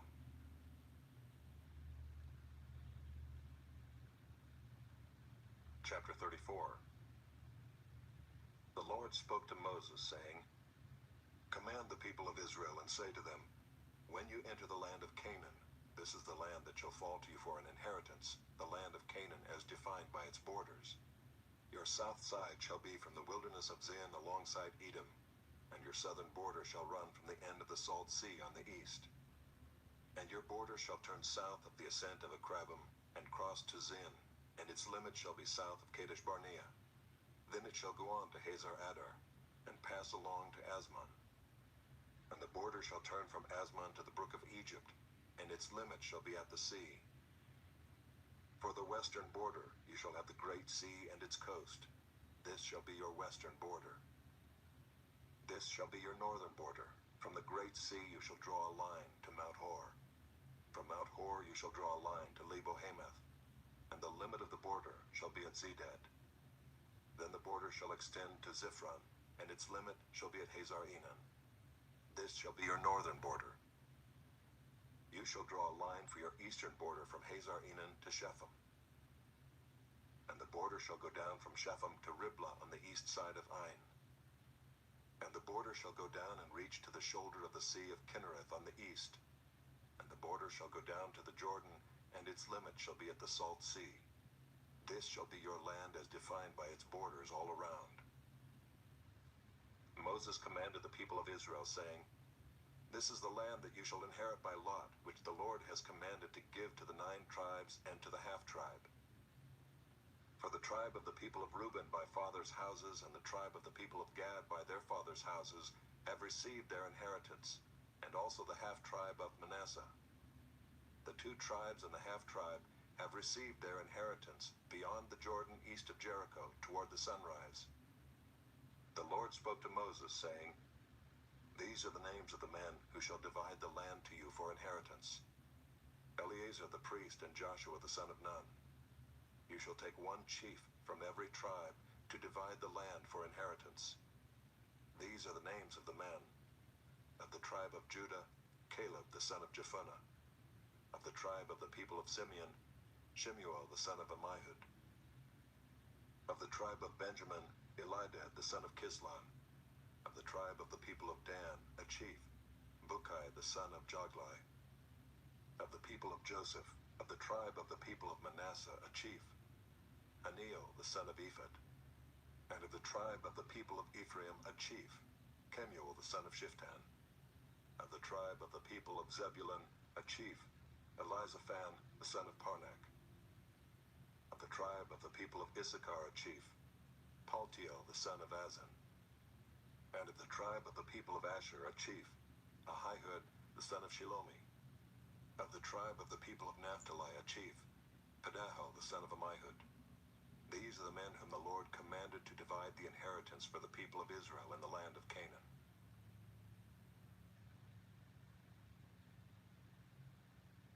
Chapter 35. The Lord spoke to Moses in the plains of Moab by the Jordan at Jericho, saying, Command the people of Israel to give to the Levites some of the inheritance of their possession as cities for them to dwell in. And you shall give to the Levites pasture lands around the cities. The cities shall be theirs to dwell in, and their pasture lands shall be for their cattle and for their livestock, and for all their beasts. The pasture lands of the cities, which you shall give to the Levites, shall reach from the wall of the city outward 1,000 cubits all around. And you shall measure outside the city, on the east side 2,000 cubits, and on the south side 2,000 cubits, and on the west side 2,000 cubits, and on the north side 2,000 cubits, the city being in the middle. This shall belong to them as pasture land for their cities. The cities that you give to the Levites shall be the 6 cities of refuge, where you shall permit the manslayer to flee. And in addition to them, you shall give 42 cities. All the cities that you give to the Levites shall be 48, with their pasture lands. And as for the cities that you shall give from the possession of the people of Israel, from the larger tribes you shall take many, and from the smaller tribes you shall take few. Each in proportion to the inheritance that it inherits shall give of its cities to the Levites. And the Lord spoke to Moses, saying, Speak to the people of Israel, and say to them, When you cross the Jordan into the land of Canaan, then you shall select cities to be cities of refuge for you, that the manslayer who kills any person without intent may flee there. The cities shall be for you a refuge from the avenger, that the manslayer may not die until he stands before the congregation for judgment. And the cities that you give shall be your 6 cities of refuge. You shall give 3 cities beyond the Jordan, and 3 cities in the land of Canaan to be cities of refuge. These 6 cities shall be for refuge for the people of Israel, and for the stranger, and for the sojourner among them, that anyone who kills any person without intent may flee there. But if he struck him down with an iron object so that he died, he is a murderer. The murderer shall be put to death. And if he struck him down with a stone tool that could cause death, and he died, he is a murderer. The murderer shall be put to death. Or if he struck him down with a wooden tool that could cause death, and he died, he is a murderer. The murderer shall be put to death. The avenger of blood shall himself put the murderer to death. When he meets him, he shall put him to death. And if he pushed him out of hatred, or hurled something at him, lying in wait so that he died, or in enmity struck him down with his hand so that he died, then he who struck the blow shall be put to death. He is a murderer. The avenger of blood shall put the murderer to death when he meets him. But if he pushed him suddenly without enmity, or hurled anything on him without lying in wait, or used a stone that could cause death, and without seeing him dropped it on him so that he died, though he was not his enemy and did not seek his harm, then the congregation shall judge between the manslayer and the avenger of blood in accordance with these rules.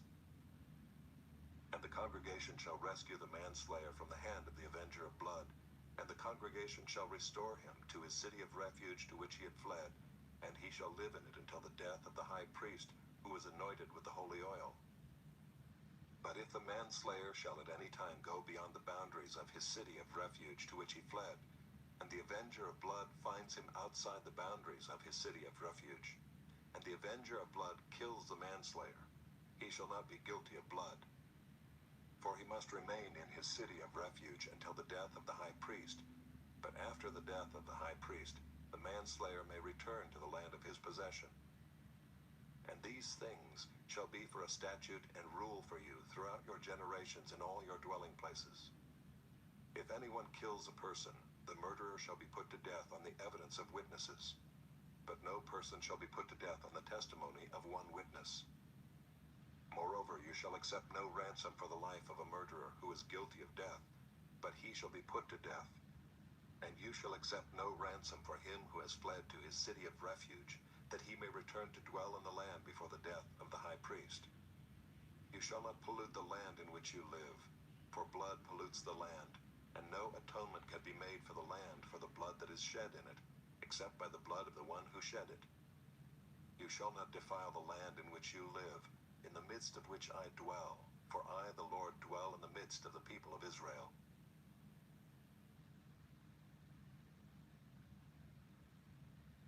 Chapter 36. The heads of the fathers' houses of the clan of the people of Gilead, the son of Machir, son of Manasseh, from the clans of the people of Joseph, came near and spoke before Moses and before the chiefs, the heads of the fathers' houses of the people of Israel. They said, The Lord commanded my Lord to give the land for inheritance by lot to the people of Israel. And my Lord was commanded by the Lord to give the inheritance of Zelophehad our brother to his daughters. But if they are married to any of the sons of the other tribes of the people of Israel, then their inheritance will be taken from the inheritance of our fathers, and added to the inheritance of the tribe into which they marry. So it will be taken away from the lot of our inheritance. And when the Jubilee of the people of Israel comes, then their inheritance will be added to the inheritance of the tribe into which they marry, and their inheritance will be taken from the inheritance of the tribe of our fathers. And Moses commanded the people of Israel according to the word of the Lord, saying, The tribe of the people of Joseph is right. This is what the Lord commands concerning the daughters of Zelophehad. Let them marry whom they think best, only they shall marry within the clan of the tribe of their father. The inheritance of the people of Israel shall not be transferred from one tribe to another. For every one of the people of Israel shall hold on to the inheritance of the tribe of his fathers. And every daughter who possesses an inheritance in any tribe of the people of Israel shall be wife to one of the clan of the tribe of her father, so that every one of the people of Israel may possess the inheritance of his fathers. So no inheritance shall be transferred from one tribe to another, for each of the tribes of the people of Israel shall hold on to its own inheritance. The daughters of Zelophehad did as the Lord commanded Moses. For Mahlah, Tirzah, Hoglah, Milcah, and Noah, the daughters of Zelophehad, were married to sons of their father's brothers. They were married into the clans of the people of Manasseh the son of Joseph, and their inheritance remained in the tribe of their father's clan. These are the commandments and the rules that the Lord commanded through Moses to the people of Israel in the plains of Moab, by the Jordan, at Jericho.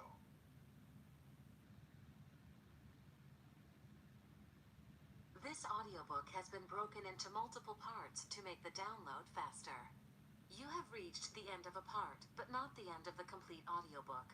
So please check your library for the next part of this audiobook.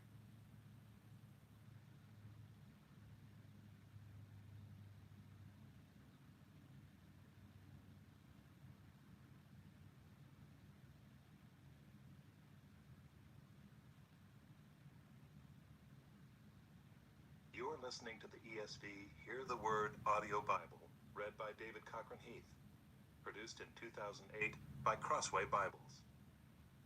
Deuteronomy, chapter 1. These are the words that Moses spoke to all Israel beyond the Jordan in the wilderness, in the Arabah opposite Suph, between Paran and Tophel, Laban, Hazeroth, and Dizahab. It is 11 days' journey from Horeb by the way of Mount Seir to Kadesh Barnea.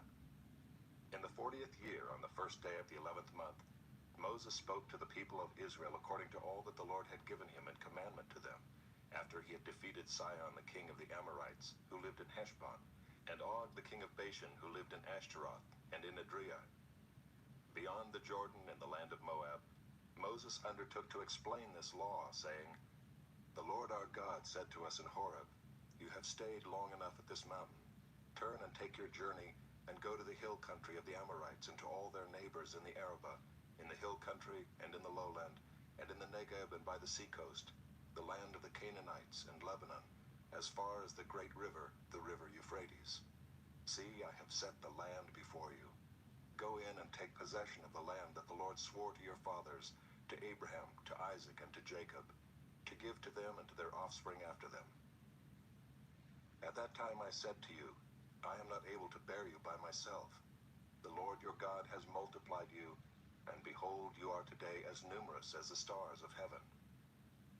May the Lord, the God of your fathers, make you 1,000 times as many as you are, and bless you as he has promised you. How can I bear by myself the weight and burden of you and your strife? Choose for your tribes wise, understanding, and experienced men, and I will appoint them as your heads. And you answered me, The thing that you have spoken is good for us to do. So I took the heads of your tribes, wise and experienced men, and set them as heads over you, commanders of thousands, commanders of hundreds, commanders of 50s, commanders of 10s, and officers throughout your tribes.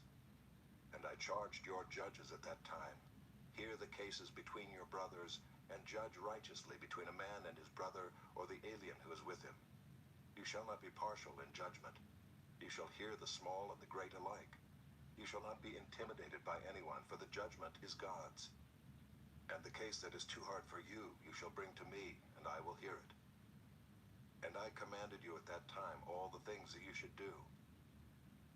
Then we set out from Horeb and went through all that great and terrifying wilderness that you saw, on the way to the hill country of the Amorites, as the Lord our God commanded us. And we came to Kadesh Barnea, and I said to you, You have come to the hill country of the Amorites, which the Lord our God is giving us. See, the Lord your God has set the land before you. Go up, take possession, as the Lord, the God of your fathers, has told you. Do not fear or be dismayed.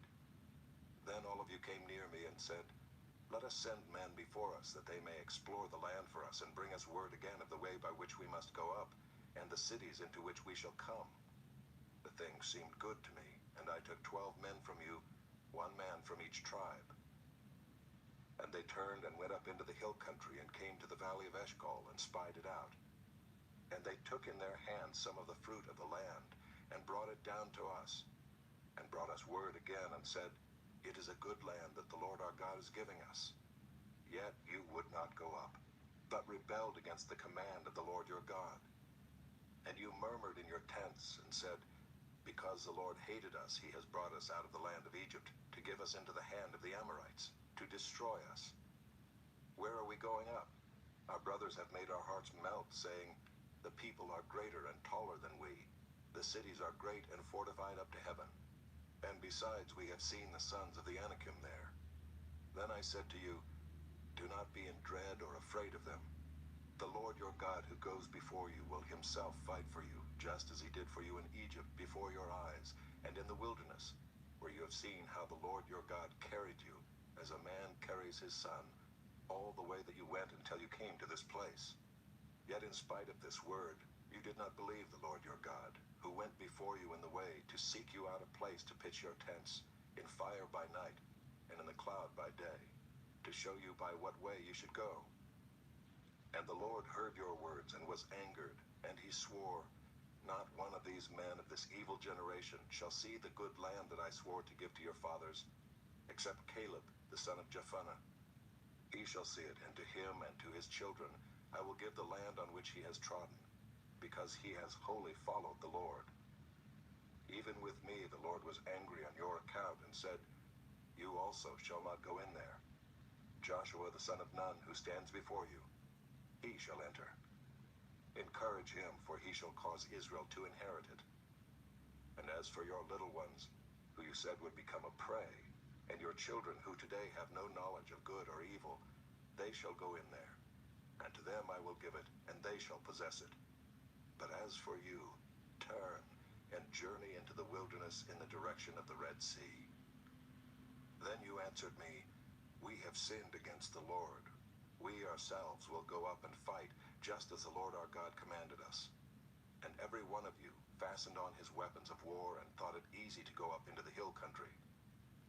And the Lord said to me, Say to them, Do not go up or fight, for I am not in your midst, lest you be defeated before your enemies. So I spoke to you, and you would not listen. But you rebelled against the command of the Lord, and presumptuously went up into the hill country. Then the Amorites who lived in that hill country came out against you, and chased you as bees do, and beat you down in Seir, as far as Hormah. And you returned and wept before the Lord. But the Lord did not listen to your voice or give ear to you. So you remained at Kadesh many days, the days that you remained there.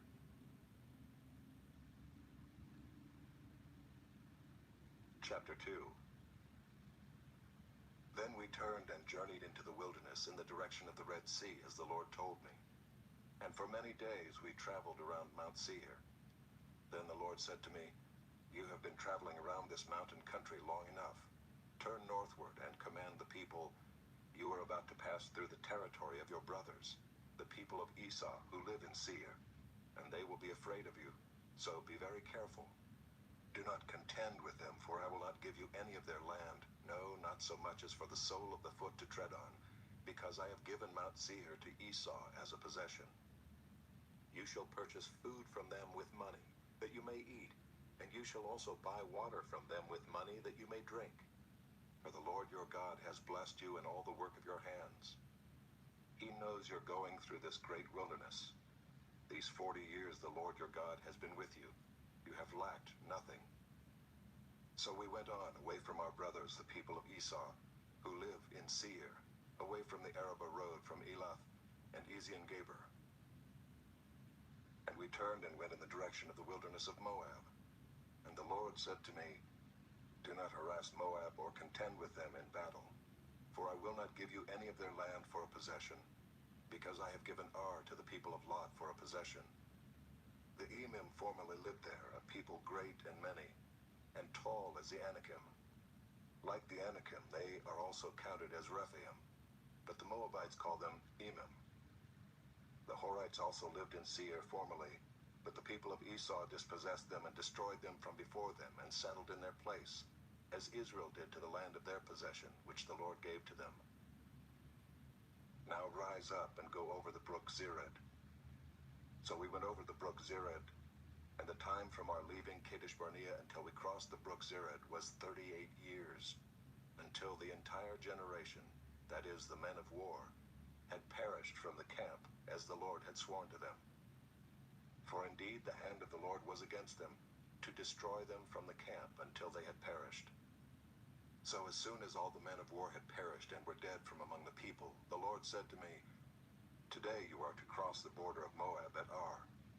And when you approach the territory of the people of Ammon, do not harass them or contend with them, for I will not give you any of the land of the people of Ammon as a possession, because I have given it to the sons of Lot for a possession.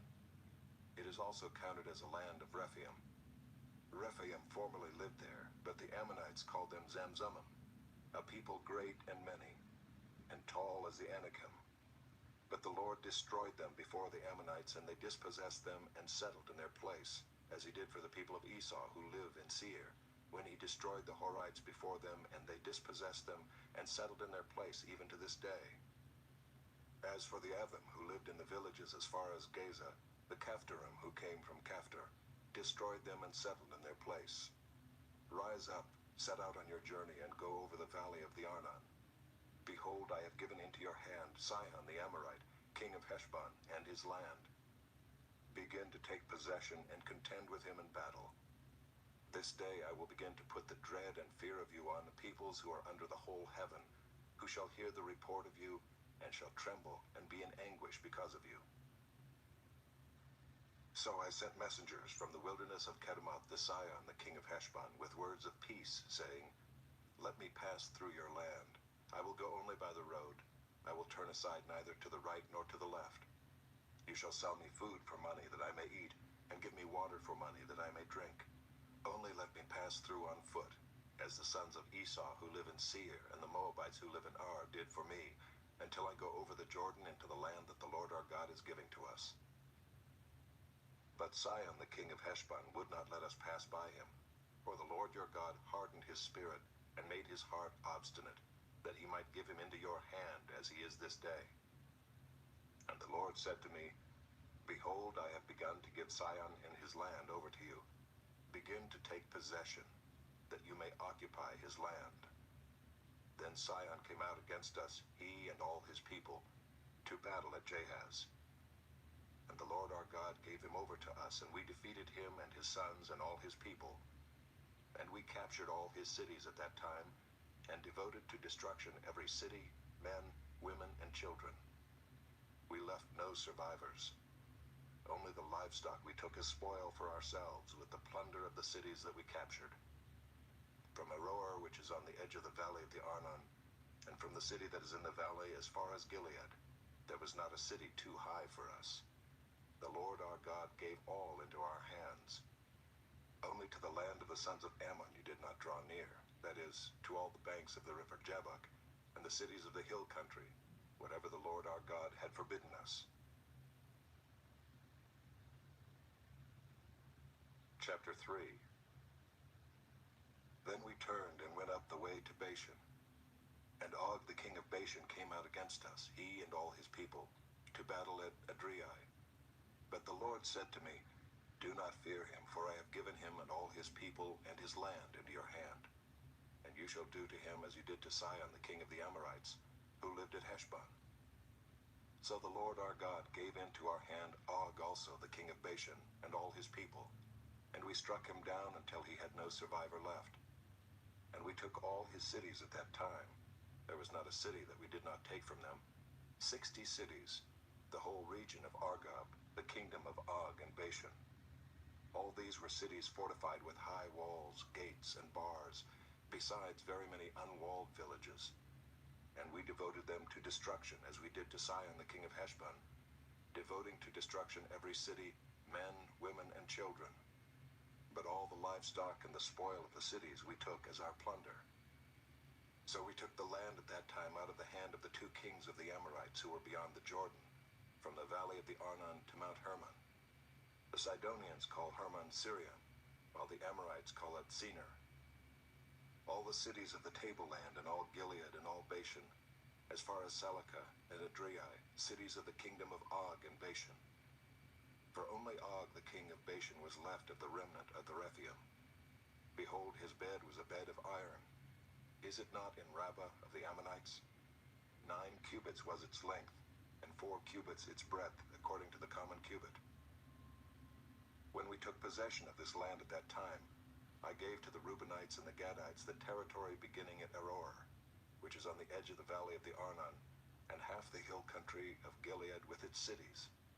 The rest of Gilead and all Bashan, the kingdom of Og, that is all the region of Argob, I gave to the half-tribe of Manasseh. All that portion of Bashan is called the land of Rephaim. Jair the Manassite took all the region of Argob, that is Bashan, as far as the border of the Geshurites and the Maacathites, and called the villages after his own name, Havoth Jair, as it is to this day.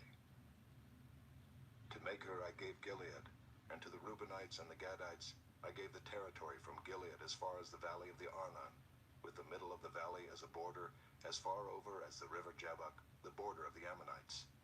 The Arabah also, with the Jordan as the border, from Kinnereth as far as the sea of the Arabah, the salt sea, under the slopes of Pisgah on the east. And I commanded you at that time, saying, The Lord your God has given you this land to possess. All your men of valor shall cross over armed before your brothers, the people of Israel. Only your wives, your little ones, and your livestock, I know that you have much livestock, shall remain in the cities that I have given you, until the Lord gives rest to your brothers, as to you, and they also occupy the land that the Lord your God gives them beyond the Jordan. Then each of you may return to his possession which I have given you. And I commanded Joshua at that time, Your eyes have seen all that the Lord your God has done to these 2 kings. So will the Lord do to all the kingdoms into which you are crossing. You shall not fear them, for it is the Lord your God who fights for you. And I pleaded with the Lord at that time, saying, O Lord God, you have only begun to show your servant your greatness and your mighty hand. For what God is there in heaven or on earth who can do such works and mighty acts as yours?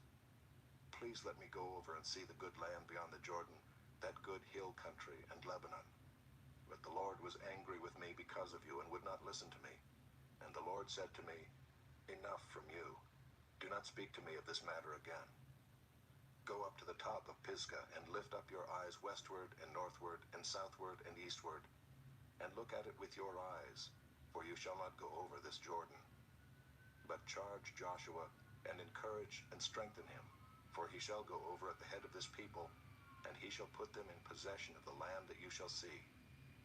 So we remained in the valley opposite Beth Peor.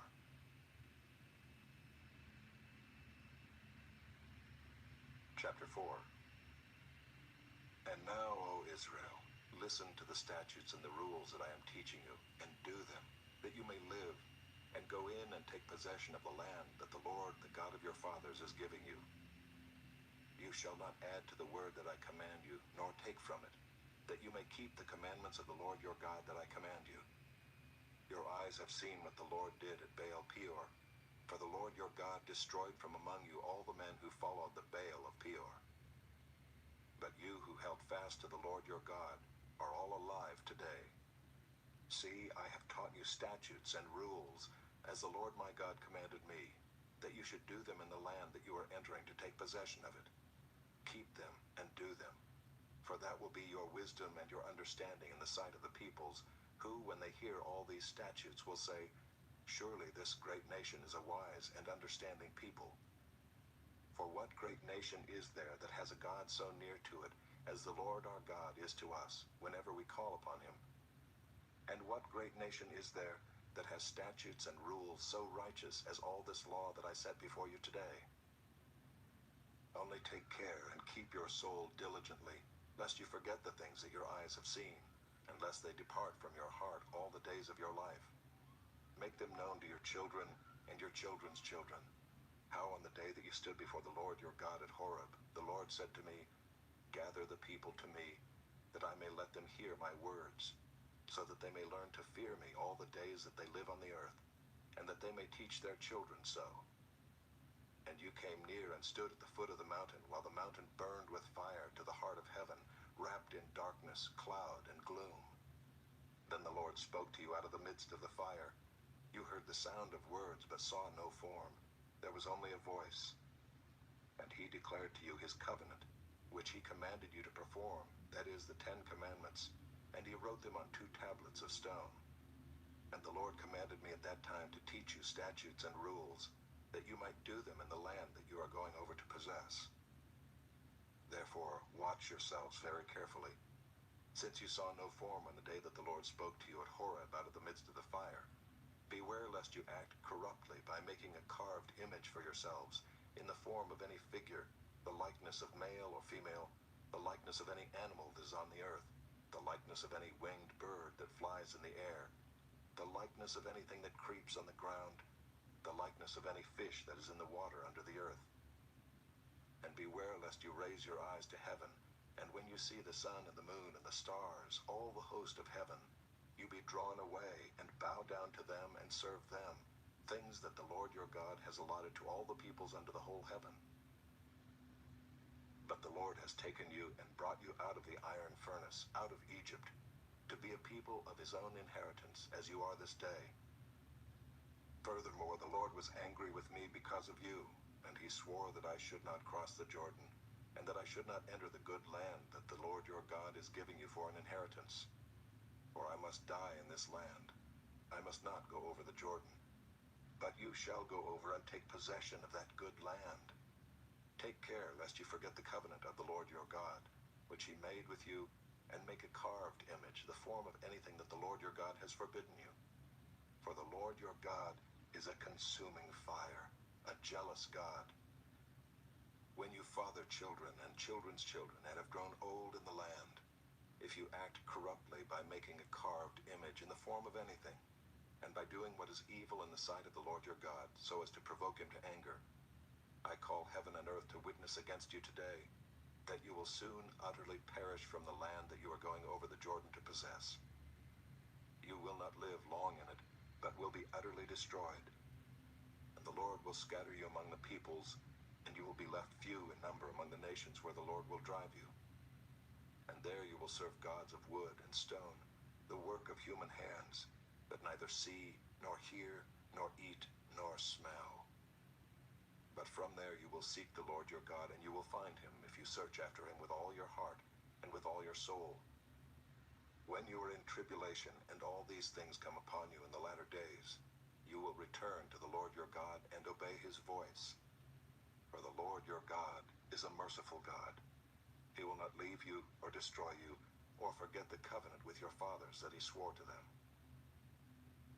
For ask now of the days that are past, which were before you, since the day that God created man on the earth, and ask from one end of heaven to the other, whether such a great thing as this has ever happened or was ever heard of. Did any people ever hear the voice of a God speaking out of the midst of the fire, as you have heard, and still live? Or has any God ever attempted to go and take a nation for himself from the midst of another nation, by trials, by signs, by wonders, and by war, by a mighty hand and an outstretched arm, and by great deeds of terror, all of which the Lord your God did for you in Egypt before your eyes? To you it was shown that you might know that the Lord is God. There is no other besides him. Out of heaven he let you hear his voice, that he might discipline you. And on earth he let you see his great fire, and you heard his words out of the midst of the fire. And because he loved your fathers and chose their offspring after them, and brought you out of Egypt with his own presence, by his great power, driving out before you nations greater and mightier than you, to bring you in, to give you their land for an inheritance, as it is this day. Know therefore today, and lay it to your heart, that the Lord is God in heaven above and on the earth beneath. There is no other. Therefore you shall keep his statutes and his commandments, which I command you today, that it may go well with you and with your children after you, and that you may prolong your days in the land that the Lord your God is giving you for all time. Then Moses set apart 3 cities in the east beyond the Jordan, that the manslayer might flee there, anyone who kills his neighbor unintentionally without being at enmity with him in time past. He may flee to one of these cities and save his life. These are in the wilderness on the tableland for the Reubenites, Ramoth in Gilead for the Gadites, and Golan and Bashan for the Manassites. This is the law that Moses set before the people of Israel. These are the testimonies, the statutes, and the rules which Moses spoke to the people of Israel when they came out of Egypt, beyond the Jordan in the valley opposite Beth Peor, in the land of Sihon the king of the Amorites, who lived at Heshbon, whom Moses and the people of Israel defeated when they came out of Egypt. And they took possession of his land and the land of Og, the king of Bashan, the two kings of the Amorites, who lived to the east beyond the Jordan, from Aroer, which is on the edge of the valley of the Arnon, as far as Mount Sirion, that is, Hermon, together with all the Arabah on the east side of the Jordan, as far as the sea of the Arabah, under the slopes of Pisgah.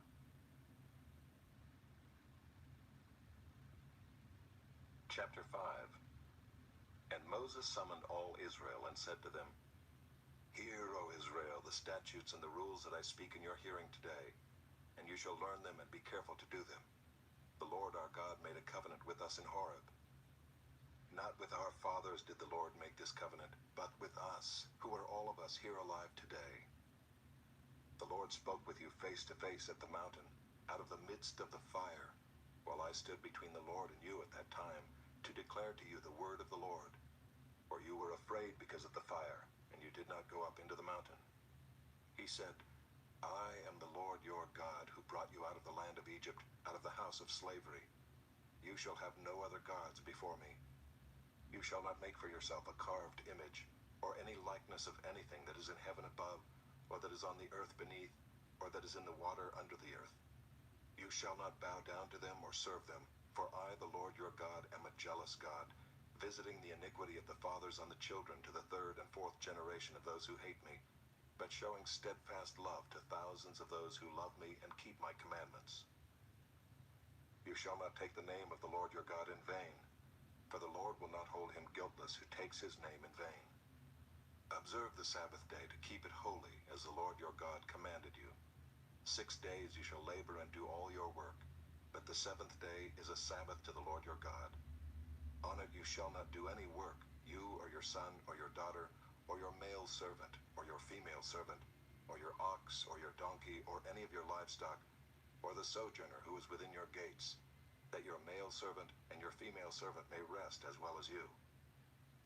You shall remember that you were a slave in the land of Egypt, and the Lord your God brought you out from there with a mighty hand and an outstretched arm. Therefore the Lord your God commanded you to keep the Sabbath day. Honor your father and your mother, as the Lord your God commanded you, that your days may be long, and that it may go well with you in the land that the Lord your God is giving you.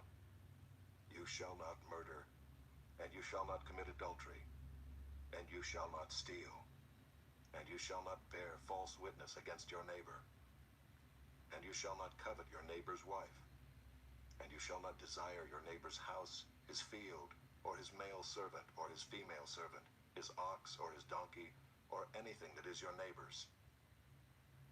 These words the Lord spoke to all your assembly at the mountain out of the midst of the fire, the cloud, and the thick darkness, with a loud voice, and he added no more. And he wrote them on 2 tablets of stone, and gave them to me. And as soon as you heard the voice out of the midst of the darkness, while the mountain was burning with fire, you came near to me, all the heads of your tribes and your elders. And you said, Behold, the Lord our God has shown us his glory and greatness, and we have heard his voice out of the midst of the fire. This day we have seen God speak with man, and man still live. Now therefore, why should we die? For this great fire will consume us. If we hear the voice of the Lord our God any more, we shall die. For who is there of all flesh that has heard the voice of the living God, speaking out of the midst of fire as we have, and has still lived? Go near and hear all that the Lord our God will say, and speak to us all that the Lord our God will speak to you, and we will hear and do it. And the Lord heard your words when you spoke to me. And the Lord said to me, I have heard the words of this people which they have spoken to you. They are right in all that they have spoken. Oh, that they had such a heart as this always, to fear me and to keep all my commandments, that it might go well with them and with their descendants forever. Go and say to them, Return to your tents. But you stand here by me, and I will tell you the whole commandment, and the statutes and the rules that you shall teach them. that they may do them in the land that I am giving them to possess. You shall be careful, therefore, to do as the Lord your God has commanded you. You shall not turn aside to the right hand or to the left. You shall walk in all the way that the Lord your God has commanded you, that you may live, and that it may go well with you, and that you may live long in the land that you shall possess.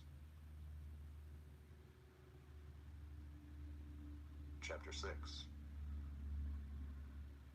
Now this is the commandment, the statutes, and the rules that the Lord your God commanded me to teach you, that you may do them in the land to which you are going over to possess it, that you may fear the Lord your God, you and your son and your son's son, by keeping all his statutes and his commandments, which I command you, all the days of your life, and that your days may be long. Hear therefore, O Israel, and be careful to do them, that it may go well with you, and that you may multiply greatly, as the Lord, the God of your fathers, has promised you, in a land flowing with milk and honey. Hear, O Israel, the Lord our God, the Lord is one. You shall love the Lord your God with all your heart, and with all your soul, and with all your might. And these words that I command you today shall be on your heart. You shall teach them diligently to your children, and shall talk of them when you sit in your house, and when you walk by the way, and when you lie down, and when you rise. You shall bind them as a sign on your hand, and they shall be as frontlets between your eyes. You shall write them on the doorposts of your house and on your gates. And when the Lord your God brings you into the land that he swore to your fathers, to Abraham, to Isaac, and to Jacob, to give you, with great and good cities that you did not build, and houses full of all good things that you did not fill, and cisterns that you did not dig, and vineyards and olive trees that you did not plant. And when you eat and are full, then take care lest you forget the Lord who brought you out of the land of Egypt, out of the house of slavery. It is the Lord your God you shall fear. Him you shall serve, and by his name you shall swear. You shall not go after other gods, the gods of the peoples who are around you. For the Lord your God in your midst is a jealous God, lest the anger of the Lord your God be kindled against you, and he destroy you from off the face of the earth. You shall not put the Lord your God to the test, as you tested him at Massah. You shall diligently keep the commandments of the Lord your God, and his testimonies and his statutes which he has commanded you.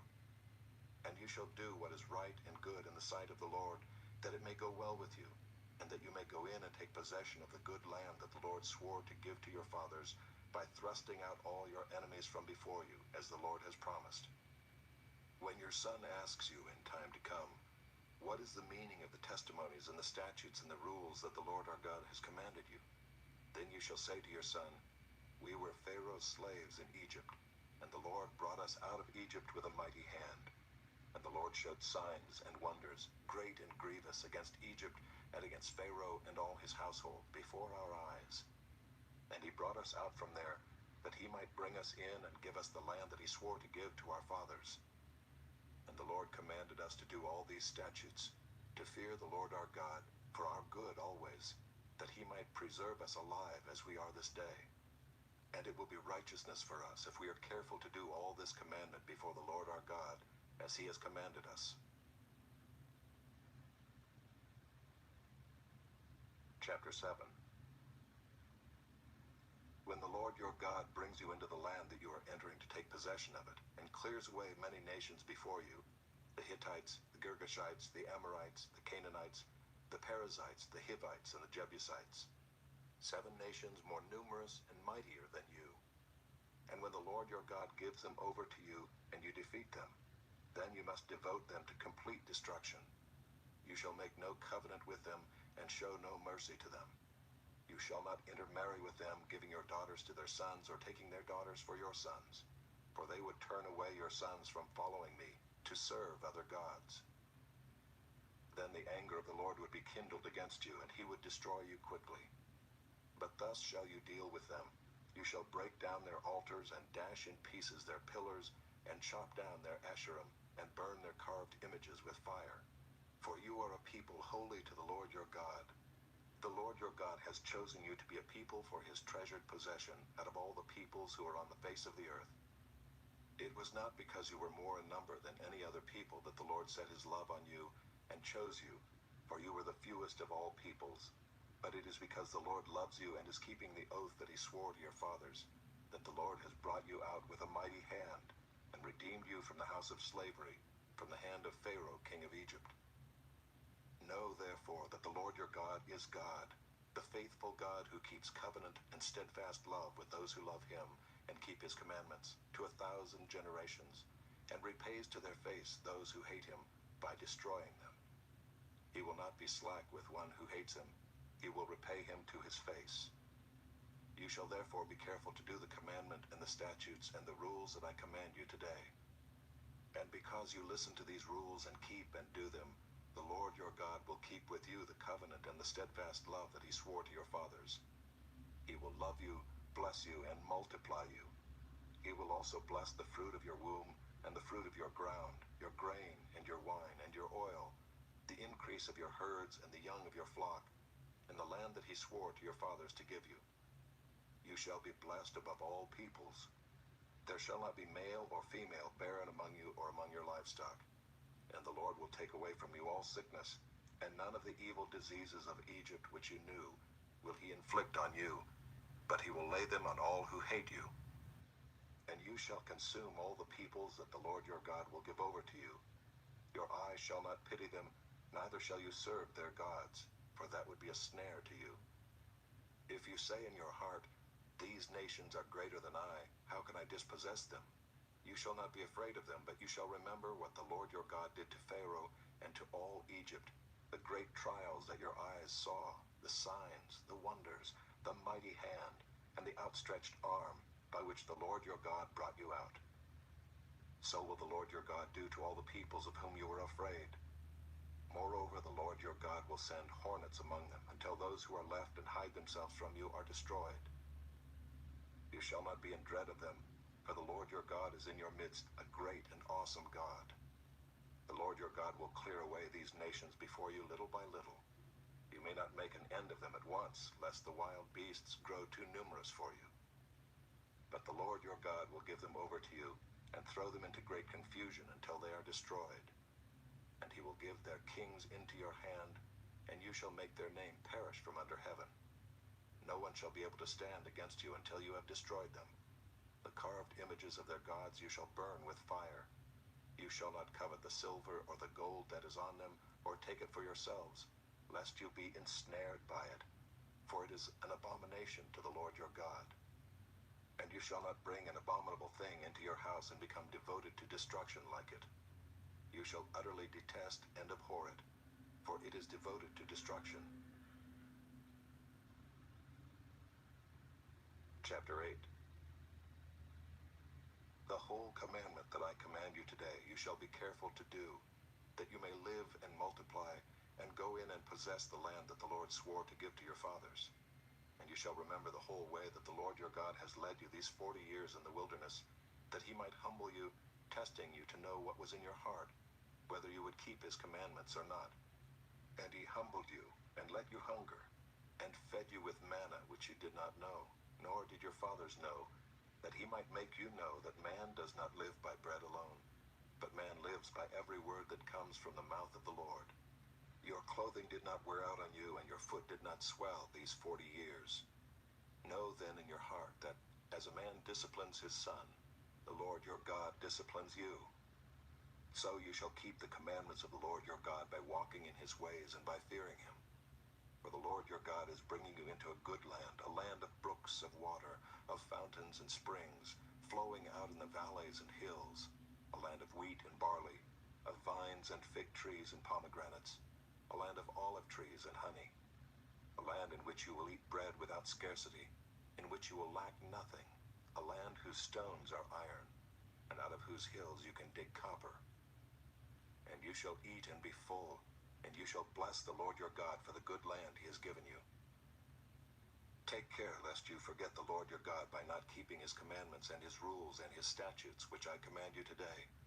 Lest when you have eaten and are full and have built good houses and live in them, and when your herds and flocks multiply, and your silver and gold is multiplied, and all that you have is multiplied, then your heart be lifted up, and you forget the Lord your God, who brought you out of the land of Egypt, out of the house of slavery, who led you through the great and terrifying wilderness, with its fiery serpents and scorpions, and thirsty ground where there was no water, who brought you water out of the flinty rock, who fed you in the wilderness with manna that your fathers did not know, that he might humble you and test you, to do you good in the end.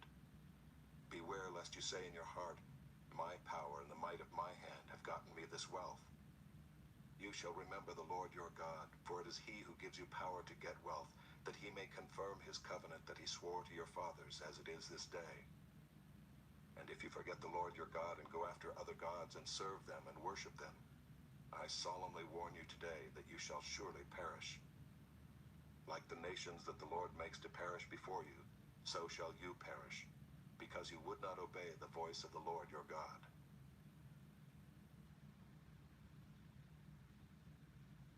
Chapter 9. Hear, O Israel, you are to cross over the Jordan today, to go in to dispossess nations greater and mightier than you, cities great and fortified up to heaven, a people great and tall, the sons of the Anakim whom you know, and of whom you've heard it said, who can stand before the sons of Anak? Know therefore today that he who goes over before you as a consuming fire is the Lord your God. He will destroy them and subdue them before you. So you shall drive them out and make them perish quickly, as the Lord has promised you. Do not say in your heart, after the Lord your God has thrust them out before you, it is because of my righteousness that the Lord has brought me in to possess this land. Whereas it is because of the wickedness of these nations that the Lord is driving them out before you. Not because of your righteousness or the uprightness of your heart are you going in to possess their land, but because of the wickedness of these nations the Lord your God is driving them out from before you, and that he may confirm the word that the Lord swore to your fathers, to Abraham, to Isaac, and to Jacob. Know therefore that the Lord your God is not giving you this good land to possess because of your righteousness, for you are a stubborn people. Remember and do not forget how you provoked the Lord your God to wrath in the wilderness. From the day you came out of the land of Egypt until you came to this place, you have been rebellious against the Lord. Even at Horeb, you provoked the Lord to wrath, and the Lord was so angry with you that he was ready to destroy you. When I went up the mountain to receive the tablets of stone, the tablets of the covenant that the Lord made with you, I remained on the mountain 40 days and 40 nights. I neither ate bread nor drank water. And the Lord gave me the 2 tablets of stone written with the finger of God, and on them were all the words that the Lord had spoken with you on the mountain out of the midst of the fire on the day of the assembly. And at the end of 40 days and 40 nights, the Lord gave me the 2 tablets of stone, the tablets of the covenant. Then the Lord said to me, Arise, go down quickly from here, for your people whom you have brought from Egypt have acted corruptly. They have turned aside quickly out of the way that I commanded them. They have made themselves a metal image. Furthermore, the Lord said to me, I have seen this people, and behold, it is a stubborn people. Let me alone that I may destroy them and blot out their name from under heaven. And I will make of you a nation mightier and greater than they. So I turned and came down from the mountain, and the mountain was burning with fire, and the 2 tablets of the covenant were in my 2 hands. And I looked, and behold, you had sinned against the Lord your God. You had made yourselves a golden calf. You had turned aside quickly from the way that the Lord had commanded you. So I took hold of the 2 tablets and threw them out of my 2 hands and broke them before your eyes. Then I lay prostrate before the Lord as before, 40 days and 40 nights. I neither ate bread nor drank water, because of all the sin that you had committed in doing what was evil in the sight of the Lord to provoke him to anger. For I was afraid of the anger and hot displeasure that the Lord bore against you, so that he was ready to destroy you. But the Lord listened to me that time also, and the Lord was so angry with Aaron that he was ready to destroy him, and I prayed for Aaron also at the same time.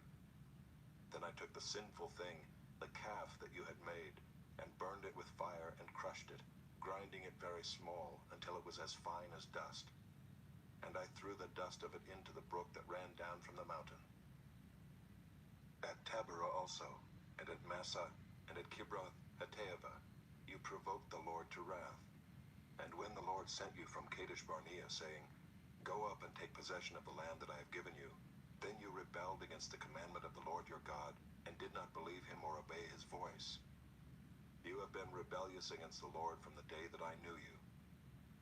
So I lay prostrate before the Lord for these 40 days and 40 nights, because the Lord had said he would destroy you. And I prayed to the Lord, O Lord God, do not destroy your people and your heritage, whom you have redeemed through your greatness, whom you have brought out of Egypt with a mighty hand. Remember your servants, Abraham, Isaac, and Jacob. Do not regard the stubbornness of this people, or their wickedness, or their sin, lest the land from which you brought us say, because the Lord was not able to bring them into the land that he promised them, and because he hated them, he has brought them out to put them to death in the wilderness. For they are your people and your heritage, whom you brought out by your great power and by your outstretched arm.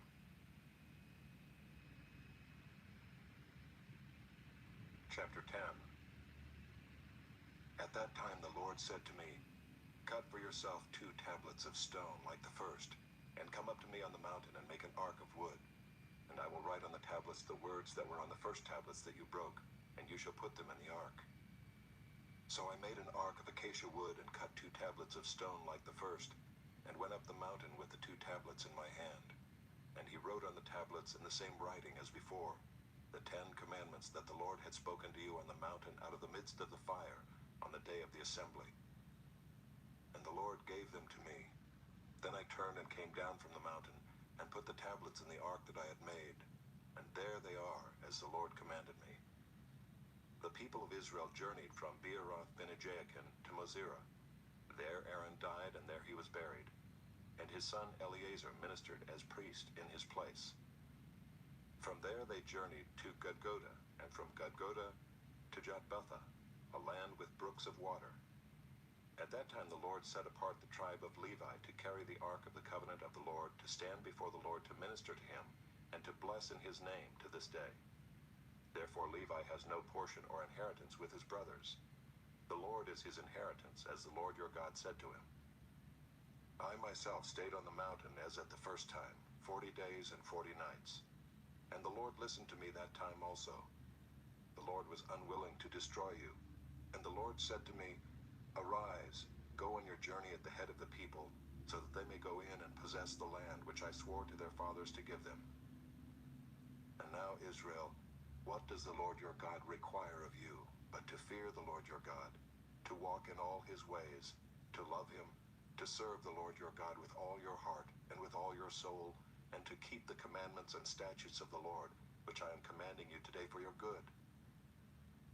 Behold, to the Lord your God belong heaven and the heaven of heavens, the earth with all that is in it.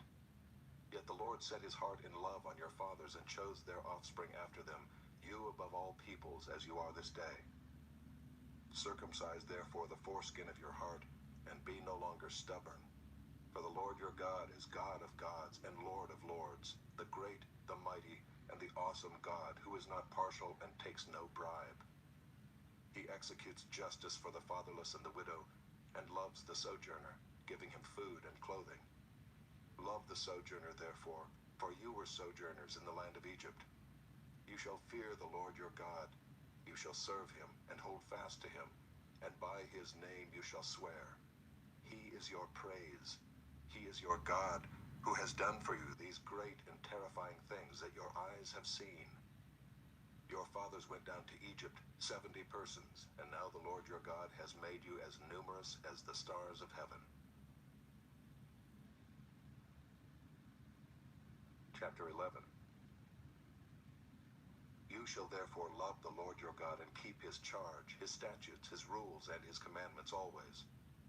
And consider today, since I am not speaking to your children who have not known or seen it, consider the discipline of the Lord your God, his greatness, his mighty hand, and his outstretched arm, his signs and his deeds that he did in Egypt to Pharaoh the king of Egypt, and to all his land, and what he did to the army of Egypt, to their horses and to their chariots, how he made the water of the Red Sea flow over them as they pursued after you, and how the Lord has destroyed them to this day, and what he did to you in the wilderness, until you came to this place, and what he did to Dathan and Abiram, the sons of Eliab, son of Reuben, how the earth opened its mouth and swallowed them up with their households, their tents, and every living thing that followed them in the midst of all Israel. For your eyes have seen all the great work of the Lord that he did. You shall therefore keep the whole commandment that I command you today, that you may be strong and go in and take possession of the land that you are going over to possess, and that you may live long in the land that the Lord swore to your fathers to give to them and to their offspring, a land flowing with milk and honey. For the land that you are entering to take possession of it is not like the land of Egypt, from which you have come, where you sowed your seed and irrigated it like a garden of vegetables. But the land that you are going over to possess is a land of hills and valleys, which drinks water by the rain from heaven, a land that the Lord your God cares for. The eyes of the Lord your God are always upon it, from the beginning of the year to the end of the year. And if you will indeed obey my commandments that I command you today, to love the Lord your God and to serve him with all your heart and with all your soul, he will give the rain for your land in its season, the early rain and the later rain, that you may gather in your grain and your wine and your oil. And he will give grass in your fields for your livestock, and you shall eat and be full. Take care lest your heart be deceived, and you turn aside and serve other gods and worship them. Then the anger of the Lord will be kindled against you, and he will shut up the heavens, so that there will be no rain, and the land will yield no fruit, and you will perish quickly off the good land that the Lord is giving you. You shall therefore lay up these words of mine in your heart and in your soul, and you shall bind them as a sign on your hand, and they shall be as frontlets between your eyes. You shall teach them to your children, talking of them when you are sitting in your house, and when you are walking by the way, and when you lie down, and when you rise.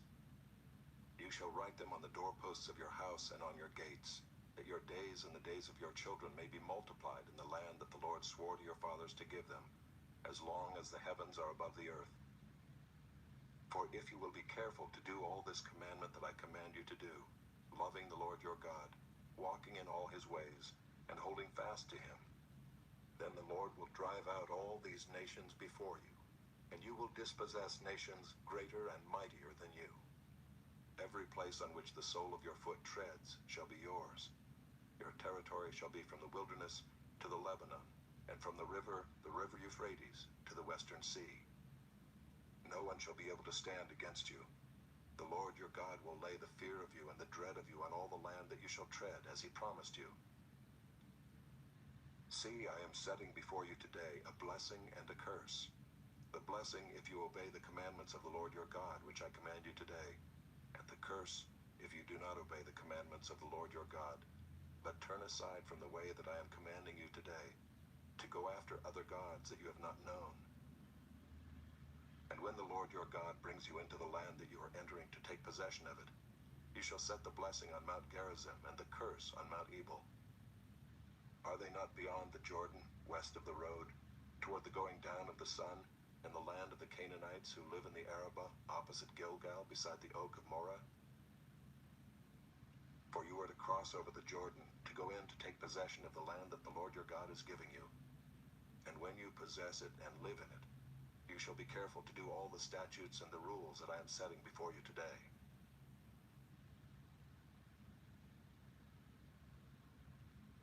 Chapter 12. These are the statutes and rules that you shall be careful to do in the land that the Lord, the God of your fathers, has given you to possess all the days that you live on the earth. You shall surely destroy all the places where the nations whom you shall dispossess serve their gods, on the high mountains, and on the hills, and under every green tree. You shall tear down their altars and dash in pieces their pillars, and burn their Asherim with fire. You shall chop down the carved images of their gods and destroy their name out of that place. You shall not worship the Lord your God in that way.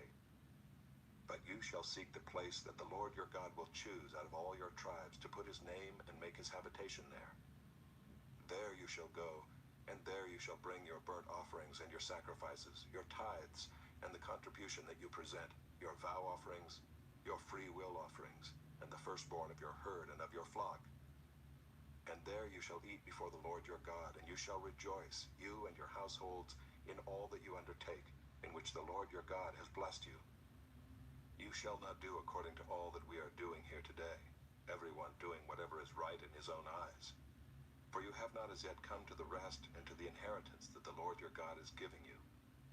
But when you go over the Jordan and live in the land that the Lord your God is giving you to inherit, and when he gives you rest from all your enemies around, so that you live in safety, Then to the place that the Lord your God will choose to make his name dwell there, there you shall bring all that I command you, your burnt offerings and your sacrifices, your tithes and the contribution that you present, and all your finest vow offerings that you vow to the Lord. And you shall rejoice before the Lord your God, you and your sons and your daughters, your male servants and your female servants, and the Levite that is within your towns, since he has no portion or inheritance with you. Take care that you do not offer your burnt offerings at any place that you see, but at the place that the Lord will choose in one of your tribes, there you shall offer your burnt offerings, and there you shall do all that I am commanding you.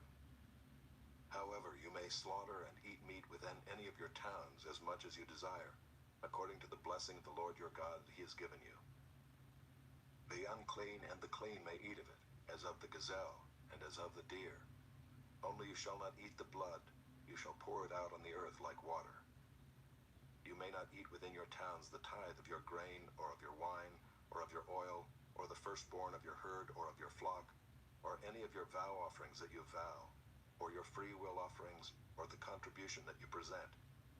But you shall eat them before the Lord your God in the place that the Lord your God will choose, you and your son and your daughter, your male servant and your female servant, and the Levite who is within your towns. And you shall rejoice before the Lord your God in all that you undertake. Take care that you do not neglect the Levite as long as you live in your land.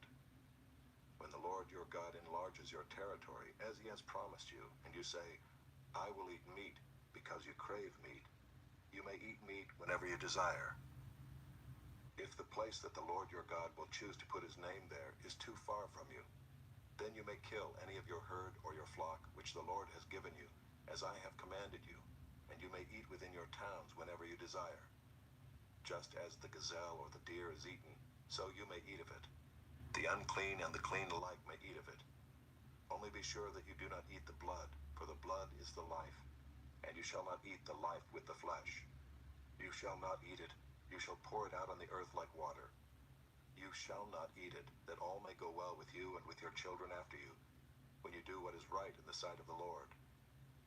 But the holy things that are due from you, and your vow offerings, you shall take, and you shall go to the place that the Lord will choose, and offer your burnt offerings, the flesh and the blood, on the altar of the Lord your God. The blood of your sacrifices shall be poured out on the altar of the Lord your God, but the flesh you may eat. Be careful to obey all these words that I command you, that it may go well with you and with your children after you forever, when you do what is good and right in the sight of the Lord your God. When the Lord your God cuts off before you the nations whom you go in to dispossess, and you dispossess them and dwell in their land, take care that you be not ensnared to follow them, after they have been destroyed before you, and that you do not inquire about their gods, saying, how did these nations serve their gods, that I also may do the same? You shall not worship the Lord your God in that way, for every abominable thing that the Lord hates they have done for their gods. For they even burn their sons and their daughters in the fire to their gods. Everything that I command you, you shall be careful to do. You shall not add to it or take from it.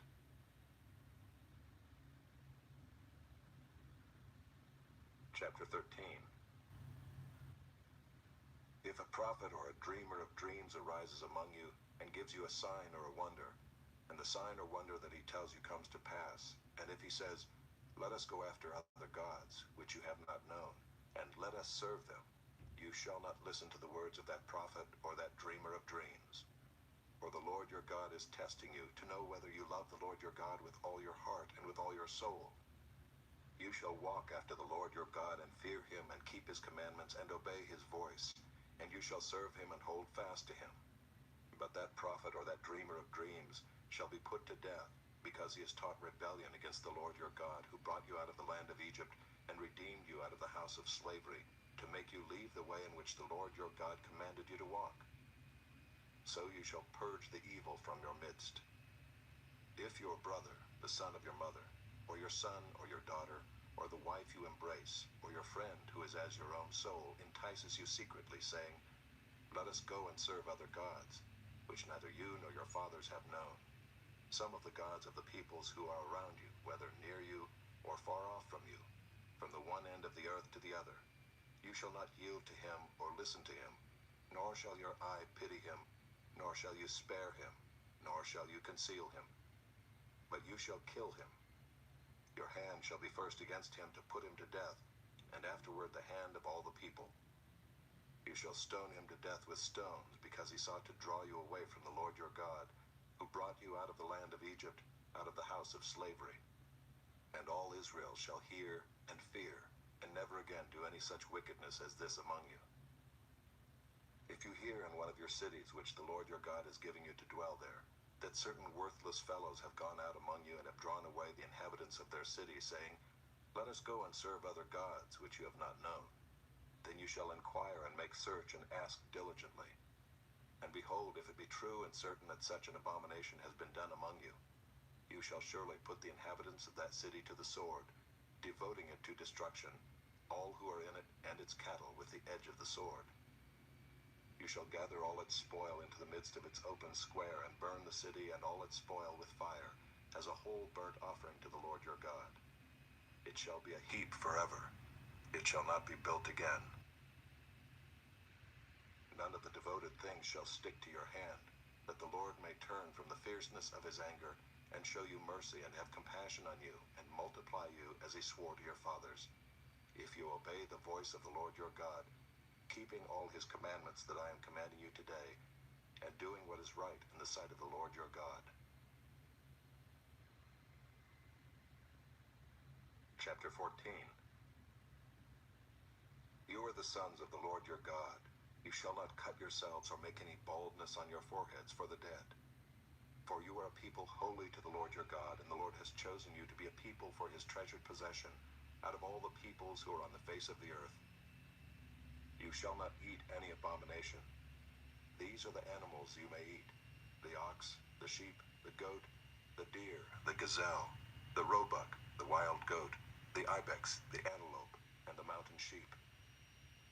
Every animal that parts the hoof, and has the hoof cloven in two, and chews the cud, among the animals you may eat. Yet of those that chew the cud or have the hoof cloven, you shall not eat these: the camel, the hare, and the rock badger. Because they chew the cud but do not part the hoof, are unclean for you. And the pig, because it parts the hoof but does not chew the cud, is unclean for you. Their flesh you shall not eat, and their carcasses you shall not touch. Of all that are in the waters you may eat these: whatever has fins and scales you may eat, and whatever does not have fins and scales you shall not eat. It is unclean for you. You may eat all clean birds, but these are the ones that you shall not eat: the eagle, the bearded vulture, the black vulture, the kite, the falcon of any kind, every raven of any kind, the ostrich, the nighthawk, the seagull, the hawk of any kind, the little owl and the short-eared owl, the barn owl and the tawny owl, the carrion vulture and the cormorant, the stork, the heron of any kind, the hoopoe and the bat. And all winged insects are unclean for you. They shall not be eaten. All clean winged things you may eat. You shall not eat anything that is died naturally. You may give it to the sojourner who is within your towns, that he may eat it, or you may sell it to a foreigner. For you are a people holy to the Lord your God. You shall not boil a young goat in its mother's milk. You shall tithe all the yield of your seed that comes from the field year by year. And before the Lord your God in the place that he will choose, to make his name dwell there, you shall eat the tithe of your grain, of your wine, and of your oil, and the firstborn of your herd and flock, that you may learn to fear the Lord your God always. And if the way is too long for you, so that you are not able to carry the tithe, when the Lord your God blesses you, because the place is too far from you, which the Lord your God chooses to set his name there, then you shall turn it into money, and bind up the money in your hand, and go to the place that the Lord your God chooses, and spend the money for whatever you desire: oxen, or sheep, or wine, or strong drink, whatever your appetite craves. And you shall eat there before the Lord your God, and rejoice, you and your household. And you shall not neglect the Levite who is within your towns, for he has no portion or inheritance with you. At the end of every 3 years you shall bring out all the tithe of your produce in the same year, and lay it up within your towns. And the Levite, because he has no portion or inheritance with you, and the sojourner, the fatherless, and the widow, who are within your towns, shall come and eat and be filled, that the Lord your God may bless you in all the work of your hands that you do.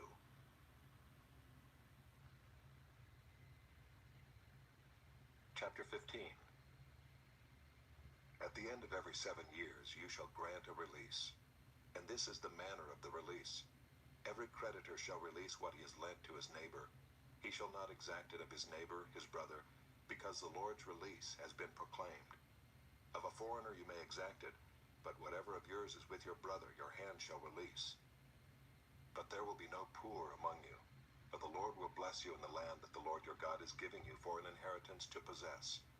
If only you will strictly obey the voice of the Lord your God, being careful to do all this commandment that I command you today. For the Lord your God will bless you as he promised you, and you shall lend to many nations, but you shall not borrow, and you shall rule over many nations, but they shall not rule over you. If among you one of your brothers should become poor in any of your towns within your land that the Lord your God is giving you, you shall not harden your heart or shut your hand against your poor brother, but you shall open your hand to him and lend him sufficient for his need, whatever it may be. Take care lest there be an unworthy thought in your heart, and you say, the 7th year, the year of release, is near, and your eye look grudgingly on your poor brother, and you give him nothing, and he cried to the Lord against you, and you be guilty of sin. You shall give to him freely, and your heart shall not be grudging when you give to him, because for this the Lord your God will bless you in all your work and in all that you undertake. For there will never cease to be poor in the land. Therefore I command you, you shall open wide your hand to your brother, to the needy, and to the poor in your land. If your brother, a Hebrew man or a Hebrew woman, is sold to you, he shall serve you 6 years, and in the 7th year you shall let him go free from you. And when you let him go free from you, you shall not let him go empty-handed. You shall furnish him liberally out of your flock, out of your threshing floor, and out of your winepress. As the Lord your God has blessed you, you shall give to him. You shall remember that you were a slave in the land of Egypt, and the Lord your God redeemed you.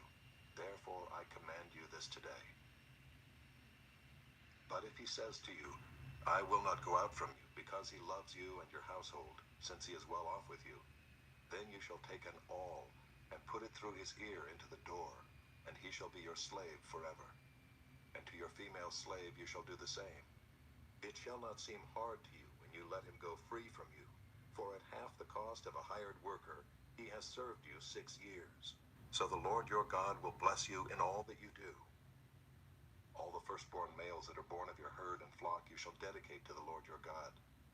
You shall do no work with the firstborn of your herd, nor shear the firstborn of your flock. You shall eat it, you and your household, before the Lord your God, year by year, at the place that the Lord will choose.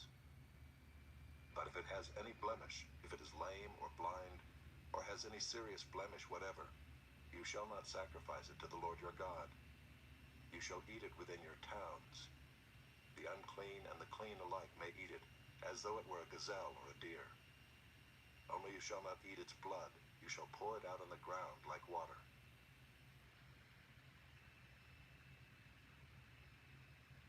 Chapter 16.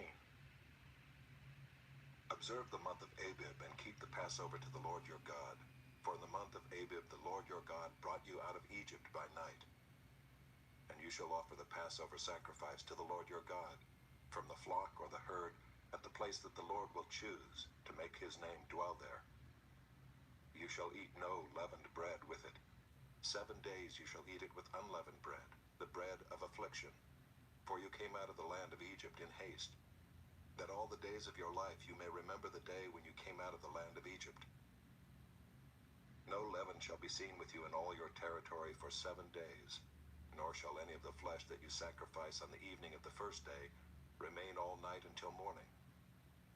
You may not offer the Passover sacrifice within any of your towns that the Lord your God is giving you, but at the place that the Lord your God will choose, to make his name dwell in it. There you shall offer the Passover sacrifice in the evening at sunset, at the time you came out of Egypt.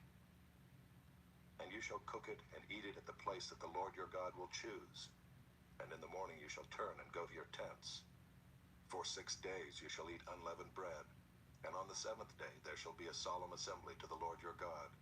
You shall do no work on it. You shall count 7 weeks. Begin to count the 7 weeks from the time the sickle is first put to the standing grain. Then you shall keep the Feast of Weeks to the Lord your God with the tribute of a freewill offering from your hand, which you shall give as the Lord your God blesses you. And you shall rejoice before the Lord your God, you and your son and your daughter, your male servant and your female servant, the Levite who is within your towns, the sojourner, the fatherless, and the widow who are among you, at the place that the Lord your God will choose to make his name dwell there. You shall remember that you were a slave in Egypt, and you shall be careful to observe these statutes. You shall keep the Feast of Booths 7 days, when you have gathered in the produce from your threshing floor and your winepress. You shall rejoice in your feast, you and your son and your daughter, your male servant and your female servant, the Levite, the sojourner, the fatherless, and the widow who are within your towns. For 7 days you shall keep the feast to the Lord your God at the place that the Lord will choose, because the Lord your God will bless you in all your produce and in all the work of your hands, so that you will be altogether joyful. 3 times a year all your males shall appear before the Lord your God at the place that he will choose, at the Feast of Unleavened Bread, at the Feast of Weeks, and at the Feast of Booths. They shall not appear before the Lord empty-handed. Every man shall give as he is able, according to the blessing of the Lord your God that he has given you. You shall appoint judges and officers in all your towns that the Lord your God is giving you, according to your tribes, and they shall judge the people with righteous judgment. You shall not pervert justice. You shall not show partiality, and you shall not accept a bribe, for a bribe blinds the eyes of the wise and subverts the cause of the righteous. Justice and only justice you shall follow, that you may live and inherit the land that the Lord your God is giving you. You shall not plant any tree as an Asherah beside the altar of the Lord your God that you shall make. And you shall not set up a pillar which the Lord your God hates. Chapter 17. You shall not sacrifice to the Lord your God an ox or a sheep in which is a blemish, any defect whatever, for that is an abomination to the Lord your God. If there is found among you within any of your towns that the Lord your God is giving you, a man or woman who does what is evil in the sight of the Lord your God, in transgressing his covenant, and has gone and served other gods and worshipped them, or the sun, or the moon, or any of the host of heaven, which I have forbidden, and it is told you and you hear of it, then you shall inquire diligently, and if it is true and certain that such an abomination has been done in Israel, then you shall bring out to your gates that man or woman who has done this evil thing, and you shall stone that man or woman to death with stones. On the evidence of 2 witnesses, or of 3 witnesses, the one who is to die shall be put to death. A person shall not be put to death on the evidence of 1 witness. The hand of the witnesses shall be first against him to put him to death, and afterward the hand of all the people. So you shall purge the evil from your midst. If any case arises requiring decision between one kind of homicide and another, one kind of legal right and another, or one kind of assault and another, any case within your towns that is too difficult for you, then you shall arise and go up to the place that the Lord your God will choose. And you shall come to the Levitical priests and to the judge who is in office in those days, and you shall consult them, and they shall declare to you the decision. Then you shall do according to what they declare to you from that place that the Lord will choose, and you shall be careful to do according to all that they direct you, according to the instructions that they give you, and according to the decision which they pronounce to you, you shall do. You shall not turn aside from the verdict that they declare to you, either to the right hand or to the left. The man who acts presumptuously by not obeying the priest who stands to minister there before the Lord your God, or the judge, that man shall die. So you shall purge the evil from Israel. And all the people shall hear and fear, and not act presumptuously again. When you come to the land that the Lord your God is giving you, and you possess it and dwell in it, and then say, I will set a king over me like all the nations that are around me. You may indeed set a king over you whom the Lord your God will choose. One from among your brothers you shall set as king over you. You may not put a foreigner over you who is not your brother. Only he must not acquire many horses for himself, or cause the people to return to Egypt in order to acquire many horses, since the Lord has said to you, you shall never return that way again. And he shall not acquire many wives for himself, lest his heart turn away, nor shall he acquire for himself excessive silver and gold. And when he sits on the throne of his kingdom, he shall write for himself in a book a copy of this law, approved by the Levitical priests. And it shall be with him, and he shall read in it all the days of his life, that he may learn to fear the Lord his God by keeping all the words of this law and these statutes and doing them, that his heart may not be lifted up above his brothers, and that he may not turn aside from the commandment, either to the right hand or to the left, so that he may continue long in his kingdom, he and his children in Israel. Chapter 18. The Levitical priests, all the tribe of Levi, shall have no portion or inheritance with Israel. They shall eat the Lord's food offerings as their inheritance. They shall have no inheritance among their brothers. The Lord is their inheritance as he promised them. And this shall be the priest's due from the people, from those offering a sacrifice, whether an ox or a sheep. They shall give to the priest the shoulder and the 2 cheeks and the stomach. The first fruits of your grain, of your wine, and of your oil, and the first fleece of your sheep you shall give him. For the Lord your God has chosen him out of all your tribes to stand and minister in the name of the Lord, him and his sons for all time. And if a Levite comes from any of your towns out of all Israel, where he lives, and he may come when he desires, to the place that the Lord will choose, and ministers in the name of the Lord his God, like all his fellow Levites who stand to minister there before the Lord, then he may have equal portions to eat, besides what he receives from the sale of his patrimony. When you come into the land that the Lord your God is giving you, you shall not learn to follow the abominable practices of those nations. There shall not be found among you anyone who burns his son or his daughter as an offering, anyone who practices divination or tells fortunes, or interprets omens, or a sorcerer, or a charmer, or a medium, or a necromancer, or one who inquires of the dead. For whoever does these things is an abomination to the Lord. And because of these abominations, the Lord your God is driving them out before you. You shall be blameless before the Lord your God, for these nations which you are about to dispossess listen to fortune tellers and to diviners. But as for you, the Lord your God has not allowed you to do this. The Lord your God will raise up for you a prophet like me from among you, from your brothers. It is to him you shall listen, just as you desired of the Lord your God at Horeb on the day of the assembly, when you said, let me not hear again the voice of the Lord my God, or see this great fire any more, lest I die. And the Lord said to me, they are right in what they have spoken. I will raise up for them a prophet like you from among their brothers. And I will put my words in his mouth, and he shall speak to them all that I command him. And whoever will not listen to my words that he shall speak in my name, I myself will require it of him. But the prophet who presumes to speak a word in my name that I have not commanded him to speak, or who speaks in the name of other gods, that same prophet shall die. And if you say in your heart, how may we know the word that the Lord has not spoken? When a prophet speaks in the name of the Lord, if the word does not come to pass or come true, that is a word that the Lord has not spoken. The prophet has spoken it presumptuously. You need not be afraid of him. Chapter 19. When the Lord your God cuts off the nations whose land the Lord your God is giving you, and you dispossess them and dwell in their cities and in their houses, you shall set apart 3 cities for yourselves in the land that the Lord your God is giving you to possess. You shall measure the distances and divide into 3 parts the area of the land that the Lord your God gives you as a possession, so that any manslayer can flee to them. This is the provision for the manslayer, who by fleeing there may save his life.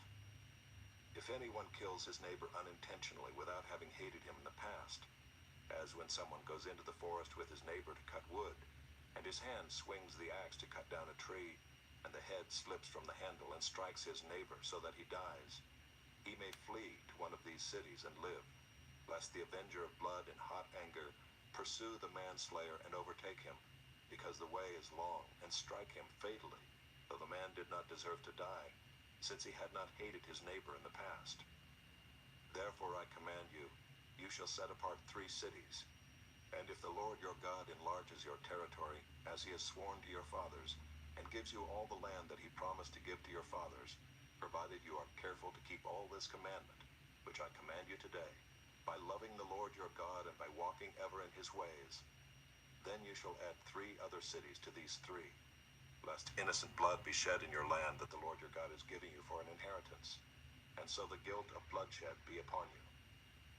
But if anyone hates his neighbor and lies in wait for him and attacks him and strikes him fatally so that he dies, and he flees into one of these cities, then the elders of his city shall send and take him from there, and hand him over to the avenger of blood, so that he may die. Your eye shall not pity him, but you shall purge the guilt of innocent blood from Israel, so that it may be well with you. You shall not move your neighbor's landmark, which the men of old have set, in the inheritance that you will hold in the land that the Lord your God is giving you to possess. A single witness shall not suffice against a person for any crime or for any wrong in connection with any offense that he has committed. Only on the evidence of 2 witnesses or of 3 witnesses shall a charge be established. If a malicious witness arises to accuse a person of wrongdoing, then both parties to the dispute shall appear before the Lord, before the priests and the judges who are in office in those days. The judges shall inquire diligently, and if the witness is a false witness and has accused his brother falsely, then you shall do to him as he had meant to do to his brother. So you shall purge the evil from your midst, and the rest shall hear and fear, and shall never again commit any such evil among you. Your eye shall not pity, it shall be life for life, eye for eye, tooth for tooth, hand for hand, foot for foot. Chapter 20. When you go out to war against your enemies and see horses and chariots and an army larger than your own, you shall not be afraid of them, for the Lord your God is with you, who brought you up out of the land of Egypt. And when you draw near to the battle, the priest shall come forward and speak to the people, and shall say to them, Hear, O Israel, today you are drawing near for battle against your enemies. Let not your heart faint. Do not fear or panic or be in dread of them, for the Lord your God is he who goes with you to fight for you against your enemies, to give you the victory. Then the officers shall speak to the people, saying, Is there any man who has built a new house and has not dedicated it? Let him go back to his house, lest he die in the battle and another man dedicate it. And is there any man who has planted a vineyard and has not enjoyed its fruit? Let him go back to his house, lest he die in the battle and another man enjoy its fruit. And is there any man who has betrothed a wife and has not taken her? Let him go back to his house, lest he die in the battle and another man take her. And the officers shall speak further to the people and say, Is there any man who is fearful and faint-hearted? Let him go back to his house, lest he make the heart of his fellows melt like his own. And when the officers have finished speaking to the people, then commanders shall be appointed at the head of the people. When you draw near to a city to fight against it, offer terms of peace to it. And if it responds to you peaceably and it opens to you, then all the people who are found in it shall do forced labor for you and shall serve you. But if it makes no peace with you, but makes war against you, then you shall besiege it. And when the Lord your God gives it into your hand, you shall put all its males to the sword, but the women and the little ones, the livestock and everything else in the city, all its spoil, you shall take as plunder for yourselves. And you shall enjoy the spoil of your enemies which the Lord your God has given you. Thus you shall do to all the cities that are very far from you, which are not cities of the nations here. But in the cities of these peoples, that the Lord your God is giving you for an inheritance, you shall save alive nothing that breathes. But you shall devote them to complete destruction, the Hittites and the Amorites, the Canaanites and the Perizzites, the Hivites and the Jebusites, as the Lord your God has commanded, that they may not teach you to do according to all their abominable practices that they have done for their gods, and so you sin against the Lord your God. When you besiege a city for a long time, making war against it in order to take it, You shall not destroy its trees by wielding an axe against them. You may eat from them, but you shall not cut them down. Are the trees in the field human, that they should be besieged by you? Only the trees that you know are not trees for food you may destroy and cut down, that you may build siege works against the city that makes war with you until it falls. Chapter 21. If in the land that the Lord your God is giving you to possess, someone is found slain, lying in the open country, and it is not known who killed him, then your elders and your judges shall come out, and they shall measure the distance to the surrounding cities. And the elders of the city that is nearest to the slain man shall take a heifer that has never been worked, and that is not pulled in a yoke. And the elders of that city shall bring the heifer down to a valley with running water, which is neither plowed nor sown, and shall break the heifer's neck there in the valley. Then the priests, the sons of Levi, shall come forward, for the Lord your God has chosen them to minister to him, and to bless in the name of the Lord. And by their word every dispute and every assault shall be settled. And all the elders of that city nearest to the slain man shall wash their hands over the heifer whose neck was broken in the valley. And they shall testify, Our hands did not shed this blood, nor did our eyes see it shed. Accept atonement, O Lord, for your people Israel, whom you have redeemed, and do not set the guilt of innocent blood in the midst of your people Israel, so that their blood guilt be atoned for. So you shall purge the guilt of innocent blood from your midst, when you do what is right in the sight of the Lord. When you go out to war against your enemies, and the Lord your God gives them into your hand, and you take them captive, and you see among the captives a beautiful woman, and you desire to take her to be your wife, and you bring her home to your house, she shall shave her head and pare her nails. And she shall take off the clothes in which she was captured, and shall remain in your house, and lament her father and her mother a full month. After that you may go into her, and be her husband, and she shall be your wife. But if you no longer delight in her, you shall let her go where she wants. But you shall not sell her for money, nor shall you treat her as a slave, since you have humiliated her. If a man has two wives, the one loved and the other unloved, and both the loved and the unloved have borne him children, and if the firstborn son belongs to the unloved, then on the day when he assigns his possessions as an inheritance to his sons, he may not treat the son of the loved as the firstborn in preference to the son of the unloved, who is the firstborn. But he shall acknowledge the firstborn, the son of the unloved, by giving him a double portion of all that he has. For he is the firstfruits of his strength. The right of the firstborn is his. If a man has a stubborn and rebellious son who will not obey the voice of his father, or the voice of his mother, and though they discipline him, will not listen to them, then his father and his mother shall take hold of him, and bring him out to the elders of his city at the gate of the place where he lives. And they shall say to the elders of his city, This our son is stubborn and rebellious. He will not obey our voice. He is a glutton and a drunkard. Then all the men of the city shall stone him to death with stones. So you shall purge the evil from your midst, and all Israel shall hear and fear. And if a man has committed a crime punishable by death, and he is put to death, and you hang him on a tree, his body shall not remain all night on the tree, but you shall bury him the same day, for a hanged man is cursed by God. You shall not defile the land that the Lord your God is giving you for an inheritance. Chapter 22. You shall not see your brother's ox or his sheep going astray, and ignore them. You shall take them back to your brother. And if he does not live near you, and you do not know who he is, you shall bring it home to your house, and it shall stay with you until your brother seeks it. Then you shall restore it to him. And you shall do the same with his donkey, or with his garment, or with any lost thing of your brother's, which he loses and you find. You may not ignore it. You shall not see your brother's donkey or his ox fallen down by the way, and ignore them. You shall help him to lift them up again. A woman shall not wear a man's garment, nor shall a man put on a woman's cloak. For whoever does these things is an abomination to the Lord your God.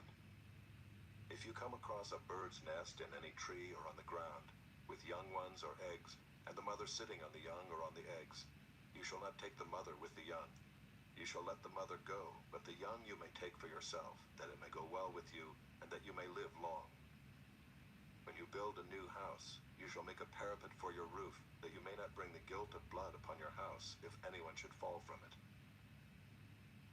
You shall not sow your vineyard with two kinds of seed, lest the whole yield be forfeited, the crop that you have sown, and the yield of the vineyard. You shall not plow with an ox and a donkey together. You shall not wear cloth of wool and linen mixed together.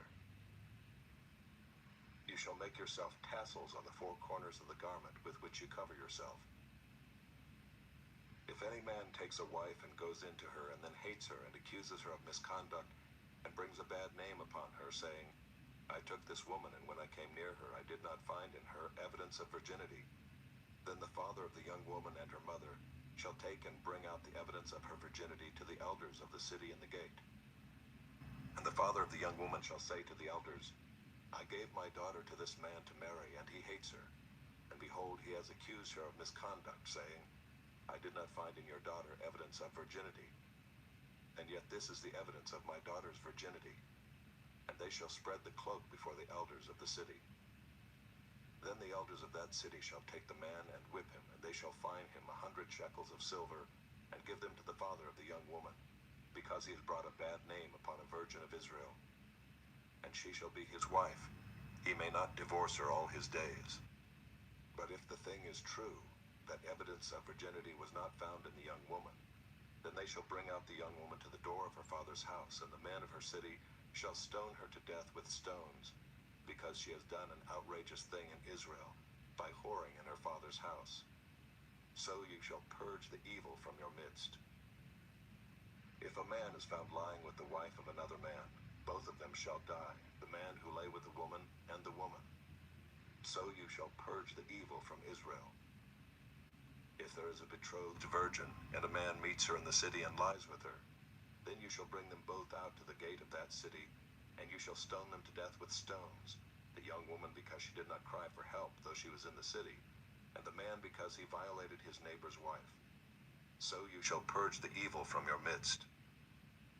But if in the open country a man meets a young woman who is betrothed, and the man seizes her and lies with her, then only the man who lay with her shall die. But you shall do nothing to the young woman. She has committed no offense punishable by death. For this case is like that of a man attacking and murdering his neighbor, because he met her in the open country, and though the betrothed young woman cried for help, there was no one to rescue her. If a man meets a virgin who is not betrothed, and seizes her and lies with her, and they are found, then the man who lay with her shall give to the father of the young woman 50 shekels of silver, and she shall be his wife, because he has violated her. He may not divorce her all his days. A man shall not take his father's wife, so that he does not uncover his father's nakedness.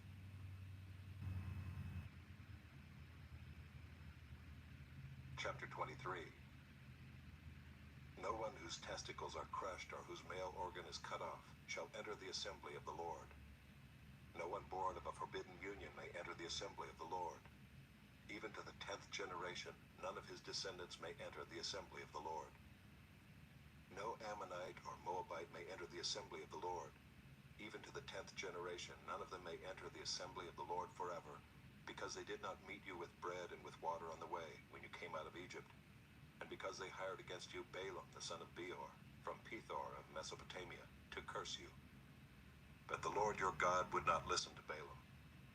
Instead, the Lord your God turned the curse into a blessing for you, because the Lord your God loved you. You shall not seek their peace or their prosperity all your days forever. You shall not abhor an Edomite, for he is your brother. You shall not abhor an Egyptian, because you are a sojourner in his land. Children born to them in the 3rd generation may enter the assembly of the Lord. When you are encamped against your enemies, then you shall keep yourself from every evil thing. If any man among you becomes unclean because of a nocturnal emission, then he shall go outside the camp. He shall not come inside the camp, but when evening comes, he shall bathe himself in water, and as the sun sets, he may come inside the camp. You shall have a place outside the camp, and you shall go out to it. And you shall have a trowel with your tools, and when you sit down outside, you shall dig a hole with it, and turn back and cover up your excrement. Because the Lord your God walks in the midst of your camp, to deliver you and to give up your enemies before you. Therefore your camp must be holy, so that he may not see anything indecent among you and turn away from you. You shall not give up to his master a slave who has escaped from his master to you. He shall dwell with you in your midst, in the place that he shall choose within one of your towns, wherever it suits him. You shall not wrong him. None of the daughters of Israel shall be a cult prostitute, and none of the sons of Israel shall be a cult prostitute. You shall not bring the fee of a prostitute or the wages of a dog into the house of the Lord your God in payment for any vow, for both of these are an abomination to the Lord your God. You shall not charge interest on loans to your brother, interest on money, interest on food, interest on anything that is lent for interest. You may charge a foreigner interest, but you may not charge your brother interest, that the Lord your God may bless you in all that you undertake in the land that you are entering to take possession of it. If you make a vow to the Lord your God, you shall not delay fulfilling it, for the Lord your God will surely require it of you, and you will be guilty of sin. But if you refrain from vowing, you will not be guilty of sin. You shall be careful to do what has passed your lips, for you have voluntarily vowed to the Lord your God what you have promised with your mouth. If you go into your neighbor's vineyard, you may eat your fill of grapes, as many as you wish, but you shall not put any in your bag. If you go into your neighbor's standing grain, you may pluck the ears with your hand, but you shall not put a sickle to your neighbor's standing grain.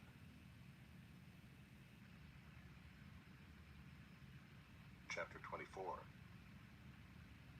When a man takes a wife and marries her, if then she finds no favor in his eyes because he has found some indecency in her, and he writes her a certificate of divorce, and puts it in her hand and sends her out of his house, and she departs out of his house, and if she goes and becomes another man's wife, and the latter man hates her and writes her a certificate of divorce, and puts it in her hand and sends her out of his house, or if the latter man dies, who took her to be his wife, then her former husband, who sent her away, may not take her again to be his wife after she has been defiled, for that is an abomination before the Lord.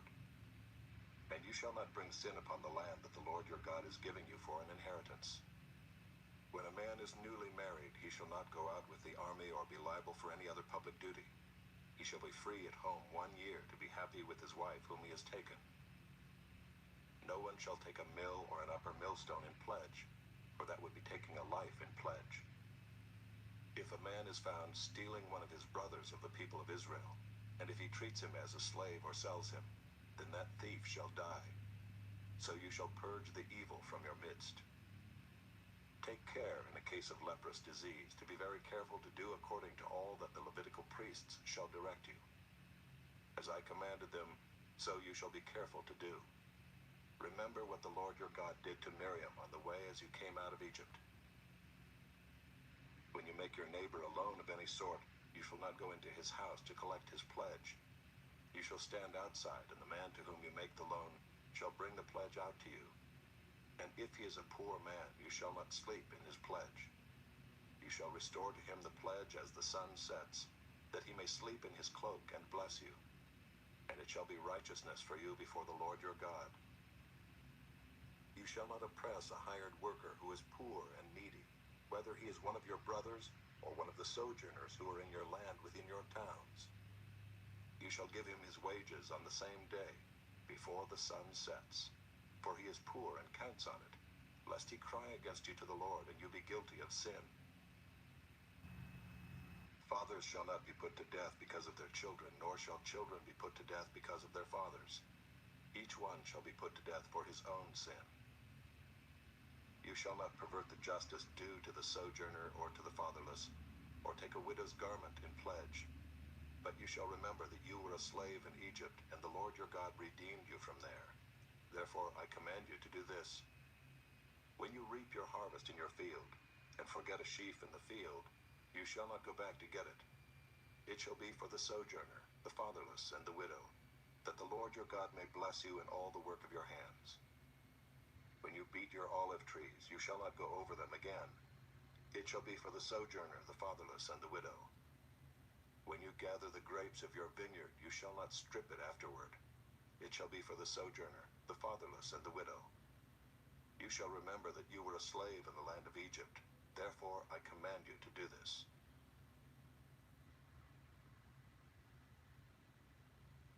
Chapter 25. If there is a dispute between men, and they come into court, and the judges decide between them, acquitting the innocent and condemning the guilty, then if the guilty man deserves to be beaten, the judge shall cause him to lie down and be beaten in his presence with a number of stripes in proportion to his offense. 40 stripes may be given him, but not more, lest if one should go on to beat him with more stripes than these, your brother be degraded in your sight.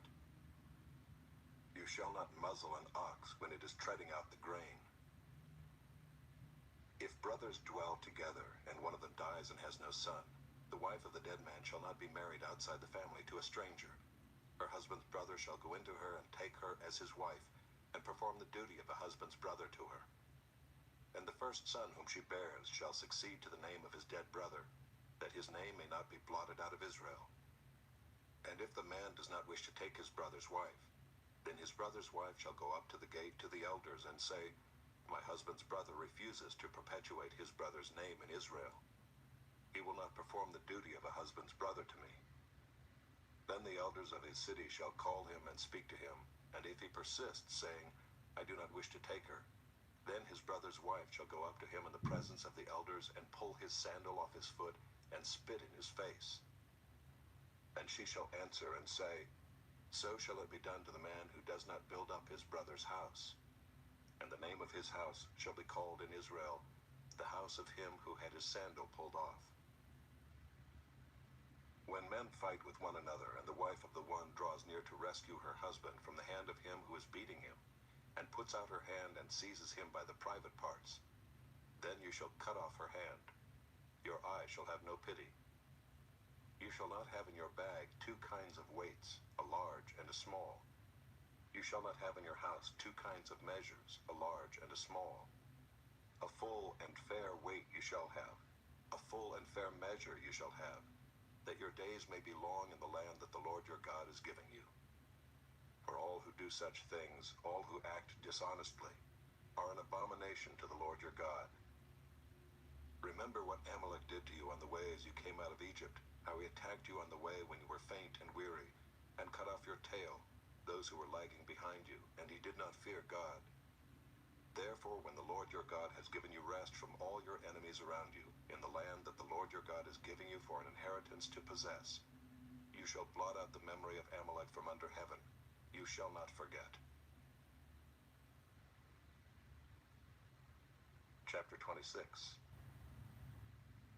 When you come into the land that the Lord your God is giving you for an inheritance, and have taken possession of it and live in it, you shall take some of the first of all the fruit of the ground which you harvest from your land that the Lord your God is giving you, and you shall put it in a basket, and you shall go to the place that the Lord your God will choose to make his name to dwell there.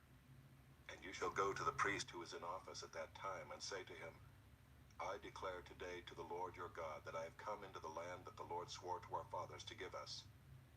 Then the priest shall take the basket from your hand, and set it down before the altar of the Lord your God. And you shall make response before the Lord your God. A wandering Aramaean was my father, and he went down into Egypt and sojourned there, few in number, and there he became a nation, great, mighty, and populous. And the Egyptians treated us harshly and humiliated us, and laid on us hard labor.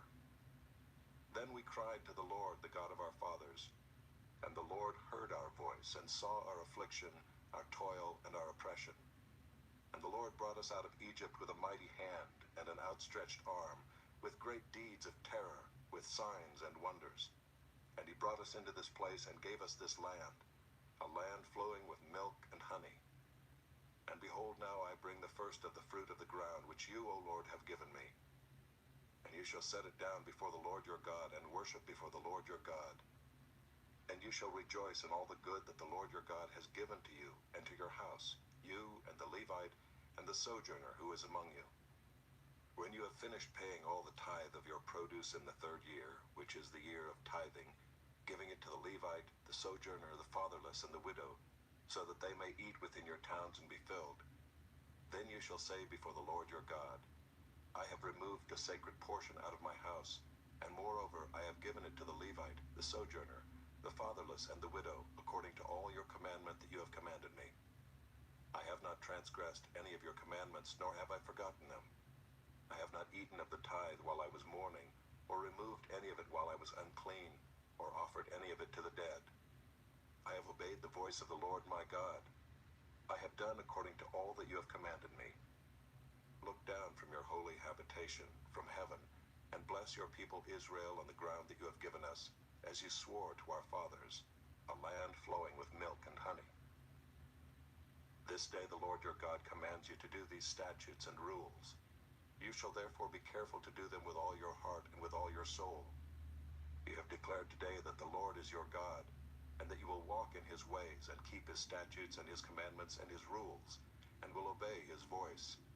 And the Lord has declared today that you are a people for his treasured possession, as he has promised you, and that you are to keep all his commandments, and that he will set you in praise and in fame and in honor high above all nations that he has made, and that you shall be a people holy to the Lord your God, as he promised. Chapter 27.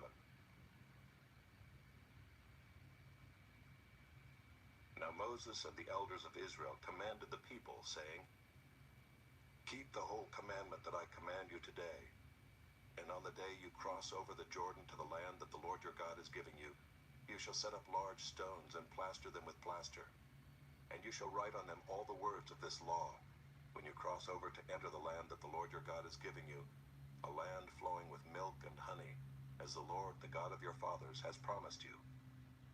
And when you have crossed over the Jordan, you shall set up these stones, concerning which I command you today, on Mount Ebal, and you shall plaster them with plaster. And there you shall build an altar to the Lord your God, an altar of stones. You shall wield no iron tool on them. You shall build an altar to the Lord your God of uncut stones. And you shall offer burnt offerings on it to the Lord your God, and you shall sacrifice peace offerings, and shall eat there, and you shall rejoice before the Lord your God. And you shall write on the stones all the words of this law very plainly. Then Moses and the Levitical priests said to all Israel, Keep silence and hear, O Israel. This day you have become the people of the Lord your God. You shall therefore obey the voice of the Lord your God, keeping his commandments and his statutes, which I command you today. That day Moses charged the people, saying, When you have crossed over the Jordan, these shall stand on Mount Gerizim to bless the people: Simeon, Levi, Judah, Issachar, Joseph, and Benjamin. And these shall stand on Mount Ebal for the curse: Reuben, Gad, Asher, Zebulun, Dan, and Naphtali. And the Levites shall declare to all the men of Israel in a loud voice, Cursed be the man who makes a carved or cast metal image, an abomination to the Lord, a thing made by the hands of a craftsman, and sets it up in secret. And all the people shall answer and say, Amen. Cursed be anyone who dishonors his father or his mother. And all the people shall say, Amen. Cursed be anyone who moves his neighbor's landmark. And all the people shall say, Amen. Cursed be anyone who misleads a blind man on the road. And all the people shall say, Amen. Cursed be anyone who perverts the justice due to the sojourner, the fatherless, and the widow. And all the people shall say, Amen. Cursed be anyone who lies with his father's wife, because he has uncovered his father's nakedness. And all the people shall say, Amen. Cursed be anyone who lies with any kind of animal. And all the people shall say, Amen. Cursed be anyone who lies with his sister, whether the daughter of his father or the daughter of his mother. And all the people shall say, Amen. Cursed be anyone who lies with his mother-in-law. And all the people shall say, Amen. Cursed be anyone who strikes down his neighbor in secret. And all the people shall say, Amen. Cursed be anyone who takes a bribe to shed innocent blood. And all the people shall say, Amen. Cursed be anyone who does not confirm the words of this law by doing them. And all the people shall say, Amen.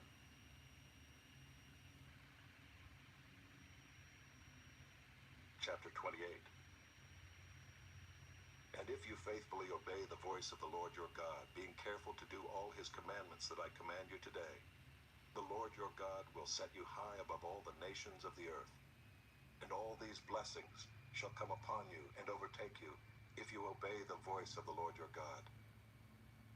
Blessed shall you be in the city, and blessed shall you be in the field. Blessed shall be the fruit of your womb, and the fruit of your ground, and the fruit of your cattle, the increase of your herds, and the young of your flock. Blessed shall be your basket and your kneading bowl.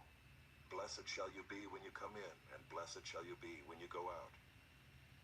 The Lord will cause your enemies who rise against you to be defeated before you. They shall come out against you one way and flee before you 7 ways. The Lord will command the blessing on you in your barns and in all that you undertake. And he will bless you in the land that the Lord your God is giving you. The Lord will establish you as a people holy to himself, as he has sworn to you, if you keep the commandments of the Lord your God and walk in his ways. And all the peoples of the earth shall see that you are called by the name of the Lord, and they shall be afraid of you. And the Lord will make you abound in prosperity, in the fruit of your womb, and in the fruit of your livestock, and in the fruit of your ground, within the land that the Lord swore to your fathers to give you. The Lord will open to you his good treasury, the heavens, to give the rain to your land in its season, and to bless all the work of your hands. And you shall lend to many nations, but you shall not borrow.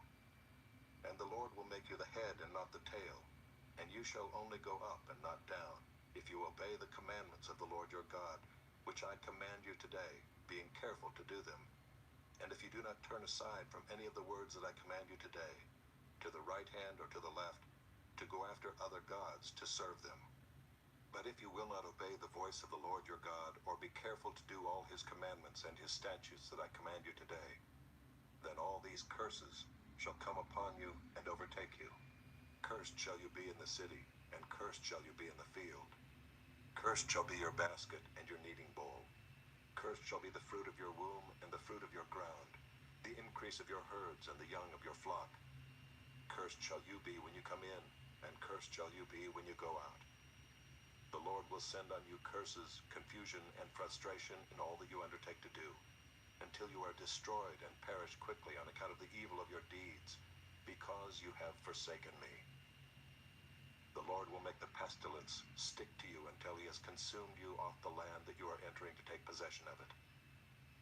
The Lord will strike you with wasting disease and with fever, inflammation and fiery heat, and with drought, and with blight, and with mildew. They shall pursue you until you perish, and the heavens over your head shall be bronze, and the earth under you shall be iron. The Lord will make the rain of your land powder. From heaven dust shall come down on you until you are destroyed. The Lord will cause you to be defeated before your enemies. You shall go out one way against them and flee 7 ways before them. And you shall be a horror to all the kingdoms of the earth. And your dead body shall be food for all birds of the air and for beasts of the earth, and there shall be no one to frighten them away. The Lord will strike you with the boils of Egypt, and with tumors and scabs and itch, of which you cannot be healed. The Lord will strike you with madness and blindness and confusion of mind, and you shall grope at noonday, as the blind grope in darkness, and you shall not prosper in your ways. And you shall be only oppressed and robbed continually, and there shall be no one to help you. You shall betroth a wife, but another man shall ravish her. You shall build a house, but you shall not dwell in it. You shall plant a vineyard, but you shall not enjoy its fruit. Your ox shall be slaughtered before your eyes, but you shall not eat any of it. Your donkey shall be seized before your face, but shall not be restored to you. Your sheep will be given to your enemies, but there shall be no one to help you. Your sons and your daughters shall be given to another people, while your eyes look on and fail with longing for them all day long, but you shall be helpless. A nation that you have not known shall eat up the fruit of your ground and of all your labors, and you shall be only oppressed and crushed continually, so that you are driven mad by the sights that your eyes see. The Lord will strike you on the knees and on the legs with grievous boils of which you cannot be healed, from the sole of your foot to the crown of your head. The Lord will bring you and your king whom you set over you to a nation that neither you nor your fathers have known, and there you shall serve other gods of wood and stone, and you shall become a horror, a proverb, and a byword among all the peoples where the Lord will lead you away. You shall carry much seed into the field, and shall gather in little, for the locust shall consume it. You shall plant vineyards and dress them, but you shall neither drink of the wine nor gather the grapes, for the worm shall eat them.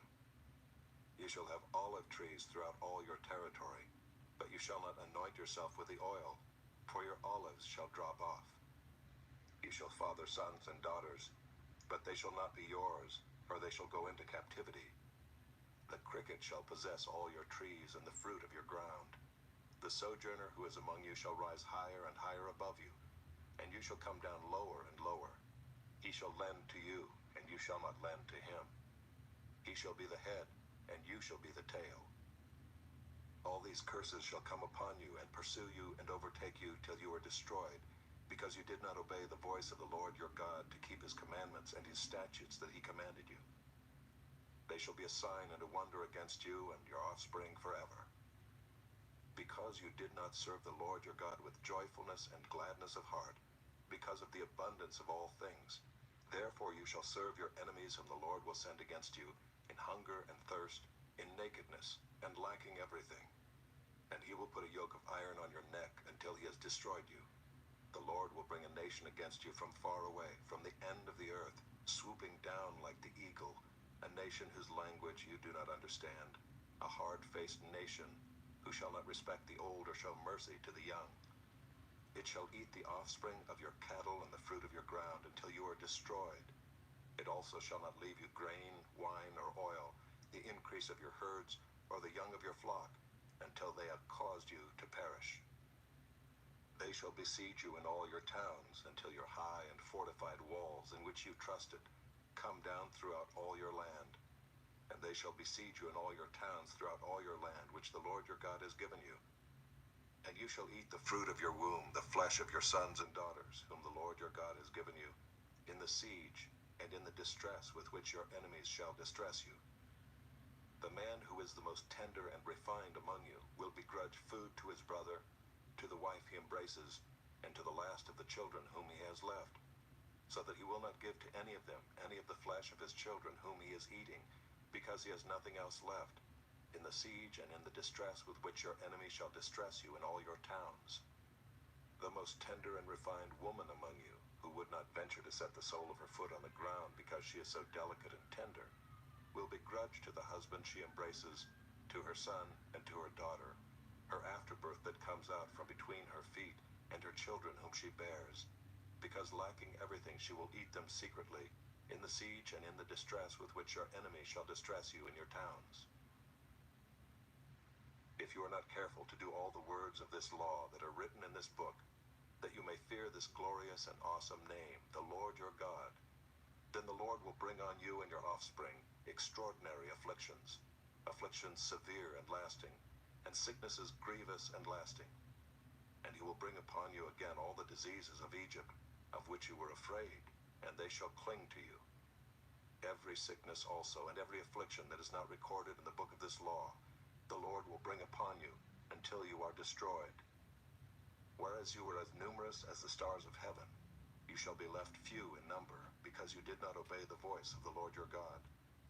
And as the Lord took delight in doing you good and multiplying you, so the Lord will take delight in bringing ruin upon you and destroying you.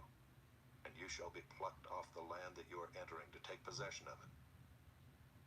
And the Lord will scatter you among all peoples, from one end of the earth to the other, and there you shall serve other gods of wood and stone, which neither you nor your fathers have known. And among these nations you shall find no respite, and there shall be no resting place for the sole of your foot. But the Lord will give you there a trembling heart and failing eyes, and a languishing soul. Your life shall hang in doubt before you. Night and day you shall be in dread, and have no assurance of your life. In the morning you shall say, if only it were evening. And at evening you shall say, if only it were morning, because of the dread that your heart shall feel, and the sights that your eyes shall see. And the Lord will bring you back in ships to Egypt, a journey that I promised that you should never make again. And there you shall offer yourselves for sale to your enemies as male and female slaves, but there will be no buyer.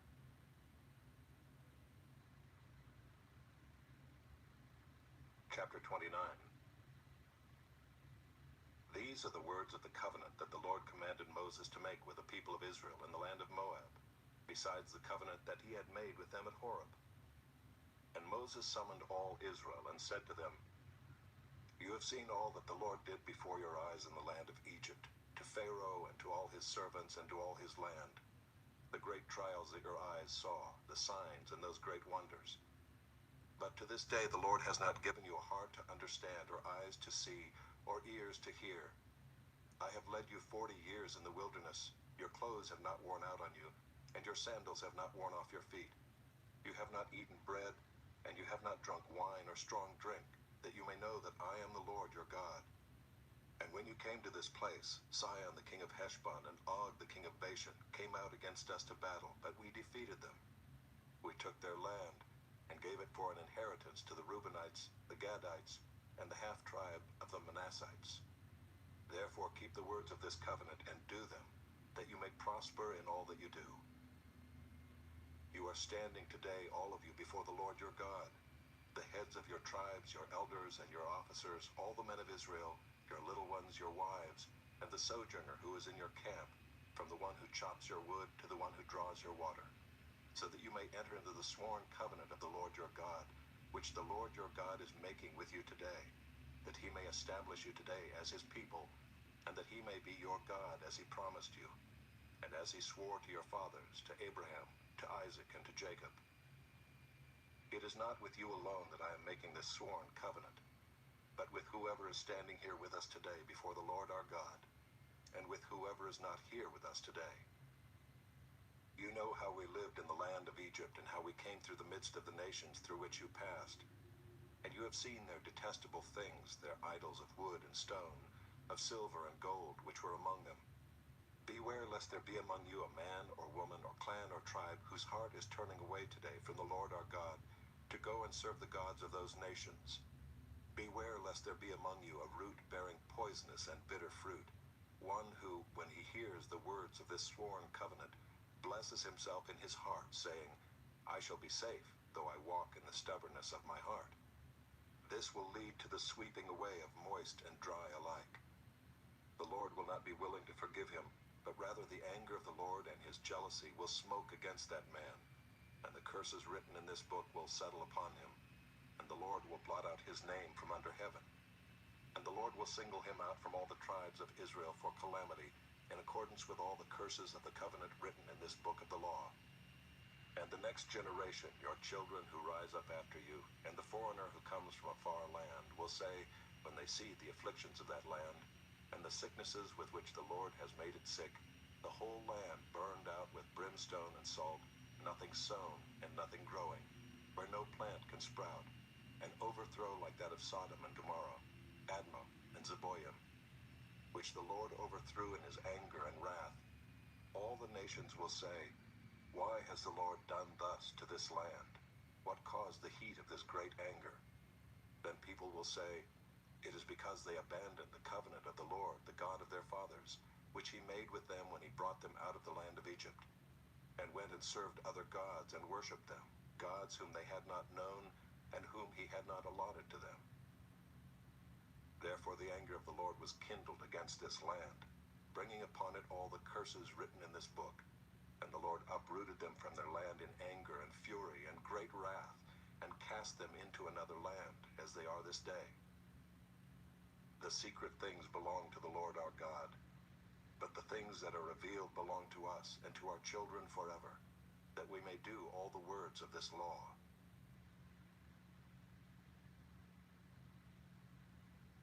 Chapter 30.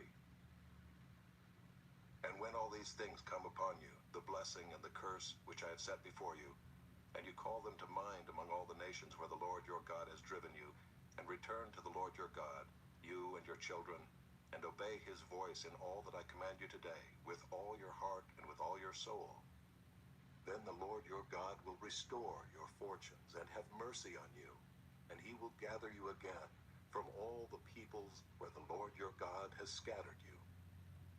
If your outcasts are in the uttermost parts of heaven, from there the Lord your God will gather you, and from there he will take you. And the Lord your God will bring you into the land that your fathers possessed, that you may possess it.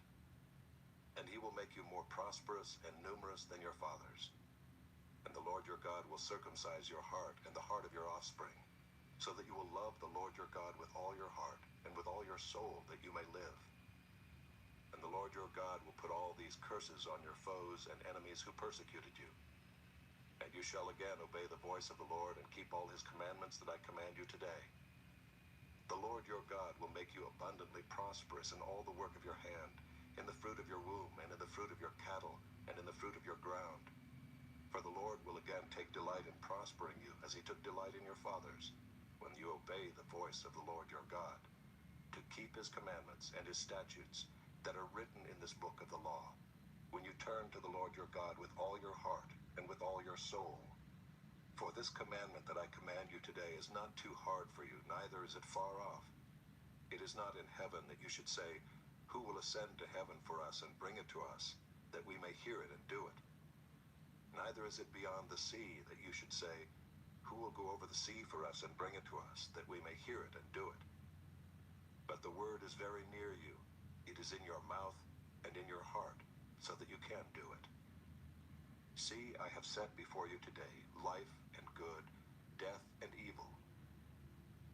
If you obey the commandments of the Lord your God that I command you today, by loving the Lord your God, by walking in his ways, and by keeping his commandments and his statutes and his rules, then you shall live and multiply, and the Lord your God will bless you in the land that you are entering to take possession of it. But if your heart turns away, and you will not hear, but are drawn away to worship other gods and serve them, I declare to you today that you shall surely perish. You shall not live long in the land that you're going over the Jordan to enter and possess. I call heaven and earth to witness against you today, that I have set before you life and death, blessing and curse. Therefore, choose life, that you and your offspring may live, loving the Lord your God, obeying his voice and holding fast to him. For he is your life and length of days, that you may dwell in the land that the Lord swore to your fathers, to Abraham, to Isaac, and to Jacob, to give them.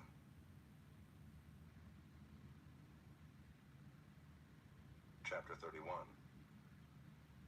So Moses continued to speak these words to all Israel. And he said to them, I am 120 years old today. I am no longer able to go out and come in. The Lord has said to me, you shall not go over this Jordan. The Lord your God himself will go over before you.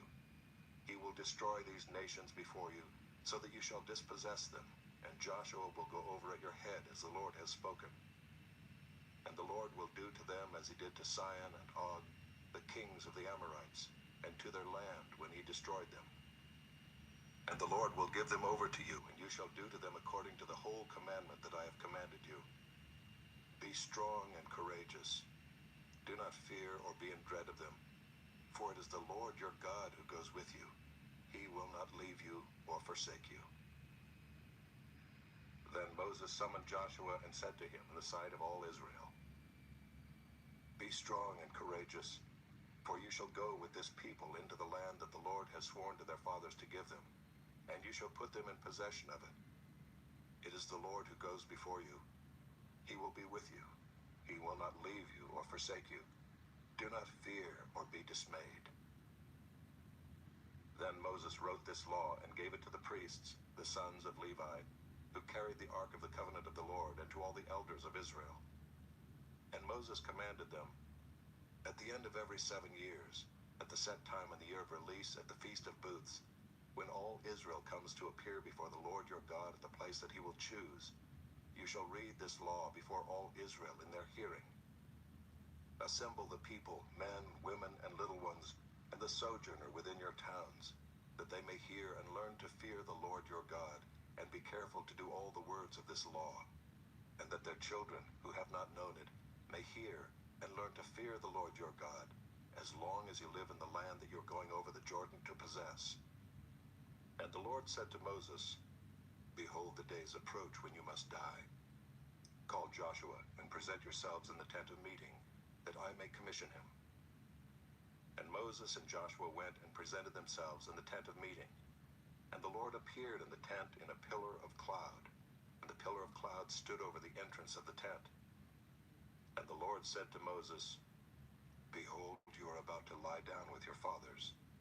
Then this people will rise and whore after the foreign gods among them in the land that they are entering, and they will forsake me and break my covenant that I have made with them. Then my anger will be kindled against them in that day, and I will forsake them and hide my face from them, and they will be devoured. And many evils and troubles will come upon them, so that they will say in that day, Have not these evils come upon us because our God is not among us? And I will surely hide my face in that day, because of all the evil that they have done, because they have turned to other gods. Now therefore write this song and teach it to the people of Israel. Put it in their mouths, that this song may be a witness for me against the people of Israel.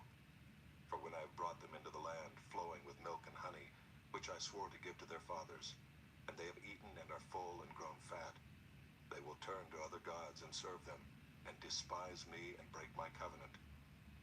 And when many evils and troubles have come upon them, this song shall confront them as a witness, for it will live unforgotten in the mouths of their offspring.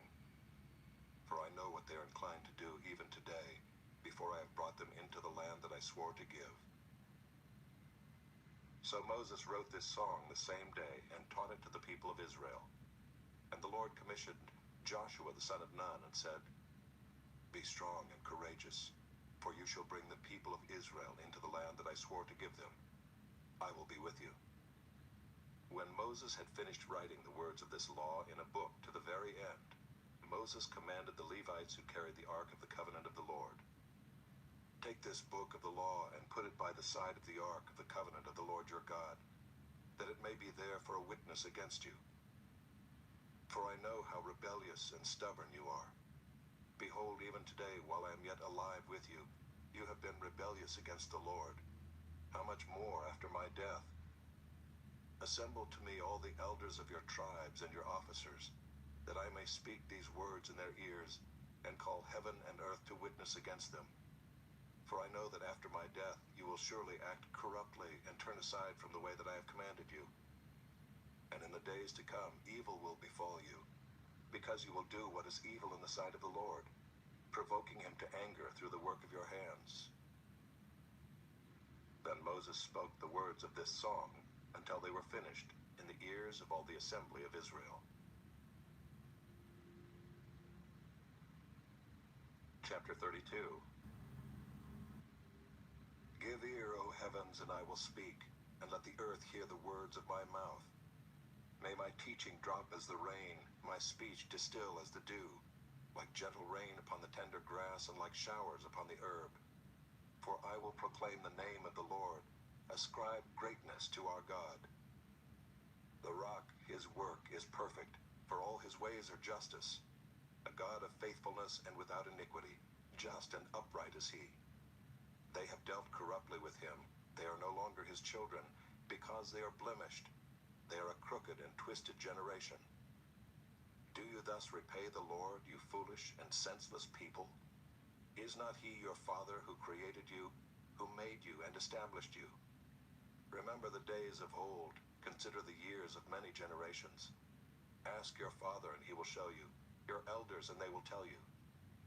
When the Most High gave to the nations their inheritance, when he divided mankind, he fixed the borders of the peoples according to the number of the sons of God.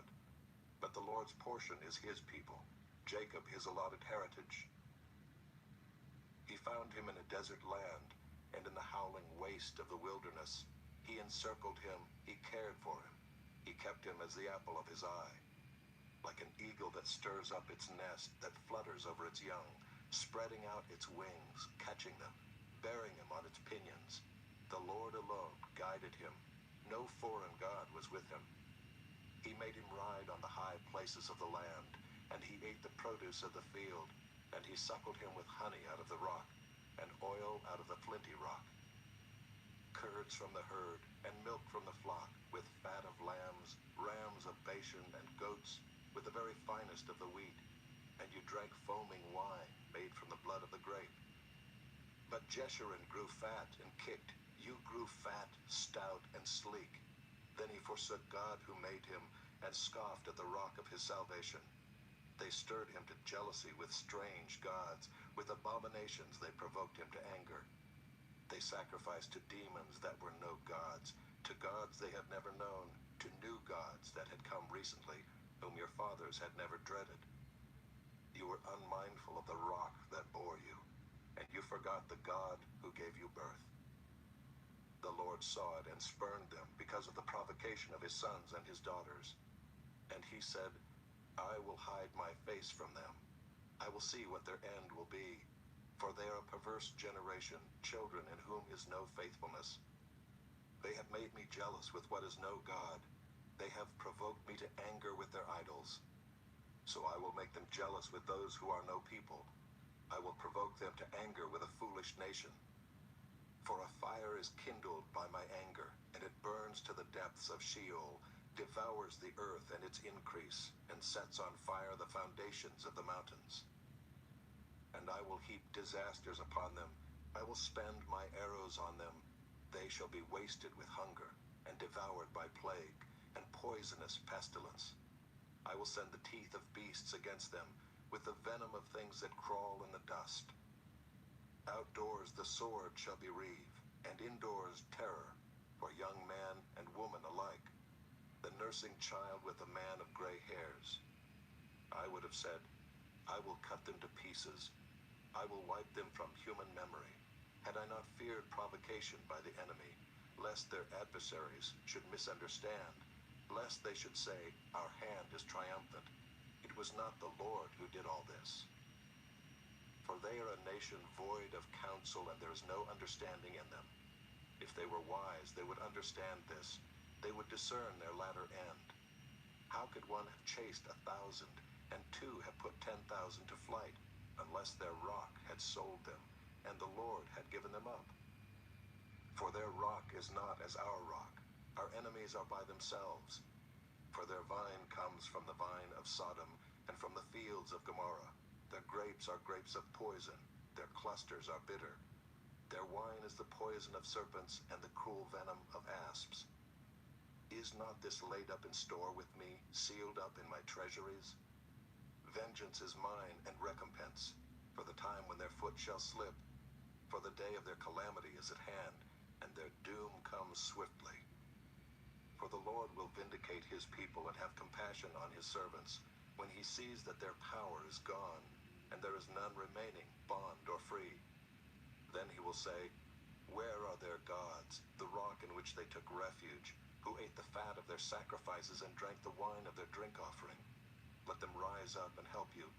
Let them be your protection. See now that I, even I, am he, and there is no God beside me.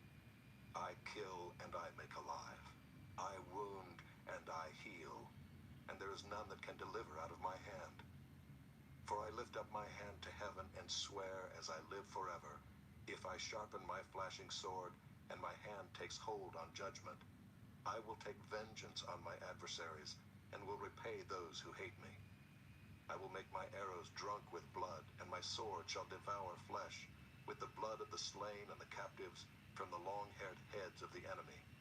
Rejoice with him, O heavens, bow down to him, all gods, for he avenges the blood of his children, and takes vengeance on his adversaries.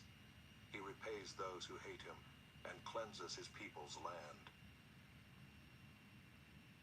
Moses came and recited all the words of this song in the hearing of the people, he and Joshua the son of Nun. And when Moses had finished speaking all these words to Israel, he said to them, take to heart all the words by which I am warning you today, that you may command them to your children, that they may be careful to do all the words of this law. For it is no empty word for you, but your very life. And by this word you shall live long in the land that you are going over the Jordan to possess. That very day the Lord spoke to Moses, go up this mountain of the Abarim, Mount Nebo, which is in the land of Moab, opposite Jericho, and view the land of Canaan, which I am giving to the people of Israel for a possession, and die on the mountain which you go up, and be gathered to your people, as Aaron your brother died in Mount Hor and was gathered to his people. because you broke faith with me in the midst of the people of Israel, at the waters of Meribah Kadesh, in the wilderness of Zin, and because you did not treat me as holy in the midst of the people of Israel. For you shall see the land before you, but you shall not go there, into the land that I am giving to the people of Israel. Chapter 33. This is the blessing with which Moses, the man of God, blessed the people of Israel before his death. He said, The Lord came from Sinai and dawned from Seir upon us. He shone forth from Mount Paran. He came from the 10,000s of holy ones with flaming fire at his right hand. Yes, he loved his people. All his holy ones were in his hand. So they followed in your steps, receiving direction from you, when Moses commanded us a law as a possession for the assembly of Jacob. Thus the Lord became king in Jeshurun, when the heads of the people were gathered, all the tribes of Israel together. Let Reuben live and not die, but let his men be few. And this he said of Judah, Hear, O Lord, the voice of Judah, and bring him into his people. With your hands contend for him, and be a help against his adversaries. And of Levi he said, Give to Levi your Thummim, and your Urim to your godly one, whom you tested at Massah, with whom you quarreled at the waters of Meribah, who said of his father and mother, I regard them not. He disowned his brothers and ignored his children, for they observed your word and kept your covenant. They shall teach Jacob your rules and Israel your law. They shall put incense before you and whole burnt offerings on your altar. Bless, O Lord, his substance, and accept the work of his hands. Crush the loins of his adversaries and those who hate him, that they rise not again. Of Benjamin he said, The beloved of the Lord dwells in safety. The high God surrounds him all day long and dwells between his shoulders. And of Joseph he said, Blessed by the Lord be his land, with the choicest gifts of heaven above, and of the deep that crouches beneath, with the choicest fruits of the sun, and the rich yield of the months, with the finest produce of the ancient mountains, and the abundance of the everlasting hills, with the best gifts of the earth and its fullness, and the favor of him who dwells in the bush. May these rest on the head of Joseph, on the pate of him who is prince among his brothers. A firstborn bull, he has majesty, and his horns are the horns of a wild ox. With them he shall gore the peoples, all of them, to the ends of the earth. They are the 10,000s of Ephraim, and they are the thousands of Manasseh. And of Zebulun he said, Rejoice, Zebulun, in your going out, and Issachar in your tents. They shall call peoples to their mountain. There they offer right sacrifices, for they draw from the abundance of the seas and the hidden treasures of the sand. And of Gad he said, Blessed be he who enlarges Gad. Gad crouches like a lion. He tears off arm and scalp. He chose the best of the land for himself, for there a commander's portion was reserved, and he came with the heads of the people. With Israel he executed the justice of the Lord, and his judgments for Israel. And of Dan he said, Dan is a lion's cub that leaps from Bashan. And of Naphtali he said, O Naphtali, sated with favor, and full of the blessing of the Lord, possess the lake and the south. And of Asher he said, Most blessed of sons be Asher. Let him be the favorite of his brothers, and let him dip his foot in oil. Your bars shall be iron and bronze, and as your days, so shall your strength be. There is none like God, O Jeshurun, who rides through the heavens to your help, through the skies in his majesty. The eternal God is your dwelling place, and underneath are the everlasting arms. And he thrust out the enemy before you and said, Destroy. So Israel lived in safety, Jacob lived alone, in a land of grain and wine, whose heavens drop down dew. Happy are you, O Israel. Who is like you, a people saved by the Lord, the shield of your help, and the sword of your triumph? Your enemies shall come fawning to you, and you shall tread upon their backs. Chapter 34. Then Moses went up from the plains of Moab to Mount Nebo, to the top of Pisgah, which is opposite Jericho. And the Lord showed him all the land, Gilead as far as Dan, all Naphtali, the land of Ephraim and Manasseh, all the land of Judah as far as the western sea, the Negeb and the plain, that is the valley of Jericho, the city of palm trees, as far as Zoar. And the Lord said to him, This is the land of which I swore to Abraham, to Isaac, and to Jacob. I will give it to your offspring. I have let you see it with your eyes, but you shall not go over there. So Moses, the servant of the Lord, died there in the land of Moab, according to the word of the Lord. And he buried him in the valley in the land of Moab, opposite Beth Peor. But no one knows the place of his burial to this day. Moses was 120 years old when he died. His eye was undimmed, and his vigor unabated. And the people of Israel wept for Moses in the plains of Moab 30 days. Then the days of weeping and mourning for Moses were ended. And Joshua the son of Nun was full of the spirit of wisdom, for Moses had laid his hands on him. So the people of Israel obeyed him and did as the Lord had commanded Moses. And there has not arisen a prophet since in Israel like Moses, whom the Lord knew face to face. None like him for all the signs and the wonders that the Lord sent him to do in the land of Egypt, to Pharaoh and to all his servants, and to all his land, and for all the mighty power and all the great deeds of terror that Moses did in the sight of all Israel. Joshua, chapter 1. After the death of Moses, the servant of the Lord said to Joshua the son of Nun, Moses' assistant, Moses, my servant, is dead. Now therefore arise, go over this Jordan, you and all this people, into the land that I am giving to them, to the people of Israel.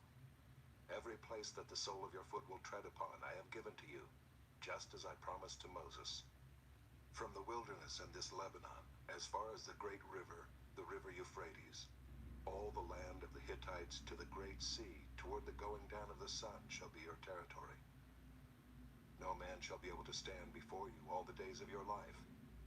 Just as I was with Moses, so I will be with you. I will not leave you or forsake you. Be strong and courageous, for you shall cause this people to inherit the land that I swore to their fathers to give them. Only be strong and very courageous, being careful to do according to all the law that Moses my servant commanded you. Do not turn from it to the right hand or to the left, that you may have good success wherever you go. This book of the law shall not depart from your mouth, but you shall meditate on it day and night, so that you may be careful to do according to all that is written in it. For then you will make your way prosperous, and then you will have good success. Have I not commanded you? Be strong and courageous. Do not be frightened, and do not be dismayed, for the Lord your God is with you wherever you go. And Joshua commanded the officers of the people, Pass through the midst of the camp, and command the people, Prepare your provisions, for within 3 days you are to pass over this Jordan to go in to take possession of the land that the Lord your God is giving you to possess. And to the Reubenites, the Gadites, and the half-tribe of Manasseh, Joshua said, Remember the word that Moses, the servant of the Lord, commanded you, saying, The Lord your God is providing you a place of rest and will give you this land. Your wives, your little ones, and your livestock shall remain in the land that Moses gave you beyond the Jordan. But all the men of valor among you shall pass over armed before your brothers and shall help them, until the Lord gives rest to your brothers as he has to you, and they also take possession of the land that the Lord your God is giving them. Then you shall return to the land of your possession, and shall possess it, the land that Moses the servant of the Lord gave you beyond the Jordan toward the sunrise. And they answered Joshua, All that you have commanded us we will do, and wherever you send us we will go. Just as we obeyed Moses in all things, so we will obey you. Only may the Lord your God be with you as he was with Moses. Whoever rebels against your commandment and disobeys your words, whatever you command him, shall be put to death. Only be strong and courageous.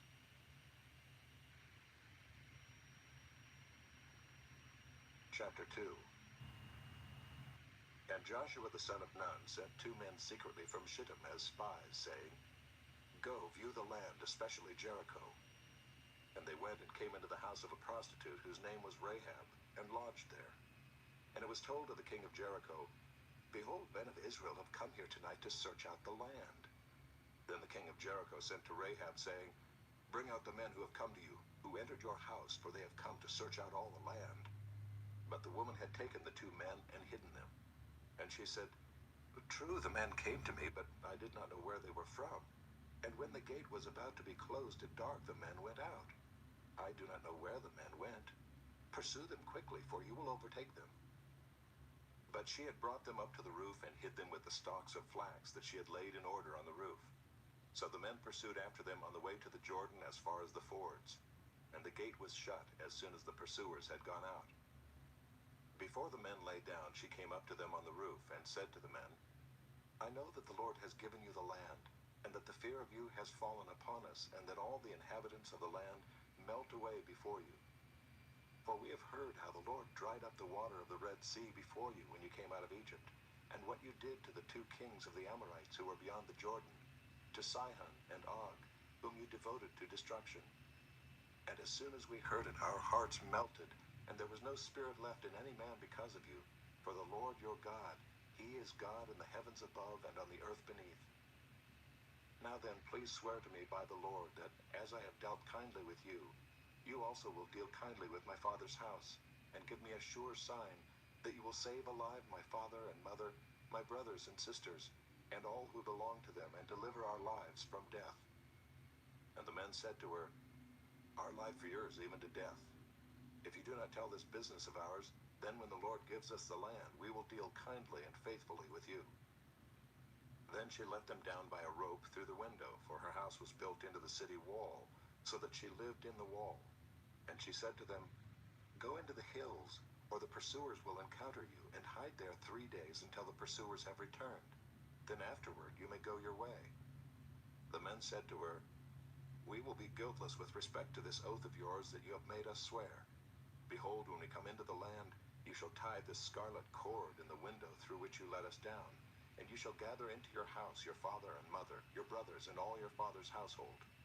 Then if anyone goes out of the doors of your house into the street, his blood shall be on his own head, and we shall be guiltless. But if a hand is laid on anyone who is with you in the house, his blood shall be on our head. But if you tell this business of ours, then we shall be guiltless with respect to your oath that you have made us swear. And she said, According to your words, so be it. Then she sent them away, and they departed, and she tied the scarlet cord in the window. They departed and went into the hills, and remained there 3 days until the pursuers returned. And the pursuers searched all along the way, and found nothing. Then the 2 men returned. They came down from the hills and passed over, and came to Joshua the son of Nun, and they told him all that had happened to them. And they said to Joshua, Truly the Lord has given all the land into our hands, and also all the inhabitants of the land melt away because of us.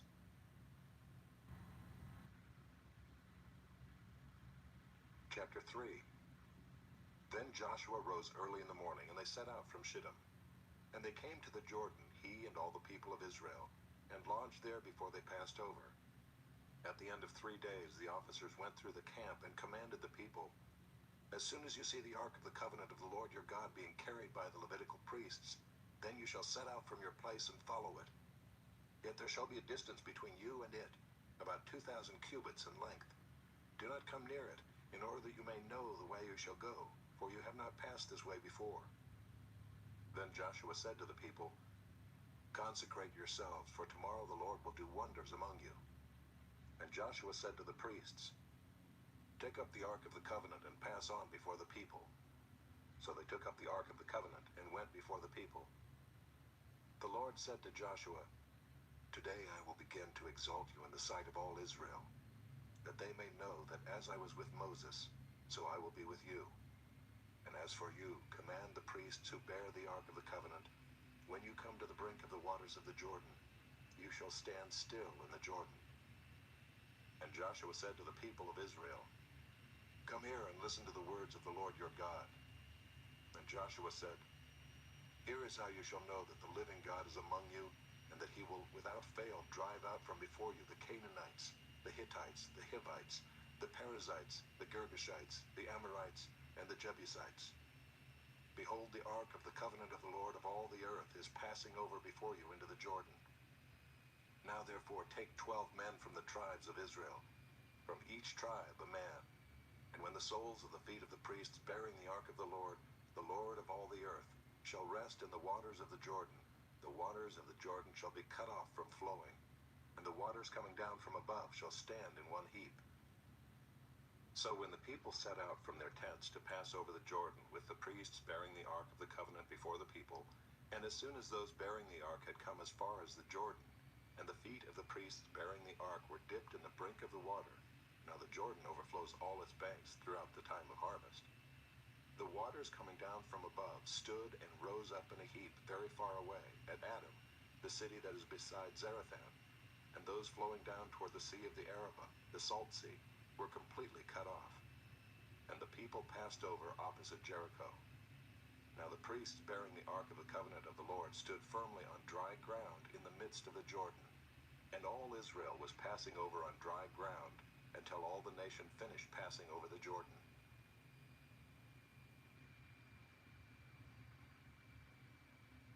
Chapter 4.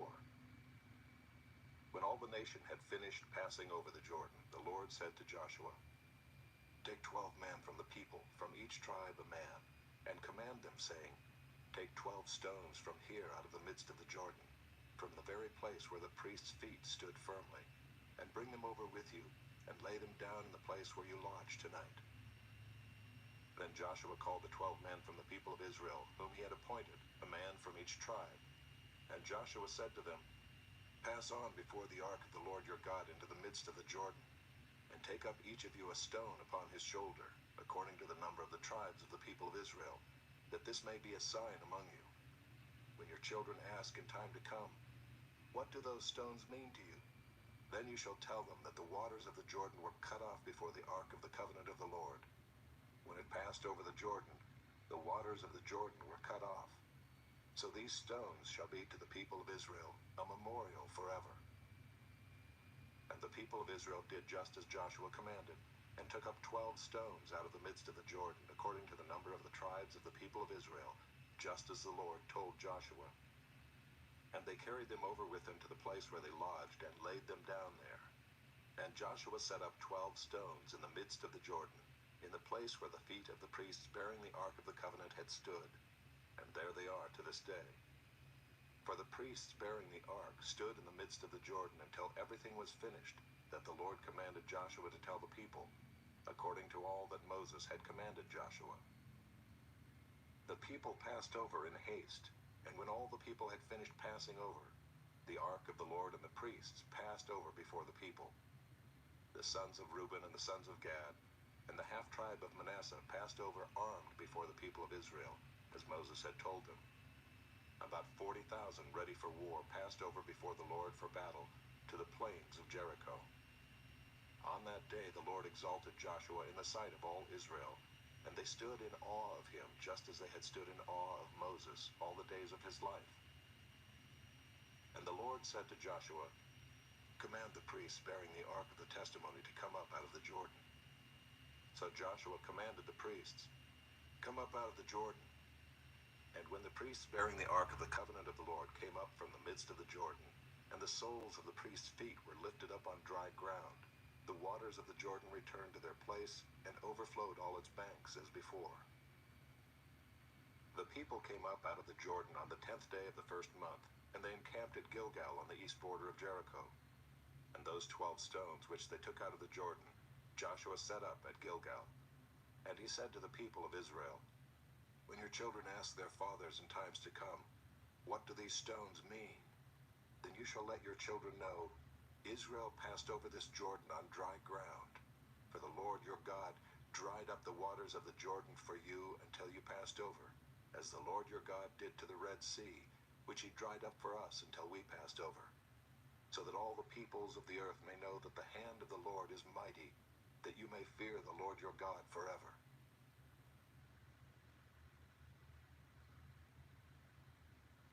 Chapter 5. As soon as all the kings of the Amorites who were beyond the Jordan to the west, and all the kings of the Canaanites who were by the sea, heard that the Lord had dried up the waters of the Jordan for the people of Israel until they had crossed over, their hearts melted, and there was no longer any spirit in them because of the people of Israel.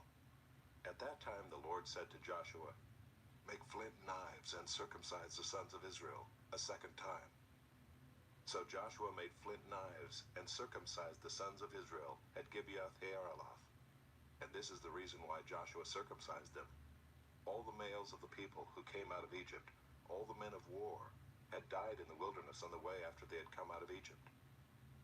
Though all the people who came out had been circumcised, yet all the people who were born on the way in the wilderness after they had come out of Egypt had not been circumcised.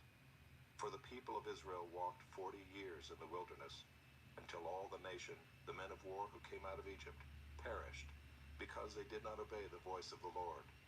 The Lord swore to them that he would not let them see the land that the Lord had sworn to their fathers to give to us, a land flowing with milk and honey. So it was their children whom he raised up in their place that Joshua circumcised. For they were uncircumcised because they had not been circumcised on the way. When the circumcising of the whole nation was finished, they remained in their places in the camp until they were healed. And the Lord said to Joshua, "Today I have rolled away the reproach of Egypt from you." And so the name of that place is called Gilgal to this day. While the people of Israel were encamped at Gilgal, they kept the Passover on the 14th day of the month in the evening on the plains of Jericho. And the day after the Passover, on that very day, they ate of the produce of the land, unleavened cakes and parched grain. And the manna ceased the day after they ate of the produce of the land, and there was no longer manna for the people of Israel, but they ate of the fruit of the land of Canaan that year. When Joshua was by Jericho, he lifted up his eyes and looked, and behold, a man was standing before him with his drawn sword in his hand.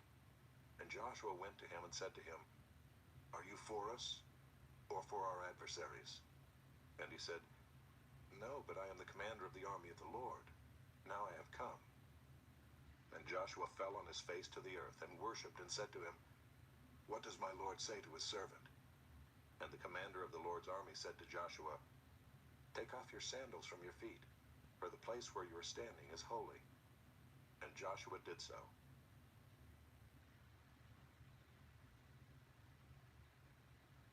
Chapter 6. Now Jericho was shut up inside and outside because of the people of Israel. None went out, and none came in. And the Lord said to Joshua, "See, I have given Jericho into your hand, with its king and mighty men of valor. You shall march around the city, all the men of war going around the city once. Thus shall you do for 6 days. 7 priests shall bear 7 trumpets of ram's horns before the ark. On the 7th day you shall march around the city 7 times, and the priests shall blow the trumpets. And when they make a long blast with the ram's horn, when you hear the sound of the trumpet, then all the people shall shout with a great shout, and the wall of the city will fall down flat, and the people shall go up, everyone straight before him." So Joshua the son of Nun called the priests and said to them, "Take up the ark of the covenant, and let 7 priests bear 7 trumpets of ram's horns before the ark of the Lord." And he said to the people, "Go forward, march around the city, and let the armed men pass on before the ark of the Lord." And just as Joshua had commanded the people, the 7 priests bearing the 7 trumpets of ram's horns before the Lord went forward, blowing the trumpets, with the ark of the covenant of the Lord following them. The armed men were walking before the priests who were blowing the trumpets, and the rear guard was walking after the ark, while the trumpets blew continually. But Joshua commanded the people, "You shall not shout or make your voice heard, neither shall any word go out of your mouth, until the day I tell you to shout. Then you shall shout." So he caused the ark of the Lord to circle the city, going about it once. And they came into the camp and spent the night in the camp. Then Joshua rose early in the morning, and the priests took up the ark of the Lord.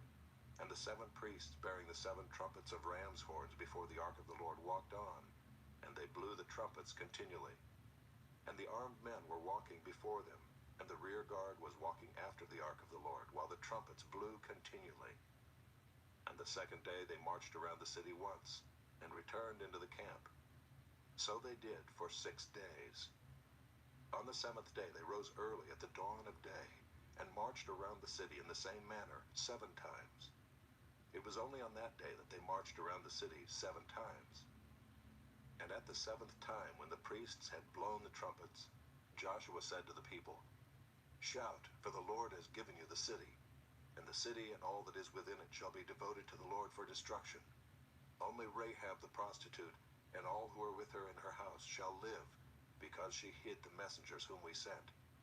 But you keep yourselves from the things devoted to destruction, lest when you have devoted them, you take any of the devoted things and make the camp of Israel a thing for destruction, and bring trouble upon it. But all silver and gold, and every vessel of bronze and iron, are holy to the Lord. They shall go into the treasury of the Lord." So the people shouted, and the trumpets were blown. As soon as the people heard the sound of the trumpet, the people shouted a great shout, and the wall fell down flat, so that the people went up into the city, every man straight before him, and they captured the city. Then they devoted all in the city to destruction, both men and women, young and old, oxen, sheep, and donkeys, with the edge of the sword. But to the 2 men who had spied out the land, Joshua said, "Go into the prostitute's house and bring out from there the woman and all who belong to her, as you swore to her." So the young men who had been spies went in and brought out Rahab and her father and mother and brothers and all who belonged to her. And they brought all her relatives and put them outside the camp of Israel. And they burned the city with fire and everything in it. Only the silver and gold, and the vessels of bronze and of iron, they put into the treasury of the house of the Lord. But Rahab the prostitute and her father's household, and all who belonged to her, Joshua saved alive. And she has lived in Israel to this day, because she hid the messengers whom Joshua sent to spy out Jericho. Joshua laid an oath on them at that time, saying, "Cursed before the Lord be the man who rises up and rebuilds this city, Jericho.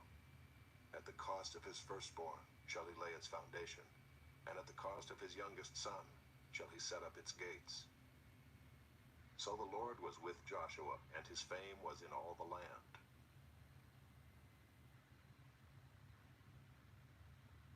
Chapter 7. But the people of Israel broke faith in regard to the devoted things. For Achan the son of Carmi, son of Zabdi, son of Zerah of the tribe of Judah, took some of the devoted things, and the anger of the Lord burned against the people of Israel. Joshua sent men from Jericho to Ai, which is near Beth-aven, east of Bethel, and said to them, "Go up and spy out the land." And the men went up and spied out Ai. And they returned to Joshua and said to him, "Do not have all the people go up, but let about 2,000 or 3,000 men go up and attack Ai. Do not make the whole people toil up there, for they are few." So about 3,000 men went up there from the people, and they fled before the men of Ai, and the men of Ai killed about 36 of their men, and chased them before the gate as far as Sheparim, and struck them at the descent. And the hearts of the people melted and became as water. Then Joshua tore his clothes and fell to the earth on his face before the ark of the Lord until the evening, he and the elders of Israel. And they put dust on their heads. And Joshua said, "Alas, O Lord God, why have you brought this people over the Jordan at all? To give us into the hands of the Amorites, to destroy us? Would that we had been content to dwell beyond the Jordan. O Lord, what can I say, when Israel has turned their backs before their enemies? For the Canaanites and all the inhabitants of the land will hear of it, and will surround us and cut off our name from the earth. And what will you do for your great name?" The Lord said to Joshua, "Get up. Why have you fallen on your face? Israel has sinned. They have transgressed my covenant that I commanded them. They have taken some of the devoted things. They have stolen and lied and put them among their own belongings. Therefore the people of Israel cannot stand before their enemies. They turn their backs before their enemies, because they have become devoted for destruction. I will be with you no more unless you destroy the devoted things from among you. Get up, consecrate the people, and say, 'Consecrate yourselves for tomorrow. For thus says the Lord, God of Israel, there are devoted things in your midst, O Israel. You cannot stand before your enemies until you take away the devoted things from among you. In the morning, therefore, you shall be brought near by your tribes, and the tribe that the Lord takes by lot shall come near by clans, and the clan that the Lord takes shall come near by households, and the household that the Lord takes shall come near man by man. And he who is taken with the devoted things shall be burned with fire, he and all that he has, because he has transgressed the covenant of the Lord, and because he has done an outrageous thing in Israel. So Joshua rose early in the morning and brought Israel near, tribe by tribe, and the tribe of Judah was taken. And he brought near the clans of Judah, and the clan of the Zerahites was taken. And he brought near the clan of the Zerahites man by man, and Zabdi was taken. And he brought near his household man by man, and Achan the son of Carmi, son of Zabdi, son of Zerah, of the tribe of Judah, was taken. Then Joshua said to Achan, My son, give glory to the Lord God of Israel, and give praise to him. And tell me now what you have done. Do not hide it from me. And Achan answered Joshua, Truly I have sinned against the Lord God of Israel. And this is what I did. When I saw among the spoil a beautiful cloak from Shinar, and 200 shekels of silver, and a bar of gold weighing 50 shekels, then I coveted them and took them. And see, they are hidden in the earth inside my tent, with the silver underneath. So Joshua sent messengers, and they ran to the tent, and behold, it was hidden in his tent with the silver underneath. And they took them out of the tent and brought them to Joshua and to all the people of Israel. And they laid them down before the Lord. And Joshua and all Israel with him took Achan the son of Zerah, and the silver and the cloak and the bar of gold, and his sons and daughters, and his oxen and donkeys and sheep, and his tent and all that he had. And they brought them up to the valley of Achor. And Joshua said, Why did you bring trouble on us? The Lord brings trouble on you today. And all Israel stoned him with stones. They burned them with fire and stoned them with stones. And they raised over him a great heap of stones that remains to this day. Then the Lord turned from his burning anger. Therefore to this day, the name of that place is called the Valley of Achor.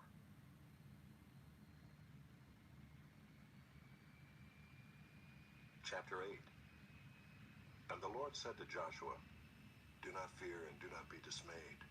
Take all the fighting men with you, and arise, go up to Ai. See, I have given into your hand the king of Ai, and his people, his city, and his land. And you shall do to Ai and its king as you did to Jericho and its king. Only its spoil and its livestock you shall take as plunder for yourselves. Lay an ambush against the city behind it. So Joshua and all the fighting men arose to go up to Ai.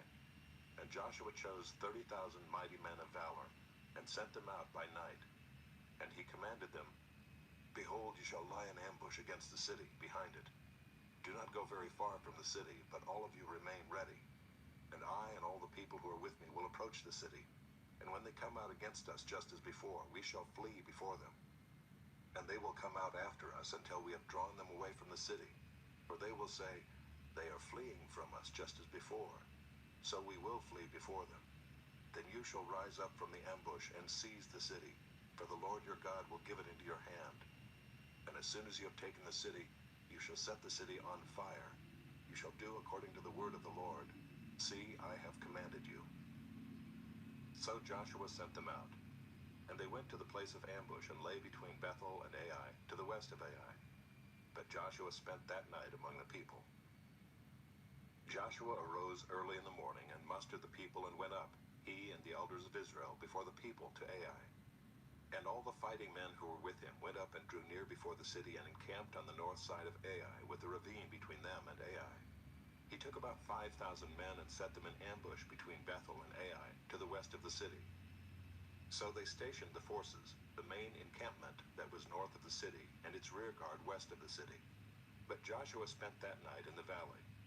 And as soon as the king of Ai saw this, he and all his people, the men of the city, hurried and went out early to the appointed place toward the Arabah to meet Israel in battle. But he did not know that there was an ambush against him behind the city. And Joshua and all Israel pretended to be beaten before them and fled in the direction of the wilderness. So all the people who were in the city were called together to pursue them. And as they pursued Joshua, they were drawn away from the city. Not a man was left in Ai or Bethel who did not go out after Israel. They left the city open and pursued Israel. Then the Lord said to Joshua, "Stretch out the javelin that is in your hand toward Ai, for I will give it into your hand." And Joshua stretched out the javelin that was in his hand toward the city. And the men in the ambush rose quickly out of their place, and as soon as he had stretched out his hand, they ran and entered the city and captured it. And they hurried to set the city on fire. So when the men of Ai looked back, behold, the smoke of the city went up to heaven, and they had no power to flee this way or that, for the people who fled to the wilderness turned back against the pursuers. And when Joshua and all Israel saw that the ambush had captured the city, and that the smoke of the city went up, then they turned back and struck down the men of Ai. And the others came out from the city against them, so they were in the midst of Israel, some on this side and some on that side. And Israel struck them down until there was left none that survived or escaped.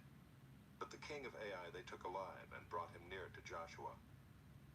When Israel had finished killing all the inhabitants of Ai in the open wilderness where they pursued them, and all of them to the very last had fallen by the edge of the sword, all Israel returned to Ai and struck it down with the edge of the sword. And all who fell that day, both men and women, were 12,000, all the people of Ai.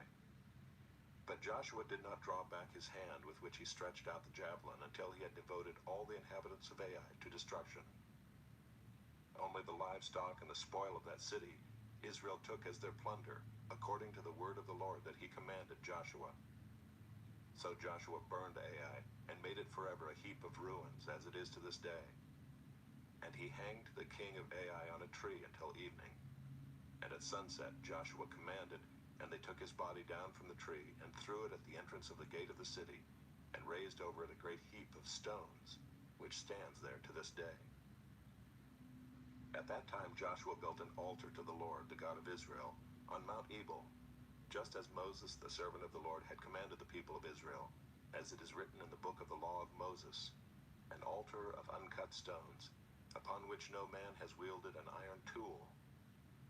And they offered on it burnt offerings to the Lord, and sacrificed peace offerings. And there, in the presence of the people of Israel, he wrote on the stones a copy of the law of Moses, which he had written. And all Israel, sojourner as well as native-born, with their elders and officers and their judges, stood on opposite sides of the ark before the Levitical priests who carried the ark of the covenant of the Lord, half of them in front of Mount Gerizim, and half of them in front of Mount Ebal, just as Moses, the servant of the Lord, had commanded at the first, to bless the people of Israel.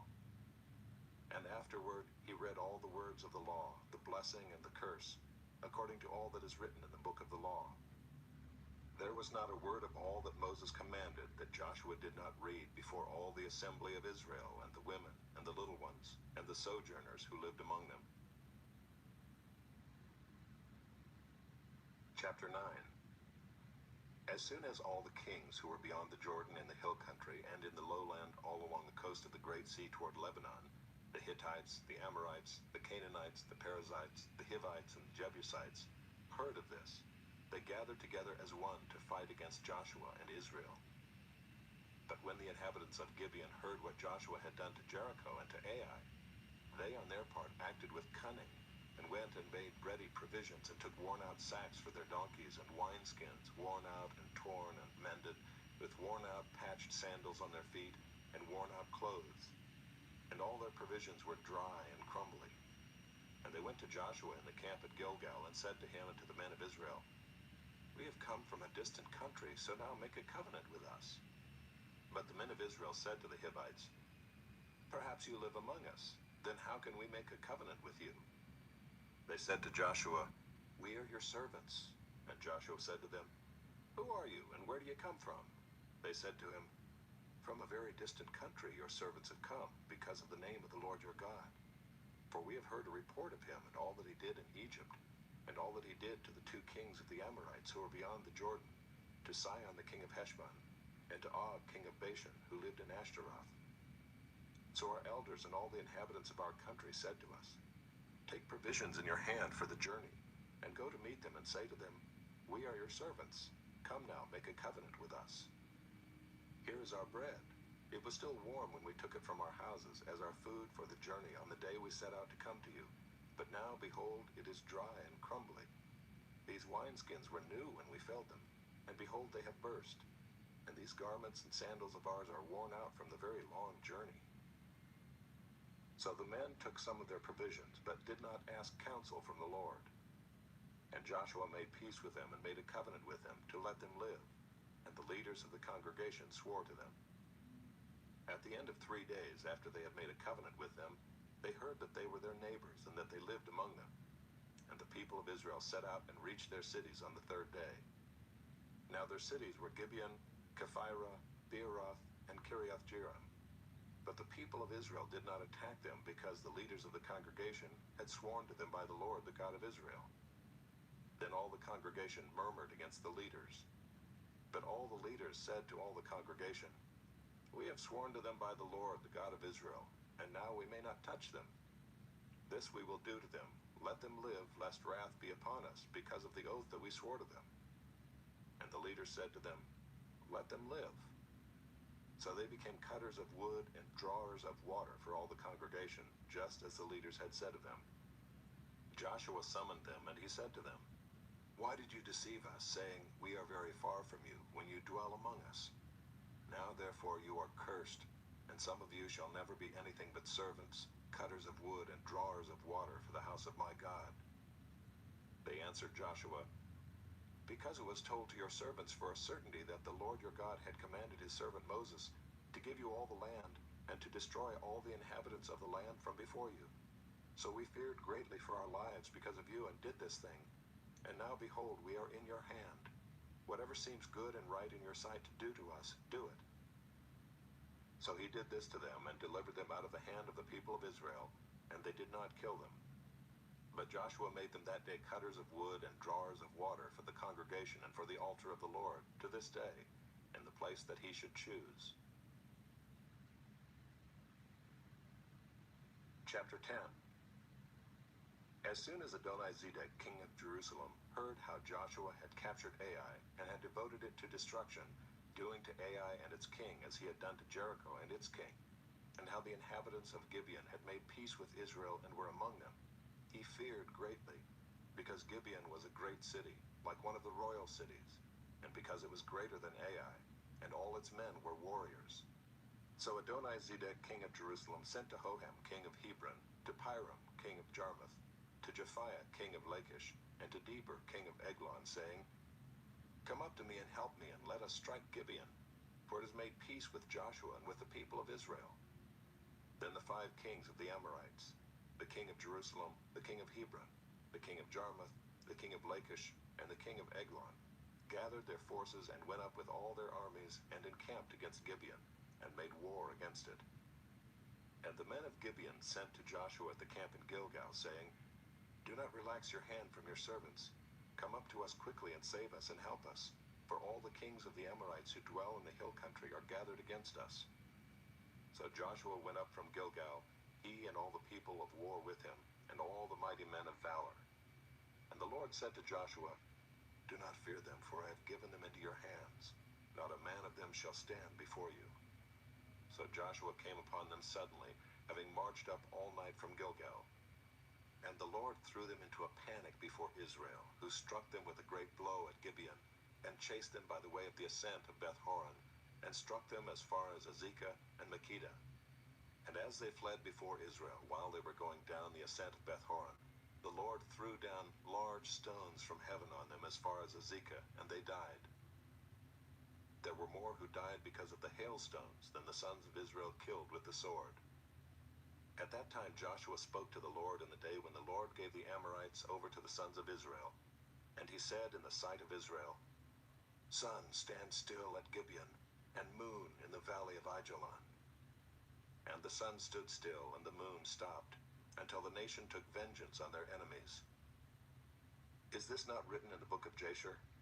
The sun stopped in the midst of heaven, and did not hurry to set for about a whole day. There has been no day like it before or since, when the Lord heeded the voice of a man, for the Lord fought for Israel. So Joshua returned, and all Israel with him, to the camp at Gilgal.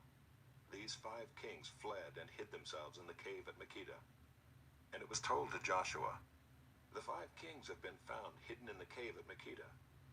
And Joshua said, "Roll large stones against the mouth of the cave and set men by it to guard them. But do not stay there yourselves. Pursue your enemies. Attack their rear guard. Do not let them enter their cities, for the Lord your God has given them into your hand." When Joshua and the sons of Israel had finished striking them with a great blow until they were wiped out, and when the remnant that remained of them had entered into the fortified cities, then all the people returned safe to Joshua in the camp at Makkedah. Not a man moved his tongue against any of the people of Israel. Then Joshua said, "Open the mouth of the cave and bring those 5 kings out to me from the cave." And they did so and brought those 5 kings out to him from the cave, the king of Jerusalem, the king of Hebron, the king of Jarmuth, the king of Lachish, and the king of Eglon. And when they brought those kings out to Joshua, Joshua summoned all the men of Israel and said to the chiefs of the men of war who had gone with him, "Come near, put your feet on the necks of these kings." Then they came near and put their feet on their necks. And Joshua said to them, "Do not be afraid or dismayed. Be strong and courageous. For thus the Lord will do to all your enemies against whom you fight." And afterward Joshua struck them and put them to death. And he hanged them on 5 trees. And they hung on the trees until evening. But at the time of the going down of the sun, Joshua commanded, and they took them down from the trees and threw them into the cave where they had hidden themselves. And they set large stones against the mouth of the cave, which remain to this very day. As for Makkedah, Joshua captured it on that day and struck it and its king with the edge of the sword. He devoted to destruction every person in it. He left none remaining. And he did to the king of Makkedah just as he had done to the king of Jericho. Then Joshua and all Israel with him passed on from Makkedah to Libnah, and fought against Libnah. And the Lord gave it also and its king into the hand of Israel. And he struck it with the edge of the sword, and every person in it. He left none remaining in it. And he did to its king as he had done to the king of Jericho. Then Joshua and all Israel with him passed on from Libnah to Lachish, and laid siege to it, and fought against it. And the Lord gave Lachish into the hand of Israel, and he captured it on the 2nd day, and struck it with the edge of the sword, and every person in it, as he had done to Libnah.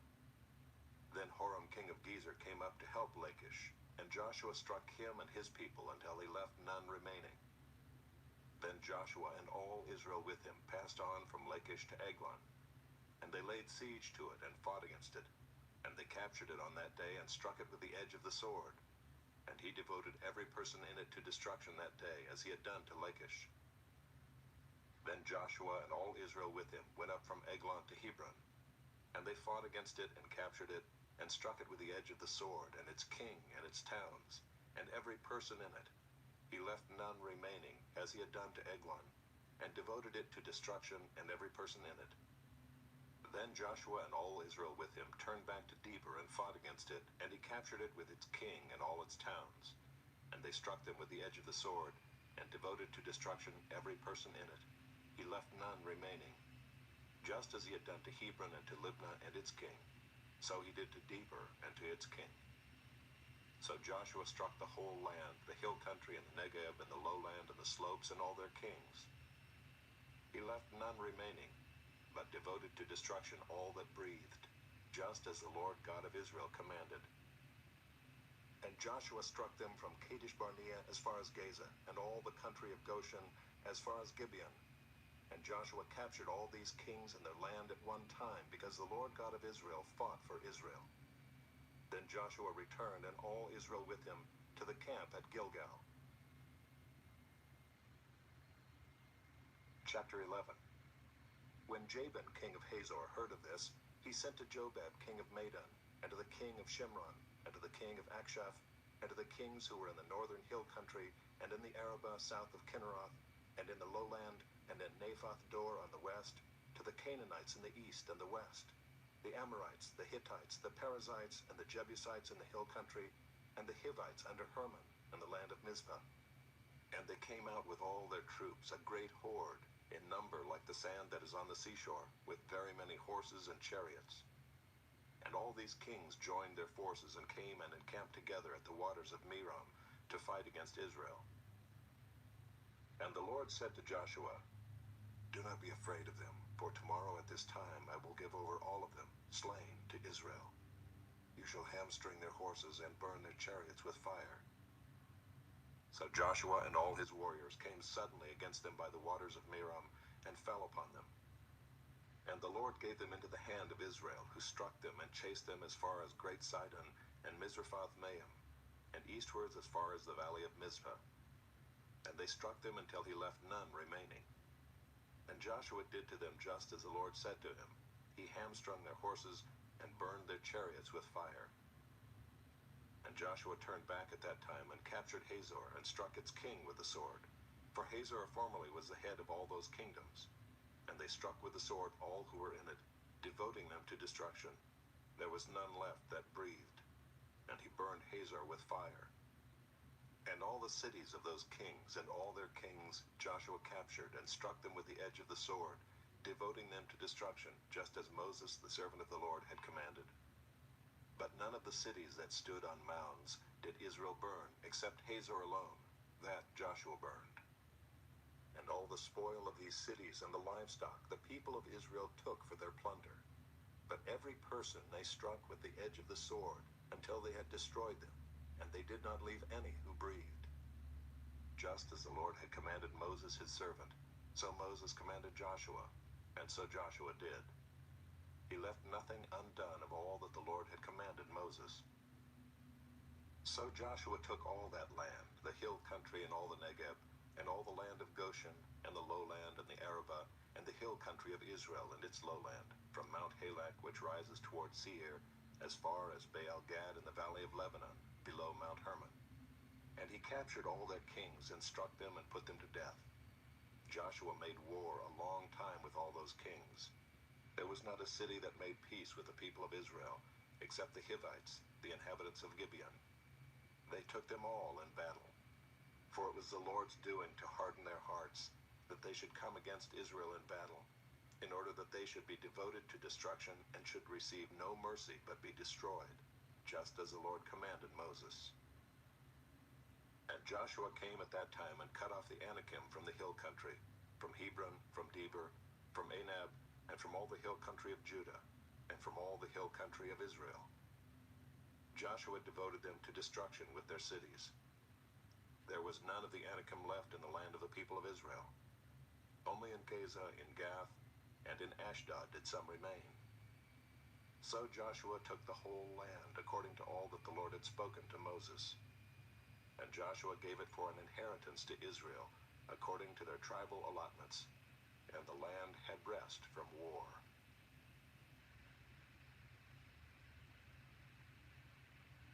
Chapter 12.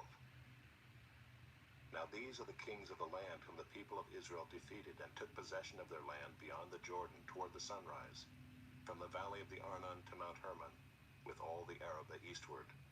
Sihon, king of the Amorites, who lived at Heshbon, and ruled from Aroer, which is on the edge of the valley of the Arnon, and from the middle of the valley as far as the river Jabbok, the boundary of the Ammonites, that is, half of Gilead, and the Arabah to the sea of Kinneroth eastward, and in the direction of Beth-Jeshimoth to the sea of the Arabah, the Salt Sea, southward to the foot of the slopes of Pisgah, and Og, king of Bashan, one of the remnant of the Rephaim, who lived at Ashtaroth and at Adriai, and ruled over Mount Hermon and Salcah and all Bashan to the boundary of the Geshurites and the Maacathites, and over half of Gilead to the boundary of Sihon, king of Heshbon. Moses, the servant of the Lord, and the people of Israel defeated them. And Moses, the servant of the Lord, gave their land for a possession to the Reubenites and the Gadites and the half-tribe of Manasseh. And these are the kings of the land whom Joshua and the people of Israel defeated, on the west side of the Jordan, from Baal-Gad in the valley of Lebanon to Mount Halak that rises toward Seir. And Joshua gave their land to the tribes of Israel as a possession according to their allotments, in the hill country, in the lowland, in the Arabah, in the slopes, in the wilderness, and in the Negeb, the land of the Hittites, the Amorites, the Canaanites, the Perizzites, the Hivites, and the Jebusites. The king of Jericho, 1. The king of Ai, which is beside Bethel, 1. The king of Jerusalem, 1. The king of Hebron, 1. The king of Jarmuth, 1. The king of Lachish, 1. The king of Eglon, 1. king of Gezer, 1. The king of Deber, 1. The king of Geder, 1. The king of Hormah, 1. The king of Arad, 1. The king of Libnah, 1. The king of Adullam, 1. The king of Makkedah, 1. The king of Bethel, 1. The king of Tappuah, 1. The king of Hepher, 1. The king of Aphek, 1. The king of Lasharon, 1. The king of Madon, 1. The king of Hazor, 1. The king of Shimron Meron, 1.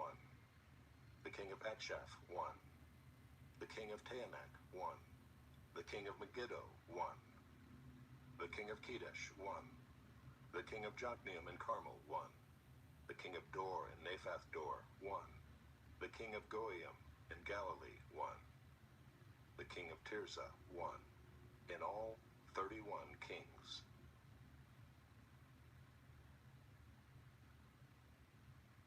Chapter 13. Now Joshua was old and advanced in years, and the Lord said to him, You are old and advanced in years, and there remains yet very much land to possess. This is the land that yet remains, all the regions of the Philistines, and all those of the Geshurites, from the Shihor which is east of Egypt, northward to the boundary of Ekron. It is counted as Canaanite.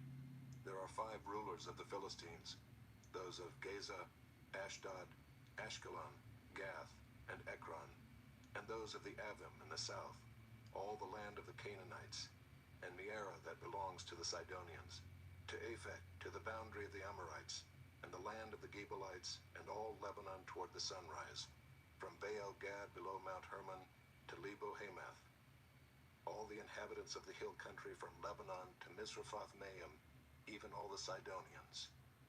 I myself will drive them out from before the people of Israel. Only allot the land to Israel for an inheritance, as I have commanded you.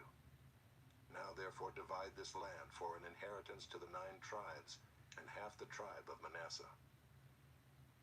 With the other half of the tribe of Manasseh, the Reubenites and the Gadites received their inheritance, which Moses gave them, beyond the Jordan eastward, as Moses, the servant of the Lord, gave them. From Aroer, which is on the edge of the valley of the Arnon, and the city that is in the middle of the valley, and all the tableland of Medeba as far as Dibon, and all the cities of Sihon, king of the Amorites, who reigned in Heshbon, as far as the boundary of the Ammonites, and Gilead and the region of the Geshurites and Maacathites, and all Mount Hermon, and all Bashan to Salakah, all the kingdom of Og and Bashan, who reigned in Ashtaroth and in Edrei. He alone was left of the remnant of the Rephaim. These Moses had struck and driven out. Yet the people of Israel did not drive out the Geshurites or the Maacathites, but Gesher and Maacath dwell in the midst of Israel to this day. To the tribe of Levi alone Moses gave no inheritance. The offerings by fire to the Lord God of Israel are their inheritance, as he said to him. And Moses gave an inheritance to the tribe of the people of Reuben according to their clans. So their territory was from Aroer, which is on the edge of the valley of the Arnon, and the city that is in the middle of the valley, and all the tableland by Medeba, with Heshbon, and all its cities that are in the tableland, Dibon, and Bamoth Baal, and Beth Baal Meon, and Jahaz, and Kedemoth, and Mephaath, and Kiriathaim, and Sibmah, and Zerath Shahar on the hill of the valley, and Beth Peor, and the slopes of Pisgah, and Beth Jeshimoth, that is, all the cities of the tableland, and all the kingdom of Sihon, king of the Amorites, who reigned in Heshbon, whom Moses defeated with the leaders of Midian, Evi and Rechem, and Zur, and Hur, and Reba, the princes of Sihon who lived in the land. Balaam also the son of Beor, the one who practiced divination, was killed with the sword by the people of Israel among the rest of their slain. And the border of the people of Reuben was the Jordan as a boundary. This was the inheritance of the people of Reuben, according to their clans with their cities and villages. Moses gave an inheritance also to the tribe of Gad, to the people of Gad, according to their clans. Their territory was Jazer and all the cities of Gilead, and half the land of the Ammonites to Aroer, which is east of Rabbah, and from Heshbon to Ramoth Mizpah and Betonim, and from Mahanaim to the territory of Deber, and in the valley Beth-haram, Beth-nimrah, Succoth, and Zaphon, the rest of the kingdom of Sihon king of Heshbon, having the Jordan as a boundary to the lower end of the Sea of Kinnereth, eastward beyond the Jordan. This is the inheritance of the people of Gad according to their clans, with their cities and villages. And Moses gave an inheritance to the half-tribe of Manasseh. It was allotted to the half-tribe of the people of Manasseh according to their clans. Their region extended from Mahanaim through all Bashan, the whole kingdom of Og, king of Bashan, and all the towns of Jair, which are in Bashan, 60 cities, and half Gilead, and Ashtaroth, and Adriai, the cities of the kingdom of Og in Bashan. These were allotted to the people of Machir, the son of Manasseh, for the half of the people of Machir according to their clans. These are the inheritances that Moses distributed in the plains of Moab, beyond the Jordan, east of Jericho. But to the tribe of Levi Moses gave no inheritance. The Lord God of Israel is their inheritance, just as he said to them.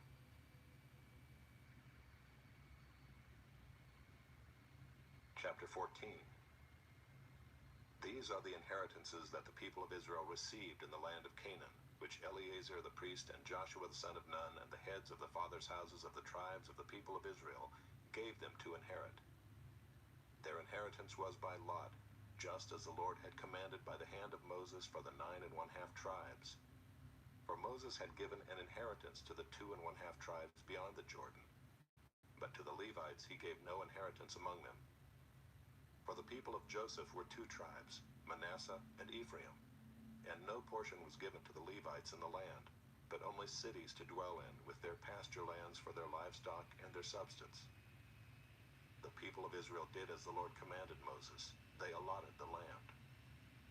Then the people of Judah came to Joshua at Gilgal, and Caleb the son of Jephunneh the Kenizzite said to him, "You know what the Lord said to Moses the man of God in Kadesh Barnea concerning you and me. I was 40 years old when Moses the servant of the Lord sent me from Kadesh Barnea to spy out the land. And I brought him word again, as it was in my heart. But my brothers who went up with me made the heart of the people melt. Yet I wholly followed the Lord my God. And Moses swore on that day, saying, Surely the land on which your foot has trodden shall be an inheritance for you and your children forever, because you have wholly followed the Lord my God. And now behold, the Lord has kept me alive, just as he said, these 45 years, since the time that the Lord spoke this word to Moses, while Israel walked in the wilderness. And now behold, I am this day 85 years old. I am still as strong today as I was in the day that Moses sent me. My strength now is as my strength was then, for war and for going and coming. So now give me this hill country of which the Lord spoke on that day. For you heard on that day how the Anakim were there, with great fortified cities. It may be that the Lord will be with me, and I shall drive them out just as the Lord said." Then Joshua blessed him, and he gave Hebron to Caleb the son of Jephunneh for an inheritance. Therefore Hebron became the inheritance of Caleb the son of Jephunneh the Kenizzite to this day, because he wholly followed the Lord, the God of Israel. Now the name of Hebron formerly was Kiriath Arba. Arba was the greatest man among the Anakim, and the land had rest from war.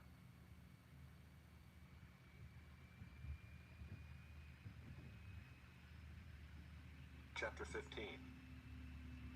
The allotment for the tribe of the people of Judah according to their clans reached southward to the boundary of Edom, to the wilderness of Zin at the farthest south. And their south boundary ran from the end of the Salt Sea, from the bay that faces southward. It goes out southward of the ascent of Akrabim, passes along to Zin, and goes up south of Kadesh Barnea along by Hezron, up to Edar, turns about to Karka, passes along to Asmon, goes out by the brook of Egypt, and comes to its end at the sea. This shall be your south boundary, and the east boundary is the Salt Sea, to the mouth of the Jordan. And the boundary on the north side runs from the bay of the sea at the mouth of the Jordan. And the boundary goes up to Beth Hoglah, and passes along the north of Beth Arabah. And the boundary goes up to the stone of Bohan the son of Reuben. And the boundary goes up to Deber from the valley of Achor, and so northward, turning toward Gilgal, which is opposite the ascent of Adumim, which is on the south side of the valley. And the boundary passes along to the waters of En-Shemesh, and ends at En-Rogel. Then the boundary goes up by the valley of the son of Hinnom, at the southern shoulder of the Jebusite, that is Jerusalem. boundary goes up to the top of the mountain that lies over against the valley of Hinnom on the west, at the northern end of the valley of Rephaim. Then the boundary extends from the top of the mountain to the spring of the waters of Nephtoah, and from there to the cities of Mount Ephron. Then the boundary bends around to Baalah, that is Kiriath Jearim. And the boundary circles west of Baalah to Mount Seir, passes along to the northern shoulder of Mount Jearim, that is Kesalon, and goes down to Beth Shemesh, and passes along by Timnah. The boundary goes out to the shoulder of the hill north of Ekron. Then the boundary bends around to Shikharon, and passes along to Mount Baalah, and goes out to Jabneel. Then the boundary comes to an end at the sea. And the west boundary was the great sea with its coastline. This is the boundary around the people of Judah according to their clans. According to the commandment of the Lord to Joshua, he gave to Caleb the son of Jephunneh a portion among the people of Judah, Kiriath Arba, that is Hebron. Arba was the father of Anak. And Caleb drove out from there the three sons of Anak, Sheshai, and Ahiman, and Talmai, the descendants of Anak. And he went up from there against the inhabitants of Debir. Now the name of Debir formerly was Kiriath Sepher. And Caleb said, whoever strikes Kiriath Sepher and captures it, to him will I give Achsah my daughter as wife. And Othniel the son of Kenaz, the brother of Caleb, captured it. And he gave him Achsah his daughter as wife. When she came to him, she urged him to ask her father for a field. And she got off her donkey, and Caleb said to her, what do you want? She said to him, give me a blessing. Since you have given me the land of the Negev, give me also springs of water. And he gave her the upper springs and the lower springs. This is the inheritance of the tribe of the people of Judah according to their clans. The cities belonging to the tribe of the people of Judah in the extreme south toward the boundary of Edom were Kabzeel, Eder, Jagur, Kinah, Dimonah, Adadah, Kedesh, Azor, Ithnan, Ziph, Telam, Bealoth, Hazor Hadathah, Kiriath Hezron, that is Hazor, Amam, Shema, Moladah, Hazar Gaddah, Heshmon, Beth Pelet, Hazar Shual, Beersheba, Biziothiah, Baalah, Ayim, Ezem, Eltolad, Kisel, Hormah, Ziklag, Madmannah, Sansannah, Lebaoth, Shillam, Ain, and Rimmon, in all 29 cities with their villages, and in the lowland, Eshtaol, Zorah, Ashna, Zanoah, and Ganim, Tappuah, Enam, Jarmuth, Adullam, Soko, Azekah, Shearaim, Adathaim, Gadira, Gederothaim, 14 cities with their villages, Zenan, Hadashah, Migdal-gad, Dilion, Mizpah, Joktheel, Lachish, Bozkath, Eglon, Kabon, Lamam, Kitlish, Gederoth, Beth-dagon, Naamah, and Makkedah, 16 cities with their villages, Libnah, Ether, Ashan, Iftah, Ashna, Nezib, Keilah, Achzib, and Mareshah, 9 cities with their villages. Ekron with its towns and its villages, from Ekron to the sea, all that were by the side of Ashdod with their villages. Ashdod its towns and its villages. Gaza its towns and its villages, to the brook of Egypt and the great sea with its coastline. And in the hill country, Shamir, Jadder, Soko, Dana, Kiriath-Sanah, that is Debir, Anab, Eshtemoh, Anim, Goshen, Holon, and Gilo, 11 cities with their villages. Arab, Dumah, Eshan, Janim, Beth-tappuah, Aphekah, Umtah, Kiriath Arba, that is Hebron, and Zihor, 9 cities with their villages. Maon, Carmel, Ziph, Juttah, Jezreel, Jokdeam, Zanoah, Cain, Gibeah, and Timnah, 10 cities with their villages. Halhol, Beth-zur, Gedor, Maarath, Beth-anoth, and Eltekon, 6 cities with their villages. Kiriath Baal, that is Kiriath Jearim, and Rabbah, 2 cities with their villages. In the wilderness, Beth Araba, Middin, Sekaka, Nibshan, the city of salt, and in Gedai, 6 cities with their villages. But the Jebusites, the inhabitants of Jerusalem, the people of Judah could not drive out. So the Jebusites dwell with the people of Judah at Jerusalem to this day. Chapter 16. The allotment of the people of Joseph went from the Jordan by Jericho, east of the waters of Jericho, into the wilderness, going up from Jericho into the hill country to Bethel. Then going from Bethel to Luz, it passes along to Adaroth, the territory of the Archites. Then it goes down westward to the territory of the Japhletites, as far as the territory of Lower Beth-horon, then to Gezer, and it ends at the sea. The people of Joseph, Manasseh, and Ephraim received their inheritance. The territory of the people of Ephraim by their clans was as follows. The boundary of their inheritance on the east was Adaroth Adar, as far as Upper Beth-horon, and the boundary goes from there to the sea. On the north is Mikmethath. Then on the east the boundary turns around toward Taanath Shiloh, and passes along beyond it on the east to Genoa. Then it goes down from Genoa to Adaroth and to Naarah, and touches Jericho, ending at the Jordan. From Tappuah the boundary goes westward to the brook Cana, and ends at the sea. Such is the inheritance of the tribe of the people of Ephraim by their clans, together with the towns that were set apart for the people of Ephraim within the inheritance of the Manassites, all those towns with their villages.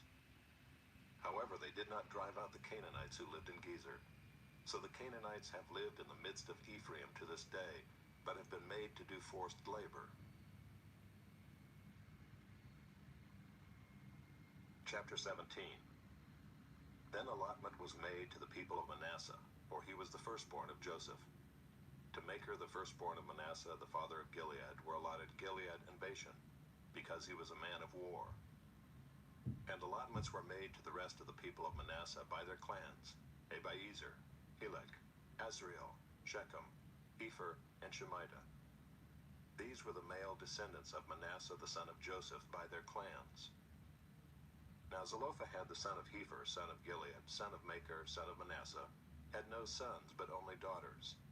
And these are the names of his daughters: Mahlah, Noah, Hoglah, Milcah, and Tirzah. They approached Eleazar the priest and Joshua the son of Nun and the leaders and said, "The Lord commanded Moses to give us an inheritance along with our brothers." So according to the mouth of the Lord he gave them an inheritance among the brothers of their father.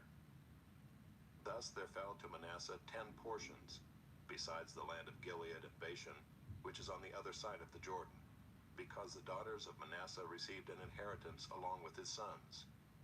The land of Gilead was allotted to the rest of the people of Manasseh.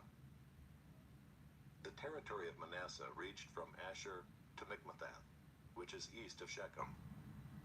Then the boundary goes along southward to the inhabitants of Tappuah. The land of Tappuah belonged to Manasseh, but the town of Tappuah on the boundary of Manasseh belonged to the people of Ephraim. Then the boundary went down to the brook Cana. These cities to the south of the brook, among the cities of Manasseh, belonged to Ephraim. Then the boundary of Manasseh goes on the north side of the brook and ends at the sea, the land to the south being Ephraim's, and that to the north being Manasseh's, with the sea forming its boundary. On the north Asher is reached, and on the east Issachar. Also in Issachar and in Asher Manasseh had Bethshean and its villages, and Ibleam and its villages, and the inhabitants of Dor and its villages, and the inhabitants of Endor and its villages, and the inhabitants of Taanach and its villages, and the inhabitants of Megiddo and its villages. The third is Naphath. Yet the people of Manasseh could not take possession of those cities, but the Canaanites persisted in dwelling in that land. Now when the people of Israel grew strong, they put the Canaanites to forced labor, but did not utterly drive them out. But then the people of Joseph spoke to Joshua, saying, "Why have you given me but one lot and one portion as an inheritance, although I am a numerous people, since all along the Lord has blessed me?" And Joshua said to them, If you are a numerous people, go up by yourselves to the forest, and there clear ground for yourselves in the land of the Perizzites and the Rephaim, since the hill country of Ephraim is too narrow for you. The people of Joseph said, The hill country is not enough for us, yet all the Canaanites who dwell in the plain have chariots of iron, both those in Beth-shean and its villages, and those in the valley of Jezreel. Then Joshua said to the house of Joseph, to Ephraim and Manasseh, You are a numerous people and have great power. You shall not have one allotment only, but the hill country shall be yours. For though it is a forest, you shall clear it and possess it to its farthest borders. For you shall drive out the Canaanites, though they have chariots of iron, and though they are strong. Chapter 18. Then the whole congregation of the people of Israel assembled at Shiloh and set up the tent of meeting there. The land lay subdued before them. There remained among the people of Israel 7 tribes whose inheritance had not yet been apportioned. So Joshua said to the people of Israel, How long will you put off going in to take possession of the land which the Lord, the God of your fathers, has given you? Provide 3 men from each tribe, and I will send them out, that they may set out and go up and down the land.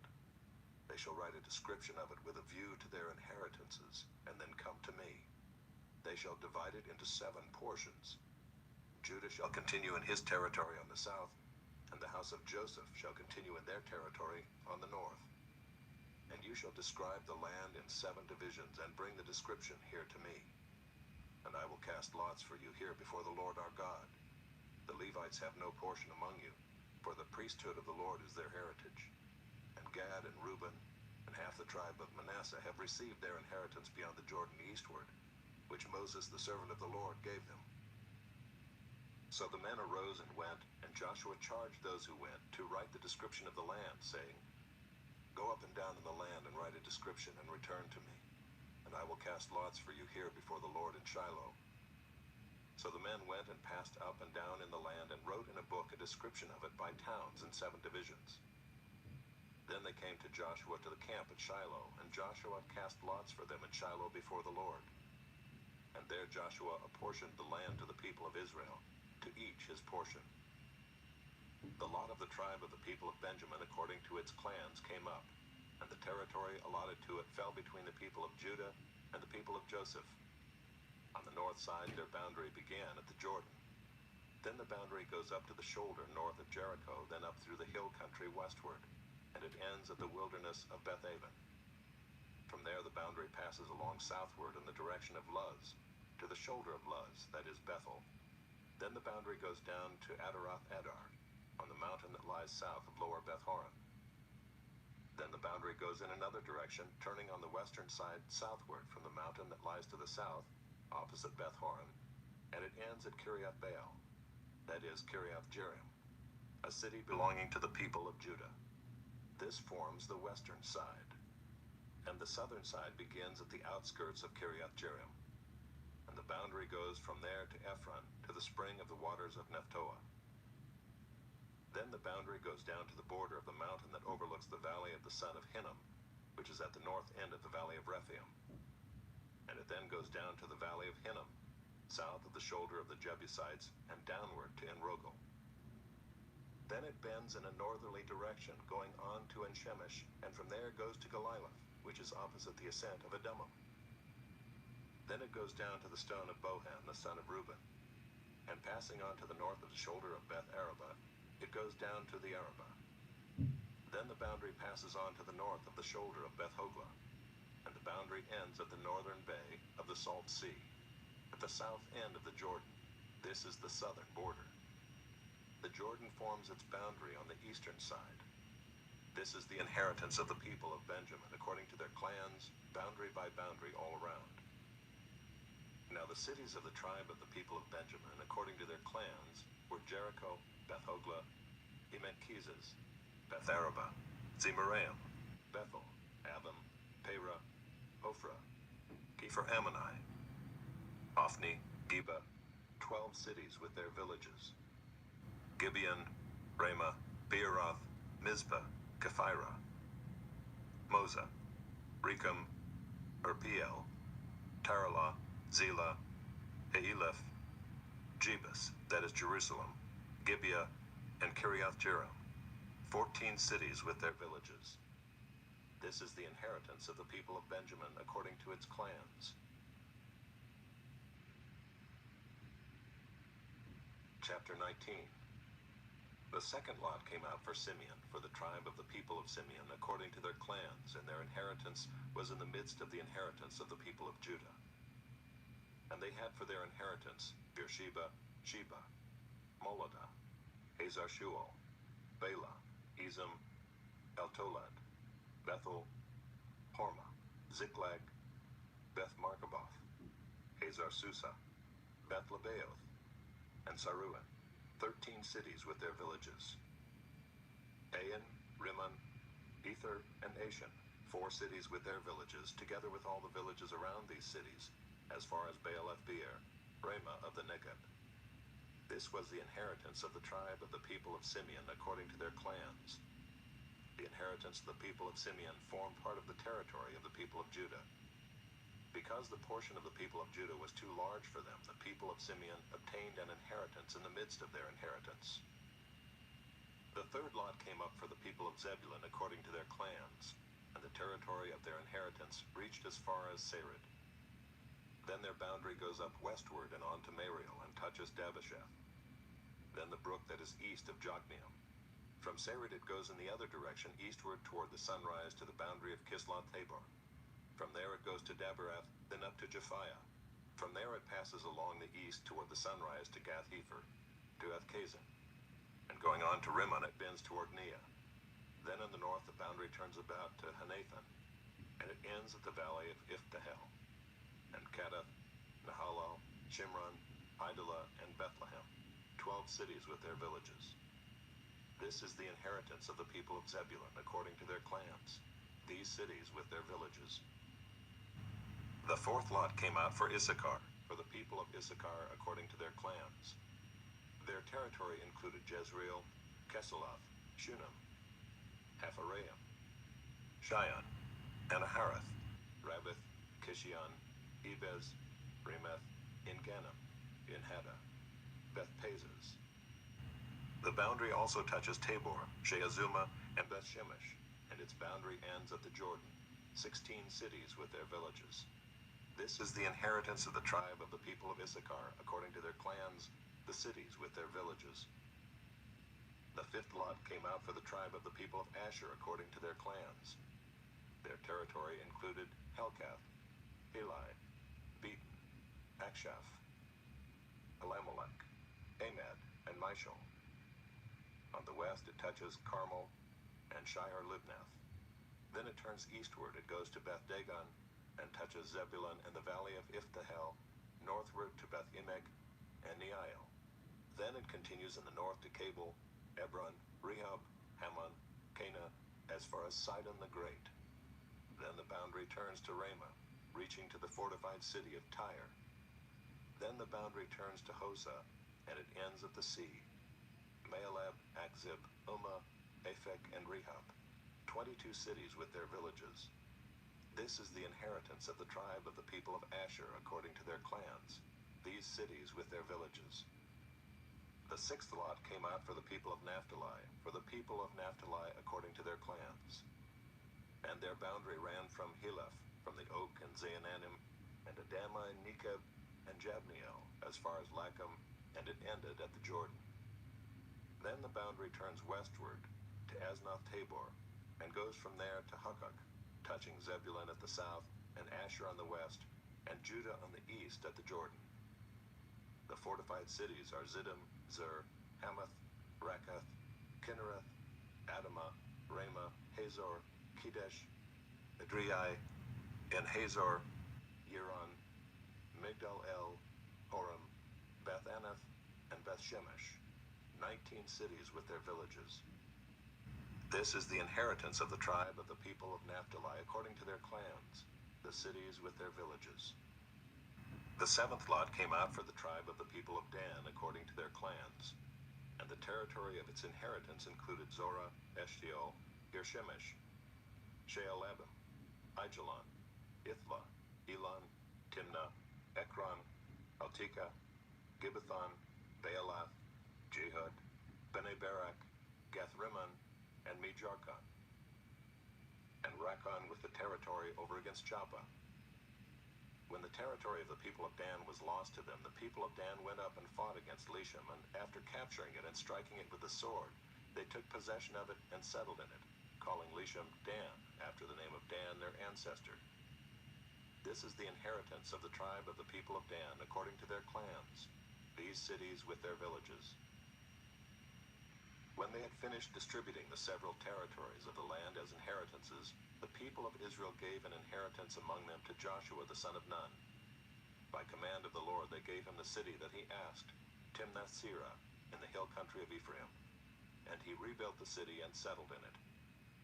These are the inheritances that Eleazar the priest and Joshua the son of Nun and the heads of the fathers' houses of the tribes of the people of Israel distributed by lot at Shiloh before the Lord, at the entrance of the tent of meeting.